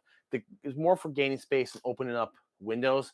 We don't do striking with our shoulders so much, but we use it to disrupt balance and open up other targets. The most powerful weapon on earth is the human soul on fire. You've got that right. There is this phrase I liked. You can practice until you drop, but if you don't understand the logic of the art, you haven't learned it, or something like that. Absolutely. And this is interesting because my first instructor would tell us that we don't know a technique until we can explain it to someone else. Not show it to someone else, explain it to someone else. Like he goes, you should be able to call me up on the telephone, explain it to me enough where I can learn it and apply it. If you can do that, you understand it. If you can't do that, well, then that's a cue to go back and be like, well, why not? What are the reasons for this? And it goes back to the clock principle. You could explain to somebody, step back to 6 o'clock with your left foot and deliver a right inward hammering block. Cat back, shoot a front kick to 12 o'clock to the groin, land, and do an outward chop to the neck. You can explain that, and then you can explain the ideas to that because you're understanding the principles behind it. So I absolutely like that. If you can't explain it, and if you don't understand the logic of it, then you don't know it. I'd like to learn that grafted together form that Jeff Speakman did in The Perfect Weapon. Good question. This comes up a lot. All right, in The Perfect Weapon, the movie starts off with Jeff Speakman doing this really cool kata. What is that kata? People ask all the time. Well, from Jeff Speakman himself, he said that the kata it's a mix between form 4 and 6, with some isolations in there that he's taken from Goju Ryu, because he actually practiced Goju Ryu first. I believe he's an 8th or 9th degree in Goju Ryu. He trained in that for a long time. So in the opening of Perfect Weapon, he is doing a combination blend of long form 4, long form 6 with some Goju Ryu isolations in there. It looks really cool. Sparring. Let's get into the sparring real quick. So why does Kempo and sparring look like any other sparring? Well, it doesn't. It doesn't. There's a whole set of techniques that aren't taught anymore, which I find very unfortunate. Ed Parker had this whole freestyle sparring techniques, and I've heard that Bruce Lee worked on this with him. It's basically it's supposed to be the bridge between your self-defense techniques and sparring. It's that middle piece, that missing link, where it takes these principles and applies them to your basic punches and kicks. Because let's be honest, when you are fighting someone in a sparring ring, both of your hands are up, you're both engaged. It's a very different situation than someone coming up and shoving you or grabbing you, or a self-defense situation. And we've talked about that in a previous episode about self-defense versus fighting. But you're not going to be able to pull off every technique with, in just a fighting scenario. So these freestyle techniques were designed to be quick entries, get in, check them, do a point, and they work very well. I've been learning on my own because our schools didn't teach it. So I've been working with the white belt forms, the white belt versions of them, and they work quite well. And they're simple techniques. And what's interesting though is once you start to learn those, they're all based off of you checking off that front hand, and if you can get the grab and you kind of pull them off balance a little bit, it cancels their height, their width, and their depth, and it opens up for a strike. So the very first one is check, strike. It's a very, very simple maneuver, but it works. The next one builds off of that. You can either strike to the face or you can strike to the ribs. Then there's foot maneuvers, and you can add kicks. You can add palm heel strikes. It becomes a whole combination sequence in itself that once you learn, you start to free form and piece together quite easily. But what I'm noticing though is a lot of these freestyle techniques will put you in positions where, now I can do that arm bar from cross the talent, or now I can do that wrist grab. So I find it very unfortunate that a lot of schools have dropped this. It's very hard to find taught these days. You kind of have to seek them out. And from the explanation I've heard is that it was getting to be too much curriculum, that a lot of schools felt it was too much material. And it's a lot of material, especially when you look at how it's listed, because these freestyle techniques, they're represented by letters and numbers. So you've got like, KB1A, KB2A, and it gets to be a whole like 15 letters long. That's intimidating when you look at it on a sheet of paper. But when you learn at it from white belt and then you start to build on it as you go, by the time you get your brown belt, it's not intimidating anymore. It's just different combinations. It's no different than shadow boxing where you do a jab cross, or let me do a jab cross uppercut. It's just combinations. But once you understand how the combinations work, you can mix them with your techniques, and everything starts to coagulate and congeal and become more of a centralized, compact system. And to go back to how can we never see it in sparring? Well, you do. There's little things you have to look for. You don't see it in MMA as much because there aren't as many fighters that have Kempo. There are guys who've got Kempo in their background, but what you're going to see in the Kempo sparring match, that's Kempo. Well, the way that they gauge their distance, the way they use their leg checks. So you'll find some of these freestyle shots in there sometimes. Bruce Lee used them in his movies quite a bit. So there's a lot of little tidbits, and the principles are what you're going to see. You're not going to see 5 swords be broken out in an MMA cage fight. You're just not. You're not going to see cross talent. You're not going to see a full self-defense sequence, but you might see a piece of it here and there. You might see a concept. You're going to see stepping off the line. You're going to see the way a leg check is done. You're going to see a distance gauge, a way a kick is done, a way a hand motion is done. If you know what to look for, it's there. So, yeah, I mean, everything looks like kickboxing until you know the intricacies of it. So, I mean, let's see. What other questions do we have? We only point sparred in tournaments. Yeah, let me bring that up. I started out point sparring. That's the only sparring we did in our early days, and I liked it. I think it's good for a beginner. It's not as overwhelming because we weren't allowed to spar as a white belt. Once we got our second belt in, we were allowed to spar. We did nothing but point sparring in the class, and I liked it as a beginning because it lets you experiment. It lets you get used to trying a technique. It sharpens your techniques. It's quick bursts. Let me get in, get out. It teaches you distancing, engaging. But I do think you need to continue to spar in addition to that. It's maybe, start with point sparring and build up on that. This point sparring it has its benefits. but I do think it's lacking for self-defense purposes. I do think you need to be able to go into combinations and be hit, and a fight doesn't stop just because one person tapped another person. So I think it's wonderful for sport, and I think there's a lot of concepts that you can pull out of that. But I do believe that resistance sparring and grappling and continuous sparring with semi-hard contact, I know a lot of people like to go harder than others, but I think with decent contact is a good way to go because that conditions you more, and you get used to getting hit, and you get used to a real fight, because a real fight's never going to be, I got in, I got the point, I got out, oh, I won. No, it's going to be until somebody goes to the ground knocked out, or until someone breaks you up. You want to simulate, if you're doing it for self-defense purposes and fighting purposes or competition purposes, you want to emulate that as close as possible while still being safe. What are my thoughts on the Tracy's ABC variations? I think they're fine. I don't like that they say that they've got 600 techniques when Parker's only got 154, because that's not really true. Those variations actually came from the Parker Kempo taught in the 50s. If you look at one of Ed Parker's first books, and I think I have one here, actually. I do. This is like his first book, or one of his first books. It's called Kempo Karate, the Law of the Fist and of the Empty Hand. This is before it was called American Kempo, before it was called Ed Parker Kempo. It was just, he called it Kempo Karate. And the Tracys were students of his when he did these books. But if you look in here, there's sequences, there's really basic techniques. And going through this book, I recognize that a lot of these techniques are the basis of stuff we see in Ed Parker Kempo now.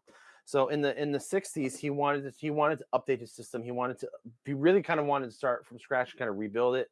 The Tracys didn't agree with that. They wanted to stick with this, so they branched off on their own and they built off of this. So you're seeing what happened is basically what Ed Parker did was he took these base techniques and he made longer sequences out of them. The Tracys took these base techniques and they added longer sequences to them, but the Tracy Kempo would teach you part A first. So if you were a white belt, you might learn 30 techniques, 40 techniques, 50 techniques. But what you're really learning is, you're learning, what the equivalent of 5 swords would be 5 swords A. So you're learning the first 2 moves. Then B would be the next 2 moves. C would be the next 2 moves. So you're learning them in bite-sized pieces. Whereas at Parker Kempo, you're going to learn the whole, 8 sequence technique at once. But they'll call it 4 techniques when it's really 1 technique in Parker. So I don't have a problem with it. It's basically just 2 ways to learn the same material. It's really the same amount of material, except, their techniques are different. They branched off and they did their own naming systems. They did their own combinations. So there's a lot of overlapping techniques, but the Parker techniques and Tracy techniques have a lot of differences, but essentially a lot of the same ideas. So I think it's fine that they did the ABC techniques. It's just understanding that, when they claim, we have 600 techniques, no, you've got 600 pieces. It's the same sequence as taught over here. It's just broken down into smaller bites. Let's see. The point style is good for in and out and helps with timing. Not much of a fan of it, but I believe it is beneficial. Robert, yeah, I agree with that. It's really good I think it's great for timing. If you can learn point sparring and get in that precision and timing and then follow it up with a continuous combination, I think that's a great thing to do. Have both experiences, point sparring and continuous sparring. Question: what is something you could do with a student that is really aggressive, or that she sees violence as a second choice in the conflict instead of the last? I'm not sure I understand the question. What is something you could do with a student that is really aggressive, or that she sees violence as the second choice in the conflict instead of the last choice? Well, in terms of teaching aggression, okay, when it comes to teaching techniques, I do believe, and this is how we taught too, is once we learn the sequence, you learn it step by step, then you do it in the technique line, and then we start applying it harder and harder on the person. So in terms of aggressive with the technique, you build up on that and you start to condition. As far as teaching aggression, if I'm understanding your question correctly, and I'm not sure that I am, is like when to use the violence as a resort, like, instead of waiting until the last resort as a second resort. My second instructor would teach us that the females have to be a little bit more aggressive than the males, because if a male gets into a fight with someone, generally speaking, men are larger and fighter, and there could be a bias there. Let me put it this way. If we did the self-defense technique, if somebody attacked us and we put them on the ground, he says, guys, if you've got the guy on the ground, you stop hitting them. You back away, you stop hitting them, you call the police. Women, if you get the guy on the ground, you keep hitting him until he stops getting up. And then you go and find help. And the whole aspect is that, I think women have a little bit more leeway there in terms of self-defense, but it's a fine line because it's real easy to go overboard. And you'll hear an expression in Kempo called overskill versus overkill. Like if you are able to pull off a full technique on a person, the whole 20 sequence, you're probably going to kill them because there are neck breaks and there's a lot of damage in there. But you have to get to a point and realize you only need a couple parts. You don't need to keep hitting the person. Once the threat is done, you got to stop. You got to get out of there because then if you keep attacking them and they're no longer a threat or they're no longer perceived as a threat, then the liability starts to shift onto you. And this is where we've talked about in the channel that, these rules vary from state to state, that you really need to know what your local laws are. But self-defense is really, really tricky. And it's whether it's got weapons or not or hand-to-hand.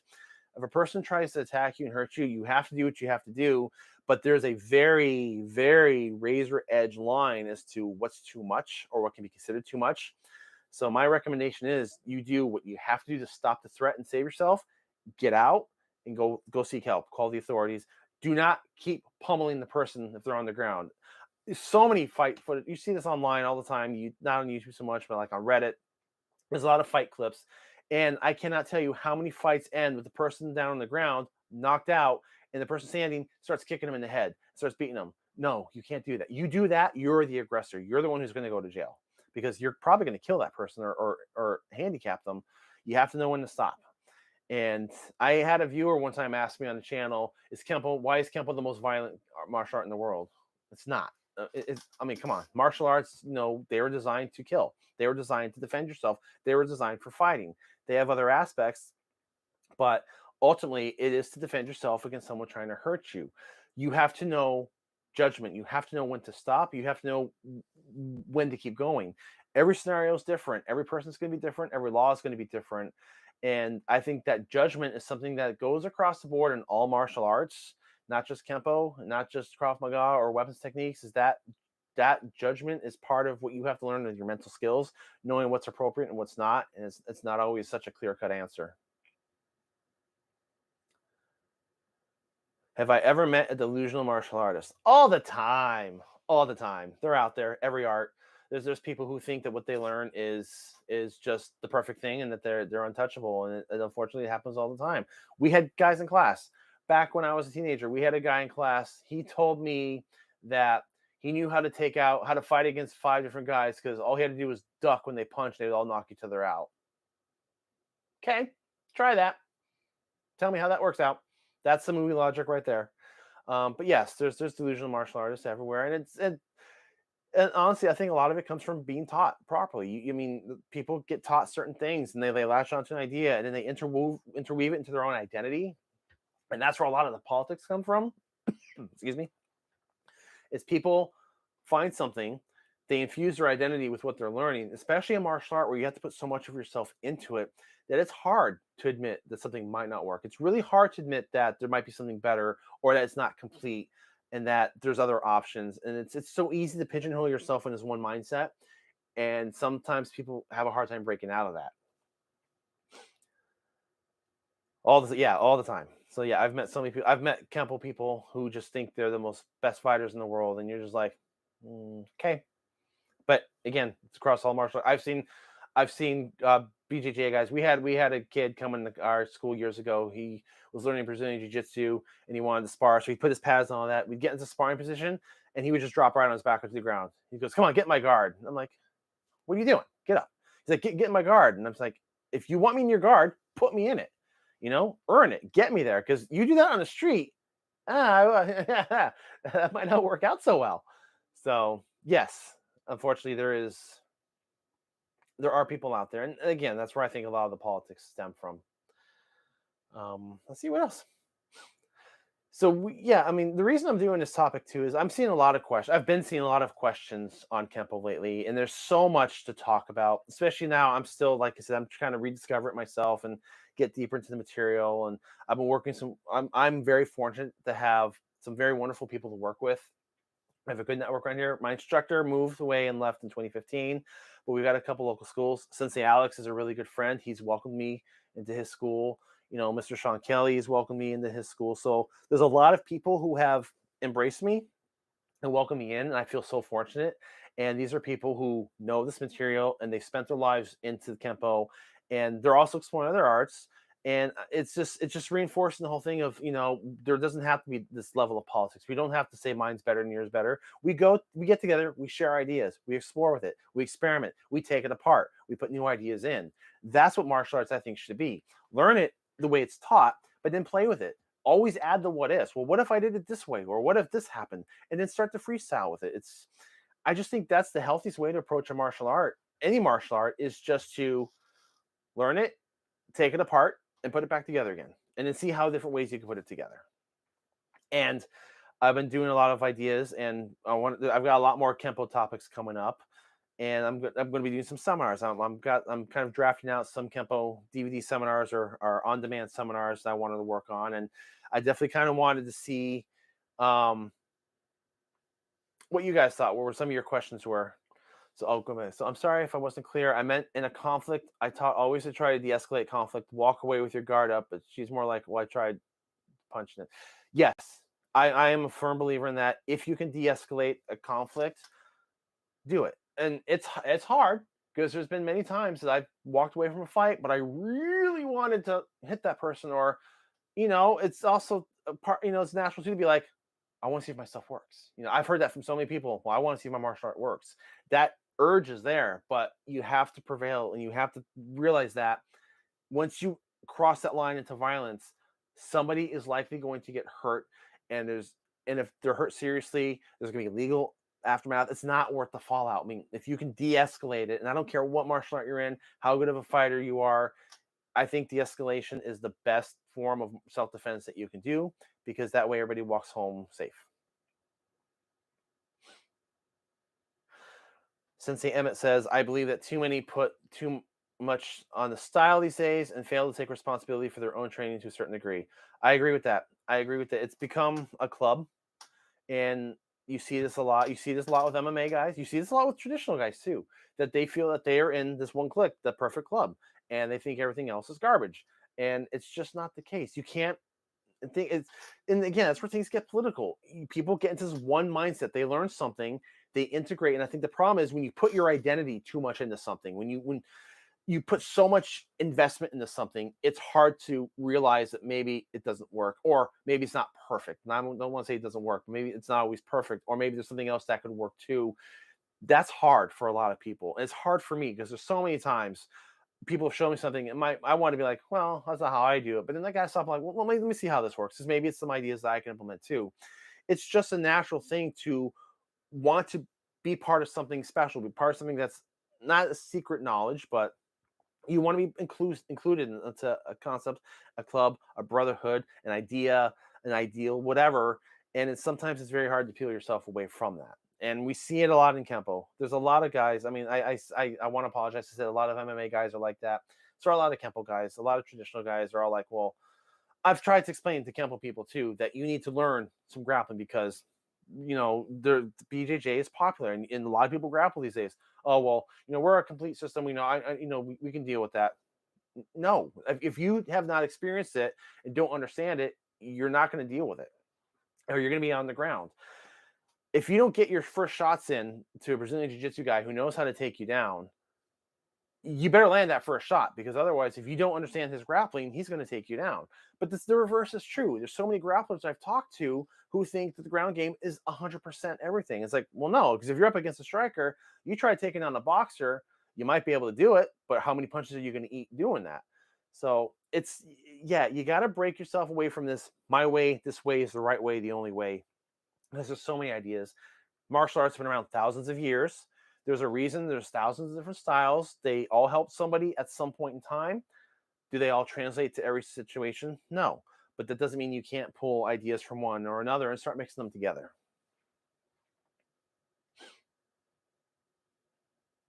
Do you ever get into sparring and your body executes a perfect technique early in the session without you thinking about it, and we try it again, it just won't come? Yes, that has happened. I'll find myself just going into a technique, doing sudden trap stuff. I'm like, oh wow, I didn't mean to do that. But if I try to set it up, it doesn't happen. I did do one of our a few sequences or a few steps from long form one of our katas once.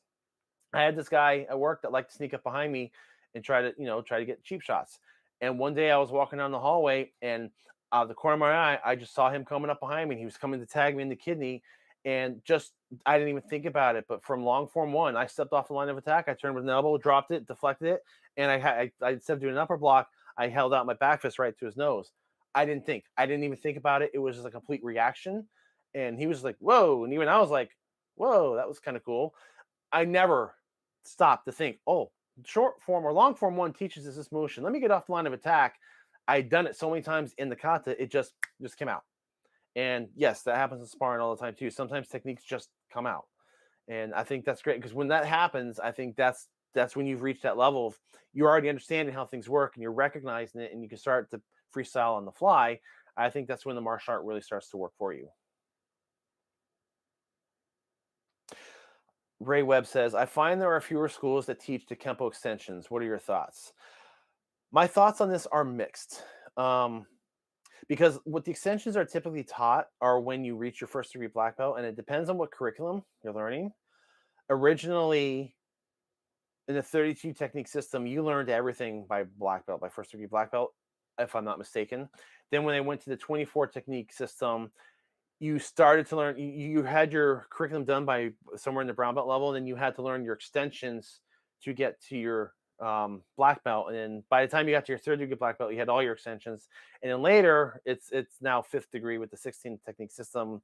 So once you get to your black belt, you go back and you learn extensions. So you kind of go back to your yellow belt material, or really orange belt material, and you realize, okay, the technique now has a what if. What if you're still standing, or what if you do this? And there's another sequence that goes on to that. And there's a lot of them, and you learn a bunch of them per belt level all the way up to fifth degree black belt. The extensions, I think they have their use. I've been through them all at one point. There's several I love, and there's some that I love so much that when I do the technique, I just put the extension in with it. Others I don't like at all. Some of them feel really weird.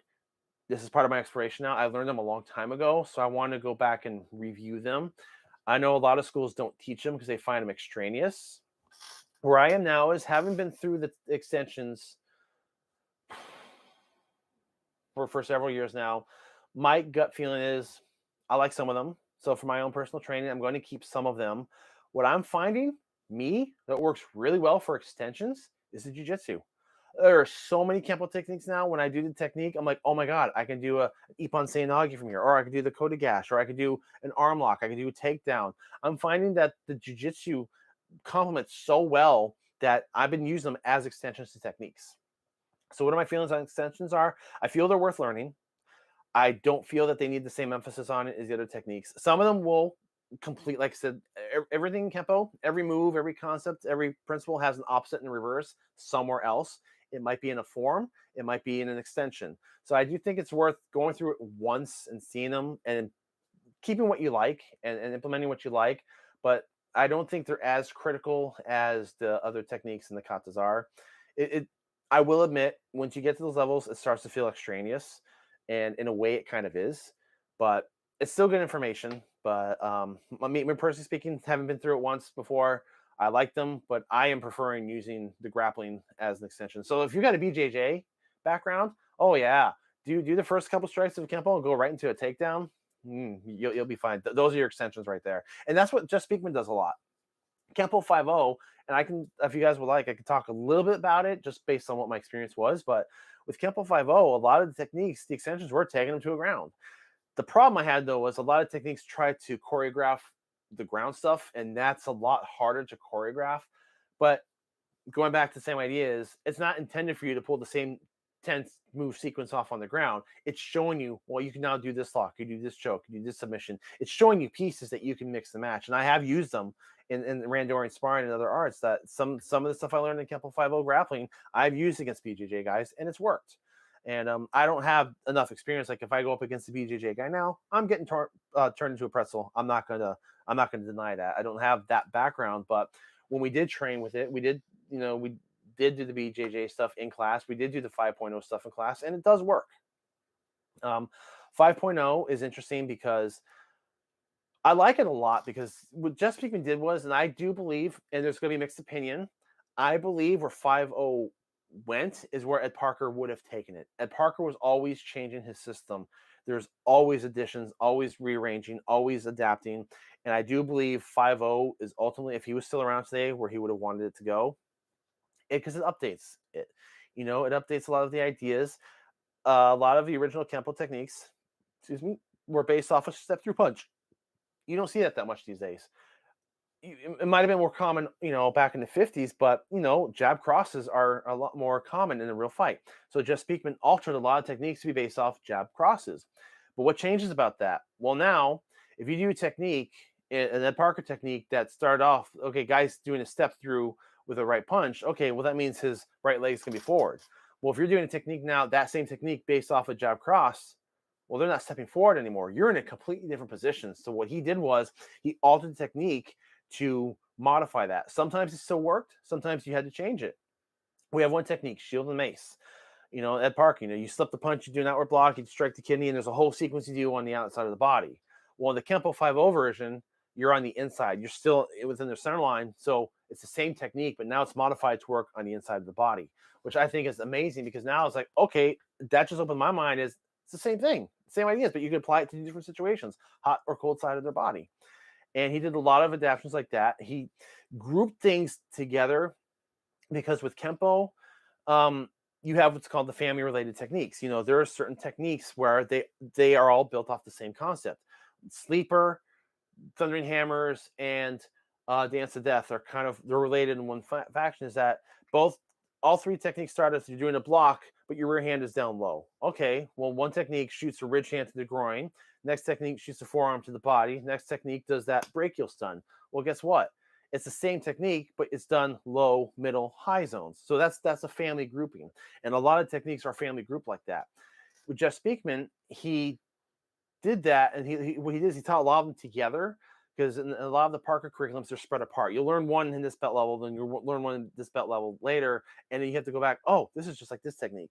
A lot of Speakman curriculum, at least when I went through it, he grouped them together. So you would learn them in sequential order. And he has one sequence where they come in for a tackle. Okay, well, you're able to catch them before they get their arms around you. Well, then the next technique is, well, when they get a little bit closer, they get a partial grip. The next technique is, well, what do they actually get you into the clinch? The next technique is, okay, now they've gotten you to the ground, and you're going to do this one sweep. And now they've gotten you to the ground, you're going to do another sweep. So he kept building on that. So I like that a lot. I thought that was a very logical evolution for the art. All the same principles. It's still Kempo, but it's now applied in different sequences, modified for more modern fighting, and there's a heavy emphasis on the ground fighting. So when you do a Kempo 5.0 fighting, it's not usually point. It is continuous, fairly hard contact. Sometimes it's hard, full contact sparring, and it goes to the ground. Like the fighters stop until when one submits. And there are tournaments that will be point based, but the points basically are just, they're tallied up as you go along. So it won't be like point stop. It'll be, okay, well, this person scored 40 points, this person scored 30 points, however that works.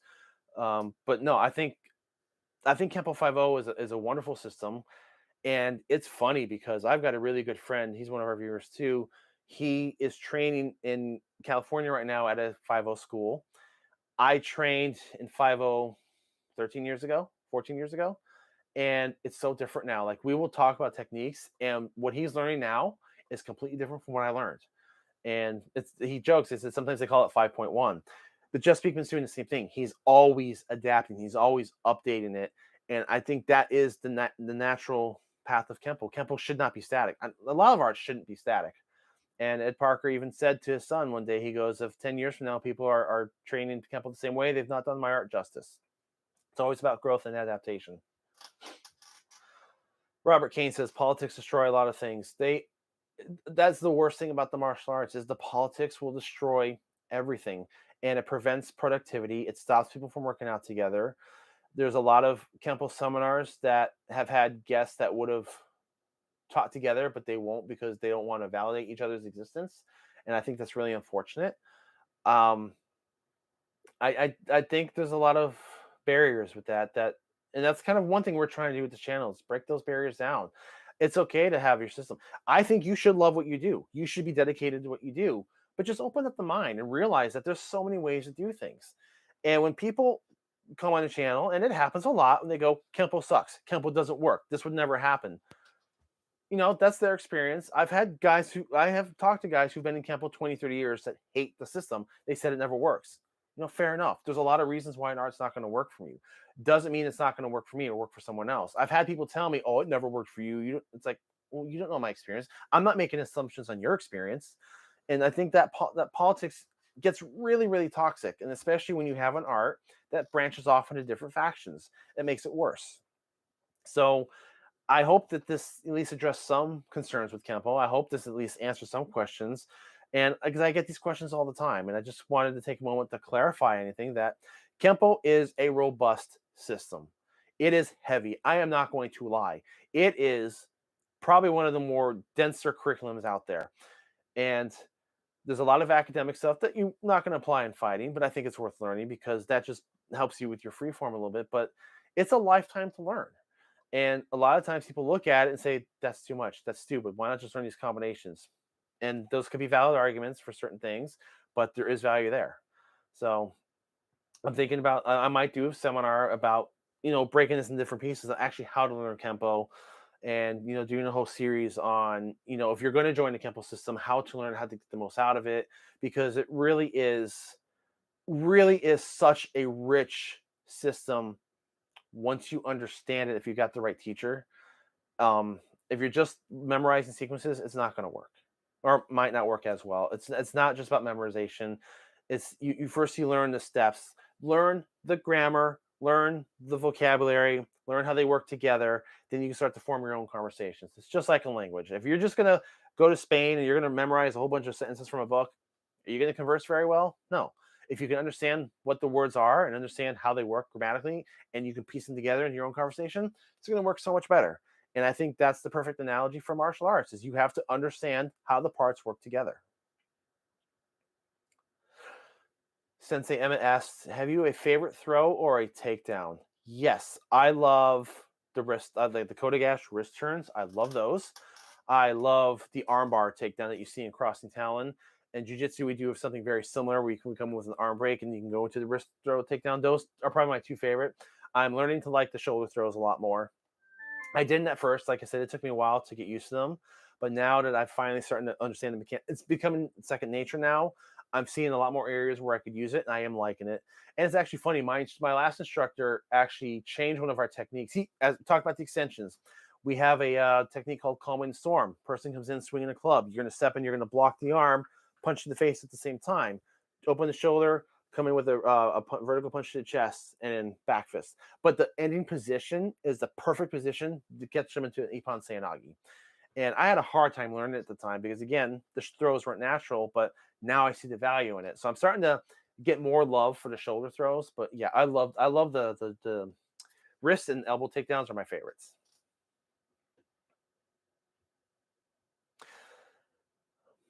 Mikhail Limpicki says, I'm glad you're enjoying Kempo. I'm sorry, brother, but my head hurts just listening to the curriculum. One of the reasons I left karate was because it was death by analysis. You're not wrong. You're not wrong. It's not a small curriculum. This is just teaching material. It is a lot. But I think it's helpful if you don't look at the whole curriculum all at once. Focus on the white belt. And there's a lot of stuff in white belt, but spend your time with it. You know, like I said, you study the first 10 techniques.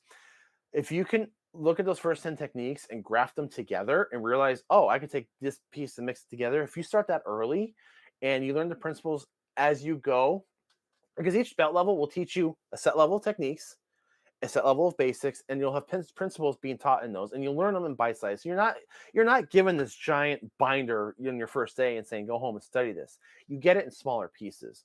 It can be overwhelming. Yes, There is a lot of material. I'm not going to lie. And sometimes it can be too much. There is such thing as too much analysis. I agree with that. I just think, but there's so much there is that you can choose. You know, you can learn just the fighting aspect of it. You could learn the academic stuff. And the more you learn the academic stuff, I think it does enhance the application because it just increases your spontaneity and you start to understand it a little bit better. But I think it's fair. For people who don't like the system, that's fair. As long as there is a valid reason. And people who say that, oh, it'll never work. If the excuse is it'll never work because the person's never going to stand there, I know right off the bat, you either didn't spend any time in Kempo or you're not understanding what is taught because you're seeing demonstrations. But would you be willing to contribute to a martial arts self-defense paper? Possibly. It would depend on the topic. Go ahead and shoot me a message. If you go to our Facebook page, shoot me a private message. We can talk about that. Oh, I left after 15 years of study. I get it. And I hope that whatever you went to, I hope that you found something better. It's not for everybody. And I will be the first to admit that. There have been times where I've been overwhelmed. I've been at this for 28 years, and I cannot tell you how many times I get to a point I'm like, okay, I get it. I understand it. And I go to a seminar, I'm like, I don't know any of this. It's common. It's a lifelong study. It is just like any other topic, any other field of study, a profession. It is a lifelong dedication to be good at it. It's hard. But because it's hard, that's kind of one thing that's making it so satisfactory to learn it better. The more I learn another nugget, the better I feel. But have you talked about how your instructor switched systems? How did that work? What did he have to re-rank or recertify? If I wanted to switch systems, how would that work? That is an excellent question. And this is going to vary. Most of the time, if you're going from one Kempo school to another, if it's the same type of Kempo, so if you're going from a Parker to a Parker school, usually they'll let you keep the rank that you're wearing. Most of the time, depends on the instructor. Always ask. But if the material is different, you might hold on to that rank until you work your way back up. In our case, my first instructor was teaching us Tracy Kempo. And we did that for about 3 years. And I got up to my red belt, which is the equivalent of like your first brown belt level. We've got 3 brown belt levels. And once I got to that level, he made the announcement that he was going to change the name of the school. He was part of a franchise, and he wanted to break away from the franchise and teach his own thing. So he became his own school, and he said, we're going to switch over to Ed Parker Kempo. And me being 17 at the time, I'm like, well, what were we learning? I didn't really know the difference between Ed Parker and Tracy Kempo, so I didn't really understand what would be changing. Next thing I know, we have a whole new curriculum.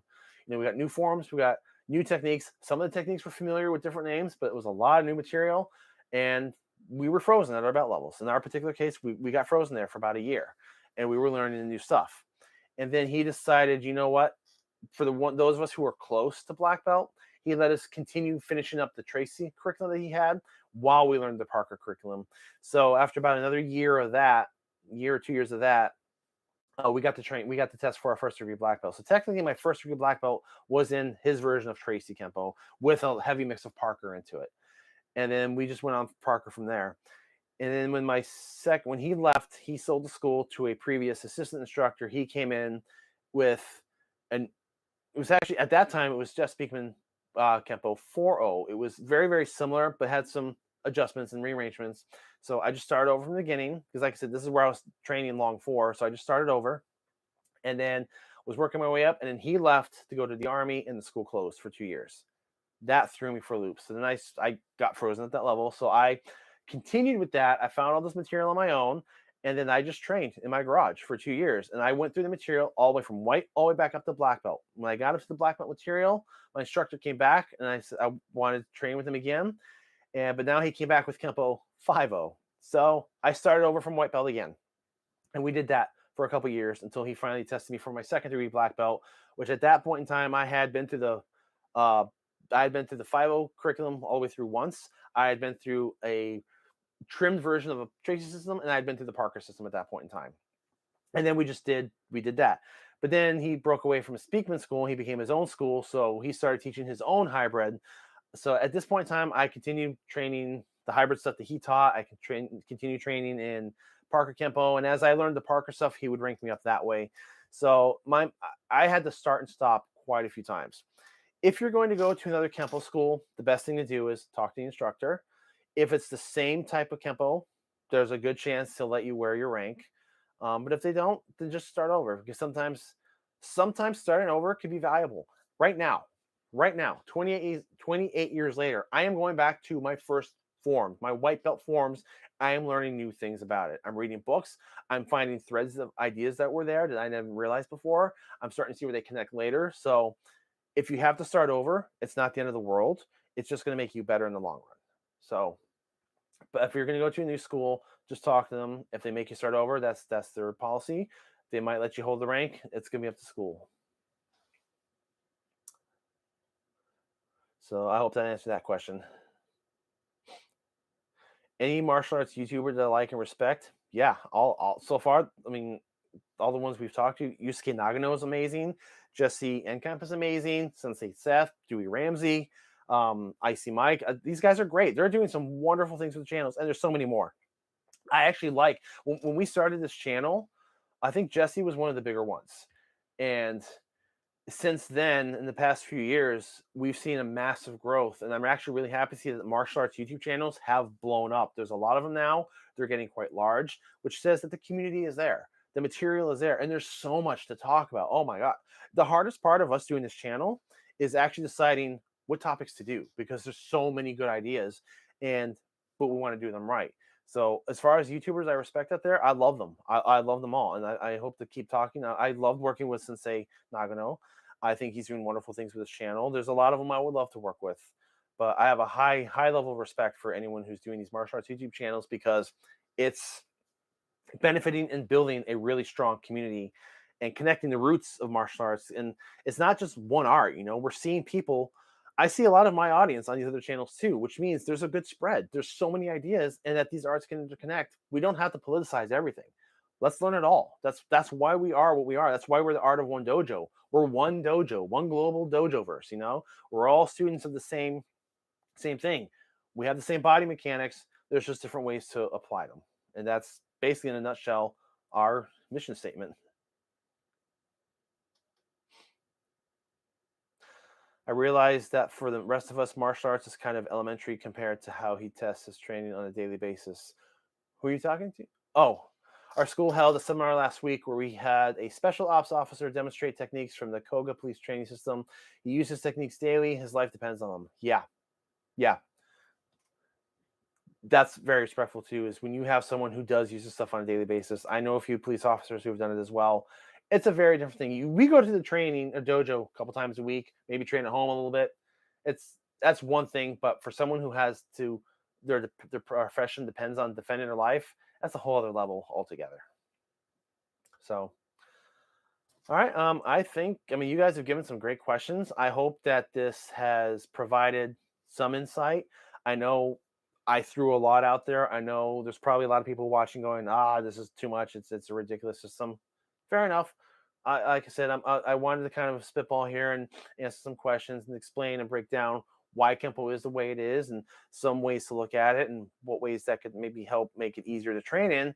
And if the ideas, if you guys would like it, we'll start putting together some seminars, because I think these could be we can go into as much deeper in bite-sized pieces. But I thank you all today. I think you had some great questions, guys. So I think we're going to end the stream right here. Please feel free to keep on commenting down below when this processes and goes live as a regular video. Keep the comments going. I'm in there. I'll answer any other questions I can come across. But I thank you guys so much. I really appreciate your time, and I hope I've helped enlighten something or shown a light on the system a little bit. And let's keep on doing what we're doing. So thank you guys so much, and have a wonderful day.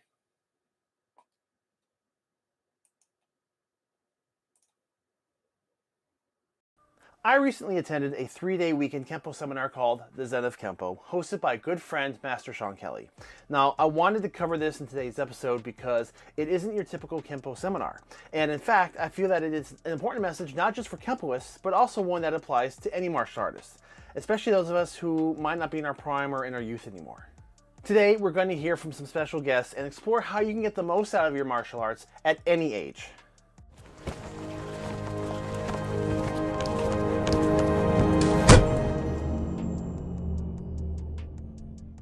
For many years, Master Kelly held massive annual seminars that attracted people worldwide and explored the dynamics of American Kempo.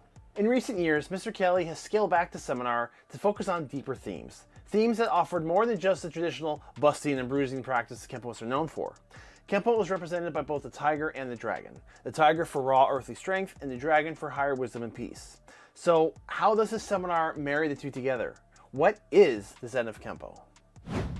The Zen was to show the martial artist as a martial human to find out more about who they are and find now in their journey how to find balance, mind, body, and spirit of all ages.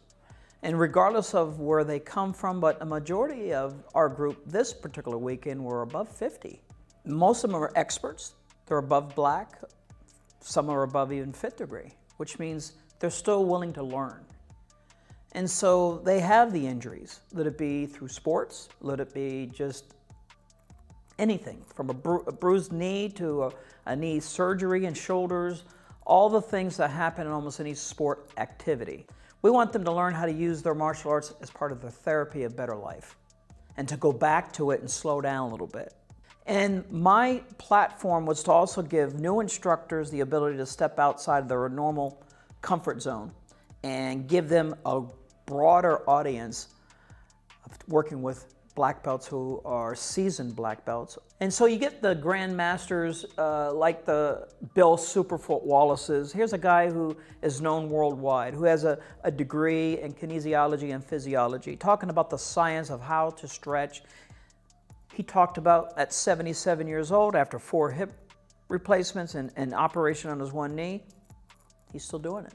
Alex Perez this is his first time I invited him to start bringing out the forms, and he did short 3, and his instructor is Master Ken Herman, who's actually written books on the forms, I believe, up until short 3, long 3, but I mean, it's like an encyclopedia that he's brought to the table, which means for those intellects who really like to go into the ingredient deep down and get into the DNA, he put those in a manuscript where you can now, outside doing your physics, you can sit there on your own and just start reading in between the pages some of the content that you may go, man, I didn't realize it was so in depth. We brought in life coaches who are certified under the John Maxwell team, Coach Jocelyn Gonzalez, and we have another one tomorrow, Mr. Robert Senden. We have a Tai Chi instructor, Mr. Jim Kelly, coming. It shows the softer side of the art, how to balance, how to breathe, how to transfer weight, how to slow down. And I get the physical, this is fun, let's see how many bruises and bumps we can get as our trophies, but there comes a point in time, most of us don't know in our audience what's going on with those people, what sicknesses they may have dealt with or still are. My name is Jocelyn Gonzalez. I am a neurobiologist. I'm a life coach. I've had a very interesting journey all throughout. I love the martial arts, train in my own capacity at my age, but I have learned to also adapt a lot of lifelong lessons into the martial arts, not only training for myself, but being a mentor to kids. It's interesting because our brains think we're still 25, even though we're maybe 60, 65, 70 and beyond. Our brains have that memory of who we were back in the young ages. And so I love the fact that we are able to kind of work with where we are in our own capacity, and at the same time allow us to enjoy what we love. Zen is a way of doing something, not the same for everybody. So it's what you get out of it, it's what you feel about it. It's the training, the movement, the aspects of life itself. You know, I've been doing this since 1963, basically 57 if you count my wrestling background, which is still a martial art. My livelihood, my life, is still a blast. I have an absolute blast doing this. Still fun kicking people too. And we're all getting older, but the knowledge and everything that you get from the Zen of Kenpo as far as how to become one with your spirit, your mind, your body, and everything. How to have a peace about yourself. One of the first things that Mr. Kelly and them talk about in the beginning is, you know, none of us are who we used to be. We're not doing those jumping, flipping kicks and spinning around, and we can't do it. But it doesn't mean it's not still in our minds. But what we can do is we can adjust what we know and make it work for us and do it with ease. When you're young or just beginning to train in the martial arts, it can be an exciting time. Getting fit, learning how to fight, conditioning, and taking your thumps. It's easy to get caught up in the excitement of training, but there are aspects of the arts that early practitioners tend to ignore or overlook. I think maybe a lot of martial artists might lose sight of just who they are inside. You know, they learn all this stuff and they learn all these techniques, but you've got to also keep who you are in check as well. Intentional living to really just sum it up, if you can, in just one global statement, is just being aware each day of what you're doing, not just for yourself, but for others. Having intentionality and purpose to your life. I personally think that one of the challenges to finding this balance is our own perception. Aging isn't something that's felt overnight, like a switch. It's progressive, and sometimes we have the tendency to not acknowledge the fact that we're getting older until we're forced to face scenarios where we hit limits. So how can we better navigate this transition into getting older? I will encourage, as the example I brought, both myself, Bill Wallace, Rainer Schulte, who's in his 80s. If we can do it, you can do it. And we have people coming from all ages. I had a few had come to this particular event I haven't seen in almost 30 years. One lady, I taught her son when he was 9. He's 40 now. She's 71. And the phone calls that came to me was, well, I can't do this, I can't do that, I have this going on. And I said, are you done?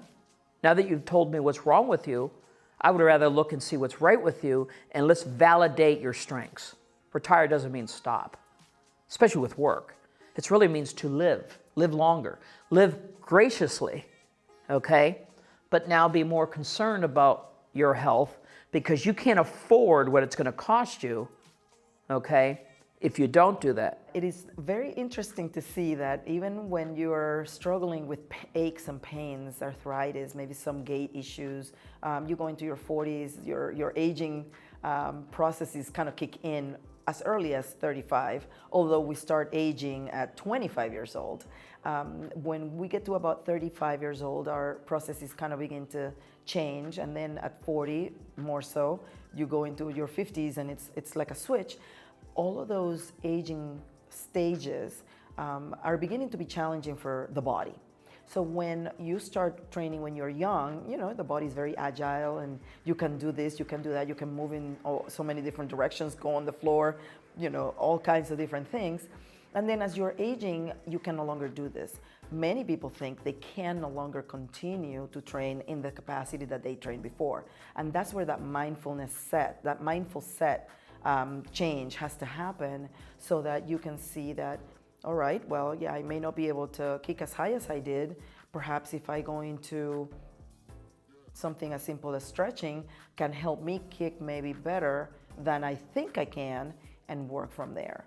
So it's an adaptation. It's really to adapt the thought of continuing to enjoy what you're enjoying, what you've been doing for many years, and then from there, learning that you're probably gonna have to make a few compromises, but don't stop. More than anything else, it can be done at a ripe old age. You can do it your entire life. You don't have to do it hard. You don't have to do it fast. You don't have to do it strong. Just do it, because it's an education. It's a physical education. It's a training session, and it clears your mind to where you can have clear thoughts.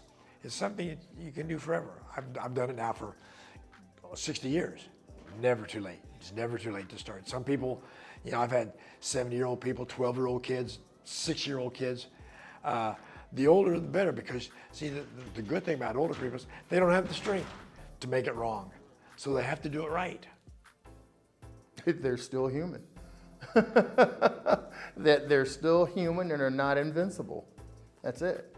It is even more critical to take good care of yourself, to really monitor and watch your health. And I know that when you're in the martial arts, that's a lot of physical, there's a lot of, but that doesn't necessarily translate into health all the time. So I think that becomes a critical component, because without health, you really don't have a whole lot. This seminar and series of classes went on for 3 days. With so many great guest instructors and lessons, the amount of information can be overwhelming. If you can attend the seminar and walk away with a good nugget or two of information, something that you could really apply to your own life and training, then it was worth it. So with that question in mind, what would be the key takeaways with the Zen of Kenpo? We want people to understand that nobody knows it all. That's you know, but we're first to hate, criticize, critique. You see it all the time, but people are putting things up, they're doing reform, they're doing whatever, and it's like, oh, but your toes weren't this and your heel wasn't that. You don't know if that guy has had an operation. You don't know if the guy has a disability, okay? It's just for him to show you a little bit what he knows. When it comes to life and death, and if it's a real street application, nobody looks good. It's a matter of survival. Learning how to love and embrace who you are and how to just move forward with that. Learn to be a student. It doesn't matter how old you are. There's always something to learn, always something to read, always something to just gather from somebody else. And just give it 100%. Give it your 100% with intention. Peace. Yeah. Peace. There's your way of doing something, not the way. It's your way of doing something. You won't do it the same way Sean Kelly does it. He won't do it the same way that Ed Parker did it. It's different. Your body, you take into consideration your body, your height, your weight, your distance, your strength, your weaknesses, your power. In February, matter of fact, next February, we're going to open it up and have, see, Kempo people are used to working with Kempo people. What happens when they're going to work with a Shotokan person? What happens if they're going to work with a Taekwondo person now? Now we have these different sessions, these different systems come in, so they can play with, modify, change something that they do that might help them in the realm of competition, of training, of different ways. Hey, maybe this is easier for me than doing it my way. If you walk away with one thing this weekend, just one thing, that you say, wow, I like that, it was worth the entire weekend. I personally got a lot of great information and perspective during that weekend.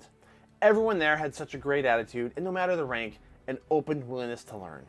I would like to extend a thank you to Master Kelly for holding these events and for continuing the efforts to not only perpetuate the art of Kempo, but to also provide a resource for those of us who want to integrate what we learn deeper into our lives. Mr. Kelly also runs the Stomp the Bully program, providing resources and training for the young victims of bullying.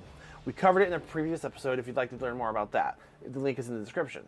So hopefully you guys were able to get some value out of this perspective, and I would love to hear about any influential seminars that you have attended and what you learned from them.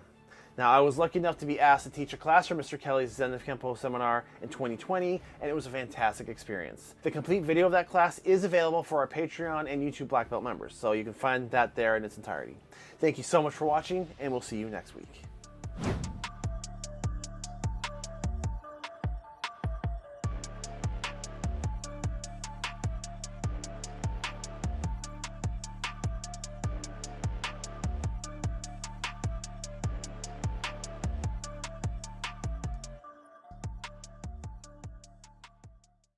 Kempo 5.0 is a hybrid version of American Kempo established by Master Jeff Speakman, and it fuses together traditional stand-up fighting with a grappling system.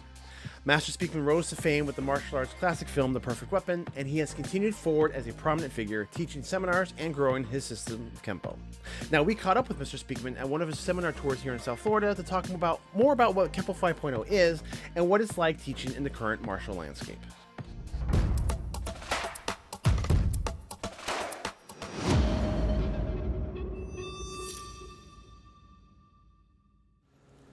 Can you give us a quick summary of what Kempo 5.0 is? Yes. It's Kempo's answer to how to use your Kempo on the ground. So it incorporates a huge amount of what you or I would look at and see as Jiu-Jitsu or as MMA, and then that is incorporated into what we do. So from the view from 10,000 feet, it's going to look like, oh, okay, Monday, Wednesday, Friday, you guys do Kempo, Tuesday, Thursday, you do Jiu-Jitsu. But that really isn't accurate because there are things that we do down in there that they don't do because they're a sport and we're an art. So they have rules and we have none. So the short version is what we did, collectively, all of us, is we sort of learned what your rules were, which now we know what you don't do, And then we try to take advantage of that little window of opportunity, like protecting the groin, for example. Forever, I've had this conversation with MMA guys and some note that, you know, they go, you know, you can't kick to the groin. Why do you do that? And I said, we were here from 1953. You're the ones that took it out. So I get it. I understand that, but you're the one that took it out. We didn't bring it in. So at what point did you decide that it was worth starting over from scratch rather than just tweaking the current structures? Well, the answer to that question is actually very, very, very long. It's a long process. Let me put it this way. You will be very hard-pressed to find another person who's more grateful to the Gracie and Machado family than me, or everybody who's in my organization, because you shoved it down our throats. You know, you brought the harsh reality of what you do, and to arts like older Kempo, who had no answer for once you're down there, what do you do? Their answer was, well, we don't do that. And my answer to that is, whether you want to or not, you're gonna do that. You know, what are the real threat? What's the real probability that you or I are going to go to the ground in a street altercation? Given how popular that is now, throw on that I'm 6'2", 252. So who are you going to want to stand up and duke it out with me because you don't know who I am? Or you want to take me to the ground, take all my striking away, and then try to maul me down there? So the chance, in my opinion, is far greater than 50% that if I or someone like me winds up in a street altercation and you have that skill set, your first goal is to get me off my feet. That's your first job. And if you're even moderate, that you don't even have to be very good, you're going to be successful. You know, this is really my bigger message to the Kempo world. We got to stop saying, we don't do that. You would never be able to take me down. I just poke him in the eye or I'd bite him. You won't. You won't. The argument that I want to make for the rest of the Kempo world to reflect on is we got to get rid of the idea that I don't need to learn that unless you really don't care about the effectiveness of the art. You don't care about how Ed Parker affected your life or my life or the life in the world of the martial art. I care deeply about that. And he did, by the way, ask all of us being his black belts, to continue to modify and change the art over time to make sure it doesn't become irrelevant. You know, big words. Now, that statement's got to be 40 years old, right?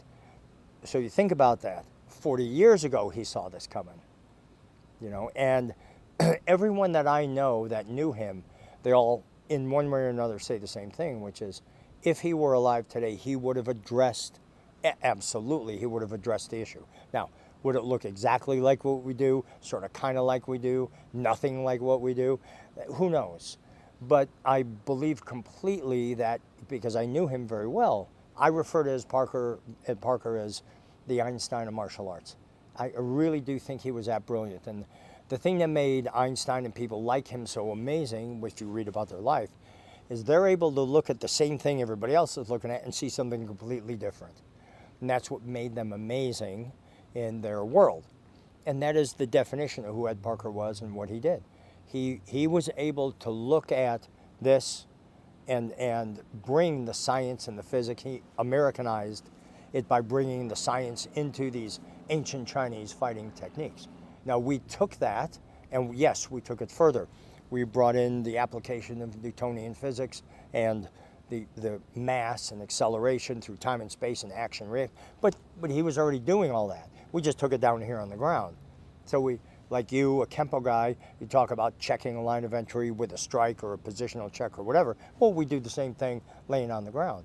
So it is a Kempo ground system that when you stand back like this, it looks like Jiu-Jitsu or MMA, but it really isn't. It's a Kempo ground system.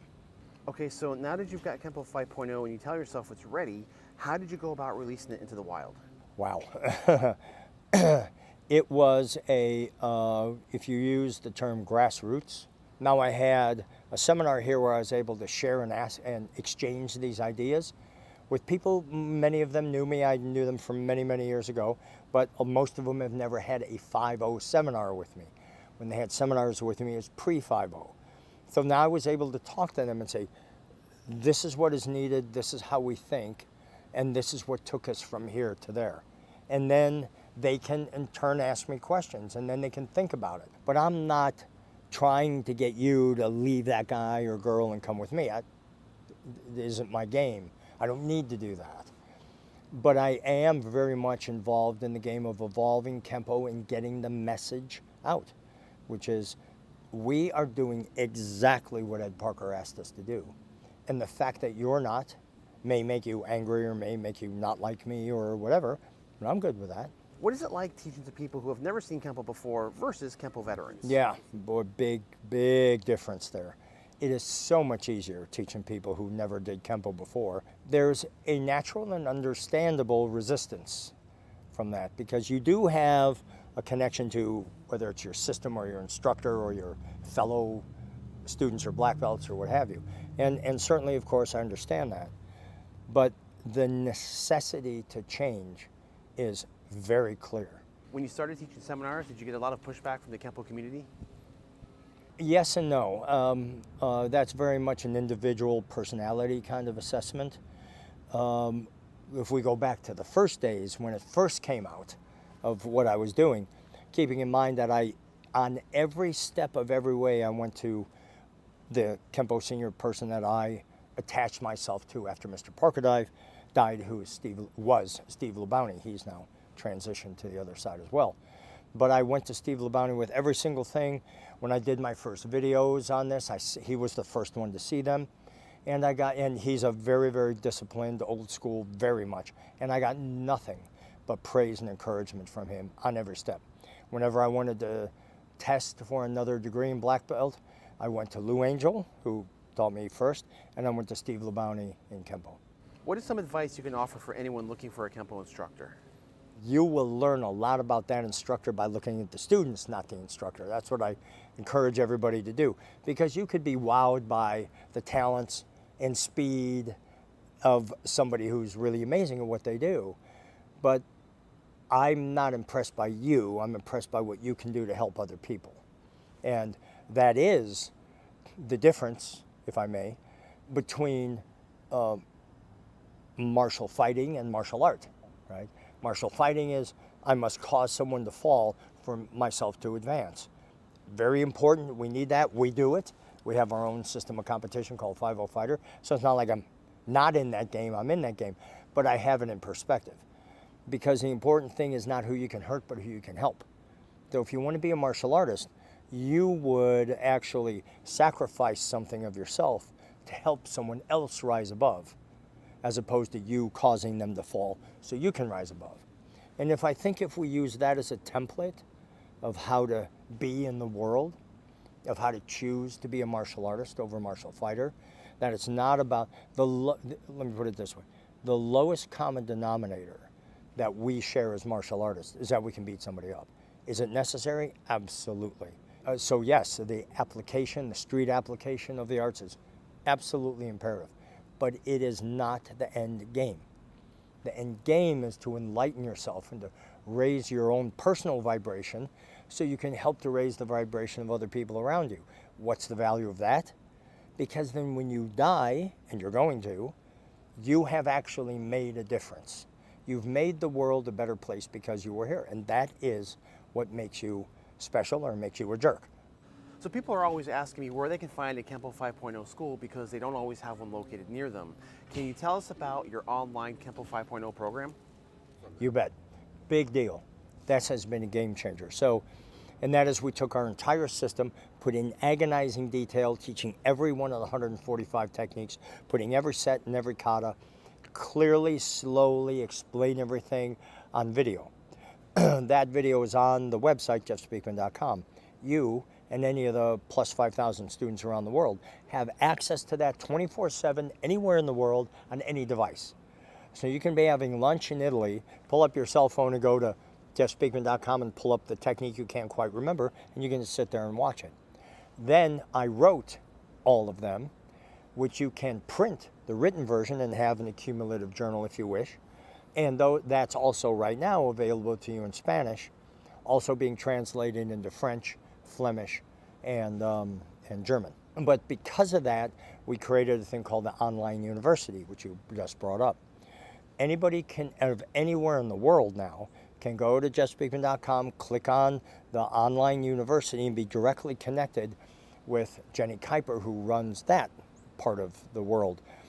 Anywhere in the world, you can now study Kempo 5.0 through her, through this online portal. And she archives all of her classes, so you could be in Dubai. You can be in any time zone in the world you want and just watch those lessons as they become available to you. You can test online, but only through Purple Belt. When you go to blue or above, so for us it's blue, then green, then brown, and then black. When you go to blue or above, you must physically travel to a school somewhere in the world. And it might be a long journey, it might not. Everybody wants to go to Las Vegas. I live in Las Vegas, so come and study at my school and test there if you want. Once you're in the 5.0 family, all of the schools around the world are your home. So you belong to the online academy, but next month you're going to go to Sydney, Australia on a vacation or visit a family or whatever. Call the school, David Giamenko, that we have in Sydney, and go train with them for free. Because once you're a part of my family, you're welcome everywhere in the world where we have a school. You want to come and be a part of that energy that I'm talking about?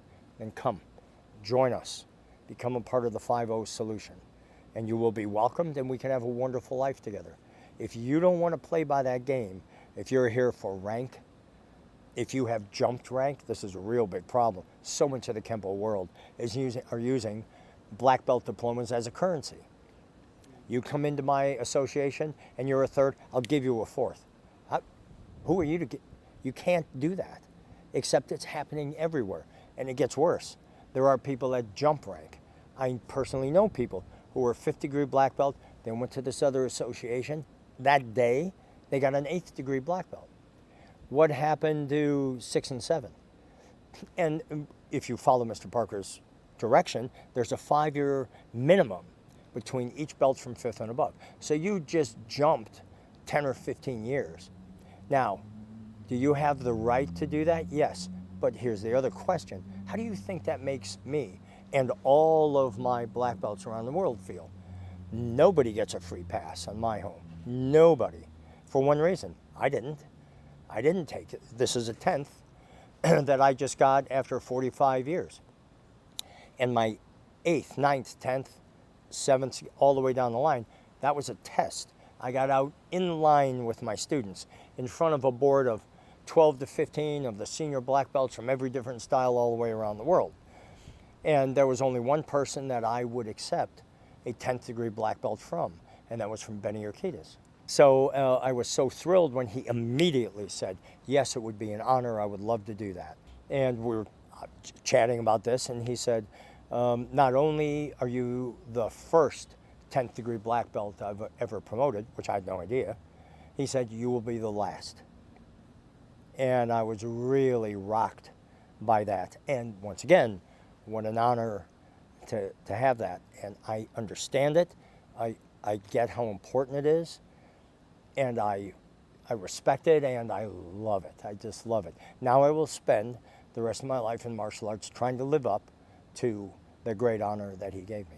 The last point I would like to make for everybody who's watching, and by the way, thank you so much for what you've done for me and for 5.0 in the past. The interviews we've done in the past, I'm telling you, it's been an avalanche of people really responding so positively to what you've done. So my gratitude for helping me to do that. But the last thing I would like to say is the single most common cause of death around the world is birth. And because you're born, because there's a beginning, there's going to be an end. So the conversation we should be having is, what are you going to do with your 1 billion to 1.5 billion heartbeats? What are you doing to help the common good? My choice is to do it through the world of the martial arts. It's really about the love and the friendship that we dearly have for one another. I love my black belts, and I know they love me. And that is number one. A distant second is the karate. So these are lessons of how to be a better human. And that is what I would like people to reflect on. A great big thank you to Master Speakman for taking a moment to speak with us and sharing his experience with Kempo 5.0. Now, if you want a more detailed look at the Kempo 5.0 system, then click right here. You'll learn about how I went about building the system, as well as the fighting structure with the Kempo 5.0 fighter program.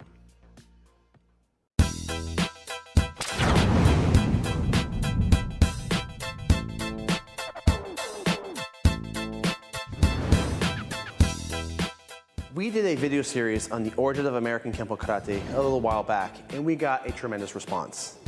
Personally, it was a really fun project because, for one part, my own background in American Kempo, and another because there are so many great stories out there to tell. One of those great stories is that of Rainer Schulte, a prominent figure in the history of Kempo's growth, and the man who is known for taking Ed Parker's American Kempo Karate to Europe. At a recent Kempo camp in Boynton Beach, Florida, hosted by Sean Kelly, Mr. Schulte was kind enough to share his story and experience with us in the martial arts.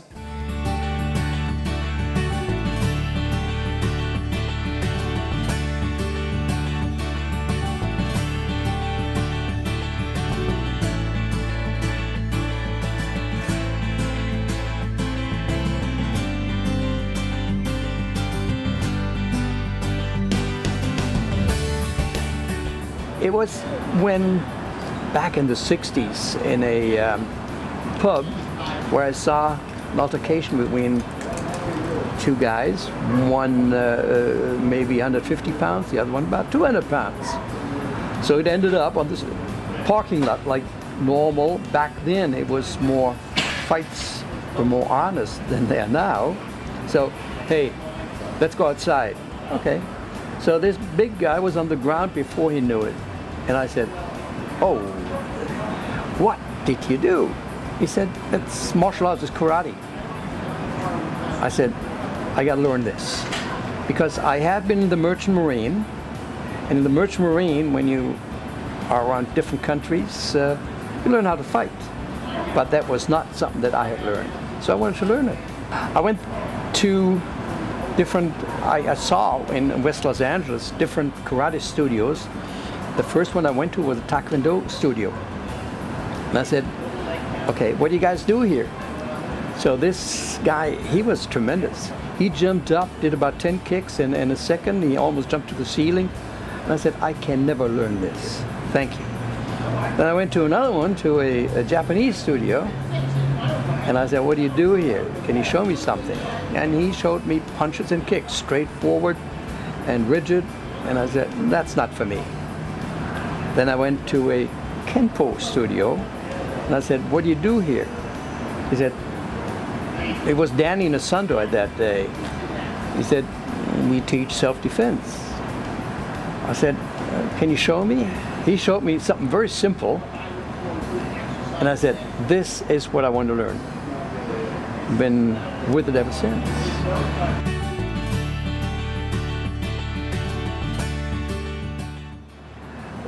One day, we were in class, this big man walked in, and he had something about him, nothing strong or like a teddy bear, actually. And he was real nice, real nice. And then someone told him that I was born in Germany. And he said, oh, I gotta introduce you to my wife, Leilani. Her heritage, actually, from Hawaii, was in Germany with a big publisher. I said, I'll be glad this is how we became, over the years, became friends. Fellow Kempoist and author Michael Miller released a biographical book on Mr. Schulte as part of his Legends of Kempo series. It's a terrific read, and I've included the link in the description below. I highly recommend it. In the book, Mr. Schulte talked about when he was doing a demonstration with the great Joe Louis, it became clear to him just how incredibly important it was to have full control on your techniques. Control is very important. With Joe Louis, it was at the UCLA, actually.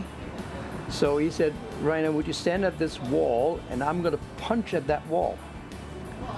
And once you don't see daylight between my fist and the wall, tell me. So he punched about 5, 6, 7 times, and I said, hey, that's it. He said, okay. Now when I work with you in front of the people out there, just don't move, because now you know how much control I have. And when he did a technique on me, my nose flattened, but not by his punch, by the air pressure that he put out there. So control is very, very important. Now, American Kempo can be a complicated art to learn, and as a result, it is often a source of scrutiny by those who don't train in the art or who aren't quite as familiar with the structure. The truth is, and as I've said in previous videos, the best art is truly the art that you can make work for yourself. American Kempo is no different, and Mr. Schulte is a walking testament of that.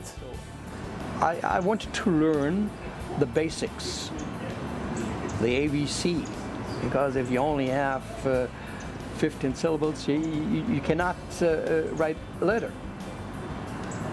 While in math, if you learn addition, subtractions, multiplications, and divisions, you can actually do math.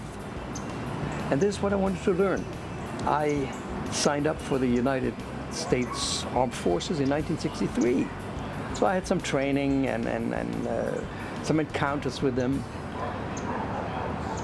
And I knew that I was going to be able to use my Kempo in my job. And if I hadn't, I wouldn't be sitting here. I worked in anti-terrorism within Germany, within Europe, and within the Middle East.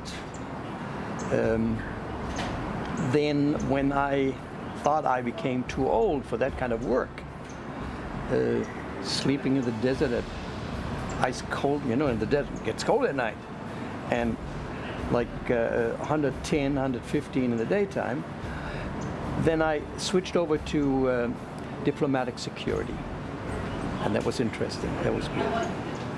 There's a difference, and let me give you a little story. With the diplomatic security, you had a perimeter. If anybody crosses into that perimeter, you'd go in, and you stop whoever was entering that circle. But when I was working with Paul McCartney, it was in Oslo, when there was a question and answer period, and then he said, quit, it's enough for a day. So we sent everybody out, and there was this lady, she started crying. And I said, lady, this is done, you have to go. And Paul came over and said, Rainer, how can you do this? This lady is crying, she wants to talk to me. I said, Paul, you said that was it. And yeah, but she's nice and I won't talk to her. And here you see the difference between diplomatic, security, and celebrities. They do not have that line that you cannot cross. Kempo is evolving. It has more practitioners, I say practitioners, than any time before. I call it the Kempo garden. And in each garden, you find weeds. And sometimes you cannot control the weeds. And we here try to control weeds, not to have any weeds in our Kempo garden. Back in the days, black belts were like gods. Oh, they're something else. But nowadays, you see so many black belts walking around. They went to the shop and got it and bought it, or being promoted for a nice amount of dollars. So that is where the difference is. You have to, as an instructor, you have to get your point across, not to beat it across, but get it in their mind what you're trying to tell them, what you're trying to share with them. Not just if I go into class, I don't teach what I do. I show them what I do, and if their mental and physical ability can take it, whatever. But my mental and physical ability over the years has changed, and each one of the students has a different mental and physical ability. So they have to adjust their Kempo to what I just said. Mr. Schulte has contributed a lot to the art of American Kempo, and he had a big hand in helping it grow around the world. Mr. Schulte played an instrumental role in bringing Ed Parker's American Kempo to Europe.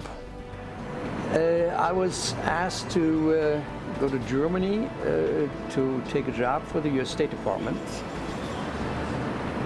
in anti-terrorism. So after I'd been there for almost 2 years, Mr. Parker asked me, have you done any Kenpo? I said, there is no Kenpo in Germany. He said, why don't you start it? I said, all right, if I find the time, I'll start it. So I started a club. And in Germany, you get money, or the club gets money and facilities from the government. But Kenpo was not a legit martial art. So, and then the traditional martial arts, that Kenpo, what is it? What are you going to do? And we got Kung Fu, we got... I said, guys, all you have to do, invite me, or you come over and I'll show you. They never did. But we started actually in a pub with two guys. They were in the military, in the police academy. We got to talk, and I said, what do you do for self-defense in your police academy? Not much. I said, you want to learn something? I do Kenpo. What? So I said, let's pick a date and I'll show you what I do. So we did. There was an old building, dilapidated building, where we found room where we could work in. So we had 6 people in there one time. 6 months later, we had 100.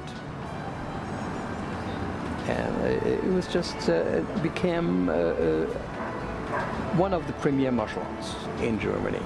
And then we expanded the Ed Parker system, the IKKA system, expanded in Jersey, Channel Islands, then UK, Holland, Spain. We went all over. One question that I like to ask those who have dedicated their lives to the martial arts is to give advice to those people who may be facing obstacles in their own life. You know, tragedy happens, things happen. It's all too easy to let it take us off our path, especially in our training if we let it happen.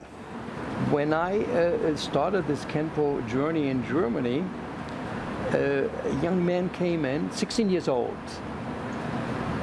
Just tall, but weighed maybe 95 pounds soaking wet. And he said, I'd like to learn this, but I have a bad back. I said, okay. Just do what you can when we work out, when we warm up. Whatever you can, don't do. When anything hurts, just don't do it. And then his mom came in. She said, oh, he said he would like to try, and is it dangerous? I said, no, it's not. As long as he understands, he should only do what he can, what he's able to do, nothing beyond it. He became my first black belt. He became not just a black belt, he became an excellent black belt and an excellent instructor. No back problems. Life goes on, and life changes, and sometimes for some people it's impossible. If they set their mind to it, then if they cannot go join a class, join a studio or club, at least try to do something at home. Go through the basics, because the basics is where everything starts. And this is from where we go. We don't have the basics, we don't have anything. He has worked for the government in multiple security roles, and he was often in situations where his life depended on it. He offered great insight on the real-life applications of the martial arts. Kenpo experience? A lot of them, especially when I was out in the field working against guns. I've been shot, I've been knifed, I had all that. But how you react to that? When I was shot, I was bleeding and I didn't know it. I thought I'd stepped into a water puddle, but then I looked down, it was red, so it was blood. But the adrenaline is pumping. So there's always, and Kenpo, you don't use one technique or this technique or this technique. You use whatever comes to your mind, what's in your subconscious. This is what you use in a real situation. And it's come to me many times, and I'm here. Get into the mind, or get martial arts into your mind, and use your mind before you use your physical abilities. Because there's something that I call verbal Kempo. Say simply, I've had an altercation and I said, man, do you really want to do that? Let's go have a beer. I'll pay. We avoided a fight. Very simple. When you have an adversary, you can tell how bad he is, how experienced he is, by his demeanor, how he stands, how he looks at you, how his head is forward, back. You can tell if you experience yourself. So then you have to assess the environment. How much can I do? Because there's these cameras all around and videos being taken, and I always like to put up my hands. I said, please, man, I don't want to fight you. Then the cameras around me will hear, oh, he said he don't want to fight. He put his hands up. But I put my hands up because I know what I want to do. So situations out there is coming. How you get out of the situation is how good you are. Not how good you are in fighting spirit, but in your mind. You have to be positive. Positive in mind and positive in your posture. If you slump down, and you're going to be attacked. But as long as you walk upright, knowing the ground you walk on, knowing your environment, you're not going to be attacked that easily. Maybe from behind because they can't look into your eyes. But this is walk upright, be a man or be a woman. Be strong. I would like to extend my gratitude to Mr. Schulte for taking the time to sit and talk with us. His experience is worth sharing and his advice is worth taking to heart. Thank you, sir. Learn how to learn more, how to learn not necessarily to become a black belt, but to learn from black belts. Because I can buy a black belt, but I'm not a black belt. So try to become a black belt in mind and body. And the stripes on the belt doesn't show you actually, I know this technique better than you do. It shows how long I've been in the art, or how I have come up the ladder in the art. So not more than that. But never say, I want to be black belt. Just say, I want to learn to become a black belt. Not to achieve the black belt, but to become a black belt.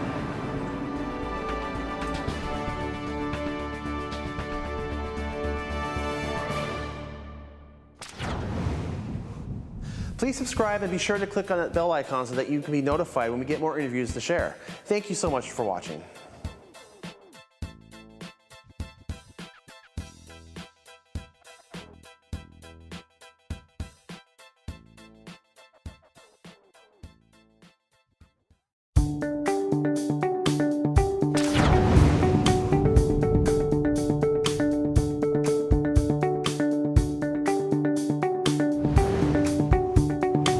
Stanley is a martial artist and a 5th-degree black belt in the art of Ed Parker's American Kempo Karate.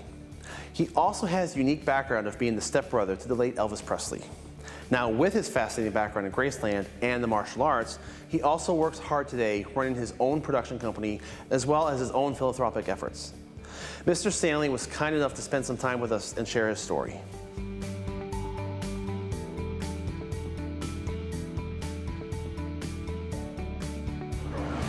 Well, I grew up as the stepbrother to the late Elvis Presley. I moved into the Graceland Mansion in 1960 when my mother and father got a divorce. I was only 4 years old, and my mother married Vernon Presley, Elvis Presley's widowed father. So I moved into Graceland, the home of Elvis Presley, in 1960. I'll never forget the first day I met him. We got out of the car, we walked up the steps of the Graceland Mansion. I was just 4. I didn't know what an Elvis was. I didn't know what a hound dog was, for that matter. And Elvis was standing at the door, and he welcomed us into his family. He picked us up, my 2 older brothers and myself, and he gave us a hug, and he welcomed us into his family. And that was the beginning of a very unusual lifestyle. But I never really understood who Elvis was as a 4-year-old kid. I thought everybody had a big house, and I thought everybody was a singer. But, you know, that was, it was a great life. It's something that I lived history. You know, I went to work for Elvis when I was 16 years old. One day in high school, the next day in Madison Square Gardens, did 1,000 concerts with him. Became one of his bodyguards with Mr. Parker. I was introduced to Ed Parker, Grandmaster Ed Parker in '72. When Elvis took me, he said, I want you to train with this individual. So when I learned the arts, it was combative. But when you ask me a question like what it was like growing up with Elvis, we could do 15 interviews, and I wouldn't even know where to start.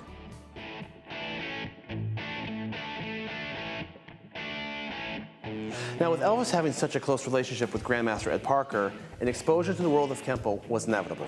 Kempo was the only part of my life in the martial arts when I met Ed Parker. Now, I met Bill Wallace back then, too, as well, and a guy named Kong Reed. But when I went to Los Angeles with Elvis for rehearsals for an upcoming tour, he said, David, let's go down to Santa Monica. I want to introduce you to Ed Parker, my personal karate instructor. And when I first saw him, it was a freak of nature. He did a demo, and he moved so quick and fast. And he was big like me. I was born this big, 13'5" at birth. My mother never forgave me. That's what Elvis used to say. So I met Ed, and Ed said, man, they grow 'em big down south, don't they? He was talking to Elvis. And Ed took me under his wing. And he taught me combative Kempo.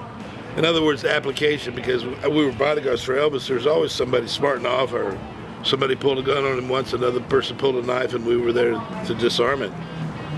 But I fell in love with Kempo. I fell in love with Ed and Tom Kelly and Dave Santiceros, Dave Hebler and Frank Trejo, all these guys I met back then. But it's been the dominant thing in my life. And as I say, today I use it more as a mental focus, the zen of it, to overcome obstacles and disadvantages that I may face from time to time.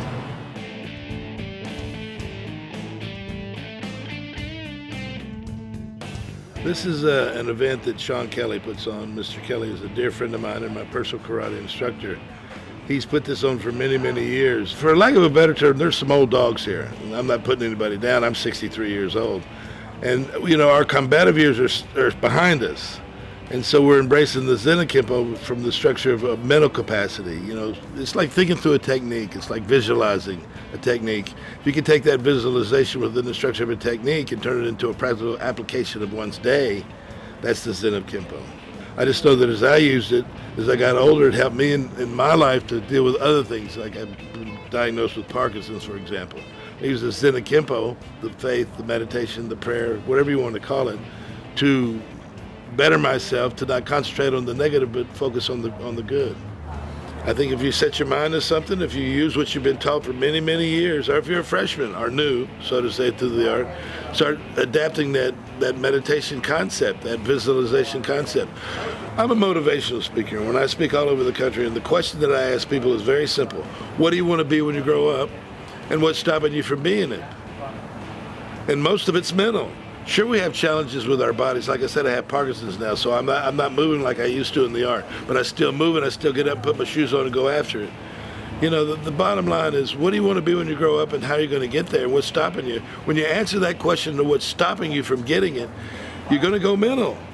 And it's either going to be, well, I can't this, I'm too short, I'm too fat, I'm too tall, I got Parkinson's, I'm too this or that or the other, rather than adapting a mentality if I can do all things through the structure of Zen, quote, prayer, quote, meditation, and visualization and focus.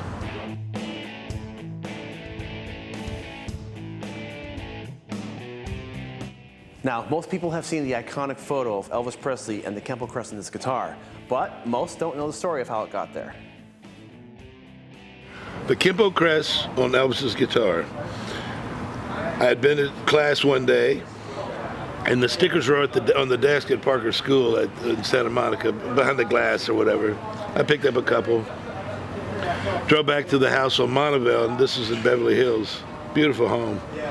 And I went in and sat down, and I was looking at, I always loved the crest. I always thought it was the coolest thing I've ever seen. I always loved decals because as a kid I used to build model cars. So I said, this is cool. So there was Elvis's Gibson guitar. And I thought to myself, this sticker would be very cool in that black shiny black gloss. So I picked up the guitar, I put it on there, and I got it on and it looked great, and I thought to myself I couldn't get it off. Because I started rubbing it and it wouldn't come off. About that time Elvis walks, I was in his office, which is downstairs at his home. He comes walking in and he says, "Where's my guitar?" I said, "It's right there." He said, "What's that on my guitar?" So I had two choices, die or confess. Well, Elvis, that's a sticker that I got from Parker School to put on your guitar.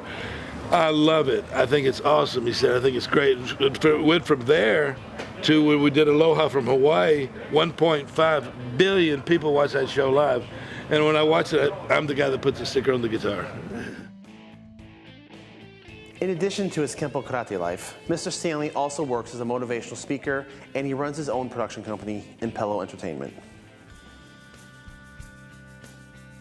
Well, I grew up in it. You know, when I was growing up with Elvis, we kind of went from moving to Graceland to Kempo, the years in between.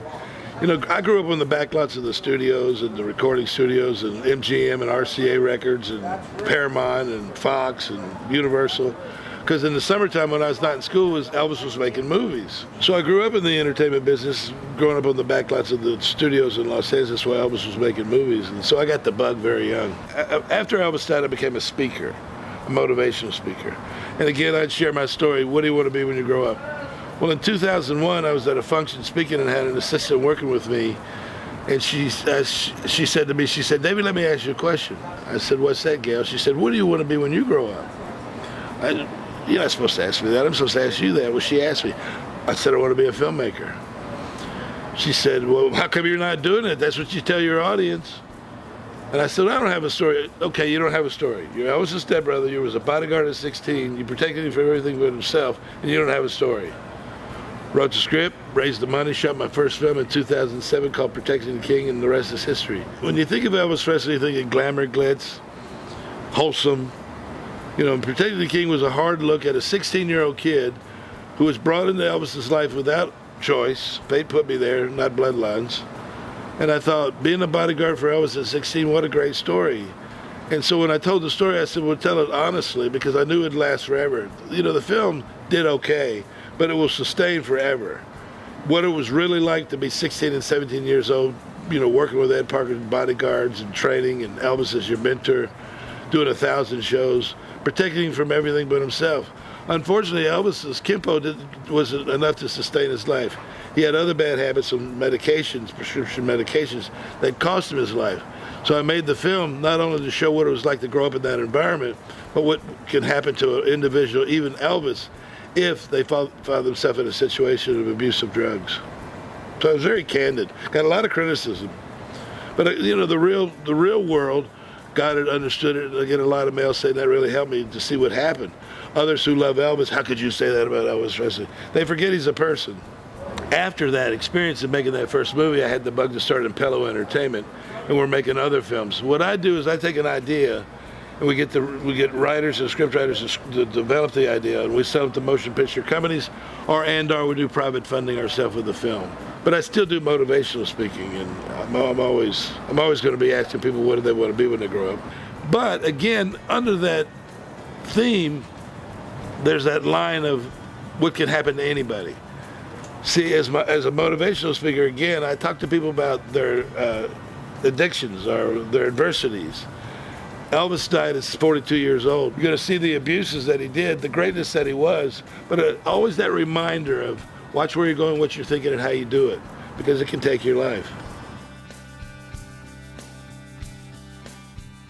Now, if you would like to get a copy of Protecting the King, we have a link below in the description. You can find it there. I highly recommend seeing it. In recent years, and in light of his own diagnosis with Parkinson's disease, Mr. Stanley has made it a life mission to focus his efforts back onto his own training, this time to maintain his health, and also putting forward his energy into helping others. He has recently launched the Raised on Rock Foundation, and its purpose is to tackle one of our nation's largest problems, the opioid epidemic.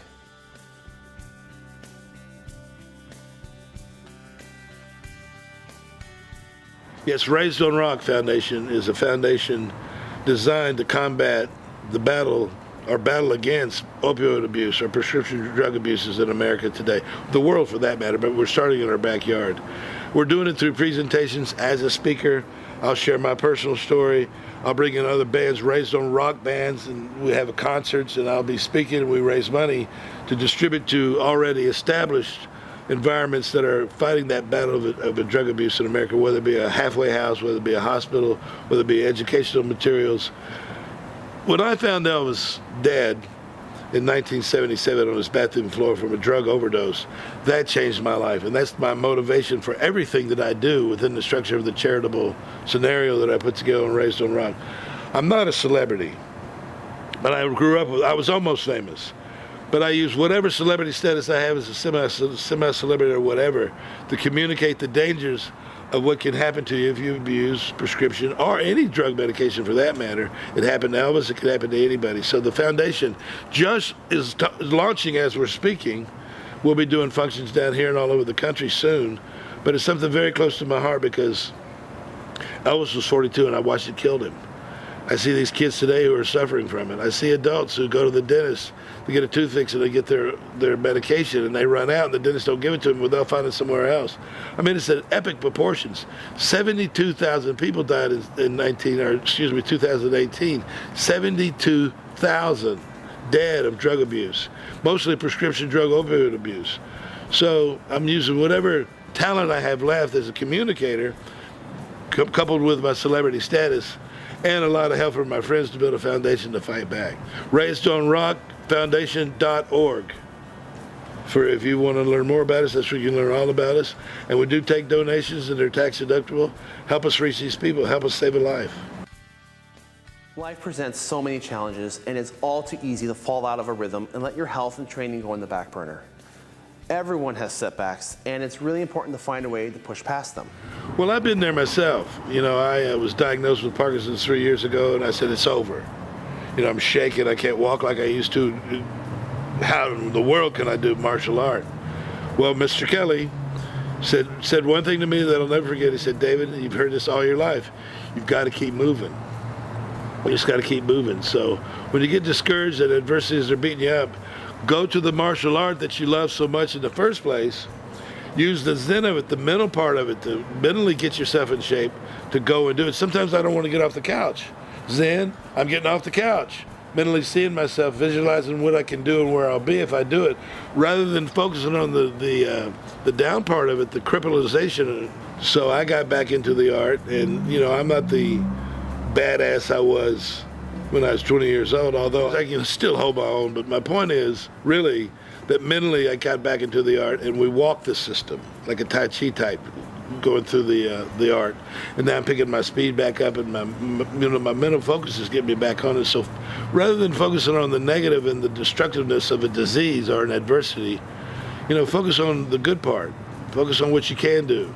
You know, what do you want to be when you grow up? What do I want to be when I grow up? I want to be a successful Kempo artist, which is what I am, a successful filmmaker, which I fight for every day, and give back within the structure of my charity Raised on Rock. I'm doing all those things because it started here first. In the mind, from the mind to the marketplace, from the page to the stage, from the script to the screen, however you want to call it. In dealing with adversity, I go to a scripture reference, so a man thinketh in his heart, he becometh. What you think about is what's going to happen to you. And if you're bringing in that vibe of negative all the time, I've got Parkinson's, I'm sick, I can't move like I used to, I can't walk like I can't drive, I can't this, that, and the other, you'll talk yourself right into the grave. That goes back to the power of Zen. You know, exchange that negative for a positive. And there's nothing new about this. It's not some new technology like, oh my God, this guy's got the answer. You got to think right, you know, and you got to take a risk. When I first got on the mat, I was scared to death, but after I got back on the mat, Mr. Keller and I training together, it all starts coming back. And I'll get back to where I was. I'm 62 instead of 16, but I'll get back to it, and I'll achieve what I want to achieve. And the reason I do Kempo is the discipline. It's not the badass guy that I was as a bodyguard. I don't go around beating up people like I did when I was a kid, or protecting a king like I had to before. I'm using the mental part of it to live a happier, fuller life, and it's working. Zen is part of the art of Kempo. Zen is the part of karate in general, any art, or any martial art. And that's that mental focus, that spiritual perspective, thriving to be better, thriving to move forward, aggressively perpetuating your message, good message to humanity. But the martial arts, I mean, I can't even go into a school. It just breaks my heart. That, you know, buy a belt and go to McDonald's. It's like a soccer league. Soccer moms, karate moms. And it's good for the kids, but I worry more about the kids. There's a little 6, 7, 8, 9, 10-year-old kid, 11, 12, 13, whatever, goes out and thinks they can take on anybody. They learn a hard lesson when they find out those street people are pretty tough.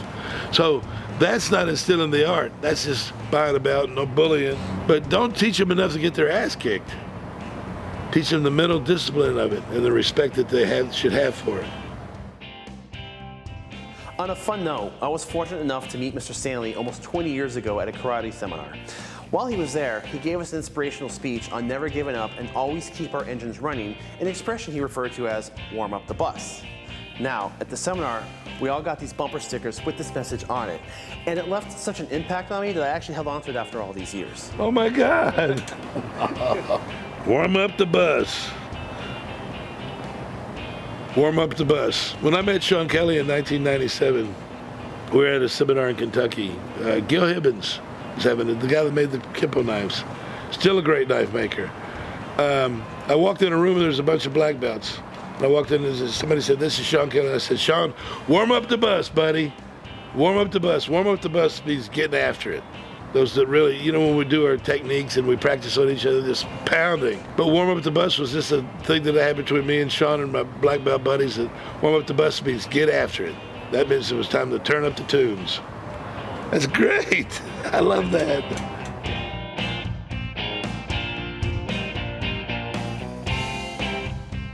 We really appreciate Mr. Stanley for taking the time to talk with us, sharing his story, and offering hope for the future. Thank you, sir. And thank you to everyone who's been supporting our channel. We have many aspirations, many topics we want to cover, and many people we want to talk to. With your help and support, we can grow this channel and achieve all of that. So please like, comment, subscribe, and share this video. Thank you all very much.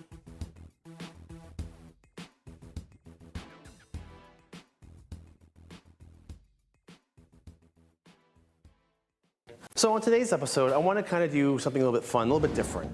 This is more of an observation and sharing a perspective of martial arts because, you know, as we study different arts across different styles, we see that oftentimes the same ideas are done, but different ways. So recently I was watching other channels and watching how other styles perform and study their power principles. And basically a power principle is how your body generates power in your strikes. Because, I mean, individual parts of our body are strong. So I can stand here and punch the attacker with just my arm. Might generate some power, but not as much as if you put your whole body into it. So I was just kind of watching how other people do it, and I noticed that a lot of the concepts were there, but they were categorized differently, or they were explained differently, or a completely different perspective. So I just thought this would be fun to share how we do it in American Kempo, and invite all of you to discuss how you guys learn it.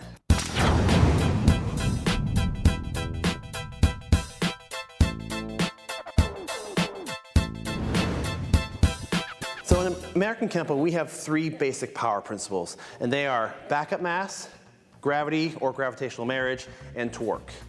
And the concept is basically simple. The whole idea is, you know, an individual body part can be strong, but to get full impact and effectiveness, you need to put your whole weight and energy behind it. So in the concept of backup mass, it's literally translated as to you're using the mass of your body to back up your weapon. If I was going to elbow him, just standing still and just flip my arm out, I don't generate a whole lot of power. You know, I might be able to check him a little bit and might do a little something, but it's not full power. So what I'd want to do is put my whole body weight into it. So instead of just standing here, if I were to drive into it, it generates much more power because now you're putting kinetic energy and momentum into the strike. So that's backup mass.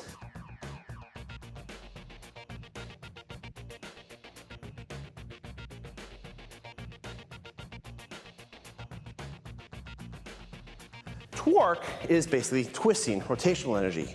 So if you took a rubber band and you twisted it and you let it go, what happens? It unwinds. You're building up energy that way. So in the context of a strike, if I were to stand still and just deliver a strike to the body, just standing here, okay, I can generate some power. But how much power can I generate if I rotate into it? So rotating your whole body weight so you twist, you drive into it. A round kick is a great example. With a round kick, you don't just lift that leg up and kick. You twist your hips and that leg snaps out, gets the power you need. We also break torque down into 2 categories in Kempo. We have direct and indirect. And basically what that means is direct rotation is, if I'm standing right here, I'm rotating towards the attacker. This is a deep penetrating strike. I'm rotating and delivering a full strike into the body. So it's a turn, hit into it. Then we have indirect, which means you're rotating away. This is kind of more for like exiting moves, you're escaping, you're leaving, but it's kind of more of a whip strike. So it's not just here, you're kind of doing a whip. So that's direct rotation and an indirect rotation. The last one is gravity or gravitational marriage. This one is basically the same principle as backup mass, but instead of going forward, we're going on a downward trajectory. And I'm gonna lower this dummy for a little bit on this one because this one's more effective. Say you've thrown a front kick to your opponent and you've actually canceled their height. They're bending forward, so they're gonna be a little bit lower. You're not gonna be able to do much gravitational strikes than someone who's standing above you. So imagine I came in with a kick and I'm landing and I want to kind of drop a hammer fist maybe across his neckline. If I stand right here, okay, not bad. If I rotate into it, definitely get some power. But in the context, if I'm coming off another technique and I'm landing, I don't want to just go kick, land, strike. I'm losing power, I'm losing momentum. My body's already coming down on a downward path. Why not use it? So instead of just kick, land, strike, I would kick and strike with the landing. Kick, strike with the landing. Use that little bit of extra boost can kind of make a difference of the effect working or not. Those are the three main principles we have. Backup mass, gravitational marriage, and torque, with torque being indirect and direct. It's important to not only be powerful with your strikes, but you gotta be able to control that power. You can be the coolest badass out there just doing these powerful strikes, but if you can't control it, you're not quite where you should be. I was at a class once, a visiting dojo. My instructor and I were working out together, and we had a guest come in, and he was a black belt in some other art. I don't even know what it was, but we were doing drills, and we were doing hard drills, soft drills, but the whole time he was going full power each time, which is cool. It has its applications, but when you're trying to work something out, break something down, practice it, sometimes you want to take it slow and work with it. Well, he wouldn't do it. And my instructor basically said, dude, take it a little bit lighter on this. We're just kind of demonstrating. And his answer was, oh, I'm sorry, sir, I can't control my power. What kind of answer is that? If you're a black belt and you can't control your power, my instructor says, well, then you're not a black belt. When you're at that level of proficiency, you have to be able to regulate your energy. You need to be in control. So once we teach the power principles, we also like to do drills where you stand with your partner and we kind of like stand right where you're gonna make contact with like a reverse punch. And we take turns going back and forth, and basically the idea is you start off throwing a punch and stopping as close as you can without actually hitting them. And you go back and forth, and you try to just graze their shirt. And as you go from there, you add a little bit more, a little bit more. And of course, the other partner works on conditioning, tightening their stomach, and eventually, we start making some contact. Because the truth of the matter is, once you become proficient with your strikes, you need to be able to regulate your power. So you should be able to go from 0% contact to 100% contact and every step in between. If you can't control it, you need to work on that, because then you're not at the level you should be if you cannot control your strikes. Now, for those of you familiar with Ed Parker, he was blazingly fast, and he did lots of demonstrations where he utilized a lot of power. However, if you YouTube some footage with him and Frank Trejo, and I'll try to put the link in the description below, there's a really cool demo that he did several years back where Frank Trejo stood there and Ed Parker was doing all sorts of strikes, and he was going full power, but he stopped right at the grazing point. And he did like, not just one or two, it was like a flurry. It was really impressive to watch. And you see Frank Trejo just standing there waiting for it to hit, but the control was immaculate. So that's just kind of what we teach. So we learned the three basic power principles, and then we learned control. So basically that was just kind of a fun drill I wanted to share with you. It's an observation I've noted. I'm always interested to hear other perspectives, so I'm asking all of you now, how do you learn it? Those who are studying martial arts, in your system, what power generation do you have, and how is it taught? I'm really curious to know your perspective and your story. Thank you so much for watching. I always appreciate you supporting our channel. Please like, subscribe, and share, and be sure to click that bell notification so that you are always up to date with new episodes. Thank you so much.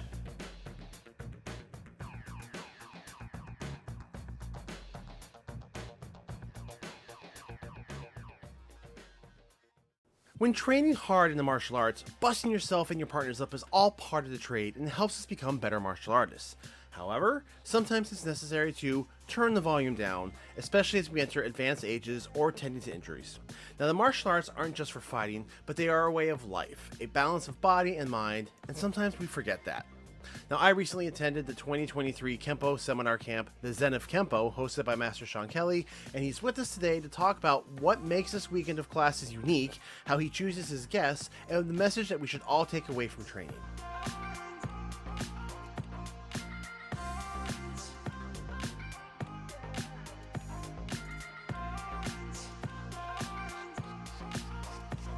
Well, the Zen of Kenpo started in 2018. What actually was the idea behind it was Coach Jocelyn Gonzalez. We were together with Mr. Schulte going over some just history of Ed Parker and files that he keeps in his database. But we started off by doing, Jocelyn says, we need to do a gathering of the masters. So we brought in Steve Muhammad, we brought in Michael Pick, Rafi Babawan of the Babawan system. We had Terry Rich, a smorgasbord of talent from different generations, including Mr. Schulte. So technically from 1960 to 1990, and a few of their years after, some kind of interpretation of Ed Parker's art was being exposed. And to share that homage and respect that we all are trying to continue in our tribute. And it was soon after that we went to the Hall of Fame in California. It was a moment right there where Lisa Himes, Joe Himes' wife, was there, and her and I struck a friendship for quite some time. And I'm like, could I get more of your books? I love that book that everybody has, technically, the Zen Within the Martial Arts, right? And she reproduced the book and basically made them available. Well, Jocelyn takes the book, goes home, and she, 4 days later, calls me and says, I got it. I'm like, you go, what are you talking about? She goes, I know your next theme, your big theme that you want to do, that you've been talking about. What can we do next? How can we offer more value, something next, more expansion of the art? You need to do a Zen of Kenpo. Because I've always told her I know exactly what the community needs. I know what the generations that I deal with need, and that is to learn how to shift and make a mind and body and spirit shift in their training and use it more as a therapy of health and wellness. We got stuck with the COVID. People were in depression, anxiety, schools closed down, work became at home. And so the Zen is a place where people can come, and even though they're maturing at the ages that they are, they can learn another alternative about health and wellness to carry on their passion, just doing it a little different, even though they have aches and pains, wounds, surgeries, and other circumstances. So the Zen is all based on the balance in the art. That was the launch. We're in our 5th year, molding, chip away the pieces, and this is the biggest one we have so far, with the limitation because it's more of a VIP thing, but you get the Bill Wallaces, 77 years old. Rick Avery, 75. Most of these guys are in their 50s, 60s, and 70s. Mr. Schulte is in his 80s. And if we can go out in our society and make some changes and live more intentionally, intentional living is what we try to tell people. Live with better intentions every day, smile a lot, be first, embrace, encourage, enjoy it. And the quality of a life will last for as long as you put forth. Well, Sean Kelly is a gentleman that I've known since I competed back in the late 70s, early 80s on the national circuit. I introduced to me through a gentleman named Francisco Condi. Francisco Condi was a direct student of Ed Parker. And I had actually trained from Master Condi for a few years as well, so I knew Sean from that. And so he had asked me if I would come and talk a little bit about some of the applications of Zen. A lot of the Zen and Kempo, a lot of those concepts come from Joe Hyam's book, of course. It's sort of this compilation of the idea of how Zen fits hand in hand with the martial mind.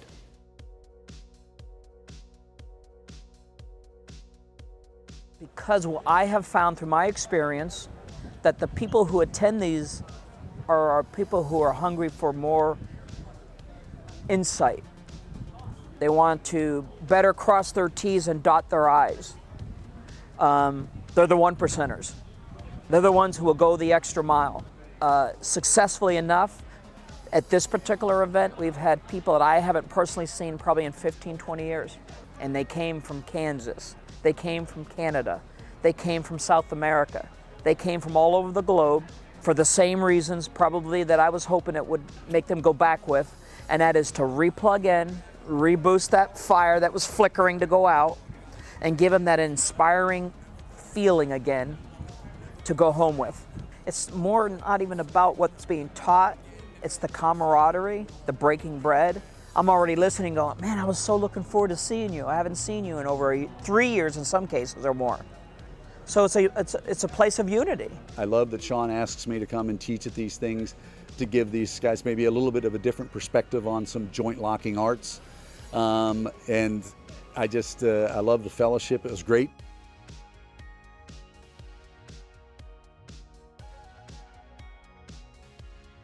My observation of individuals, how I believe in my career, who's going to come in and still represent my theme.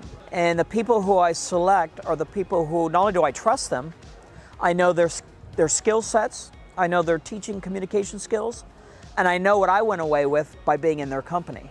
If that lifted me up, I want to know more about what they can do to the people coming as my guests. I started training in 1969. I have a 8th degree black belt in Taekwondo. I was a kickboxer with Joe Louis. I trained in military combatives extensively. I've trained in Yoshinkan Aikido, specifically Chudokan Aikido with a federation up in Canada with Kevin Block Hanshi. So, and then I was a Golden Gloves boxer, so lots of exposures and experiences. Of course, this was a focus on Zen. So I did, I think, cover some of the history of Zen Buddhism, and I walked them back. I mean, we went back to antiquity and India and the Bodhidharma and Chan meditation, eventually becoming Zen meditation in Japan, and we mentioned the Kamakura period, and you could get us into the weeds with this. So if I can increase that link with people like you, who's doing what you're even doing, you're a part of the link. Every generation coming, past or present, can be a part of this growing link. As you already know, being a part of the format of having the expression. And that's another thing I do, is try to bring the ability for someone to test their skills in an atmosphere they never have. And it's intimidating, but someone's got to give that. If they're going to profess professorship, give them a chance. My platform has always been there, so it's like, if I think you have the ability, go test yourself, because you're going to be your worst critic anyways. But someone needs to give you a chance. Everybody, we have a lot of people who critique others, and you watch it and listen on social media. You should have turned your toe, bent your knee, and we have the keyboard warriors. To me, I've learned that that's them in their own frustrations because they're hiding behind four walls. In many cases, they can't go to a seminar. The school they went to shut down, or they lost an instructor. More importantly, they forgot to get mentored. So a lot of people who become a black belt put a period to their sentence where I use a comma. You're always a student. If you shut down from learning, that's on you, okay? Coach Jocelyn, she's my mentor now. She's my life coach, because I always had men. So I needed a woman's perspective. I needed someone of her experience. It's not a belt thing, it's her experience. And that's important, is when you build trust and you forge relationships, friendships matter.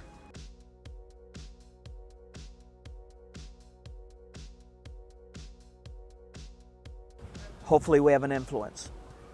We talk about the responsibility of intentional living, living with good intentions. If we show direct connect, we can learn from everybody willing to share a gem. To me, they're called nuggets. If you can go away with one thing throughout the whole weekend, great investment. I don't care what it is. How to do a kick. I didn't look at it that way. Good investment. Because now you're doing it for the rest of your life from that point forward, better than you did before. Or a story. I never knew that. I thought about that, and then they shared it with you. Maybe through their experiences. I like to get the principle of point of contact to point of control. And those lessons, if you can understand point of contact to point of control, you can take that one sentence and apply it to just a multitude of lessons. Because point of contact could be me looking at some scary looking guy 100 yards away, and I'm not going down that alley. I'm going to go get in my car, lock the doors, and drive away. That was my point of contact. My point of control was to escape. Or you can take it to a true combative nature where the guy grabs you. Well, that's his point of contact. I have to do something in order to control that battle space to survive. in a fight, in a real fight, not in a ring in an MMA. I mean, and I fought in rings before and did some kickboxing, full contact, and and fought in war zones. Real combat is not martial sport. It's not martial arts. It's an utterly horrible thing to experience and go through.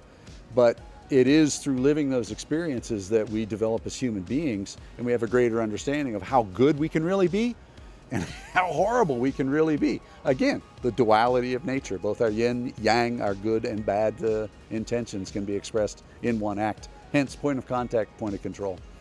We talk about the present in Ed Parker's name and likeness. He's been gone since 1990. You might think he was still here. That's how we feel. Some of the people who aren't here, they're here in spirit. But I think this is more of a, you got to be here to understand it, just like we're feeling the breeze now. Can't see it on camera. Okay, but I can feel it. I can breathe it. This is the greatest recovery since COVID. Kempo is our recovery. It's our camaraderie. It's our love button back again. What makes you love? Find it and keep dwelling on it. Do more of it. Whatever it takes to make you happy. A great weekend and enriching experience. We'd like to thank Master Kelly for inviting us to be a part of it and for sharing his insight. Now, I was lucky enough to be one of his guest instructors a few years ago, and it is definitely a positive memory, and as illustrated in this episode, which recaps my experience with the event, as well as an overview of how to get the most out of attending seminars. So for all of you who are looking for those extra little nuggets, as Mr. Kelly put it, this video is for you.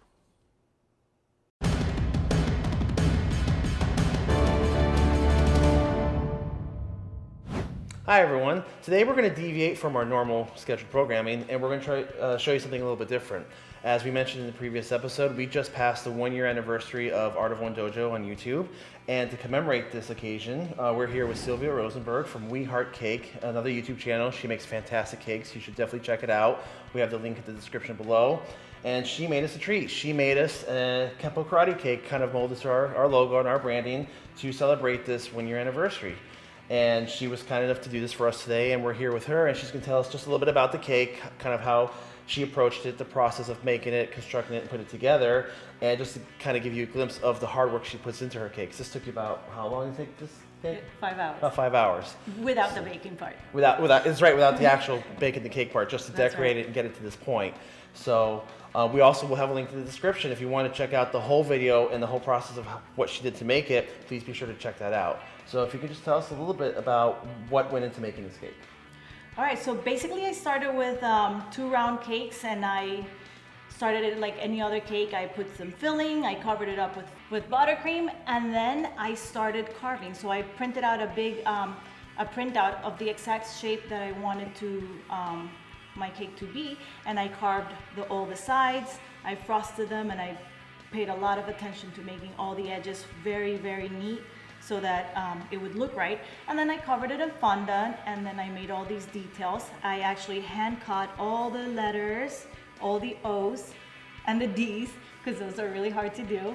And then the figurines, this tiger has Rice Krispie treats inside, which is really yummy. And I build a structure with a floral wire, and then I just build it with some gum paste around it, and I use some tools to give it a little texture, and then I painted it. With this guy, it's a similar idea. So it was, 1 stick floral wire, and then no Rice Krispie treats because he was very thin. So I used just plain gum paste, and then I grabbed some scissors, some teeny tiny little scissors, to cut out all the details. And then I painted a little bit the eyes and the mouth and some petal dust to give to make some shadows and to make a little bit of the color look a little more realistic. What are some of the challenges into making a cake like this? Once you carve it, it's getting the buttercream to be very smooth on the edges, because you see how the edges have to be very sharp and cold, and you have to work fast, because if the cake becomes warm, then the edges are soft, your buttercream gives. So it's that, I think, is the most challenging part of this.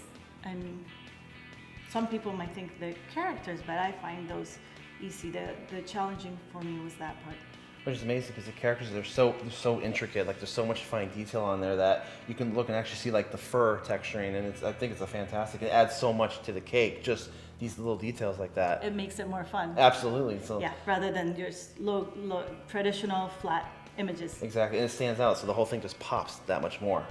So, I mean, how do you approach this in terms of like doing other cakes like this? Is it a similar process? Yeah, every time I have to make a logo cake, which is I do tend to do those a lot, especially like football logos seem to be very popular. So I print out the image in the size. I have to plan it out very well first. I print out the image in the size that I want my final cake to be, and I use that. Usually it's a bunch of pieces of paper taped together, and I use that to carve. I cut that out and then I just carve around it so that I get the exact same shape, and then I use that to make all the details. Now, where did you learn to do this? I mean, what was your background? Well, I went to art school, so the artsy part, it comes from art school, and the baking part comes from life experience. I've been baking since I was a little girl. I always loved it. On your channel, you do a bunch of different cakes. You do tips, you do recipes, you do kind of demonstrations. If somebody wanted to bake a cake like this or even approach a project like this, what kind of advice can you offer them? Be patient. Make sure you have enough time to do it, work with time, and make sure you keep your cake cool so that it's easier to work with. And yeah, give yourself some time. My cakes did not used to look the same 10 years ago, so you definitely, every time you do it, it's a learning experience and you will get better at it. That's excellent. So thank you so much for doing this. This actually means a lot to us, and it's great to be here. And we really appreciate this gesture of celebrating the 1-year anniversary. And if you guys have not seen her channel yet, please check out We Heart Cake. There'll be a link in the description below. She's got all sorts of cool videos. Please go check out her channel, subscribe, like her videos, and hopefully you can see even more projects that are even bigger and better than this one. So thank you so much for being here today. You're welcome. Thanks for having me here. Are we gonna eat it? We're gonna go eat it. So, so not only do we appreciate the martial arts and we celebrate the culture and traditions, now we can eat it too. So yes. Thank you so much, guys. Have a great day. We'll see you in the next video.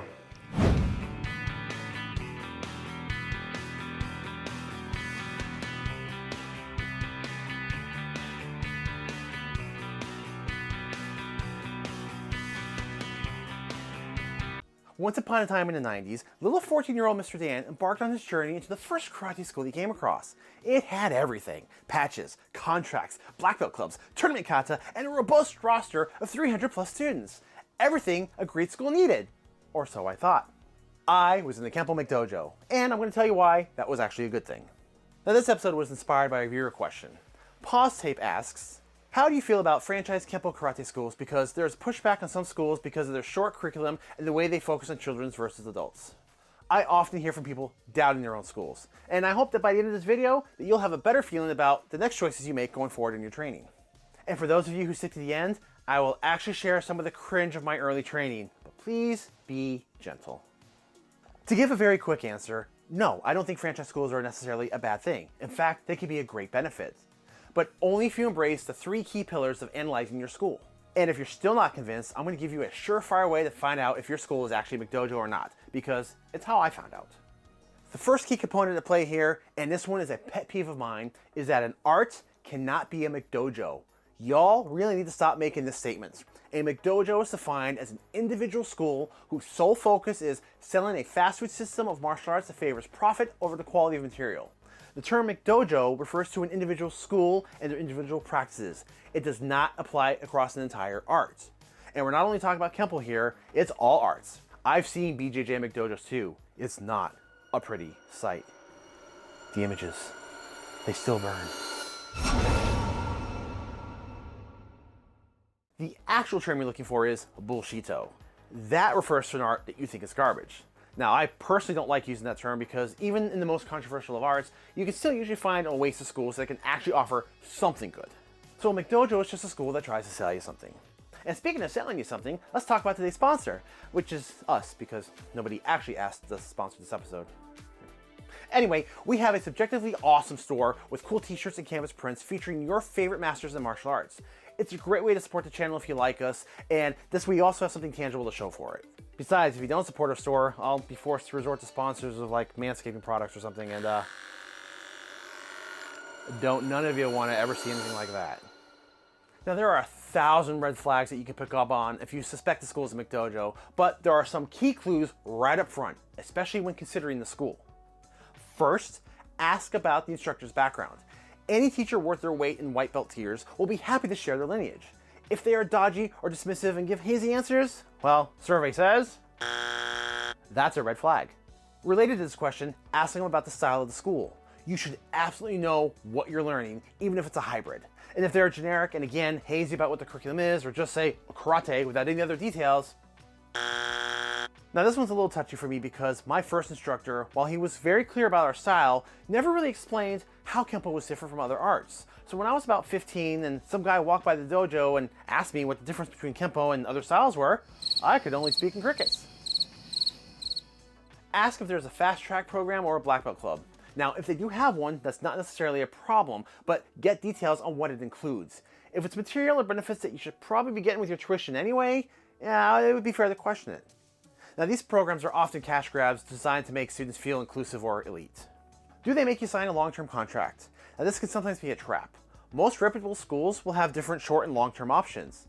Month-to-month is a pretty fair option that most schools, or most reputable schools, will offer. Observe a class and see how the instruction plays out. Now, if they don't let you watch it all or they claim it's secret training, time to move on to the next prospect. Are there tons of children who are black belts?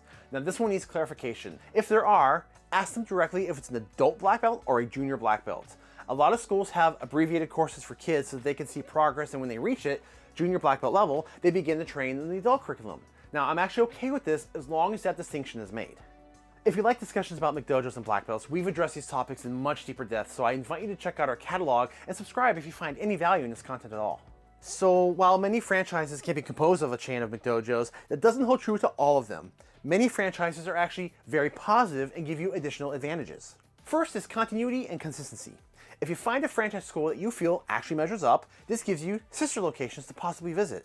Or if you have to move and make changes, a lot of what you learn will carry over. It also promotes inter-school brotherhood and an extended family that you can collaborate with at seminars or sharing ideas and perspectives. Quality control, and this is a big one.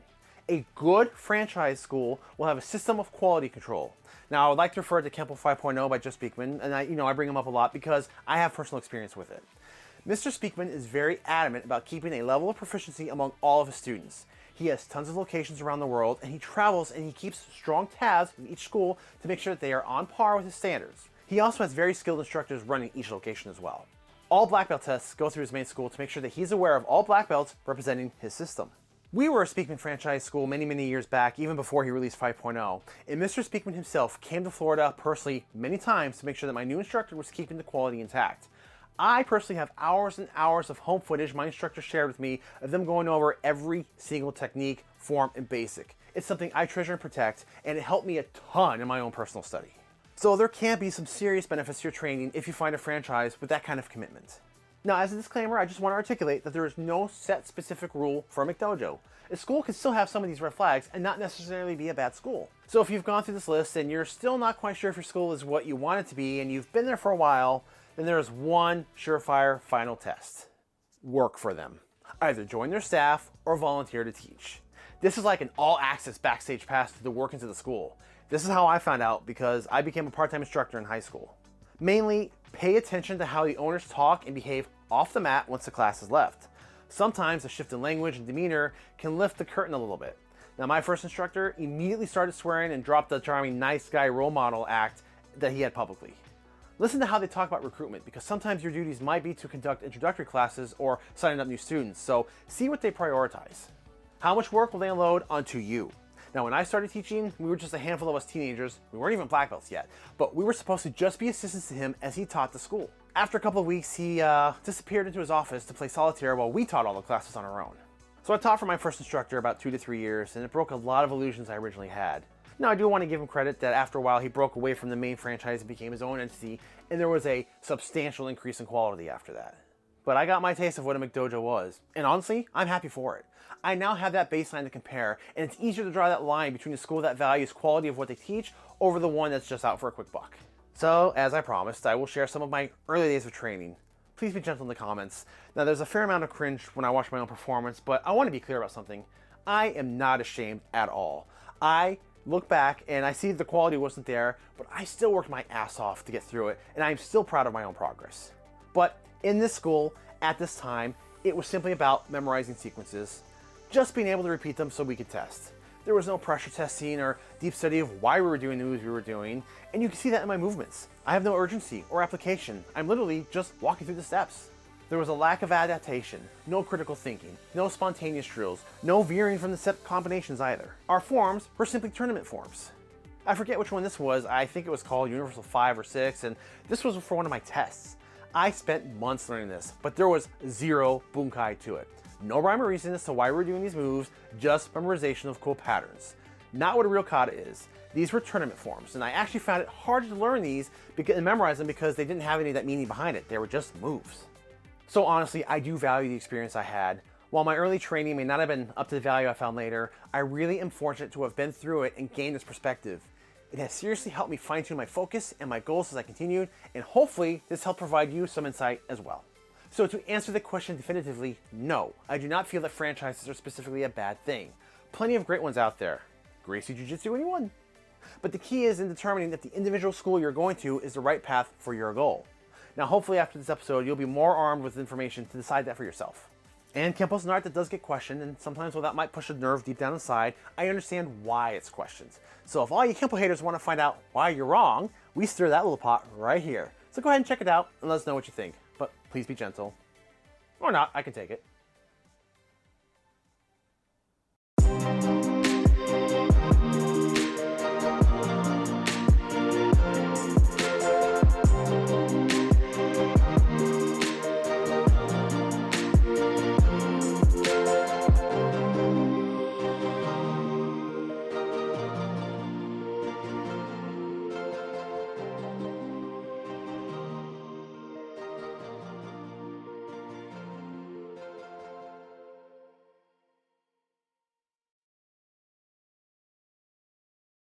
Back in 2018, we did 3 episodes based on the history of American Kempo. They were the origin of, the evolution of, and then history on the Kempo crest. Now we've gotten a lot more viewers since then, so what we're doing now is now it's the end of the year, things are kind of wrapping up, and we're putting our efforts into next year's video topics. We are re-releasing all 3 Kempo videos in one video here. So for those of you who have not seen it yet, here you go. Here's all 3 episodes, easy access. Now for those of you who have already seen it, we've added additional information, and you can find those timecode marks below in the description. So thank you all so much for your support. Keep an eye out for 2021. We've got several more history of topics in the works, and we can't wait to get into our material and see what next year has to bring. Thank you so much, and enjoy the presentation.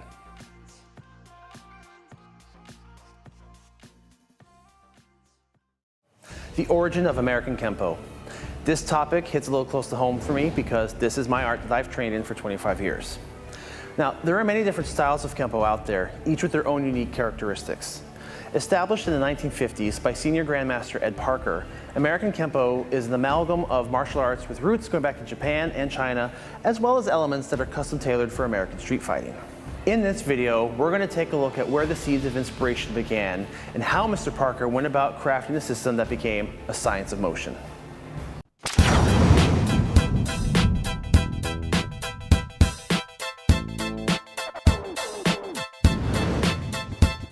Kenpo karate has a long history of various Japanese, Okinawan, and Chinese roots. This video is going to explore specifically the type of Kempo that was brought to the United States and developed into Ed Parker's American Kempo system.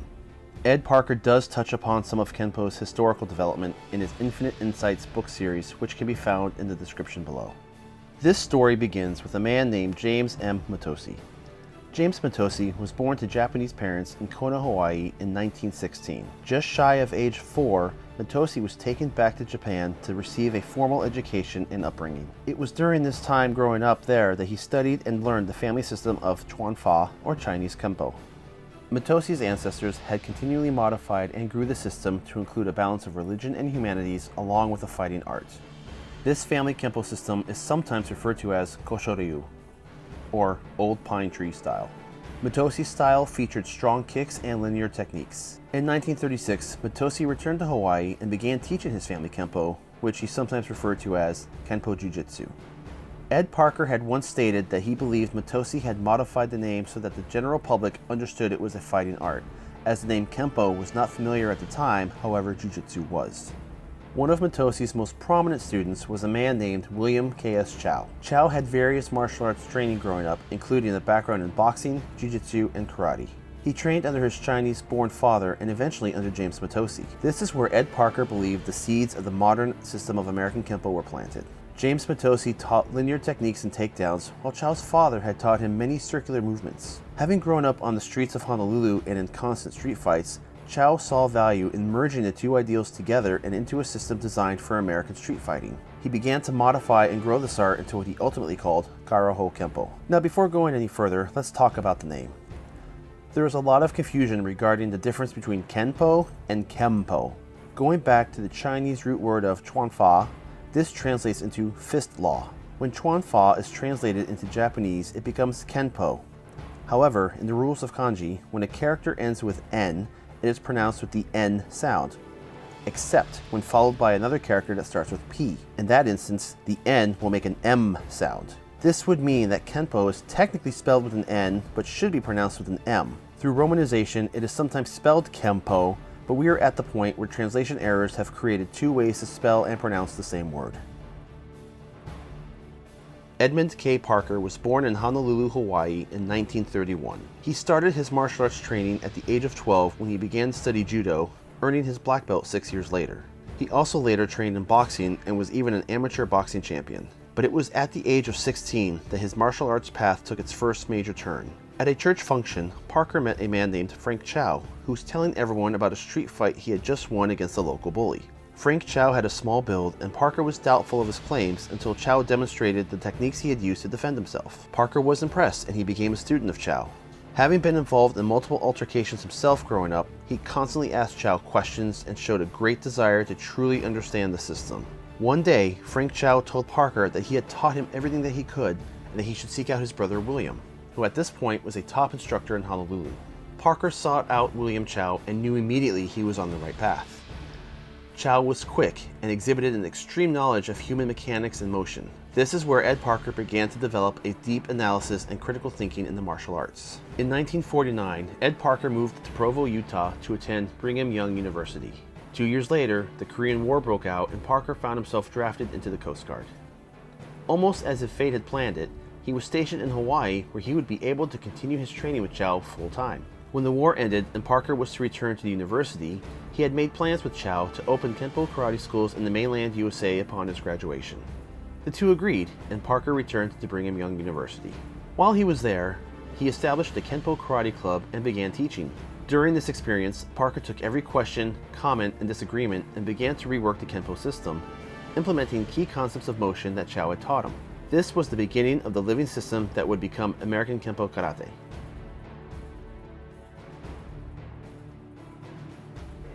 Two things. Number one, great humor, and probably the fastest individual I have ever encountered in front of me. I mean, you knew when he was in a room. He was dynamic. It was like a gun exploding. Realizing that modern American fighting needed further development, he began to cultivate the seeds that William Chow had planted. Parker added new concepts, altered existing methods, and removed anything he felt was obsolete. He constantly modified his Kempo and implemented a system of laws and principles that would become the backbone of the art. As his teaching grew in popularity at BYU, the school asked Parker to conduct a basketball halftime karate demo, which proved very successful. Soon, Parker was teaching various students, including local law enforcement and even part-time at the local gym. In 1956, Ed Parker graduated from Brigham Young with a bachelor's in sociology, and he accepted a job at a new gym in Pasadena, California. However, the deal fell through, so Parker made the choice to open up his first Kempo Karate school instead and established the Kempo Karate Association of America. In 1957, Ed Parker authored the Kempo Creed, which would be recited at just about every Kempo school from there on out, including today. We even have our own kids recite this in every class.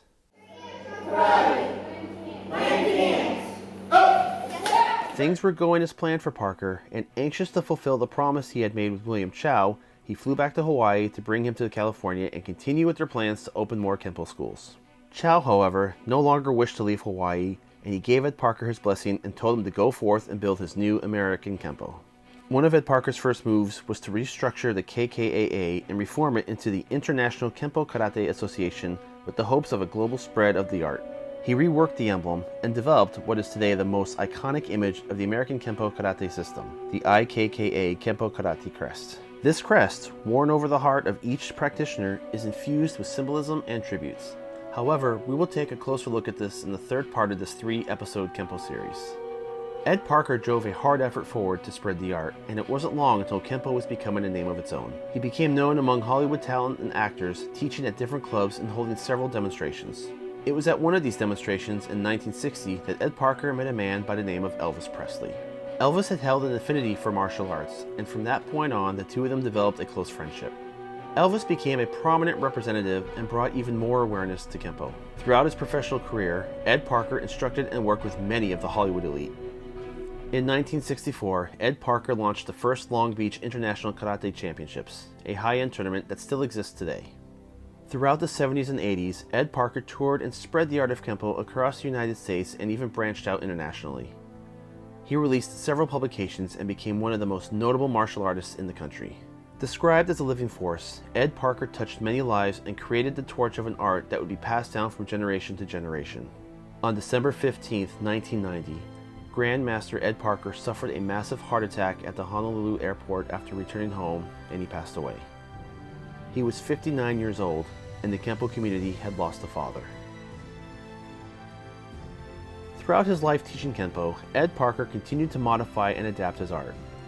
He'd like to take movements apart and put them back together again in different configurations, turning American Kempo into an organic and living art. And Ed Parker was always evolving. He would do it spontaneously right there in a class setting. But he was always doing that. And he wanted to really get across about tailoring the art to fit the individual. He wanted these to be a template. He didn't want it to be concrete. Quite honestly, I think Ed Parker would always be changing and always alter. Now, he did say follow the general rules and principles. I think when Mr. Parker said that the art should be tailored to the individual and not the other way around, what he was talking about was that rules and principles can be used by an individual differently from other individuals. For instance, I'm 5'5", there's people that are 6'3", bigger, I'm little. There's things that they can do that I can't do. And just because the technique says, well, it needs to be done this way, that it's teaching you a concept and a rule. Borrowing from various Chinese, Okinawan, and Japanese systems, he observed the flow and the patterns of motions and created one of Kempo's most iconic emblems, the universal pattern.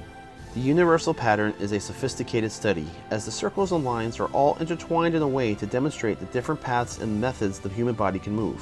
It may seem simplistic at face value, however, it's easy to see just how volumetric this design is once you realize you're only looking at one plane. In its full form, the universal pattern of motion exists on 9 planes, and then you can begin to see just how dynamic it truly is.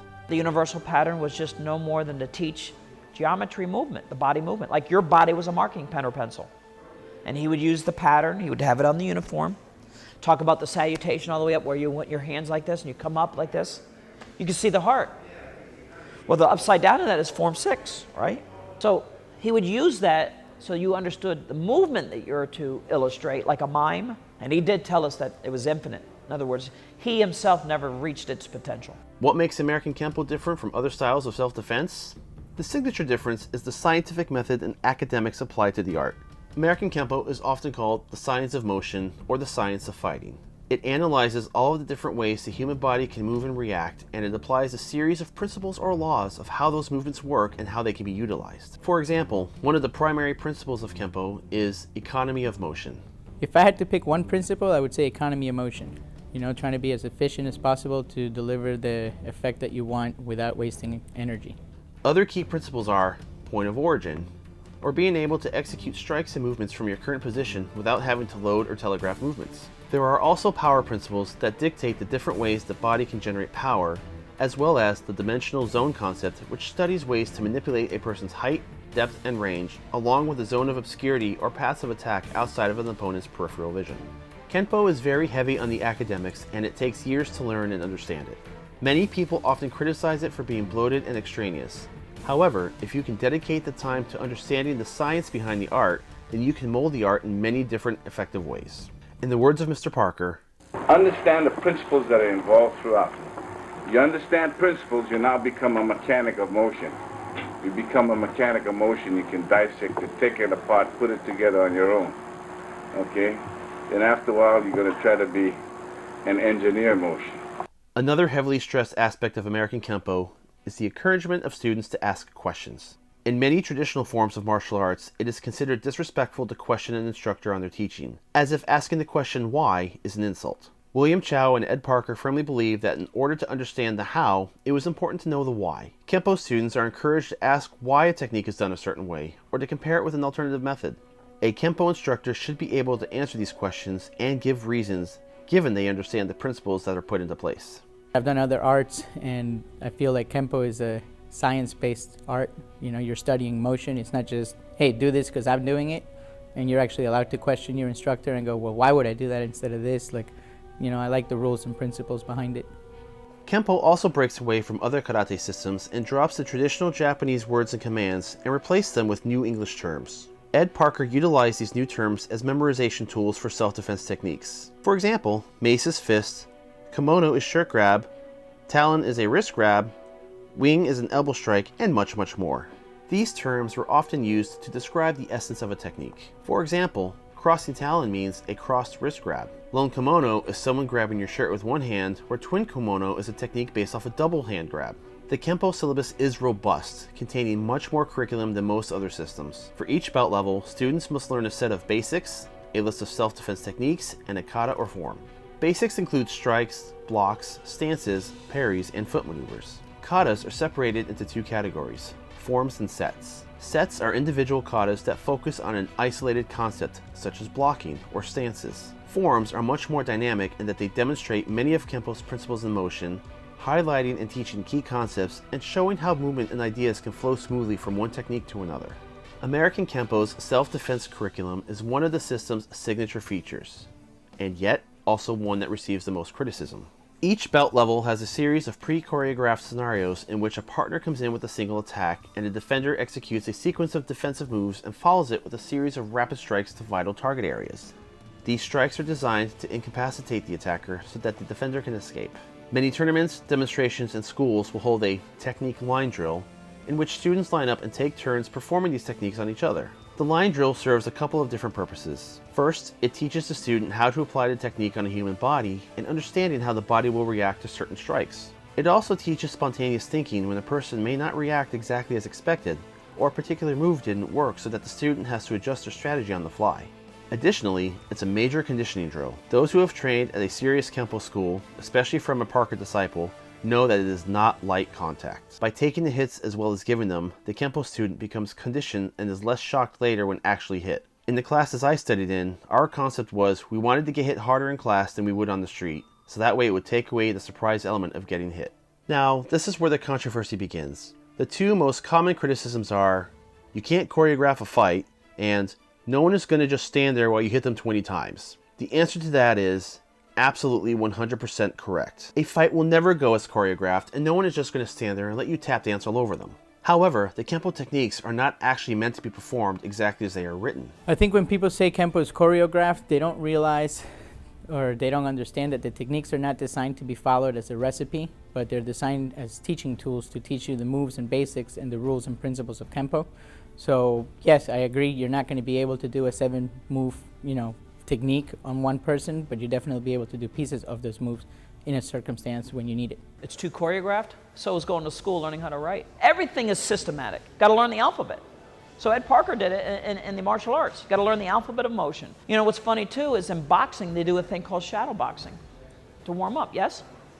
Nobody ever critiques that, but a Kempo guy or a martial artist on social media does their form. Boy, everybody comes out of the woodwork on how they're the best. Not realizing forms and kata is the same as shadow boxing in boxing. You're just doing solo training without a partner. Just giving you the memory of sequence. Each technique sequence is designed to teach specific principles or ideas. One technique will introduce an attack, while another might demonstrate how a power principle can be used. Another may highlight the concept of point of origin, while yet another shows new stance changes. Each self-defense technique teaches nuggets of information that are embedded in a sample sequence to show how they can be used. In reality, none of those sequences are meant to work exactly as they are written. There are actually 3 phases of Kempo self-defense: the ideal phase, the what-if phase, and the formulation phase. So the differences between the ideal is when everything goes according to the way the technique is written, the attack is perfect, your defense was perfect, the timing is executed perfectly, so it's ideal. You get the response that you wanted. The what if is, you know, somewhere along that, something changed, they maybe threw in or they moved their hand to a different position, now you have to alter or change the technique. And then formulation or the freestyle is when you don't know what's coming and then you just have to react and shift from one technique to another. Ideal is to teach them, this is the threat, this is what we do. Because in the educational world, this is the word, this is how you pronounce it. Now let's give you a couple more words. Add them to this, you have now it's a sentence. Once you get into the tune of I've never been in that position before and you start to build up a sense of bravery, it's no longer foreign to you. But if we give you this punch, this kick, this attack, it's no longer foreign to you. So we teach you all these possible positions in the ideal. Then what if I go to do an elbow and they block me? Well, what if? We teach you that you find your own solution. And we may fix and give that to you too, hence extensions. And a lot of the extensions are just more additional information to complete categories. If you could do it with your right hand, let's teach you with the left hand. For the classroom setting, this is our laboratory, by the way. Out in the street, it's on you. There's where the last stage comes in. Grafting, formulation, spontaneous. Just go through it. If I threw this punch, you've seen that before. If I've done that grab, you've seen it before. If I put you in a reverse armbar, you've seen that before. If I threw a combination, you've seen it before. For most people who don't study Kempo, only usually ever see the ideal phase and judge the system on misplaced choreography without understanding that there is a lot more to it that is not seen at demos or tournaments. Traditionally, karate black belts are called dans and are named by their translation of first dan, second dan, and so on. In American Kempo, the word degree is used, and each degree actually has a title. Mr. Parker liked to view Kempo as an educational and academic system, so black belt ranks started with junior instructor and worked their way up to senior master. Depending on which curriculum you followed, by the time you reach 3rd to 5th degree, you've been through the entire written curriculum and have completed all of the official testing. From that point on, a person moves up the black belt ranks by teaching, analyzing and implementing new concepts, and by contributing back to the art of Kempo. American Kempo Karate can be an amazing system to study. However, it also has one of the most polarized communities. When Mr. Parker passed away unexpectedly, he left a major gap in leadership. He had not appointed a successor, and in his absence, many chiefs stepped up to lead the tribe. However, due to Kempo's ever-changing nature and from constant modifications Mr. Parker implemented, each generation of his black belts had a different version of Kempo than the next. This led to some nasty politics in the system and brought on a lot of "my version is better" sentiments. The politics in American Kempo, unfortunately, are just like the real world. You know, everyone has their own opinion, and if you don't agree with them, then you're not doing Kempo. Politics will always be. If it bothers you, it will. If it don't, that's why they have a delete button on your keyboard. So that reminds me of a joke about how many Kempoists does it take to change a light bulb? 100. 1 to do it, 99 to tell him that's not how Mr. Parker taught him. This is really unfortunate because the system can be incredibly flexible as long as you still adhere to the mechanics and principles in the foundation of the art. There are many Kempoists that recognize this and embrace the difference and share different tactics with other practitioners. And in that respect, Kempo has a fantastic sense of brotherhood and camaraderie. But others lose sight of that, and when that clash happens, the politics get ugly and at times become toxic to the Kempo community. American Kempo Karate. It's heavy in curriculum, there is a lot to learn, and it takes a while to become good at it.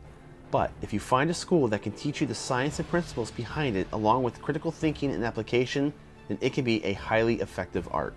I would only encourage anybody listening, go to anyone you can that's considered part of that generation that is from the 60s, 70s, 80s, and up till 90 that I was a part of. Get them now because they're getting up to the point we're losing them, either by bad health or just because they're older or they're retiring. So they may not be around. But we do have a responsibility to groom the next generation correctly. I'd rather have the ability to congratulate a new white belt or a new yellow belt versus someone doing a self-promotion. You know, we need to, it's like birth, right? Congratulations on your new baby. You know, we need some more birth.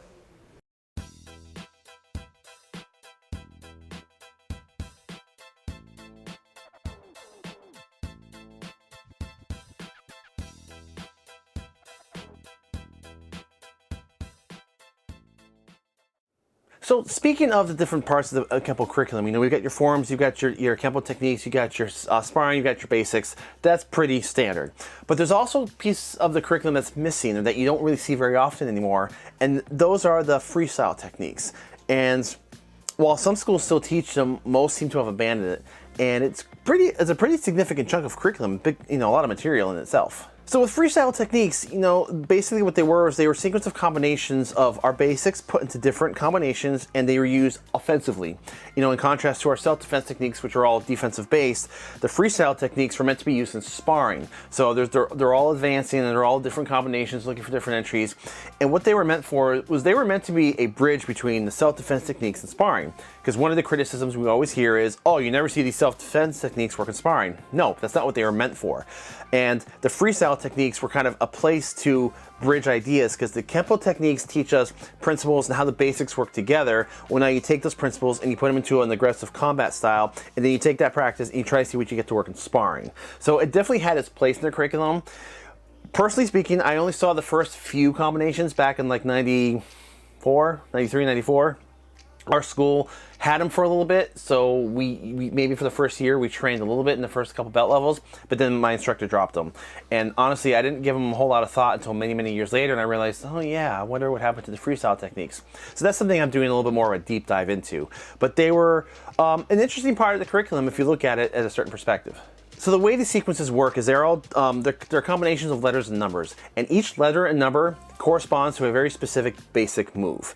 And you know, our techniques teach us specific principles, you know, like how to cancel an opponent's height, how to check zones and stuff like that. Well, so that's applied here. So for the example, sequence B1A, that's the first freestyle technique we learn. B stands for the base maneuver, which is the starting maneuver that we apply in our system. And, you know, generally speaking, you're in your fighting position, you take your lead hand, you kind of check and you pull down the opponent's lead hand. And what that does is simultaneously you're canceling their height, width, and depth. And that's what the principle's teaching you.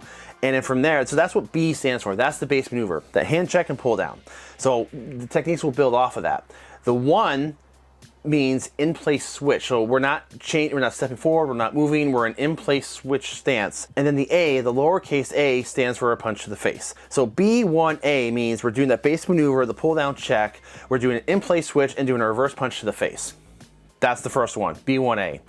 In contrast, B1B, which is the next one, lowercase b stands for a punch to the ribs instead of the face. So where B1A is check, rotate, punch to the face, B1B is check, rotate, punch to the ribs. So it's kind of teaching you the concept of you can go higher or low. Then we have the number. Again, the number is the stance used. So where 1 is an in-place switch, 2 would be a push drag. So and so on. So each number that goes up is a different foot maneuver. You've got cross maneuvers or crossovers. You've got slide ups. So they all build upon each other. So again, for example, so B2A would be B, that base maneuver of grabbing the arm and checking them down. So you cancel the height, width, and depth. 2 is going to be the push drag. So we're not doing that in-place switch. We're doing the push drag and then the punch to the face. And then naturally speaking, B2B would be the same thing. Check, push drag, punch to the ribs. So basically it's a very simple concept. So each letter and number corresponds to a basic. Now where it gets confusing is, and I'm not gonna lie, it can get pretty complicated as you advance up in the belts, because you got a certain handful of sequences for each belt level. Once you get up into like the blues and the greens, the sequences get long, and I'm not gonna lie, it looks like somebody sneezed while typing. And you look at it like, what does that mean? Because you got K's, you've got other stuff in there, but honestly what it is once you learn the base maneuver, you're only adding a little module at a time. So by the time you get to these later techniques, the later sequences, these others should be second nature, and it should be smooth. And the truth of the matter is, it's just like the self-defense techniques. They're not written in stone. It's not saying you have to do this base maneuver, you have to do the push drag, you have to do the punch. It's showing you the relationship of the basics, how you can use them in an offensive manner in sparring. So by the time you get to the higher sequences, you should be able to a snap of the hat reaction and do any combination that feels natural, applying the rules of the techniques and the principles, but now you're using your basics in an aggressive manner for sparring. So I'm taking it upon myself, this is kind of my personal study right now, is I'm going to dig deep, I have all the material, I'm going to try to learn them on my own, and then see how I can apply them in sparring and judge for myself, was it justified in removing the freestyle techniques from Kempo curriculums, or is it kind of a missing gem that people are missing out on? So that's my personal experience. I'm going to try to do an experiment, take these and see how I can apply them to my own sparring. I will say for the record that B1A, the check down punch, I've used that many times in sparring very effectively. And I've even done variations where you check down with the lead hand and snap to a back fist. So I do know, at least at the root level, the information's good. So that's gonna be my fun project to expand on that and see what I can play with. But for those of you who are not familiar or who might not be familiar with the Kempo system, this was just a little bit part of the curriculum you don't see very often anymore. But it also addresses, again, the criticism where people go, oh, you never see these techniques applied in sparring. You don't, because there's a reason. They're not meant for sparring. They're rules, they're teaching tools. The freestyle techniques, again, were a bridge to connect principles and basics to real life combat, and then try to find a middle ground where you can practice them and break them down into bite-sized pieces. So that's freestyle techniques. On to part 2.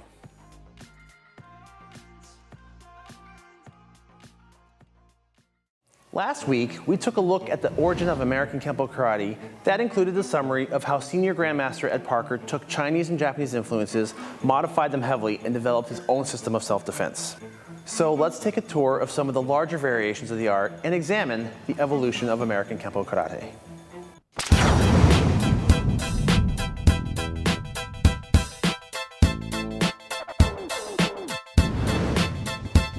In the previous video, we took a look at the origin of American Kempo and how Ed Parker learned a system of self-defense and then modified it to address American street fighting. I encourage watching that episode first if you haven't already, and there is a link in the description below. In this episode, we're going to build on that and take a look at this young system and how it evolved over the past 60 years. Now, as I've said in previous videos, American Kempo has a very fractured community. There is a great divide between different organizations, which often result in some nasty politics. Many of those politics and disagreements stem from the changes in the system we're going to be going over today. Now, with that being said, the intention of this video is not to take any sides, discuss those politics, or to point any fingers at who may or may not be doing Kempo correctly. Our goal today is to explore the system of American Kempo and the stages it developed over the life of Ed Parker and some of the directions it has branched off to today. To summarize, a man by the name of James Matosi brought his family's customized style of karate from Japan to Hawaii, where one of his top students, William K.S. Chow, took it, blended it with his family's Chinese art background, and created what he called Ho Kempo. Hawaiian-born Edmund K. Parker trained hard under Chow, and with his blessing, took this system and over his lifetime modified it into a systematic art, emphasizing a scientific mindset and teaching it as a study of body mechanics. Mr. Parker was like a bigger than life person. His energy, when, I don't know if you've ever been in the same room as him, but when he walked into the room, it was like just an energy that you can't describe. You knew that there was something special about him that you didn't want to, test or try.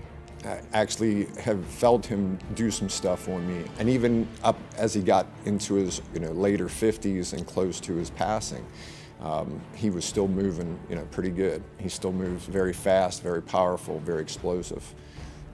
It was impressive to see. It was scary to be on the other end of it, hoping that he was going to have good control, because things were coming at you fast and hard. American Kempo teaches its students an array of basics, which include strikes and maneuvers, as well as a whole curriculum of principles and laws of motion. These principles are then put into a series of example self-defense sequences. Katas, or forms, are also taught to teach the student a deeper study of those principles and how the mechanics of the system can flow together. These principles, along with extensive sparring and freestyle tactics, create an extremely robust self-defense system. But he had been in quite a few, street altercations that he could kind of see what worked, what didn't work, and so it was cool to know that it was a battle-tested art. It wasn't just something that was given to you and said, do this, and this is why. Ed Parker also believed in allowing his students to adapt the art for themselves and encouraged open thinking and contributions to the system as long as they adhere to the underlying principles. He wanted to tell people is no matter how you look at things, you're going to find your strong points. I don't want to say it's complex, but it is sophisticated to the point where it's not an ordinary practice, because Ed Parker knew that some of the components of what we taught were going to be situations against a skilled fighter, not just someone who's just throwing a punch, kick, or coming up on you. And he also wanted you to find solutions. This opened the door for Kempo to become an organic community art. As a fun side note, for those of you who are familiar with Adriano Emperado, he and his brother Joe were both top students under William Chow at the time Ed Parker began to train with them. Adriano would later go on to become one of the founders of Kajukenbo, a martial art with a mixture of karate, judo and jiu-jitsu, Kempo, and boxing. Although it took a very different path than Ed Parker did, it's interesting to think of how many arts today stem from the same roots. Ed Parker began teaching at Brigham Young University and eventually opened up his first Kempo school in 1956 in Pasadena, California. The Kempo he taught at this time was derived from the system he had learned from Chow. Chow had also taught him advanced motion, and Ed Parker took this information and began to restructure the art. He modified techniques, made additions, and deleted anything he felt was obsolete. Students were encouraged to ask questions, and he would modify the art based on his own experiences and that of his students. To Ed Parker, understanding why a technique was used was just as important as learning how to perform it. Based on the fact that we are allowed to question our instructor, and growing up when I was doing traditional karate and taekwondo, and I used to hear people say, when my instructor used to say, jump, and you say, how high? I said, that's a lie. I said, when my instructor said jump, I jumped. If he wanted me to go higher, he'd say higher. And you never questioned your instructor. I said, and one of the first things I learned in American Kempo was to ask questions. You need to know the why. Why are you doing this? Why would we do that instead of this? And that to me is superior because understanding it makes it so much easier for you to relate to it. In 1960, he released a book called Kempo Karate, Law of the Fist and the Empty Hand. This book was a fantastic guide for those training in the art at the time. It is loaded with instruction on traditions and etiquette, conditioning drills, both mental and physical, the study of human anatomy, basic strikes, and his entire curriculum of self-defense techniques. It is interesting to note that throughout this entire book, he refers to the system as Kempo Karate, not yet calling it American Kempo. As the system grew through the years, it was referred to by many names, such as Original Kempo, Traditional Kempo, Chinese Kempo, Ed Parker's Kempo, and eventually American Kempo. Some of the distinct features of this version of Kempo that differ from today are the belt ranks and the organization of self-defense techniques. In this curriculum, there were only 3 belt colors: white, brown, and black. White belts received brown stripes during promotion, brown belts received black stripes, and black belts received red stripes, which red often represents the color of mastery. Ed Parker also created the KKAA, or the Kempo Karate Association of America, as well as starting the Long Beach International Karate Championships in 1964. This event drew martial artists from all over the world and still exists today. The emblem for the IKC can be seen in full color, representing all the belt colors of Kempo Karate at that time.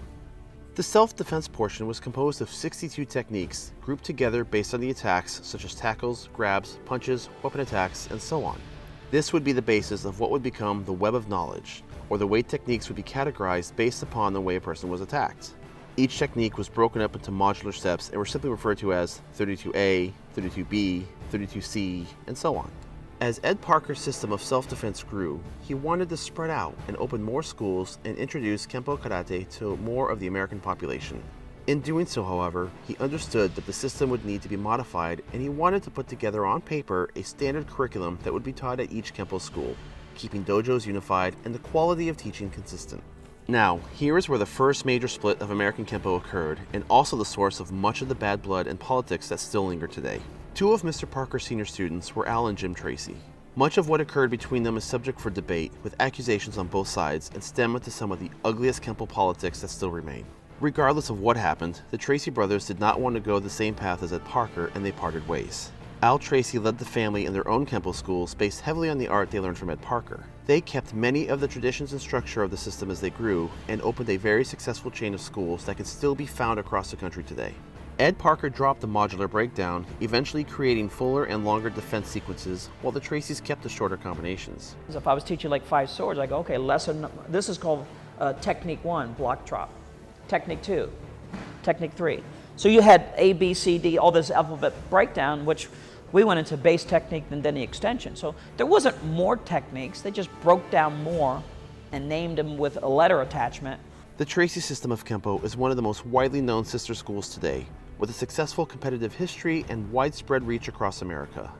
It is also generally accepted that the Tracys took over the KKAA while Ed Parker created the International Kempo Karate Association during his effort to spread his art overseas. The 2 styles continued to diverge as Ed Parker continued to modify and change his system while the Tracys embraced what they call Original Kempo and claim a closer tradition to William Chow.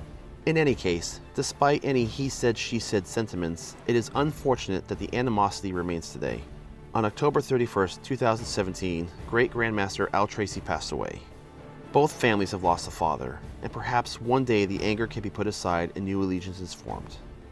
I think we have to praise them for really getting that out there in the beginning with the franchises. Ed Parker defined his system differently when he was starting to blueprint the 50s, the 60s. And it was a fighting system too, so a lot of it was on fighting. Mr. Tracy passed away recently, so we would only hope that his legacy is passed on through his people, as we would with Mr. Parker and those people. As Ed Parker sought to spread his art across the country, he knew he needed a regimented, fully documented system that could be given to each school to use as their curriculum. With the help of his senior students and his son, Ed Parker put together a series of American Kempo manuals that laid out all of the basics, katas, and techniques to be taught. This first manual was released in 1970, and it bore some major changes from what he taught in the 60s. First, the modular self-defense techniques were dropped in favor of new sequences that would demonstrate how basics and principles work together. A new lexicon was developed in favor of the previous number system, and the terminology and the technique name served as a memorization tool for the practitioner. For example, Talon meant wrist grab, and Ram meant a tackle attempt. A technique named Obscure Wing meant delivering an elbow strike outside of your opponent's peripheral vision. Additionally, Ed Parker added 4 more belt colors to the rank and divided the 128 defense sequences among them. In order to promote to the next rank, students had to complete 32 self-defense techniques, a set of basics, and a kata. Once the techniques were completed at green belt, the student then had to learn extensions for the first 32 orange belt techniques. This rank was sometimes referred to as green-orange. Upon completion of the extensions, they were promoted to brown belt. And at this point, 3 katas, known as forms 4, 5, and 6, were required in order to achieve a black belt rank. This system is often referred to as the 32 Tech Manual, and such manuals are hard to come by today, existing only in the hands of those who received them originally. One of the challenges of the system is that many felt it was a lot of material for students to master at each belt level. This was fine for those who devoted themselves, but as Ed Parker wanted to appeal to a wider population, he noticed that many students were getting discouraged early in their training. He added the rank of yellow belt, which consisted of the first 10 techniques of orange. This allowed the student to get a good taste of the system and achieve their first rank earlier and give them a sense of accomplishment and motivation to go forward. In the early 1980s, Ed Parker released the second manual and the system exploded with new material. Most notably in this version is the distribution of techniques among belt levels. Many schools continued to express concern at the amount of material per belt level. Ed Parker considered dropping the required techniques per belt from 32 to 16, but decided it was too drastic of a change and he settled on a 24 technique system. Brown belt was divided into 3 degrees that counted backward, keeping it in line with the Kyu ranking system of traditional arts. In this new 24 technique system, ranking worked as follows. 10 techniques were required for yellow belt, then 24 for orange, purple, blue, green, third brown, and second brown. As in the first manual, in order to progress from this point, students had to learn extensions of previous techniques. Orange belt extensions for the first degree brown belt, purple extensions for black belt, blue extensions for second degree black belt, and green extensions for third degree black belt. At this point, the student had learned the entire curriculum and further promotion was based on teaching and contribution back into the system. This was a lot of new material that was added to the system.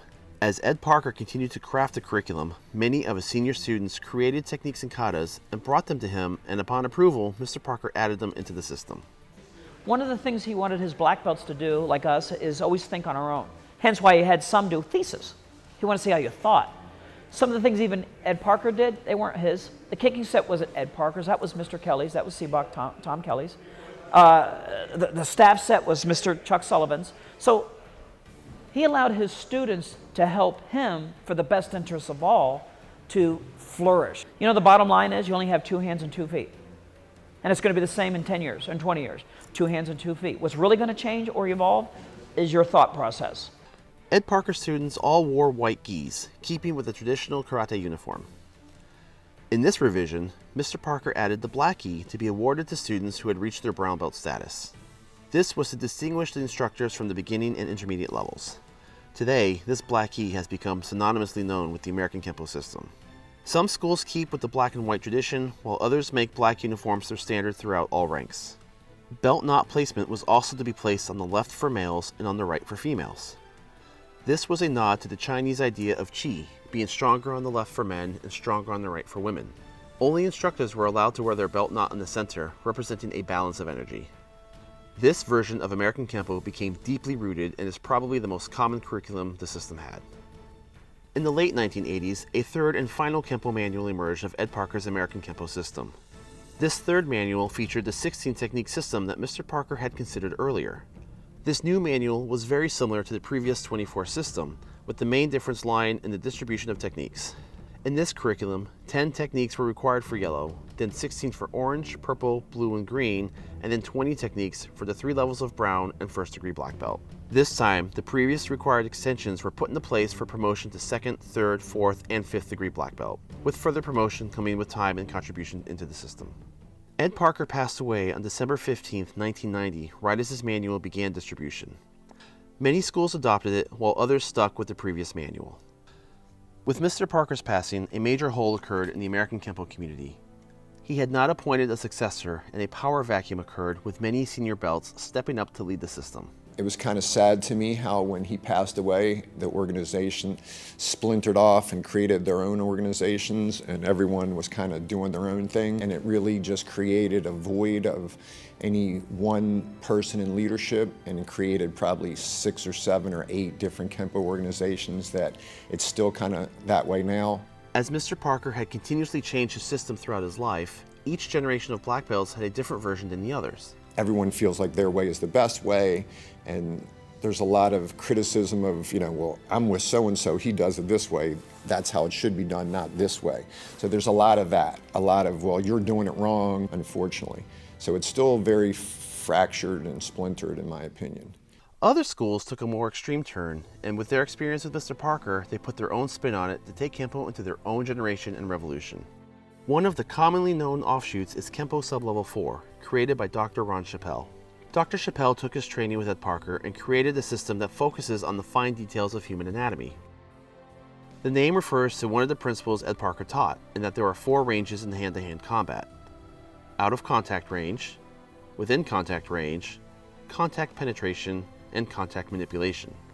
This last range refers to being close enough to your opponent to manipulate their body, not just strike them. Joint locks, throws, takedowns, and control techniques are all done from this range. Dr. Chappell felt that this 4th range had a sublevel to it. It analyzed the idea that utilizing precision strikes and nerve activations along with structural alignment created enhanced effectiveness not just for Kempo, but for any close range art. They're using the delayed sword as a meridian strike from here to here. He just went into the actual infrastructure of the pressure point stuff. So anybody who's into those pressure points, they were just going into their research, and it's still under research. Jeff Speakman is one of Mr. Parker's most notable students. He was an ambassador for American Kempo into the film media and starred in well over a dozen films. There isn't a Kempo student alive who hasn't heard of Mr. Speakman or his 1991 film, The Perfect Weapon. Jeff Speakman was a very close student of Mr. Parker, and they were working together while The Perfect Weapon was in production. Mr. Speakman has become a well-known figurehead in the American Kempo community, and his organization is home to Jeff Speakman schools all over the world. He has remained a respectable name in Kempo and has continued to carry on the quality of Mr. Parker's teachings. What might be perhaps his most notable achievement, and definitely one that's become widely known in the martial arts world, is his Kempo 5.0 system.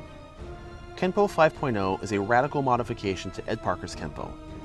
He drew inspiration from Mr. Parker in taking an art and modifying it to fit today's needs.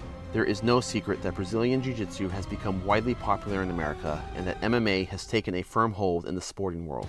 Explosive techniques, expert takedowns, and a highly effective system of ground fighting has made Brazilian Jiu-Jitsu a formidable art. When Mr. Parker first began to craft American Kempo, boxing and judo were popular arts and stand-up fighting was the norm. Now, while ground fighting and wrestling has been around for centuries, it wasn't until recent years that the Gracies and other schools brought Jiu-Jitsu to the mainstream American masses. Realizing this new trend, Jeff Speakman sought to create a new version of Kempo that incorporated it. We came here to tell you about Kempo 5.0, a new system of martial arts that incorporates the last generation of Ed Parker's Kempo with mixed martial arts fighting and theory. Now, many people often ask me, what does the name Kempo 5.0 mean? Now, we took a look at the 3 Kempo manuals that Mr. Parker put out. These manuals are referred to as American Kempo 32, 24, and 16 tech systems, or versions 1, 2, and 3. In the 24 tech manual, or version 2, there was a massive curriculum expansion with many new techniques developed by him and his students. Some of these techniques originated from movements and principles outlined in the katas and were extracted and implemented as self-defense techniques. Kempo katas, or forms, are sequences of techniques in the formation to categorize ideas and demonstrate the flow of movement. The act of creating new techniques from the forms created one minor side effect. Students were learning forms that had techniques in them that weren't taught until later belt levels. I myself had questioned this in my early training. When learning a kata that had an unfamiliar technique, I was told I would learn that technique in the next belt level or two. In his teachings and continuation of American Kempo, Mr. Speakman created a new manual and restructured the organization of techniques so that they were learned at the same time as the forms. This new manual went out to all Speakman schools, bearing the words version 4.0 in reference to being a fourth manual. With Kempo 5.0, Mr. Speakman and his top students have crafted a completely modified version of the American Kempo system. The most notable change is the inclusion of ground fighting. Takedowns, locks, submissions, chokes, and other Brazilian Jiu-Jitsu techniques are featured in an effort to teach students how to utilize and defend against ground fighting. Additionally, techniques are now organized by what is called combat models, so that techniques that are based off a similar scenario are grouped together and teach variations of a situation. I like where he's going with the grappling. I like the grappling. I myself do Jiu-Jitsu. I'm a blue belt. And so I think it was a good idea to incorporate grappling into Kempo. Which I applaud in that he has the courage to say, you know, we need to change and we need to do things a little bit differently, moving into a more modern society that has this to deal with now. So I, you know, tip my hat to him in that way for creating something of his own with a little bit more practicality of learning, not necessarily saying that you want to go to the ground all the time, but God forbid you get taken to the ground, it's better to know what you're doing, what your opponent's trying to do, than to not have that knowledge. It's still Kempo, so he uses the Kempo upper body entry, and then he goes into the grappling stuff. So, God bless him. And anybody like Jeff or anyone who's out there keeping the torch burning and carrying on the flame to the generations to come, I applaud them. Mr. Speakman is also a firm believer that a student needs extensive sparring and fighting experience in order to make their self-defense effective. Part of Kempo 5.0 is a rigorous freestyle program called the 5-0 Fighter, and has students spar in a complete fight, from stand-up all the way down to the ground and into chokes and submissions. With the heavy blend of traditional Ed Parker Kempo, ground fighting, and freestyle sparring, Jeff Speakman's Kempo 5.0 is a very dynamic and unique system.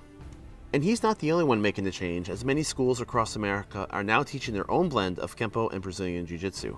I have had the fortune of being able to train in a variety of Kempo that includes Tracy Kempo, traditional Ed Parker Kempo, Jeff Speakman's Kempo 4.0 and 5.0 system, as well as a customized Kempo Brazilian Jiu-Jitsu hybrid curriculum. They all have something wonderful to offer and have a rich history that continues to grow today. Hopefully one day the different Kempo organizations can put politics aside and come together again to take Ed Parker's Science of Motion to new and exciting levels. Again, one of the things that I'd like to see in the future would be a unified Kempo, you know, where we're all together working towards the same goals, regardless of, you know, how many people do things differently.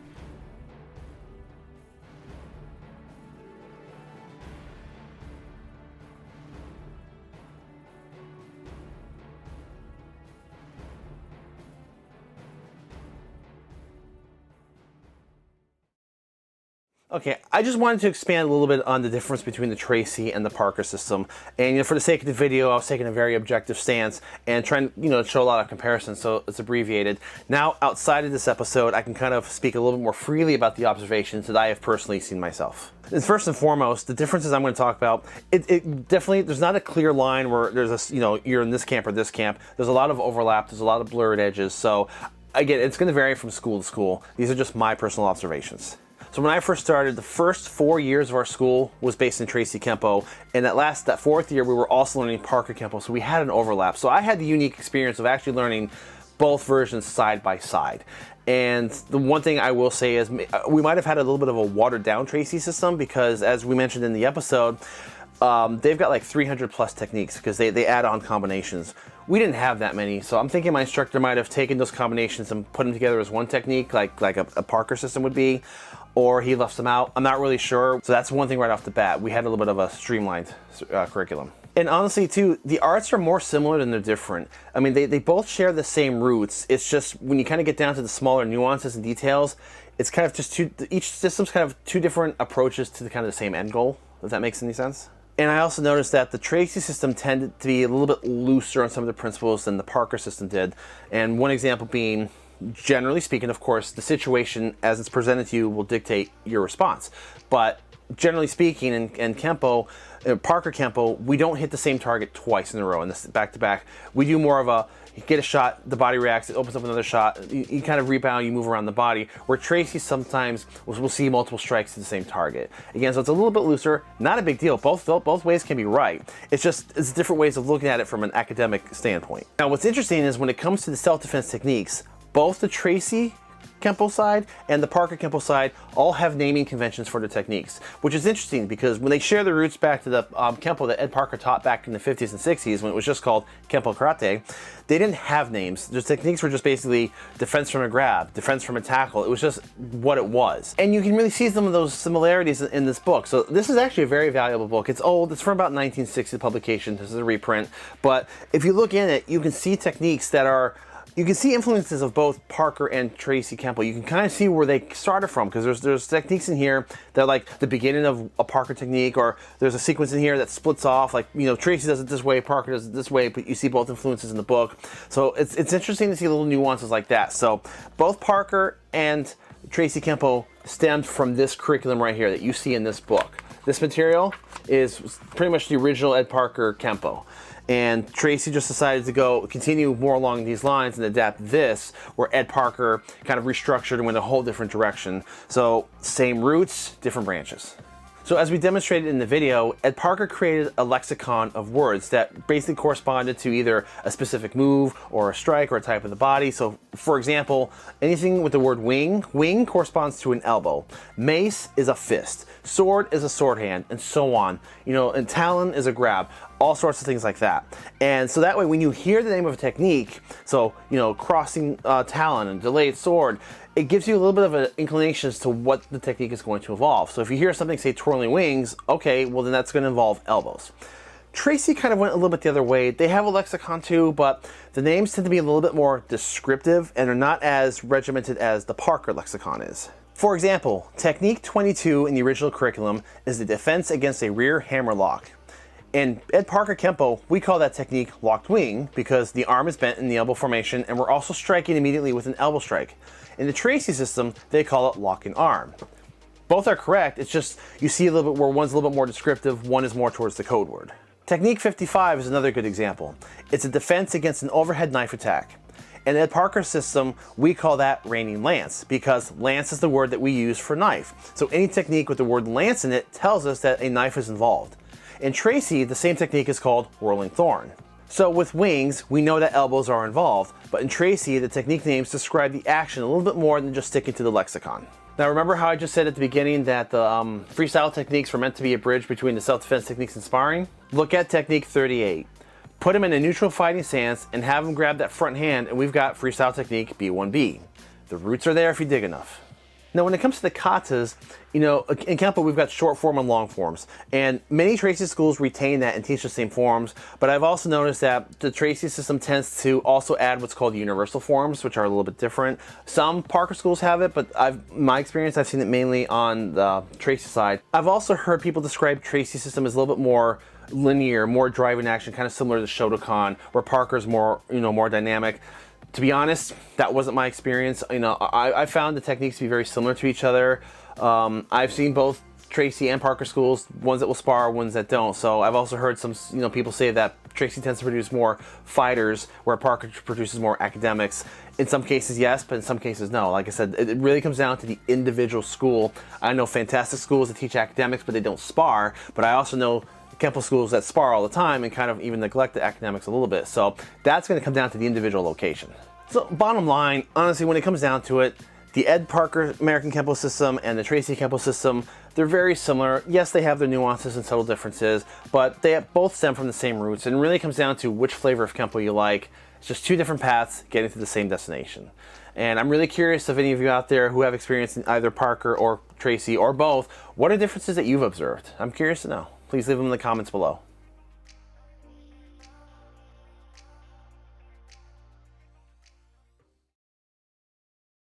Perhaps one of the most iconic emblems of Ed Parker's American Karate system is the IKKA crest.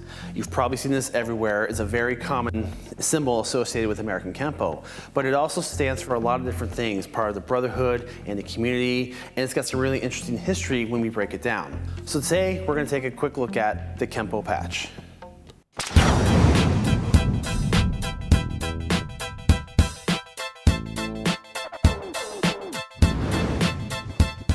In the first video in this series, The Origin of American Kempo, we explored how Hawaiian-born Edmund K. Parker took the style of self-defense taught to him by William K.S. Chow and adapted it for American street fighting.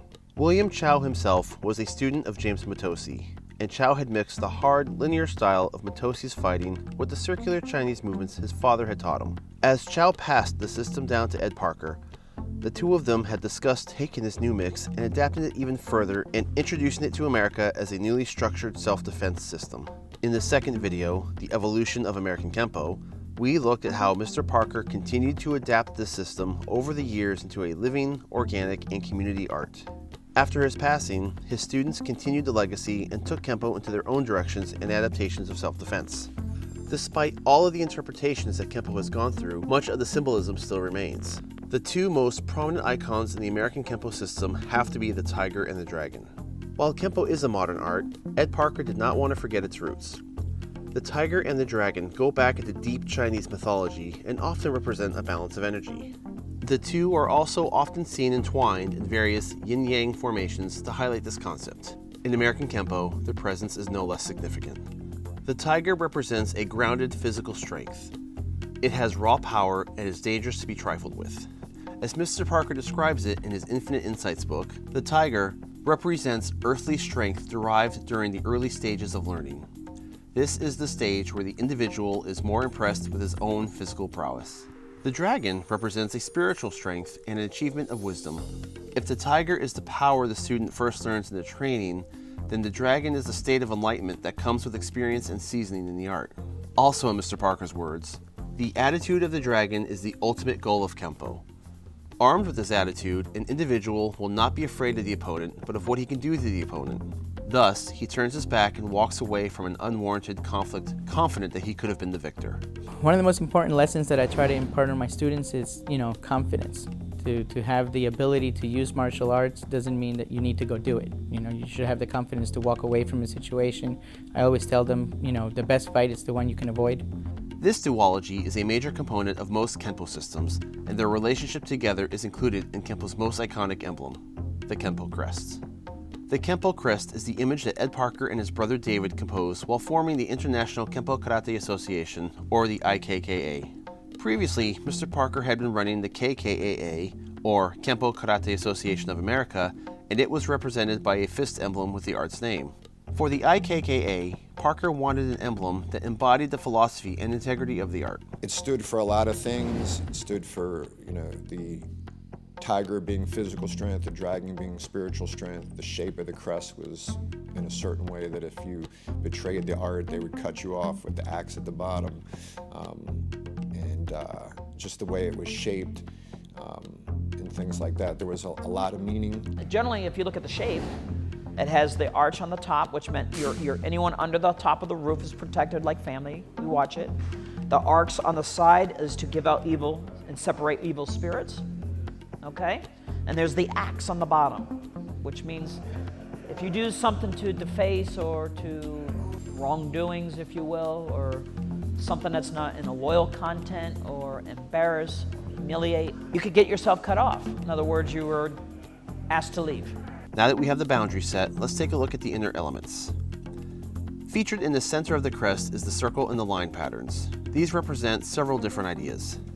First, the circle represents a continuous flow, as in life having no beginning or end, or the perpetual motion of techniques.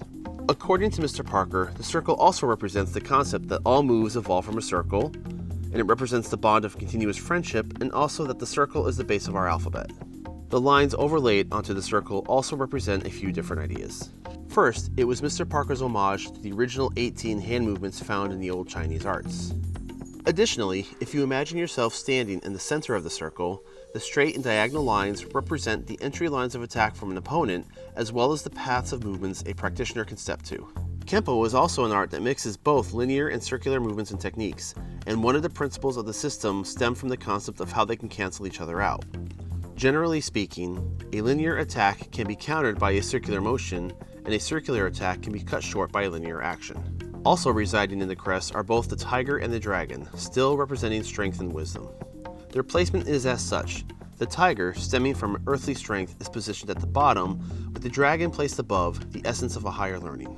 As the tiger and dragon are present to retain the yin and yang balance of the art, and in respect of Kempo's Chinese roots, so is the Chinese lettering on either side of the crest. This is a nod of respect and remembrance to Kempo's early roots. The script on the left reads, Spirit of the Dragon and the Tiger. And the text on the right is, Law of the Fist and the Empty Hand. There's the Chinese elements to the side, which stood for the Law of the Fist, Spirit of the Tiger and the Dragon. Ed Parker was very respectful to the Chinese, and they had high regard for him. That's why I used the Chinese lettering in there. Tiger on the bottom, dragon on the top. Tiger stood for earthly strength. Most of us have that physical tenaciousness if we tap into not quitting, and we give you those physical skills, which empowers the mind. Now we have courage and bravery because I did the I can attitude. Concept of the dragon is to look down at the tiger and say, calm down, be calm, think before you respond. So the dragon is really that spiritual side we hope that you have within yourself. Empathy, sympathy, mindfulness. Finally, we have the colors. The interior foundation is white, like the art whose foundation is that of the beginning student, and the crest walls are black, as the art is shaped by those who become proficient in it. The circle is gray, symbolic of the brain, often referred to as gray matter, and is the combination of both black and white, showing that wisdom is being both an experienced martial artist and a student. The red lettering of Kempo Karate represents small increments of mastery that are added to the professorship of black belt ranks. The color breakdown of the tiger and the dragon is a little more dynamic. As the tiger represents the early and raw strength of the students, it bears the early rank colors of white, yellow, and orange. The dragon, representing the higher wisdom and mastery of the art, is colored in red. However, the dragon never forgets its roots and retains the lower rank colors and trace. In the case of the patch that is worn on the uniform, it is typically red with yellow fins. However, in more elaborate illustrations, the dragon is composed of many colors, including all the belt rank colors of the system, showing that even as a master, the dragon can call upon all experience and never be too arrogant to go back to any level. All of the symbolism is immortalized within the IKKA, or Kempo crest, and it is worn as a patch over the practitioner's heart. This was the definitive icon of Kempo for many years. These factors of Ed Parker's patch have a lot in the beginning that meant a life lesson, and it went over the heart was the art. Got to have it in your heart, okay? Which meant it's lifelong. That's the easy way of saying it. A more somber variation of this patch occurred upon the passing of Mr. Parker in 1990. Frank Trejo, one of Mr. Parker's most senior students and also a man who took the tournament scene by storm, began wearing a black and white version of the crest. That was Frank Trejo's patch. Him and one of his black belts, who was one of the first UFC fighters, by the way, Zane Frazier, they're the ones that did that for their group. What that stood for was, Frank said that the color was taken away. Ed Parker was the flame, he was the life. When the life of Ed Parker was taken, it took the life out of the patch, but not the art. So he wanted people to remember that life is precious, and that it's up to us to treasure life and learn from those lives that we lose. Mr. Trejo and a few others wore this black and white version of the patch for many years and shows the love they had for Mr. Parker and how they mourned him after his passing. As mentioned in previous videos, the politics of Kempo are volatile, and between legal disputes over who was allowed to wear the crest and the result of different organizations splitting off to teach their own Kempo, many new crests emerged that retain the root imagery of the IKKA crest while adding their own flair and personalization. A quick Google search of Kempo crest will show you just how many variations there are. It meant a lot to me when Mr. Parker was alive as to what it stood for and what it meant. And then, when he passed away, it kind of, everyone created their own crest and kind of did their own thing. And it's interesting enough that you could see all these different designs and all the different people who have patches. I usually like to ask people, tell me about your patch and what it means. And you'll get all kinds of interpretations, and they're quite interesting. I had a couple different crests. This one that I have here was when I had my schools in Orlando and kind of put my own logo in the shape of the Kempo patch. And now the logo I have on some of my other gis is a little adaptation of it. We still have the tiger and the dragon being above the tiger to represent spiritual strength is more important than physical strength. So we modified it just so we wouldn't be involved in that as to who could wear it, who couldn't wear it. So rather than be involved in that, we just kind of modified it a little bit and came up with our own. My patch, the red perimeter, stands for bloodline, in our bloodline. So our lineage directly goes right, most of the generations that we have in the CKF were all generations directly to Ed Parker. Let it be the first, second, or even to the last being myself. Who helped me with my patch design was Ed Parker Jr., David Hepler, and David Stanley. David Stanley being the stepbrother to Elvis. David Hepler being the fact that he worked with Elvis for a couple of years. So I took that personality and we put TCB, that people in Kempo should take care of the business. Take care of family, take care of community, help the weak, those kind of things. Also, there's 2 lightning bolts on the top, which means the ones at above was the relationship he had with Elvis. Because EP, Ed Parker, and Elvis Presley are gone, from above looking down, we'll keep the spirit of the 2 alive. Take care of the business. And in a nutshell, that's what it is. Now the clock, if you look at the center of it, is multi-dimensional. Where if you look at it, you can see it's multi-dimensional because Kempo's a multi-dimensional system. Okay, so we put that there. We also put in the tiger and the dragon in balance, not one over the other. We felt like yin and yang, you need balance, both tiger and dragon. So in our patch, you have balance. So in the simple layout, there it is. That's what our patch is all about. Personally, I think it's a testament to show how powerful his teachings were. They keep and honor elements of his teaching while adding their own meaningful symbolism as they take the art into the future. One example of this is a community effort to come together and create a new American Kempo crest, also called the Kempo Solidarity Crest or the Unity Crest, that stands for a strong brotherhood and a new era of cooperation. This new crest was composed by many, so that not a single person can claim rights to it, and it is free for Kempo practitioners to bear and represent their art as they wish. And this patch became available to the Kempo community, and I chose to accept it. It's a modern American Kempo crest, and it's supposed to solidify Kempo. A lot of people that I've talked to have actually accepted it and are going to be wearing it as well. So this is not just the history of Kempo in it, but it's got a lot of the rules and principles. There was a group of Kempoists that got together to try to come up with a solution to the problem that was happening in our community. And I know Ed Parker Jr. was one of the supporters for the crest, and he really liked it. It still has the Chinese writing to represent the origin of American Kempo. It still kept the dragon and the tiger and the empty hand and the fist. Everything on the patch is placed in a specific location for a reason. The shape on top is actually Mr. Parker's original school in California. That was the sign outside his school. Interior elements, such as the compass rose, are to honor Mr. Parker's days in the Coast Guard, as well as an homage to the fist used in Mr. Parker's original KKAA emblem. The flame stands for many things, such as the idea that it burns within each practitioner in the 3 levels of advanced achievement: instructor, professor, and master.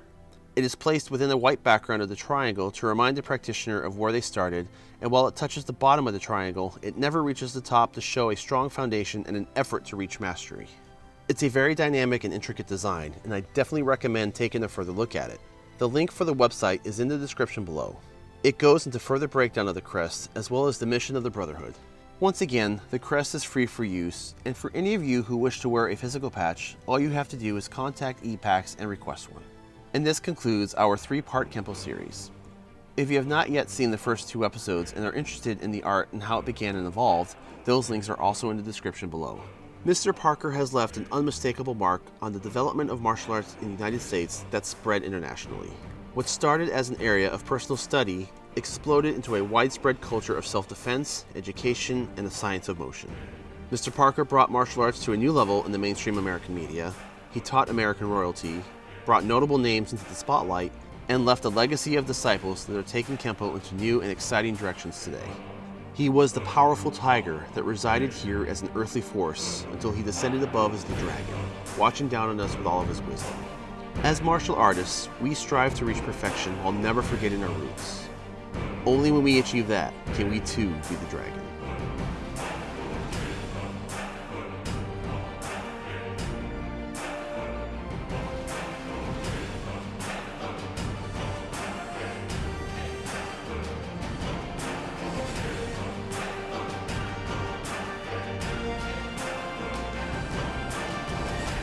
So that's today's look at the IKKA patch. Hope you liked it and enjoyed it. I enjoy the symbolism behind it, and I enjoy seeing how the community has embraced it and taken it in different directions. So, and as we continue to do these videos and look at other arts, we're gonna break down the other symbols and emblems of their arts as well, because part of it is the martial art, and it's symbolic and they have meaning. So we will go into further in-depth reviews of those as well. Okay, so for this subject, I wanna talk about forms. And this is, when I made these episodes, I wasn't quite in the mindset of forms as I am now. You know, it's been a couple years since I've done these. My history with our kata is a little bit complicated. Our school changed so much where, you know, one instructor changed curriculum multiple times, we changed locations, we changed instructors. Our school went through so many changes that sometimes our forms were there and they weren't. So when I first started, we learned the forms, we just kind of memorized them, and they were just part of the curriculum. We didn't really question it. Later, another instructor came in and broke them down and taught us more information about the forms. Then they disappeared, then they came back. But bottom line, the reason I want to bring this up is because Kempo forms tend to be very, very different than a lot of other martial arts. And I'm finding myself intrigued and doing more of a deeper study now. I'm actually putting more effort into my forms and katas now than I ever did because I want to understand more. Now that I've discovered there's actually quite a bit of information embedded. And if you're interested in bunkai at all, Kempo katas and Kempo forms will give you a wealth of material to work with. So our forms are broken up into two basic categories. You have your dictionary forms and you got your encyclopedia forms. And the dictionary forms are the first 4 forms that you learn in Kempo, which is short form 1, long form 1, short form 2, long form 2. And the reason they're called definition forms or dictionary forms is because what they do is they're actually taking basics and they're all composed of small motions and basics, whereas the later forms, the encyclopedia forms, are a lot more dynamic and they explore more thematic, more themes in relation to each other. This is more of a teaching tool and teaching basics in motion. So Kempo forms all teach the same basic 3 ideas. 1, you show the rules and principles of motion. 2, you demonstrate that everything has an opposite and reverse. And 3, we show these by giving an example. And sometimes when you look at Kempo, this spreads out to the whole Kempo system. Everything has an opposite and reverse. And sometimes they're spread across. So you might learn a technique or you might learn a motion in a form, but the reverse or the opposite of that, you might find in a technique later. So that's actually where it really gets fun to start to look at the relationship. Again, it's all academic, and this is the academics and the bunkai is for you. But trying to find everything complete, like the references, is quite the treasure hunt. Another thing to note about dictionary forms is all the dictionary forms, the first 4 forms, all start from a horse stance, whereas all the later forms start from a natural stance. So short form 1 is the first form that we learn as a white belt, and it teaches a few different things. 1, it teaches you your primary blocks, your up, your in, your out, and your downward block, and you're applying it moving, versus, you know, when you first learn the blocks, you're stationary. Now we're traveling. And we're also traveling on the 4 main lines, front, back, side to side. So you're 12 o'clock, your 3 o'clock, your 6 o'clock, your 9 o'clock. That's the travel. And the form also focuses specifically on the power principle of torque. That's the only power principle at play right now. Again, you're learning basics, and this form is the foundation for the next 3 forms to build on top of it. So for example, the next belt level, we learn long form 1. And basically this takes short form 1 as the foundation and it adds to it. So for example, we're still traveling on the same lines, 12, 3, 6, and 9. But the difference now though is with each block, we're now applying a counterpunch. And that is now introducing the forward bow. So now we're seeing a stance change for the first time in our system, or at least as a student experiences for the first time, we're seeing that in motion. So now we're doing block with a counterpunch and a stance change. It also has little highlighted motions for the deeper studies, has hints at what's coming up in the future forms. And the cool thing about long form 1 is any changes it makes either relates directly to the form coming up or it refers directly to the form previous, like short form 1. And as an example of that though is short form 1, technically speaking, you do on one side. Most people teach it and most people practice it, you do it on both sides for repetition. But academically speaking, in an interest of category completion, it's not necessary because the second side of short form 1 is embedded in long form 1. It's just done at the end when we're doing blocking isolations. If you really look at it, it's short form 1 but on the reverse. So that's what I mean. There's links to each one and it builds on top of that, and it's kind of cool to do that study and see that relationship between the forms. So then that takes us to short form 2. And again, it builds on this. And what we're adding in short form 2 is now we're doing advanced motions. So we're short 1 and long 1, we're all retreating forms. Short 2 and long 2 are advancing forms. And not only are we advancing, it's also teaching you strikes now, blocks and strikes with the lead hand. It's adding the power principles of gravitational marriage and backup mass. Now we're doing our full power principle teaching. And it's also teaching us how to move on the diagonal lines versus just straight lines. Now what's interesting about this though is if you were to look at it from an overhead view and look straight down, this form never actually crosses the 3 and 9 o'clock line. So while you are facing and moving diagonally, you never quite cross that plane until long form 2. That's something that's added in long form 2. And long form 2 takes this theme even further, and it kind of plays and highlights and it demonstrates more examples of opposites and reverses. So like I said, it keeps building on each other. So these first 4 forms, short 1, long 1, short 2, long 2, they're all building blocks. It's almost like stories to a building. You keep adding on to it. And from there, those first 4 floors, you've got a really solid foundation, and now you've got your motion defined so that the next form is going up, explore more essay topics, more thematic relationships, and these encyclopedia forms kind of really more highlight to show you how the science of the motion and how the system works together. So for example, we've got short form 3. Short form 3 is a combination of self-defense techniques that are strung together, but the theme is these are all techniques based off of grabs and holds. So they're showing you how, if this was a sample scenario, people are coming up and grabbing you. So it's showing you the flow between one technique to another and how you can transition from one position to another from that basic attack. And long form 3 enhances that as well. It builds on that, and it actually shows both sides. Because short form 3, you technically do only on one side. Long form 3 is a little bit more inclusive, a little bit more complete. Long form 4, for anyone who's even familiar with Kempo knows that this is the signature Kempo form. It is jam-packed full of information. It's all techniques that are based off of punches and kicks. So those are strung together. There's a lot of study. It takes a long time to learn this one properly. I personally struggled with this one because it was always on long form I was teaching when our curriculum changed. So I had to, in the middle of it, I had to go back and start over like 3 times. So this form gave me a little bit of grief just because it took me years to get it down for that reason alone. But this is the one you see at tournaments perform the most because it's got so much information and it looks the most Kempo of the forms. And technically, it's also very lengthy to demonstrate. So technically, there is a short form 4. But it's basically, it's abbreviated where you're only showing one side of each technique and it alternates. That's for tournament purposes. It's not taught that way in the curriculum. And there's no more short forms at this point going forward. They're all full-blown forms. So form 5 goes further, and form 5 are all based off self-defense techniques that result in takedowns. So they're strung together and they show you the relationship of that flow. And form 6 is a combination of techniques that are weapons-based. Defense against weapons, defense against knives, clubs, and guns. And those are the core forms. Those you'll find in pretty much every single Kempo school that teaches traditional Ed Parker Kempo. Technically, there's a form 7 and 8, and there's a little bit of debate and controversy with these forms because some people say that Ed Parker never fully developed them. Some say his students did. There's a lot of conflict of information.